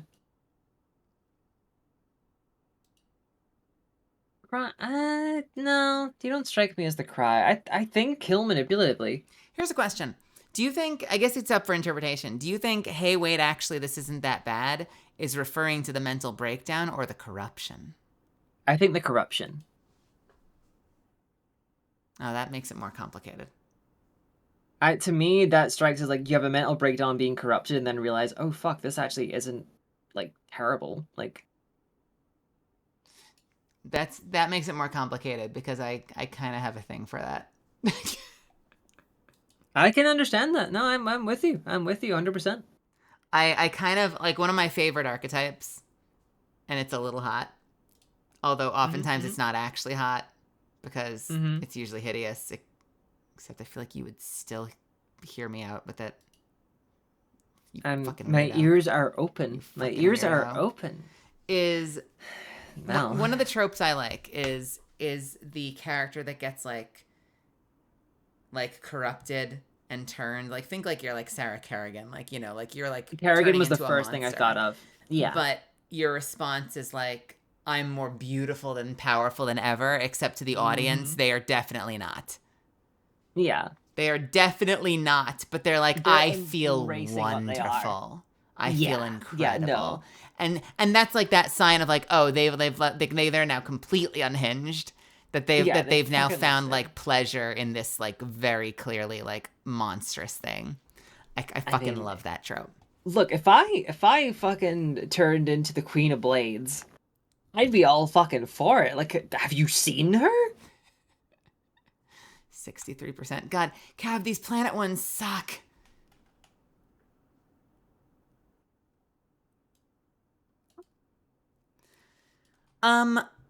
Mental breakdown. All right, here's the thing. I think hey, this actually isn't so bad. I identify with, but mental breakdown I don't think would happen. I don't mean that in like I don't want to sound like in like an arrogant way. I just like knowing myself. I don't think mental breakdown would happen. Yeah. I genuinely feel like I'm between, and it's funny that you said that. I simply wouldn't be, and cry probably are the two that I feel like I'm between. You're either having like an actual full-on existential breakdown, or you're aura farming. It's one of the two. But I kind of there's something sardonic about cry probably, which is what makes it appeal to me. Like it didn't strike me as mental breakdown. It struck me as like, oh, well, I guess everything's fucking terrible now.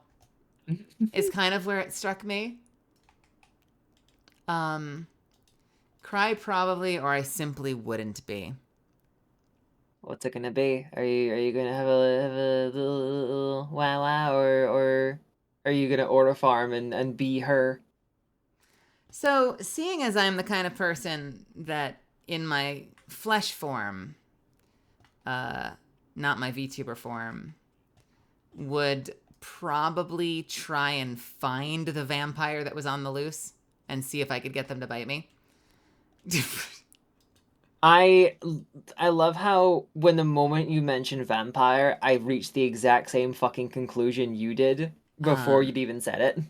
I think I'm scared by how similar we are in some respects. No, I think I simply wouldn't be. I think I simply wouldn't be, but I would kind of wish I had been. Oh, spicy. Simply wouldn't be, kind of wish I had. No, I'm not putting this on you. Because I realize I'm the one that's multitasking, so I'm like totally not pulling my weight here, Cav. But it's also reminding me of how much I fucking hate this event. Like they need so much completion. It's fucking disgusting. At least the quiz is nearly over. I actually feel a little guilty that I keep getting distracted by shit because I feel like I've spent a lot of this standing around. And I appreciate you. Cav is the soldier we all deserve. They don't actually suck. I guess you... What the fuck is that up there? What is that? Why is it there? What is this? Give me this. Never mind. Radiolarian signature not detected. I simply wouldn't be. Question 17 her. of 18. Please. You go on a dinner date with one replica unit type. Who are you asking out?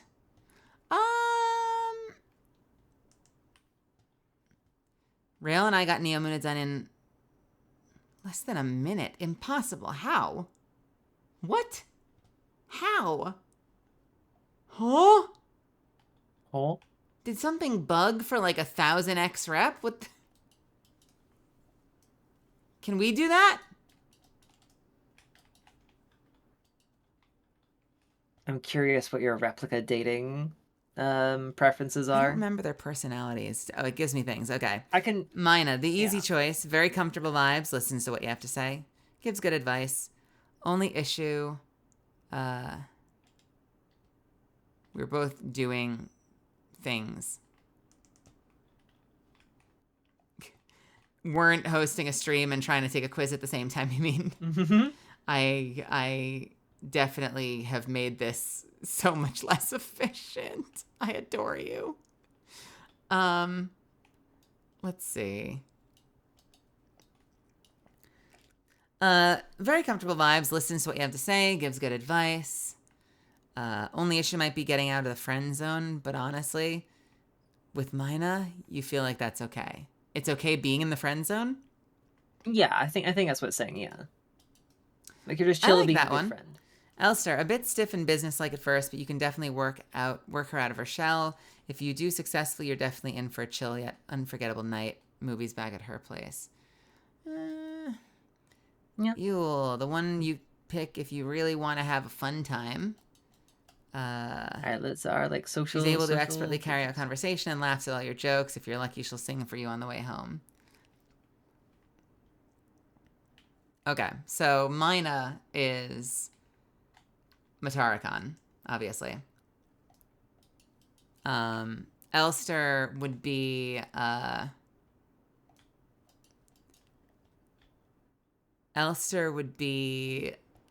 honestly, Elster might be Ariana.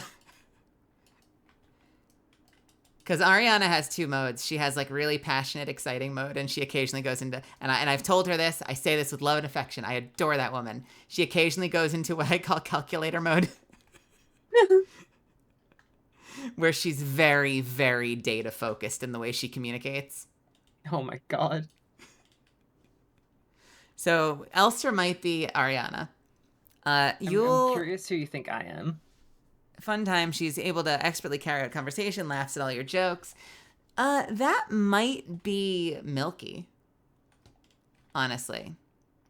I think that might be Milky VT. Adler, you feel like she has so many interests you could ask him. He has so many interests you could ask him about anything and he'll be able to talk for hours. Though it'd probably just end up circling back to Falca. Or you could just tease him and make fun of him the whole time. That's fun too. That feels like you. Me? That feels like us, honestly. Maybe us more than you. Okay. So many interests, you could ask her about anything and she'd be able to talk for hours, though she probably keeps circling back to the same subject she's super passionate about. Or you can just tease her and make fun of her the whole time and it's fun too. Because I feel like I short circuit you by teasing you. And you have a million topics that you'll talk about for fucking ever. I have a million topics I could talk about forever. What the fuck do you mean you can short circuit me? That's been this entire stream, says Bunziel. Like your whole fucking reason for starting this conversation in the first place and orchestrating entry into my stream. Excuse me. That was... How dare you? Star, tough and stoic during work, but outside you get to see how cool and calm she is. Her presence makes you feel comfortable, but just avoid talking about her coworkers. Tough and stoic during work, but outside you get to see how cool and calm she is. Her presence makes you feel comfortable, but just avoid talking about her coworkers. I did not. Oh, in Eventide? Fuck that. Okay. Do we get credit for doing the quest, the mission? Or does that not count for Europe if we do the mission? I don't think so. Excuse me. Fuck, I need to go. I see you, Von Zeal. I see what you're saying. What do you mean you could short circuit me 5 seconds later? Which one? Oh, okay. Yeah. Tough and stoic during work. Who are the VTubers that I find tough and stoic during work? Honestly? Well, I don't know many VTubers I would call tough and stoic. I think it's like it's very telling that the first two people I thought of are Zentreya and Saja. And neither of them actually are, but you could get that impression because of the TTS. But if you actually watch them and pay attention for 3 seconds, you'll realize they're very playful and very connected.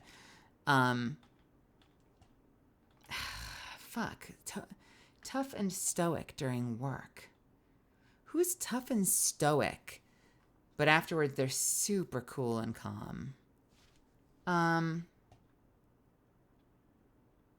Who have I said recently that like is really hard, seems hard to approach on stream, but I fucking adore behind the scenes?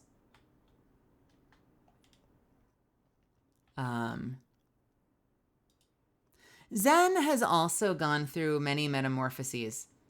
Zen for a long time made her entire brand kind of being like the cool girl. And you've seen her over the past couple of years shift towards like, I kind of want to be the cute, lovable one. And she started off with like dragon stuff, right? Her, yeah, but like, you know, a lot of her old stuff, like it was very much like And she still sort of played the fool, but she would sort of be like the straight guy of the comedy, and she'd be like kind of the cool, chill girl that like shit then goes wrong and it's funny. And, you know, and now she makes a lot of content where like she'll slap on cat ears and like, you know, dance around and like make hearts and kiss and blow kisses, you know? She's going through a bit of a rebranding.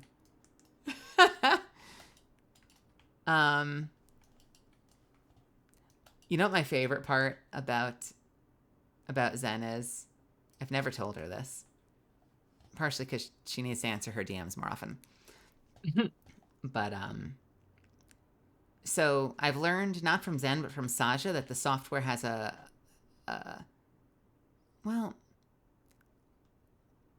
there's a big delay on the voice, and so sometimes you're doing a performance where you have to 83% by the way.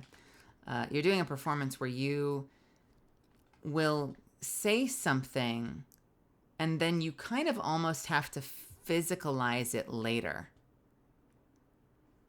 If you really want to seem like you're in sync, because your movements are going to be faster than what you say. Oh, God, that must be really hard to pull off.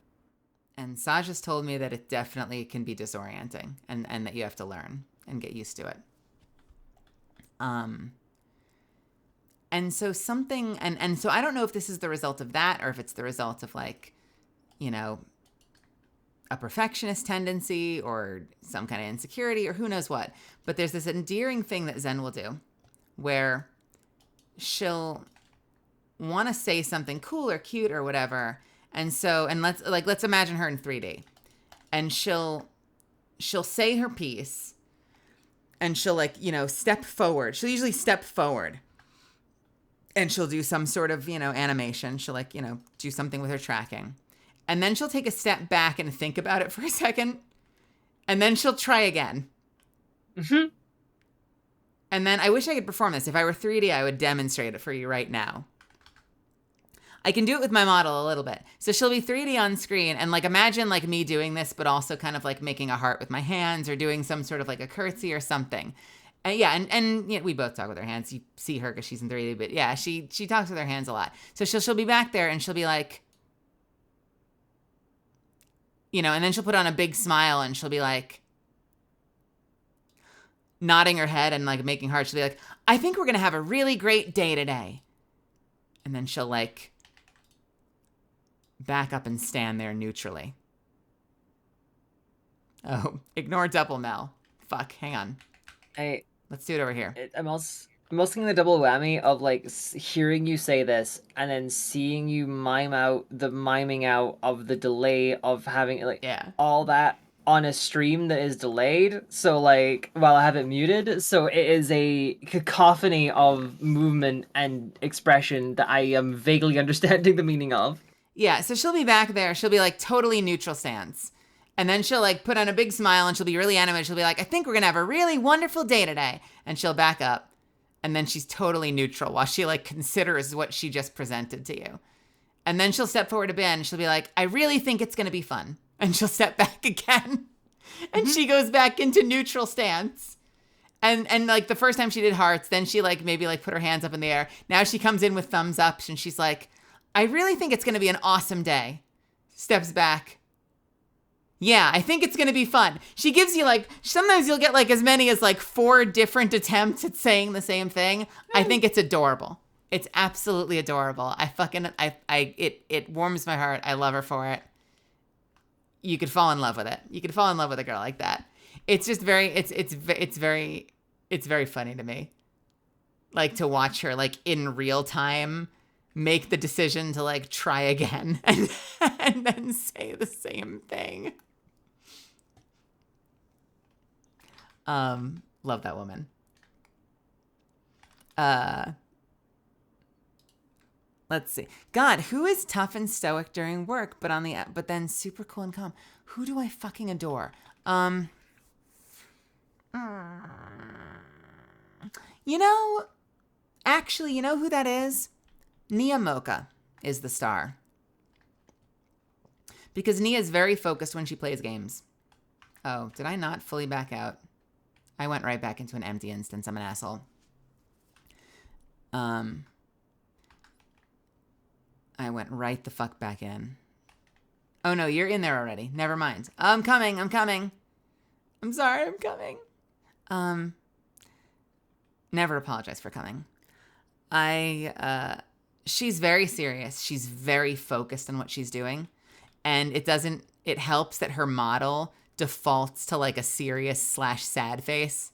Have you ever noticed? It's that bear face. She has a little bit of like a super serious bear mouth when she's focused. Can I tell you something? Nia will also, if we DM and I tell her that I'm really struggling today, like I'm having a really bad day with something, she will call me. And she will turn on her camera, outward facing camera, and she'll like let me see her puppy. And she'll like pet her puppy and she'll talk to me through it. She'll talk me through it. So I think that's Nia Mocha. She's very serious and focused on stream, but she has such a big fucking heart. That's genuinely so sweet. Oh my god. Yeah, adore Nia. Also, Nia was at ALGS in Los Angeles. One of the first VTubers that I met in person.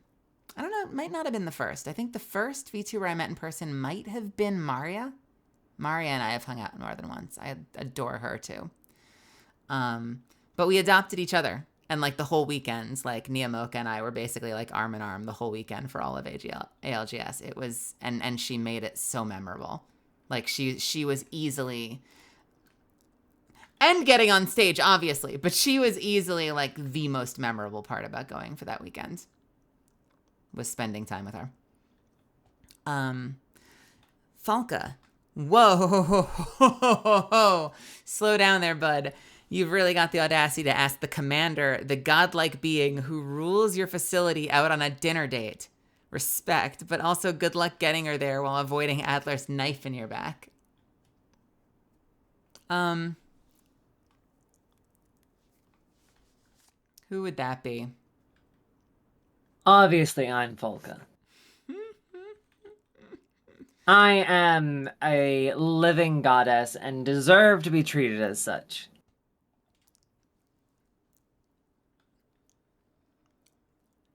You're about the audacity asking the commander out on a dinner date. I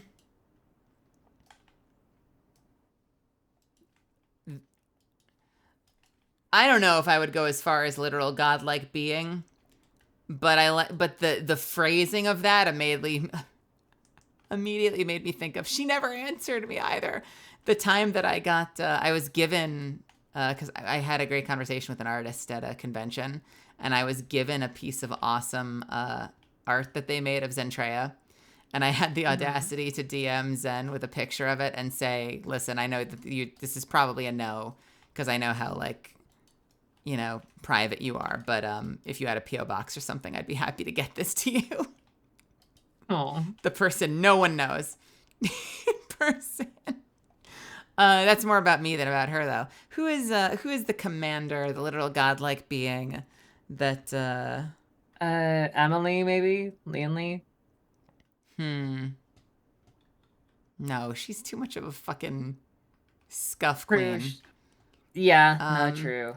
This might be every time I DM to make small talk with Vox Akama. Vox Akama and I are acquaintances, and we talk every once in a while on Discord, and I still don't... It flatters me and makes me smile every time at, like, why.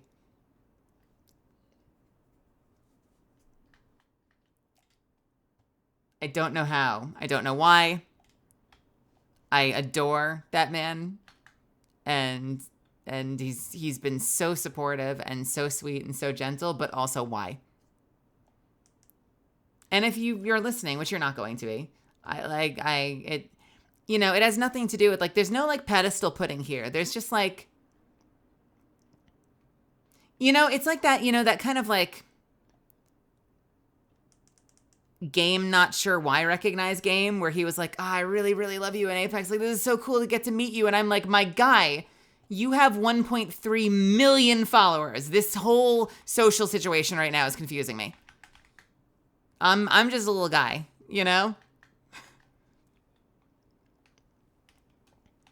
That's what Alma wanted to be when she made her. That's true. When Alma first debuted, she was so fucking genteel. She was so like, hello everyone, it's wonderful to meet you. Hi. Thank you so much for coming to my stream. I see that with my friend, who is the VTuber behind Dapperling right now. If any of you have encountered her yet, she's very much in the role play. She's like, hello, my darlings. And I'm like, how long will this last? Nice, Europe was done. Calibri, a tough one. If you're well read, you probably be fine, but also watch out. She's definitely checking your thoughts for any ulterior motives. Who the fuck is that? She's probably checking your thoughts for any ulterior motives. Can I think about that for a second? Can you babysit chat for a second while I refill my water? Oh dear God! You expect me to keep these people entertained? Misfits, don't eat quills. Oh God! I'll try. Hi, chat. Hi. Y'all like dinosaurs? Dinosaurs are pretty fucking cool. All right. Like, we all like dinosaurs here. Surely. No. Chat. Stay up. Okay. Tell me about dinosaur. Oh God, fuck! So many dinosaur facts are running through my fucking brain right now. I went to the Texas Museum of Natural History with my girlfriend when I was in the States over Christmas and New Year's, and I got to see actual fossils, not just like the casts, because most fossils you see like on display, especially like the full skeleton ones they have on stands, are casts because they're not going to risk the actual fossil being damaged. But there was multiple in displays behind like glass casings and stuff, and like in like some of those larger ones where you, if you were to try and jump, you'd have to like fully lift yourself over like a glass barrier. There was like a Centrosaurus skull, like an actual, like not cast, the genuine article, like several, like dozens of millions of years old, actual fossilized skull of a ceratopsian. And apparently my girlfriend said that my eyes lit up like stars had fucking been born in them. It was like an actual moment of childlike wonder for me. At 6 a.m. I made the terrible mistake of watching food videos. It is 12 p.m. for me. I meant to go to bed like 7-8 hours ago. I thought I'd come by and say hi, and then I got roped into talking about Signalis. I say roped in, it was my own fault. And then we kept talking about Signalis. And then this replica quiz came up. And now we're having like full on like podcast level dialogue for each fucking question. So, but I am determined to stick it out until the end. I will sleep for like 4 hours after this and have dinner and play some video games and take it easy, and then I will get the big fucking snooze and be ready for work. I'll be fine. I needed this kind of hard reset anyway. I'll be fine. I've been napping so hard over the last week. I was actually, now think about it, this means today is going to go by even quicker, and that means I get to find out if I got a role for a thing I auditioned for. You know, I auditioned for a thing, deadline's tomorrow. I'll get to find out even sooner if I'm in it or not. We'll figure that shit out. What's for dinner? I honestly don't know. It'll depend on if my family are like already going somewhere, or like planning to go something, or go somewhere, or pick something up. If they're not, there's like a takeout place. Pardon me, I tend to go to. Oh my God, I'm getting like bad. I'm getting like indigestion, getting like heartburn now for staying up till late. I'm getting old. Fuck, I'm 27. This shouldn't be happening. There's like a takeout place that I tend to go to on Sundays. Because there's like I had there's like a peri peri chicken place I like going to on Saturdays. I had some peri peri fries and a burrito, a chicken burrito. That was very, very good. Every time replicas are brought up, that Sonata Arctica song starts playing in my head. I do not know the one you mean. Unless it's that one, was it Vertka, or whatever the name was? The animation using Atelier, Rainy Dancers stuff, the I Could Be Your Woman. If that's the song you mean, then I totally get it.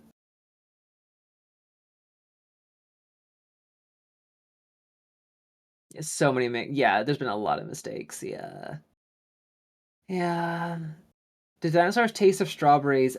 So fun fact, I know, there's a whole thing, there's like like, eating a T-Rex as like the ultimate alpha gamer move, to like go back in time, shoot a T-Rex and eat it.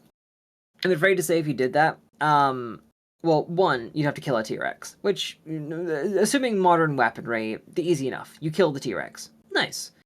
Now you start butchering it, and you can, there's like different cuts of meat for like the tail and stuff, where a lot of fat is. So let's say you take a cut from there.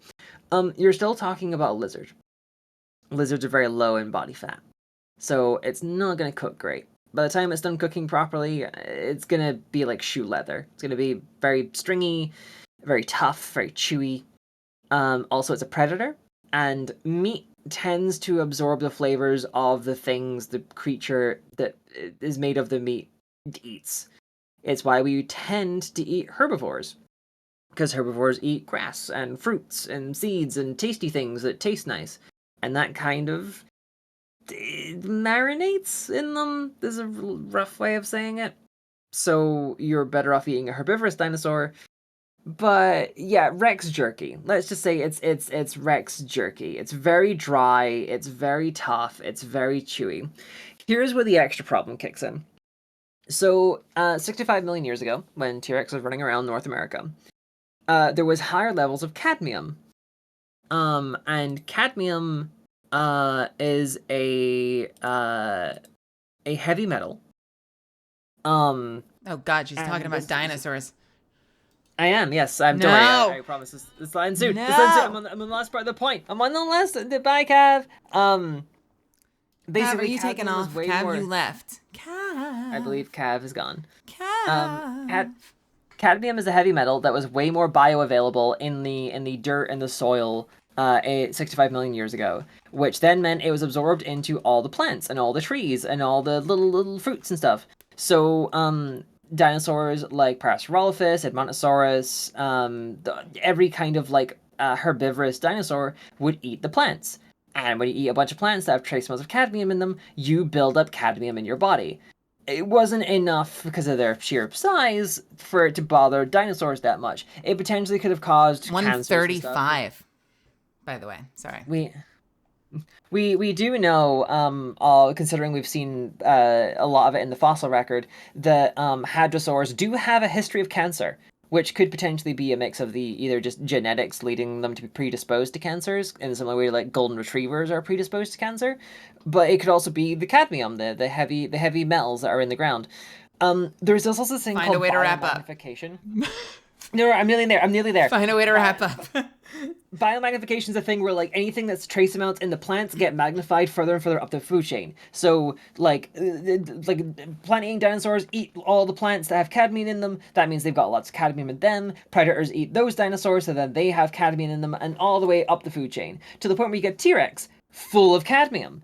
To the T-Rex, this is totally fine. To you, you shoot a T-Rex, you cut it up, you cook the stringy, chewy, jerky meat that is made of a T-Rex, so there's no fucking fat. You bite into that bitch, it tastes horrible because it's a predator, so it just tastes of blood and iron, and then you die of heavy metal poisoning. Congratulations, you've eaten a T-Rex and died for it. Don't eat a T-Rex. Don't eat a T-Rex, they taste like shit and it'll kill you. I don't know if I have someone from Calibri. Probably be fine, but watch out, 'cause she's definitely reading your thoughts for any ulterior motives. My initial thought was Yura, because Yura always thinks I'm about to do something to her, but that's probably because I have a habit of doing things to her. So it's probably justified that whenever we do something, she thinks I'm going to troll her or tease her. It matches up to you. I said this earlier after you left for the question you had. I feel like that sounds like someone with Zen. What does? Asking the commander out on a date? She wishes. Oh, and Mob, I would gladly Ara. take a job telling people things all day. She's I quiet, should but read not in a bad audiobooks. way, though her face may not change much. You can be sure she's listening attentively to you and taking mental notes on topics you discuss. You can probably ask her about plants too. Ignoring the plants, let's see.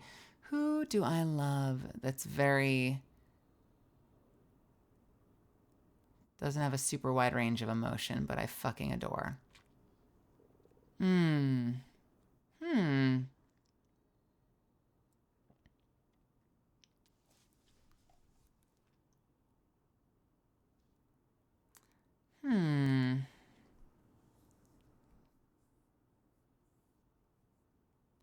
Do I have someone like that in my life?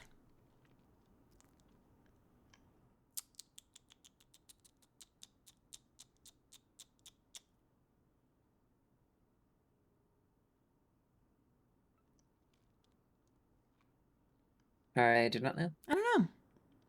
I don't know. I don't know. I don't know. I don't know.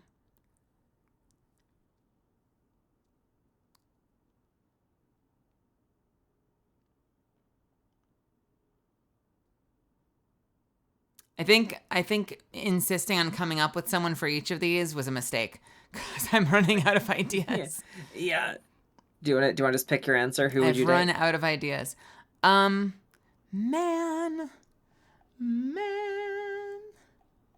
Basically, who do you know that's autistic? Hi. None.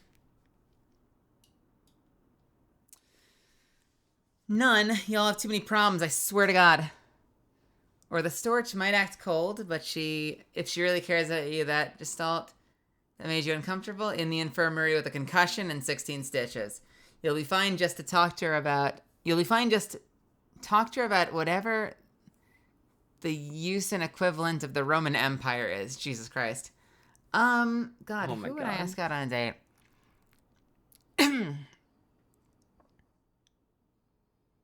I mean, it might have to be the easy one. Mina sounds like the most fun, honestly.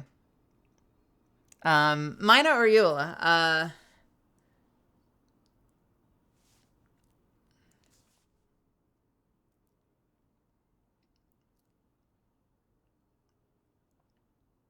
Let's go with the...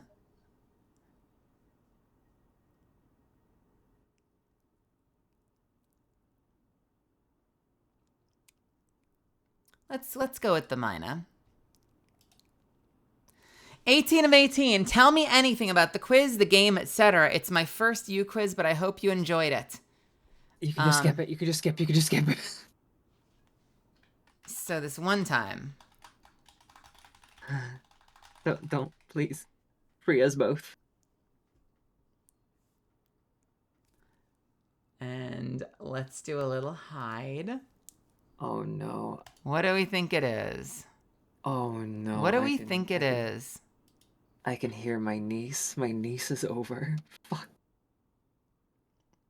Interesting. Huh. That's so What did you get? funny. That is so funny. What did Ari get? Isla, I think. Got an Isla? I could be wrong. I could be entirely wrong. I could be misremembering completely. I've got Colibri. Wow. All right. Nice. What did you get? So in the few times taken it in the past, I about 9 times out of 10 got Isla, and then like I would change like an answer or two that I wasn't sure about and got Erar. I got Adler this time. I called it. Okay, I think okay. Look, okay, yes, okay. I like things to be done a certain way. Because I fucking called it. Oh my fucking god. Yeah, okay, I like things being done in a certain way. I like having a big tall woman that I can like be the underling of and her to be my object of obsession. Is that so wrong? I love my wife.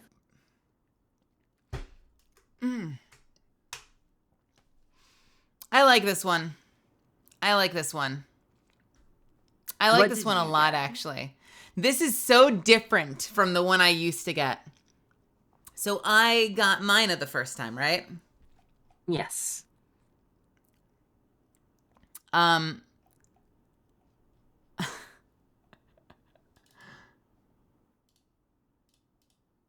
So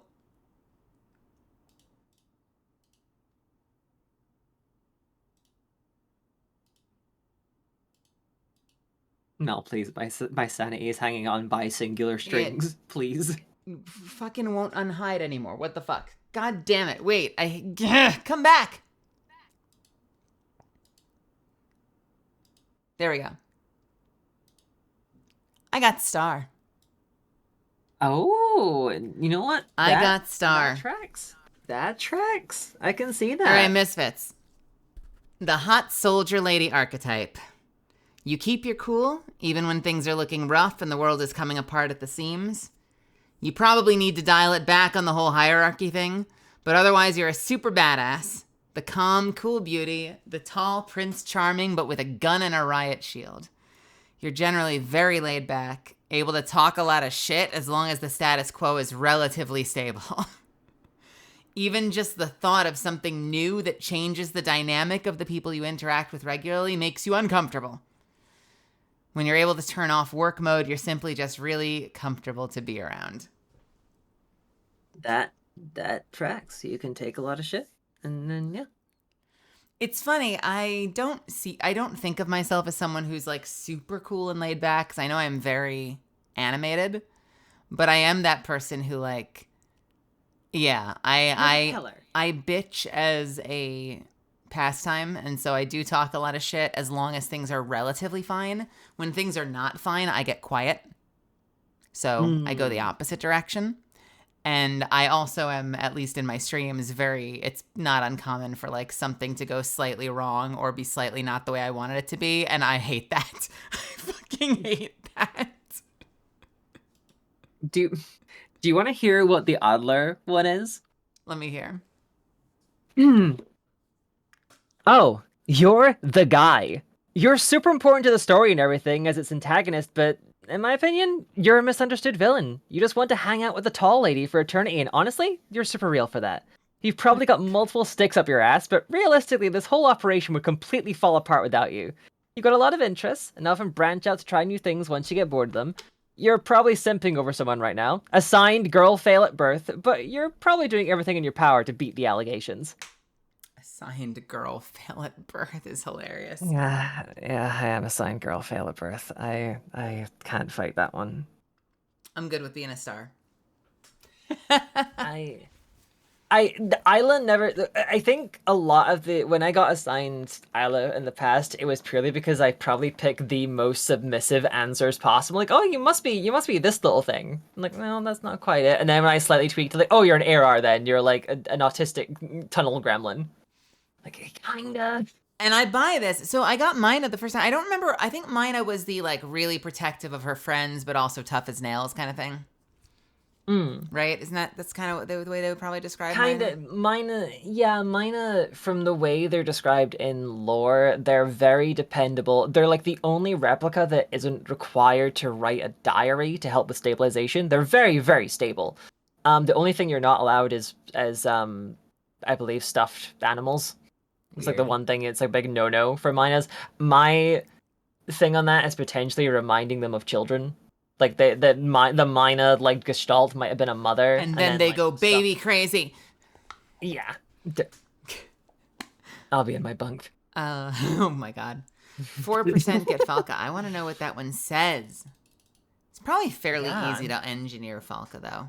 If I wanted to read it. Yeah. Oh my god, I'm in the 5% with an Adler. 5%. Mine was 6, and apparently I've become more basic. I'm assuming if you're going for Folka, you need to be the most, like, I am the main character answers. Which is funny, because that's how everyone else describes Falca, but that's not how Falca came off. We never get to really know Falca outside of, like, the notes she wrote and her dream diary. Outside of that, we never get to know who she really was, because the few times we talk to her in game... Right, but her diary was very composed. It was very thoughtful. You know, like, it doesn't come off as, I am the best and you are all insignificant worms. That doesn't sound... Yeah. I feel like that's what the quiz would assign to Falca, but I don't Yes, think that's yeah. who she was. Yeah, she for like the brief bits we have, she's very put together, and she's confused and scared because there's these new memories creeping into her head that she, when she remembers them, is like, this was me, but it isn't me. These memories aren't mine, but they're my memories. What the fuck is going on? And I mean, like, so, you know, I'm sure that on some level it's kind of like when you read your horoscope, like, they're all written in a way that you could probably find some aspect of yourself in a lot of these. But I believe this one. You know, I bounced around a few times the first time I took this. I think this is probably the answer, considering we spent like 3 hours assessing every fucking question. Yeah, I don't think we can do better than this. What do you think, Misfits? We kind of had like a whole like psychological evaluation going on. All right, I gotta go. Get out of here. Yeah.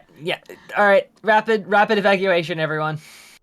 Have a good night, Quills. I will speak to you soon. Thanks for hanging out with me tonight. I shall see you around. Yeah, thank you for having me. Sorry for being an autistic burden for the entire night. No, you good. I appreciate the company. I honestly, though, if I've only any regrets at all, it's that today definitely ended up not being Volca Rest, so I'm probably shutting up the fuck up for most of tomorrow. Makes sense. All right. Have a wonderful night. Good night. See ya. Goodbye. Everyone say goodnight to Bye-bye. Quills. Bye, everyone. Glad I got to yap about dinosaurs for a little bit. What?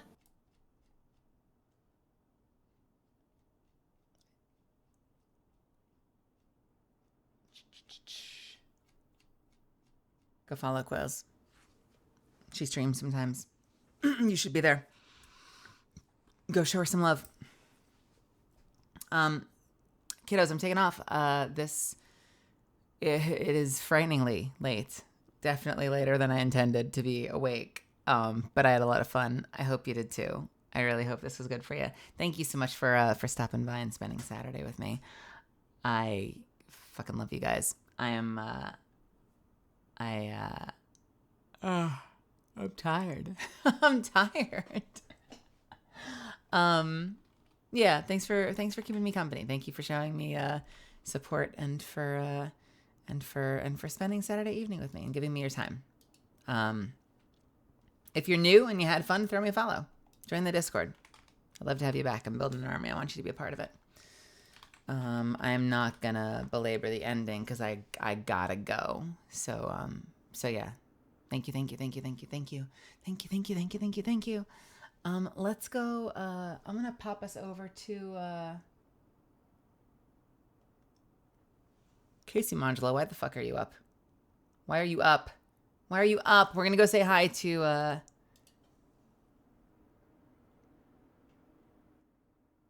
Is my side, me side, my side, is that a scary game or is that a fun game? Like a chill game?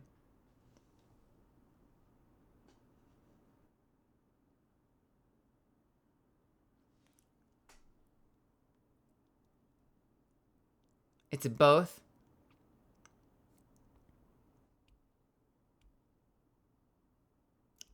I don't want to go into something scary. I was looking at someone playing that and I'm like, I don't want to take us over to something scary. That would be a weird abrupt tone shift.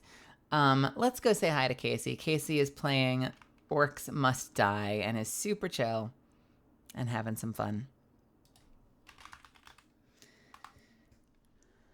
Follower or subscriber only chat. So if you don't follow Casey, you may not be able to talk immediately, but if you can, throw some hearts in the chat, okay?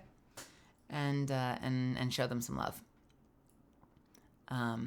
Casey's fun. Casey is very, very knowledgeable about the games that they play. They're also a very, very talented voice actor, and yeah, super chill.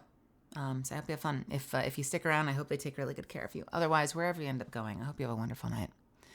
Stay hydrated. Take care of yourself. Get some rest whenever you do. Please go. Be good to yourself. You know. No stream tomorrow because it's Sunday. It's my rest day, so we'll be back on Monday with more something. So have a wonderful Sunday, and I'll see you on Monday. Okay. Have a good night. Goodbye. I'll see you later. Take care. Peace. All right, go. Get away. Go away. Get out of here. I'll see you soon.